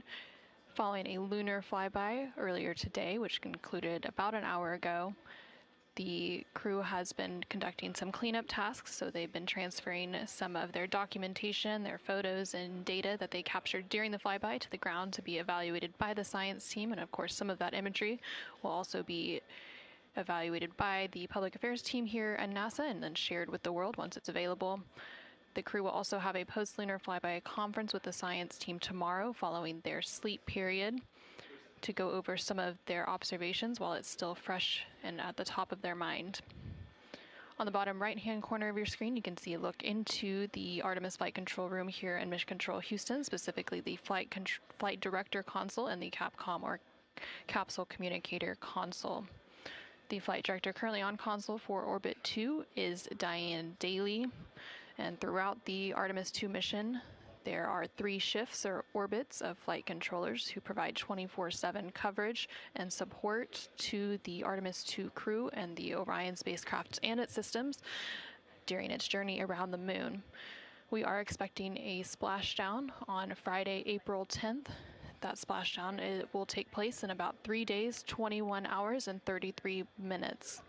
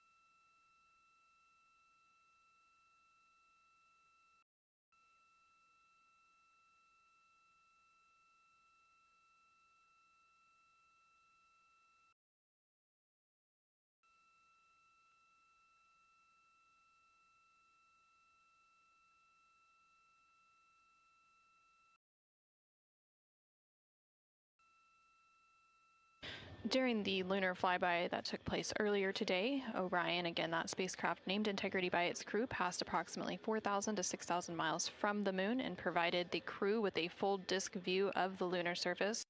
And from that higher vantage point, much farther than Apollo's lunar orbits on average, the astronauts were able to observe both poles and large-scale geological features in a single view.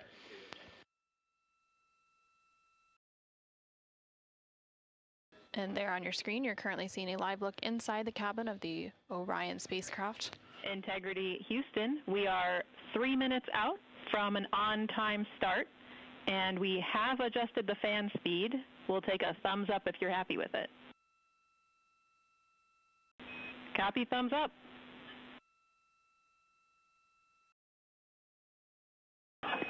Superlative thumbs up.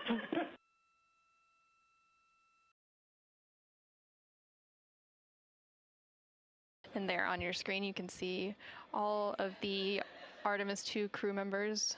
CSA astronaut Jeremy Hansen just floated out of view behind the camera, but you can still see NASA astronaut Reid Wiseman, NASA astronaut Christina Koch, and NASA astronaut Victor Glover as they prepare for an upcoming public affairs downlink event, which is scheduled to take place in just a couple minutes from now.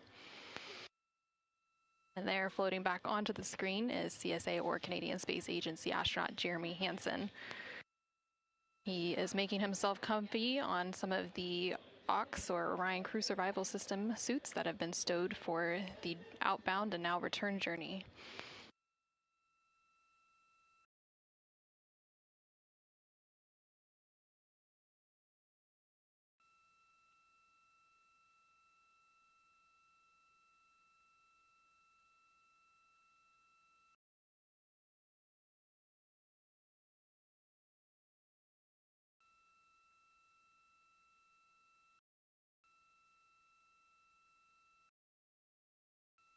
Shortly after the completion of these couple of public affairs downlink events, the crew will begin winding down for their day, and they will have the opportunity to eat dinner. Some of the items on their menu today for dinner include chicken with corn and black beans, sweet and sour pork, rice pilaf, spicy green beans, citrus fruit salad, and maple cream cookies.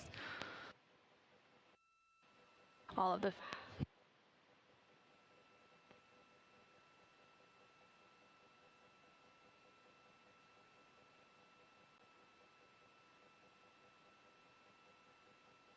And now we will go ahead and stand by for the public affairs event beginning in just about a minute.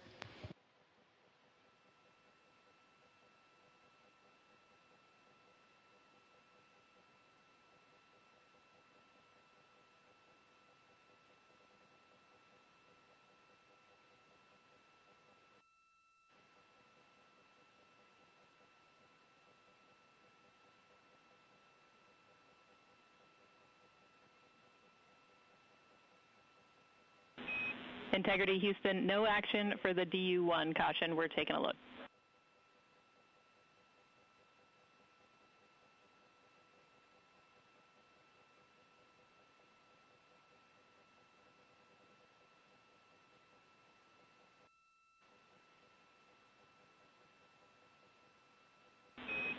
Integrity, this is Houston. Are you ready for the event?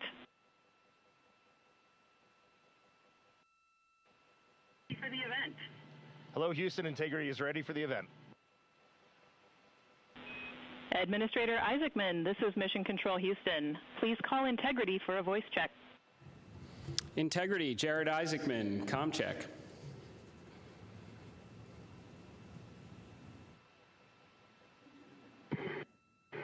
Administrator Isaacman, we've got you loud and clear, sir. How us? I've got you loud and clear. Artemis II crew, we have a very special guest who wanted to be the first person to greet you after your return from the far side of the moon. Reid, Victor, Christina, and Jeremy, it's my honor to introduce the President of the United States of America, President Donald J. Trump. Over to you, sir. Well, thank you very much, Jared, and you are doing a fantastic job. And hello, very special hello to Artemis II. Today you've made history and made all America really proud, incredibly proud. We have a lot of things to be proud of lately, but this is there's nothing like what you're doing, circling around the moon for the first time in more than a half a century. and breaking the all-time record for the farthest distance from planet Earth. Humans have really never seen anything quite like what you're doing in a manned spacecraft. It's really special. I want to personally salute and congratulate Commander Reid Wiseman, Pilot Victor Glover, Mission Specialist Christina Koch, and Jeremy Hansen.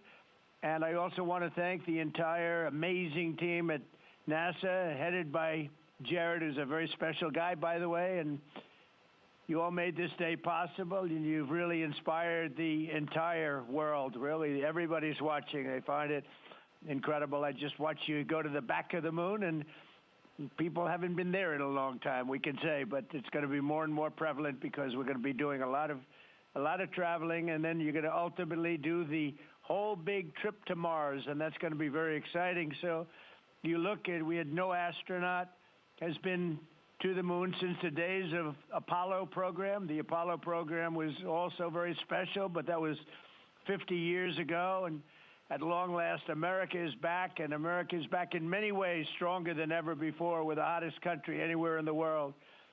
The Artemis crew flew in the most powerful rocket NASA has ever made, ever launched, traveled over 250,000 miles, broke the distance record set by the legendary Apollo 13. And America is a frontier nation, and the 4 brave astronauts of Artemis II are a modern day, you really are modern day pioneers, all of you, and one of them happens to be a neighbor. You know who that is, right? You have a special person over there, a neighbor, and we like our neighbor.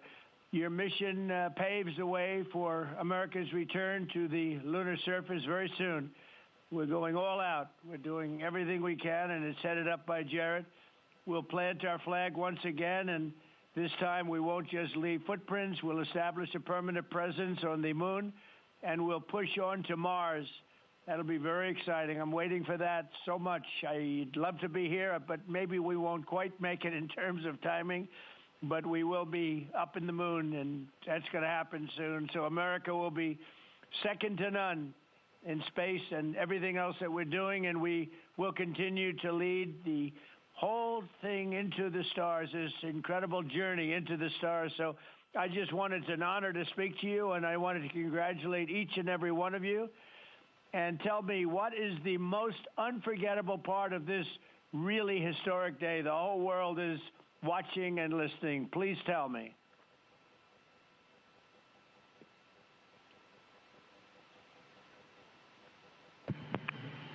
President, this call is certainly special to all of us, and we really have a lot of faith in our administrator, Jared Isaacman, who is with you. We appreciate his leadership in NASA and in the international community. We are doing great things, and we are proud to be a part of. I have to tell you, as we came around the near side of the moon, seeing all the sights that we've seen from Earth for all of our lives, but we're seeing them from a different perspective, and then we started to get a glimpse of the and we saw sites, Oriental sites that no human has ever seen before, not even in Apollo, and that was amazing for us.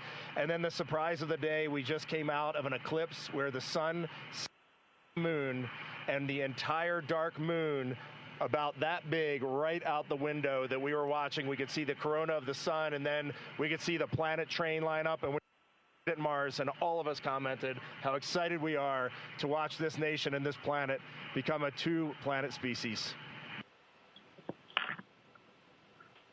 That is fantastic. You know, I had a decision to make in my first term, and the decision is, what are we going to do at NASA? Are we going to have it be revived, or are we going to close it down? And I had very little hesitation, and it's really great to have somebody like Jared involved because he really makes it much easier for me. But it was not even a question in my own mind. We've spent what we had to do, and then of course we have Space Force, and Space Force is very much related to what you're doing, and that was my baby. That was a very important one, and it'll turn out to be truly one of the most important, I believe, decisions I've ever made. So we're very proud of Space Force, and we're very proud of all of you. Does anybody else have anything to say? A lot of people listening.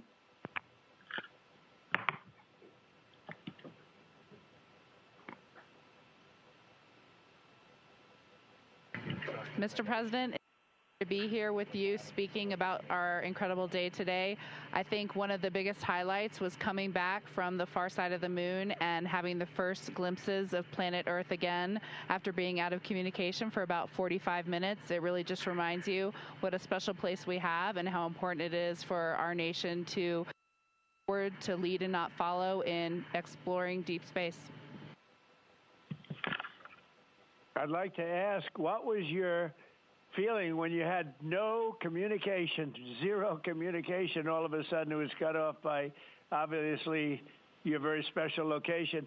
What was your feeling when you had no communication? A little bit different, perhaps.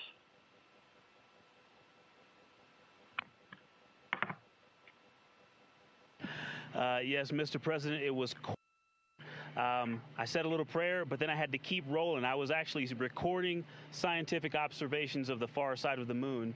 You know, that is actually the time when we were the farthest and the closest to the moon. And so we were really able to make some of our most detailed observations of the far side of the moon up close. And so we were busy up here working really hard. And I must say, it was actually quite nice. Did you see a difference, a big difference, between the far side of the moon and the near side of the moon? Was there a difference in feel or difference in look? What did you see?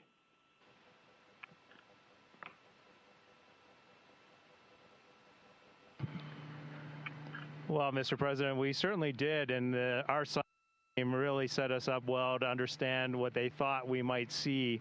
And the gravitational pull of the Earth has had a profound effect on the near side of the moon, changing all those dark mares, those dark patches of the moon you see from Earth. It's very different on the far side. While you see some small patches of those mare in deep craters, it's very much absent on that side, so that's really neat. And while I have the microphone, sir, I just want to thank you on behalf of Canada. The space leadership you spoke of from America truly is extraordinary. I've said this many times before.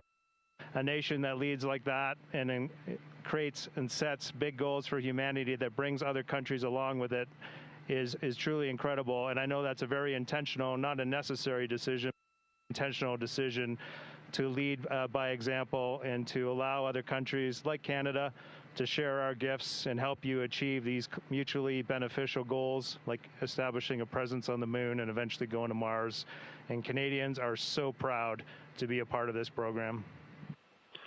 Well, I have to say I spoke to a very special person, Wayne Gretzky, who I think you know, the great one. And I spoke to your Prime Minister and many other friends I have in Canada. They are so proud of you. And you have a lot of courage. I'm not sure if they'd want to do that. I'm not even sure if the great one would want to do that, to be honest with you. But you have a lot of courage doing what you're doing, a lot of bravery and a lot of genius. But they're very, very proud of you.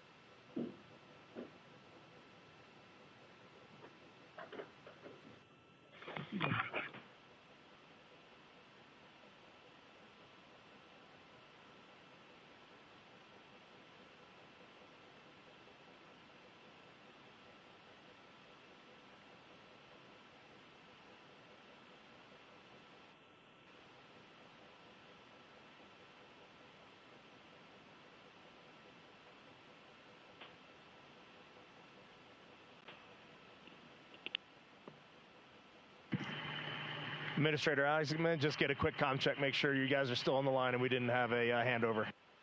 I am. Yes, I am. And integrity, and back over to you, Mr. President. Yeah, I think we might have gotten cut off. It is a long distance. It's a long ways. The reception's been great. There's a little bit of about a 9-second delay, but no, I just had a statement for, I don't know what you heard, but I was just saying they're very proud of your brilliant person from Canada on the ship. And Wayne Gretzky is a great friend of mine, and he's very proud of him. And the Prime Minister I spoke to, they're very, very honored that you have a courageous person from Canada. You have a lot of courageous people from Canada, so it was very nice. I'm not sure if you heard me say that, but it was very nice.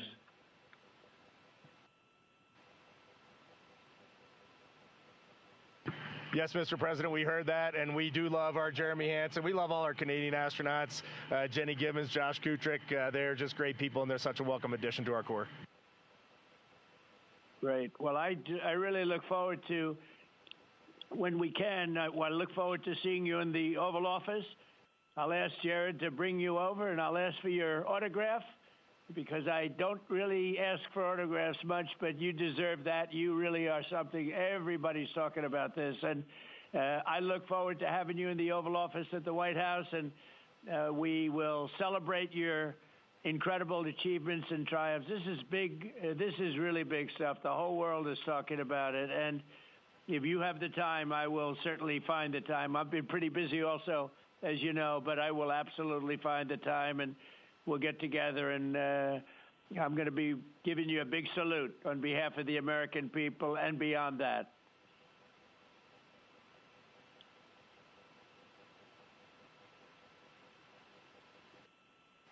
Thank you for that, Mr. President. And when you want us, we will be there. And thank you for your leadership. Thank you to Jared for his leadership. Really, thank you for taking the time out today to visit NASA. It's really special for us, but it's really special for the team on the ground. A whole team of people all around the world pulled this off, and we just want to say thank you to all of you for this. It is the thrill and honor of a lifetime to have been on this journey. Today was amazing, but this 3-year journey has been amazing, and it was made possible by the American people and the Canadian people, and we're so grateful to you all. Thank you very much. Well, thank you very much. And Jared, congratulations. We'll see you soon. And I know that you have Mars very much in your mind, so we'll start thinking about that pretty soon, I think. And thank you. Congratulations to everybody. I'll see you at the Oval Office. Thank you for your time, Mr. President. It's been an honor.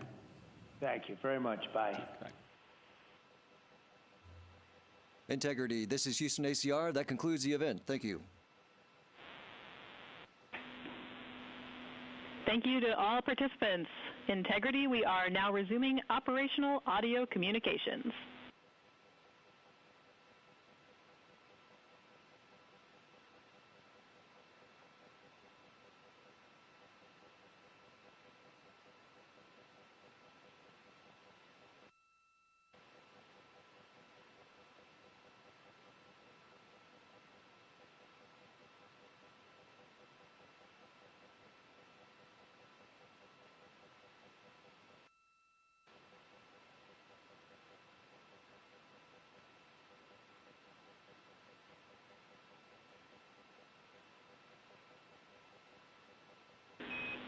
Integrity Houston, great job on the event. Just a heads up, we are on track to start the next event on time at 4:15.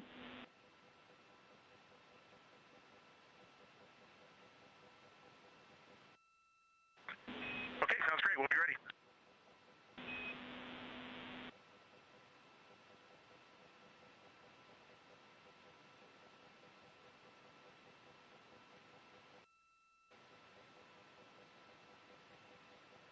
This is Artemis Mission Control in Houston, Texas. We just had that public affairs event with President Donald Trump and the crew on board the Orion spacecraft. And coming up in about 10 minutes, there will be another public affairs event. That event taking place at a mission elapsed time of 5 days, 4 hours, and 15 minutes. Currently on your screen, you're seeing a look at the Artemis real-time orbit website, which provides updates on the velocity as well as the distance of the Orion spacecraft from both Earth and the Moon. The Orion spacecraft and its crew, that crew including Reid Wiseman, Victor Glover, Christina Koch, and Jeremy Hansen, are currently about 250,000 miles away from the Earth, and that distance is starting to become smaller as they are now on the return leg of their journey. And they are about 9,300 miles away from the Moon. They made their close approach to the Moon. Integrity Houston with a question about fan speed.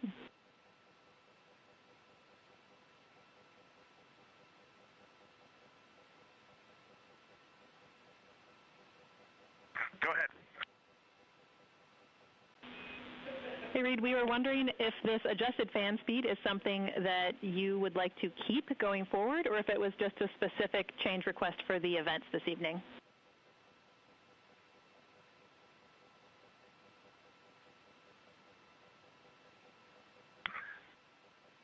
Certainly for PAO events, this is an ideal fan speed. If you're willing to give us this fan speed for routine habitability, I think we would take it and try it for a while.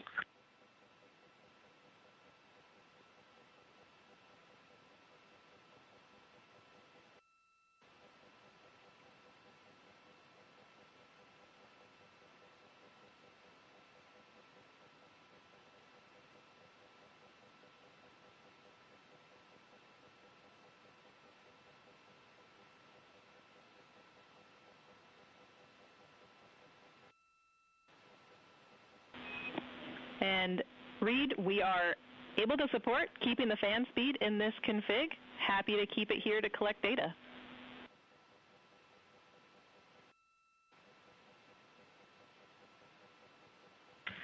Okay, you got 4 happy astronauts up here. We'll take it. Obviously, when we go to exercise, we'll need to bump it up, but I think for quiescent living, this will be great. We copy, and we love seeing those smiles.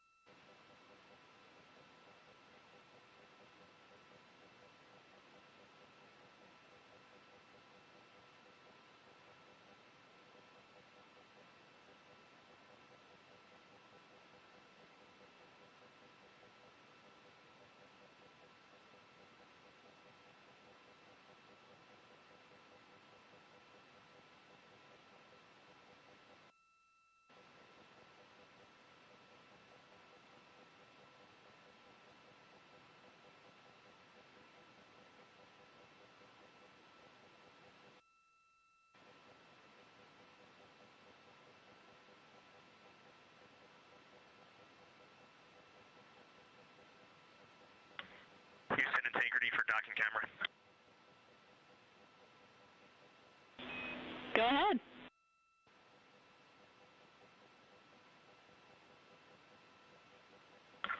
Just want to make sure we have the config you're expecting. I have the dual camera bracket is installed, the window shade is closed, and the docking camera is stowed in its Alpha 3 storage area.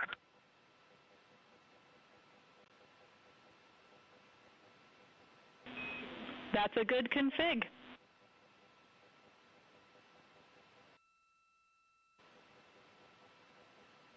Thank you.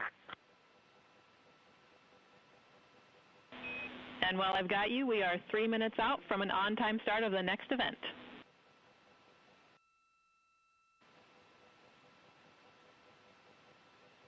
This is Artemis Mission Control in Houston, Texas. You can see a live look of the Artemis II crew inside the Orion spacecraft cabin as they prepare for another public affairs downlink event. There on your screen is CSA astronaut Jeremy Hansen along with NASA astronaut Reid Wiseman and NASA astronaut Victor Glover popping up. Earlier today, the crew completed their lunar flyby observation period, during which the Orion spacecraft and its crew passed approximately 4,000 to 6,000 miles from the moon and provided the astronauts with a full disk view of the lunar surface. And from that higher vantage point, the astronauts were able to observe both poles and large-scale geological features in a single view. Towards the tail end of that observation period, they also were able to see an eclipse. And that eclipse period lasted about an hour and was when the sun was hidden from view behind the opposite side of the moon from the perspective of Orion. Since then, the crew has been working to clean up some of their observations and transfer some of the data and imagery down to the ground to begin processing, and the science team will take a look at that imagery as it comes down ahead of a post-lunar flyby conference tomorrow with the crew following their sleep period. Now we are standing by for a second public affairs event taking place in about a minute.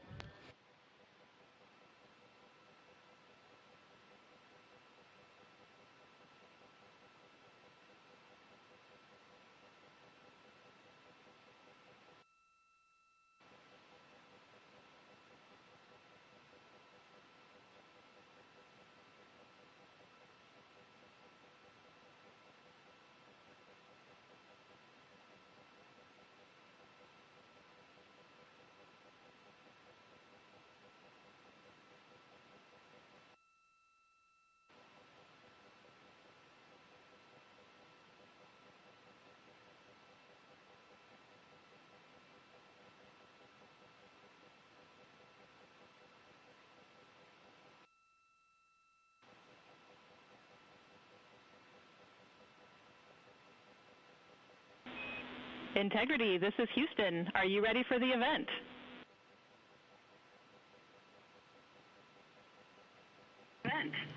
Houston, Integrity is ready for the event. Administrator Isaacman, this is Mission Control Houston. Please call Integrity for a voice check. Integrity, Jared Isaacman, comm check.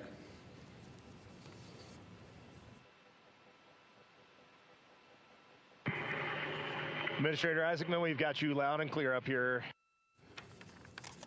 I've got you loud and clear, and let's see if we can top that last PO event. That was pretty special. So we are going to spend the next 20 minutes doing Q&A from a number of questions that have been submitted, and we are going to start with one from me. You all have spent years preparing for this moment and imagining what it must be like when you look down at the moon, at the lunar surface. What has surprised you all that you did not anticipate?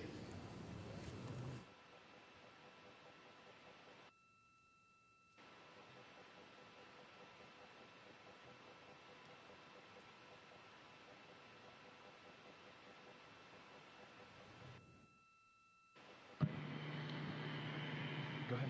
No. It's on. Administrator, great to chat with you. Just something that just shocked me because really using imagery and just the three-dimensionality of it. You know from your experience of seeing the Earth from space how it just seems different, and you look out in depth of things. And when we were on the far side of the moon looking back at Earth, it was just so obvious. You had this sphere out in front of you of the moon in this three-dimensional. You really felt like you weren't in a capsule. You'd been transported to the far side of the moon, and it really just bent your mind. It was an extraordinary human experience. I'm so grateful for it.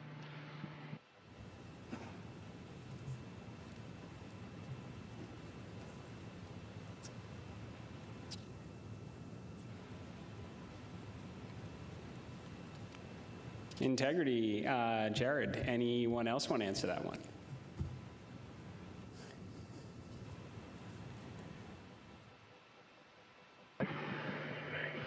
You know, we had an amazing launch. The SLS is quite a powerful rocket, and got us into a 1,200 by, eventually a 100-mile orbit, and clearly power and speed, and then we did our translunar injection, and we were going quite fast. And so with all of that speed, though, it still took us days to get here. And so the scope of all of the things to a 321-foot tall rocket was amazing. It just puts the power required to do this in perspective. But then even with all that power and to get to those velocities, it still took us days. And the breadth of the distance we had to cover. Watching the distance from Earth count up and the distance from the moon count down was one of the most surprising things I've enjoyed. Well, as I was trying to formulate an answer, at first I couldn't think of anything because there are so many things to choose from.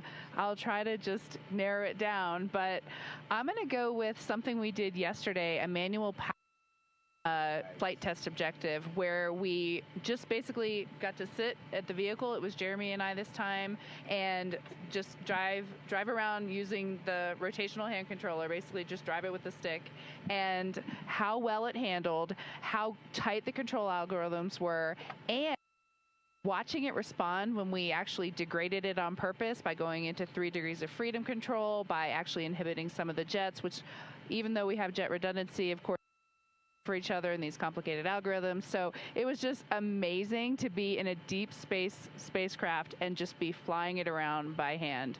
The one other thing I'll say, how fast it has gone by. I'm not ready to go home. I can't believe that something this cramped of quarters can fly by and still be fun every single minute. And I'll just close out with, I think just scale, Jared, is the thing that is just blowing my mind. You flew Polaris Dawn to some amazing apogee numbers, and on the International Space Station, we're 250 nautical miles up, and that's the most beautiful view I think a human could ever experience. And we are dealing with numbers that are 250,000 miles, and every time Mission Control points to this vehicle, either at the moon or at Earth, and it reminds me every day that humans have to go, we've got to explore, we got to go further to expand our knowledge, expand our horizons. And every time we take another step forward, it makes the world seem a little bit smaller and a little bit more manageable. And just putting these numbers in perspective, it is impossible as a human to look at these displays and comprehend them. But here we are, and NASA is doing this, an international team is doing this, and they're doing it very well. Excellent words, Integrity. So certainly a very wild insertion orbit. I can imagine the contrast between perigee and apogee, the scale of it all, the 3D, seeing the moon come alive, and then certainly manual control. Well, every Dragon crew for the last 5 years is very jealous on that. Okay, so we're going to questions here. This one, the Artemis II crew, inspire all of us, but what inspires you?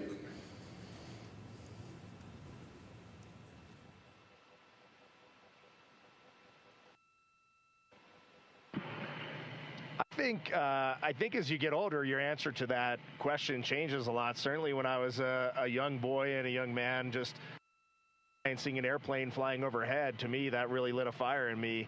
And then I think when you reach your middle age, it is interesting to watch leadership throughout the world kind of change the course of human. You can watch that unfold. And now now that I'm just a little bit over 50, you'll be there soon. Now that I'm just a little bit over 50, I mean, it all ties back to just family, and you understand just how much the people that you surround yourself with, and that is really every night when you go to bed, that's really what you end up thinking. At least that's what I end up thinking.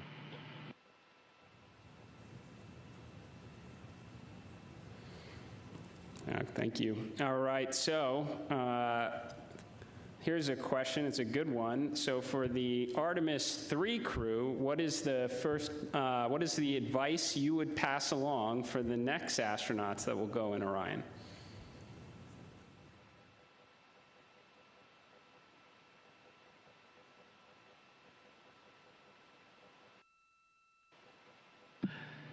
That's a great question, Jared. We've actually been thinking about the Artemis III crew since we were assigned as the Artemis II crew. It was the beginning of how we came up with how we wanted to fly this mission, how we wanted to buy down risk for the program, and values as a crew. And so, over the course of these 3 years, we've taken a lot of notes. So we've almost got a book to hand them. But I think a few practical things, just sitting here, we've been living for the past 6 days, how you pack is a huge impact to how you will live on the journey.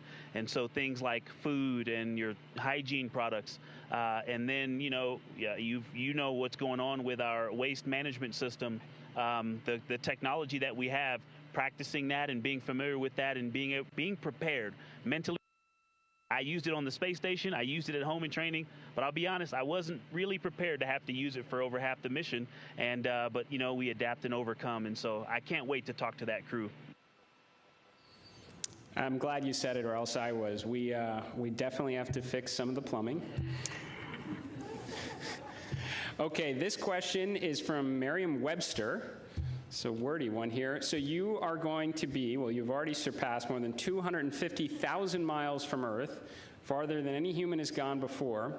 So what are some words that come to mind when you try to wrap your mind around this very unique experience?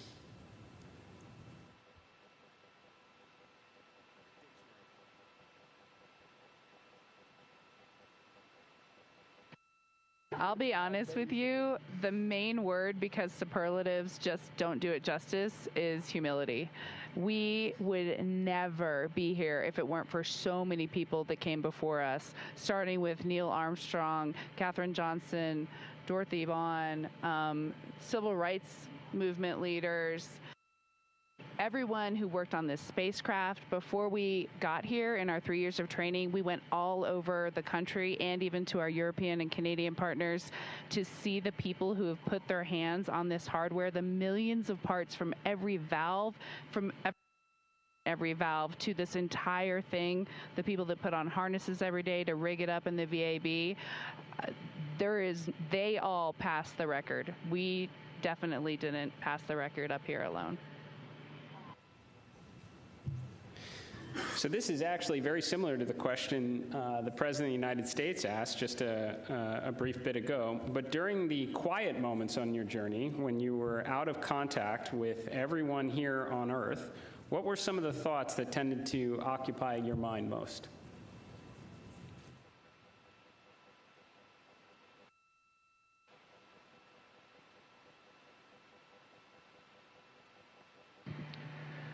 Yeah, as Victor said earlier, when we were on the far side of the moon and out of contact with planet Earth, we all knew it, and it was a milestone. We saw Earth disappear, the Earth set.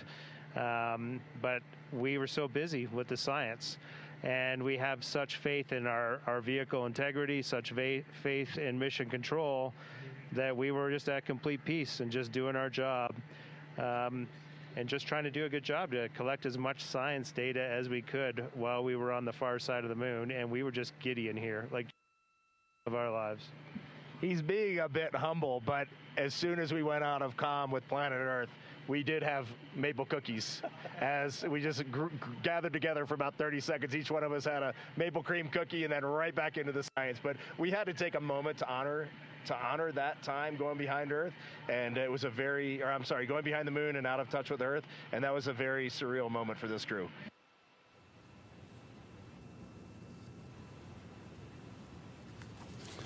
Copy that. Copy. Good maple cookies on the far side.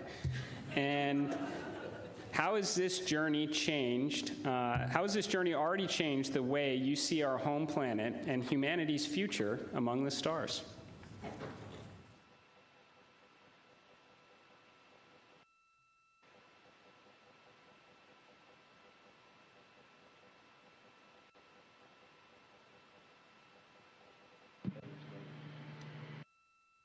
There's so many directions I think we could go with that. And I just, I think that there's, global, but I think real impact is local. And is to see the Earth as an entire thing and look at it, this system, and to see it all in once. But my daughters, and just the things that we can impact directly, the people that I can touch, that I can speak to, hug, and show love and gratitude toward, is the thing that I think is going to change and last. And you also talked about the future that we're going to have in the stars. And, this mission, I think we swung for the fence and launched on our first try after learning a lot earlier this year. But I think it set the stage for us to go out and continue to swing for the fence hard in our Orion SLS and ground systems programs to go and get the next one teed up so that crew can knock it off out of the park. And so I have huge expectations for what's coming next. Good words. Are you feeling homesick for Earth?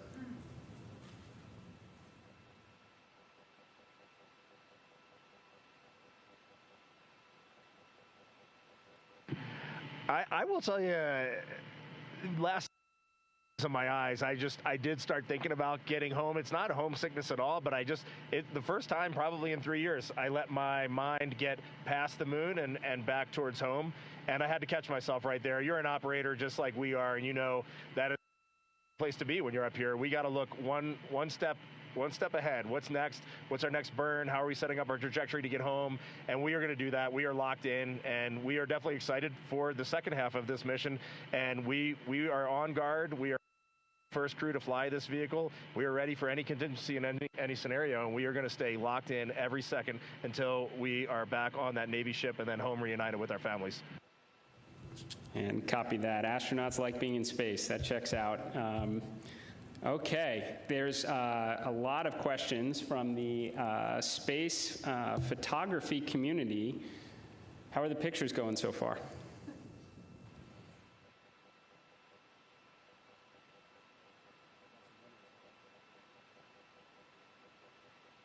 Well, we all love getting our hands on cameras and our eyes behind the lens here, because we're just trying to share the incredible things that we're seeing, and that's obviously the best way we can try to do that. I've been into night sky photography for a long time, and so this is really a dream come true for me. I have thought specifically to that community, the time lapses I've been trying to get, those are a little tougher because we have a very dynamic vehicle. It's not like being on ISS where you can get the city lights below and the auroras and the spinning stars around the North Star. There's a lot going on. So, but what we got to matter is out of this world. When we viewed that eclipse, that was the one time we all said, we literally cannot capture this with a camera. Everything else, I think we've really put our hearts and minds into making sure we understand so that we can bring that home to everyone. But having to set the low light features for Earth shine on the moon while it's an eclipse, that was a new one. I had to dig deep in my book for that one. And thanks for the iPhones. They've been working great.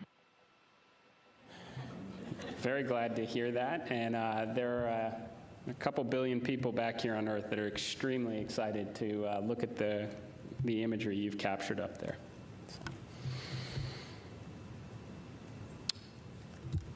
Okay, well, I want to thank you all. Integrity. So Reid, Victor, Christina, Jeremy, on behalf of NASA and space-loving people across the world, thank you for taking us with you to the moon. Thank you for your courage all of your beautiful words that we've heard. You represent the absolute best of us. We are proud of you, and we look forward to welcoming you back safely to the good Earth very soon. Godspeed, and go Artemis II.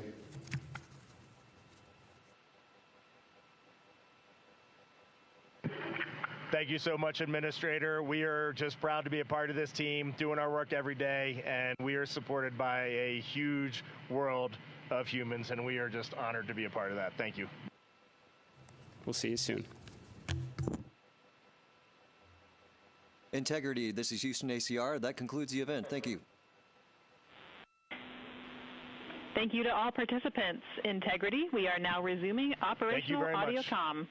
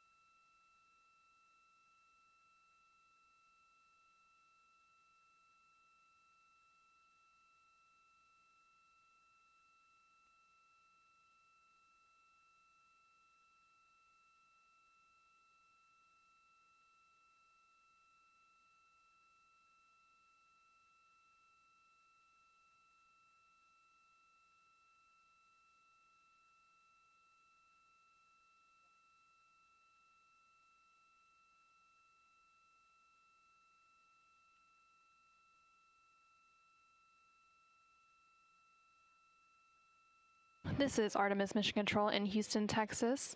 That second public affairs event with NASA Administrator Isaacman and the crew on board the Orion spacecraft named Integrity now complete, and there on your screen you're seeing a live view from the Orion spacecraft, specifically from the camera on its solar array wings, and you can see a crescent Earth there.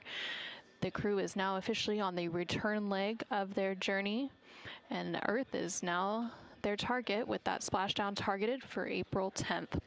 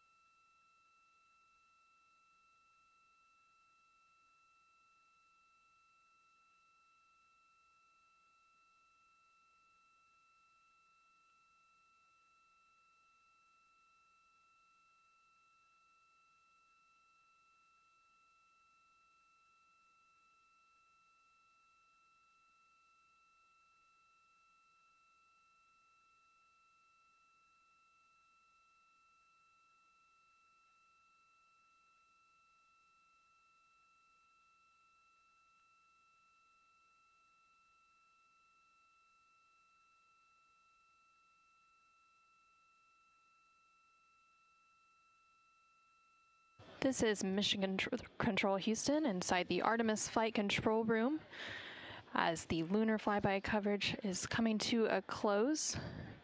You can see a final look there of the Orion spacecraft and that crescent moon in the distance. The Artemis II crew inside the Orion spacecraft named Integrity lifted off atop the Space Launch System rocket on Wednesday, April 1st from NASA's Kennedy Space Center in Florida. This crew is the first to live and work inside the Orion spacecraft. And about 25 hours after launch, Orion conducted its TLI, or translunar injection burn, which committed Orion to departing high Earth orbit and set us up for today's flyby. TLI also served as the spacecraft's deorbit burn as it slingshot Orion around the moon and set the crew on its free return trajectory, with that splashdown slated for Friday, April 10th. Last night, on flight day 5, the crew entered the lunar sphere of influence, the point at which the pull of the moon's gravity became stronger than the pull of Earth's gravity, and the crew will remain in this lunar sphere of influence until about 12:25 p.m. Central, 1:25 p.m. Eastern on April 7th. Today, the crew spent the majority of their day making science observations and capturing imagery as part of the lunar flyby, during which Orion and its crew passed approximately 4,000 to 6,000 miles from the moon and provided the crew with a full disk view of the lunar surface. From that higher vantage point, the crew was able to observe both poles and large-scale geologic features in a single view, and the Artemis II crew also became the first humans to directly observe certain far-side regions of the moon with unaided eyes. During the lunar flyby, the crew also surpassed the Apollo 13 distance record and made that farthest distance from the Earth during their mission at a distance of 252,756 miles away from Earth. Integrity Houston with 2 updates.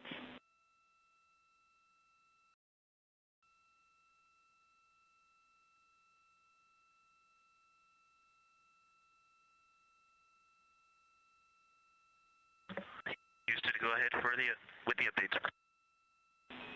Hey, Victor, again, awesome job on both of those events. The team down here really enjoyed following along. I've got 2 sync items for you. The first is that based on ground schedules, we'd like to pull your flight director conference up before your PMC, so we'll start the flight director conference at the time the PMC is currently scheduled.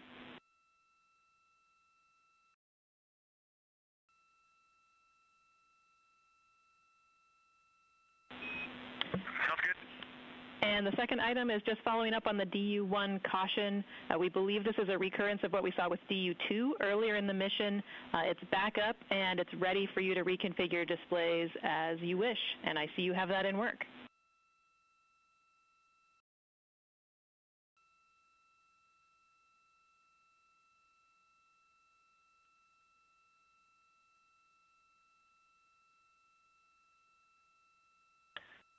Okay, great. We would love a main and secondary dump line status, or really the main line.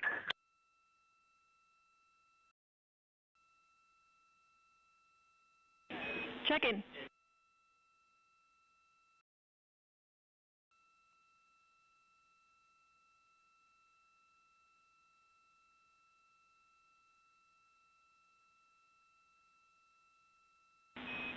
And Reid, back with you on the dump lines. The main dump is open, and it's proceeding very slowly, but the secondary is still configured and go for use.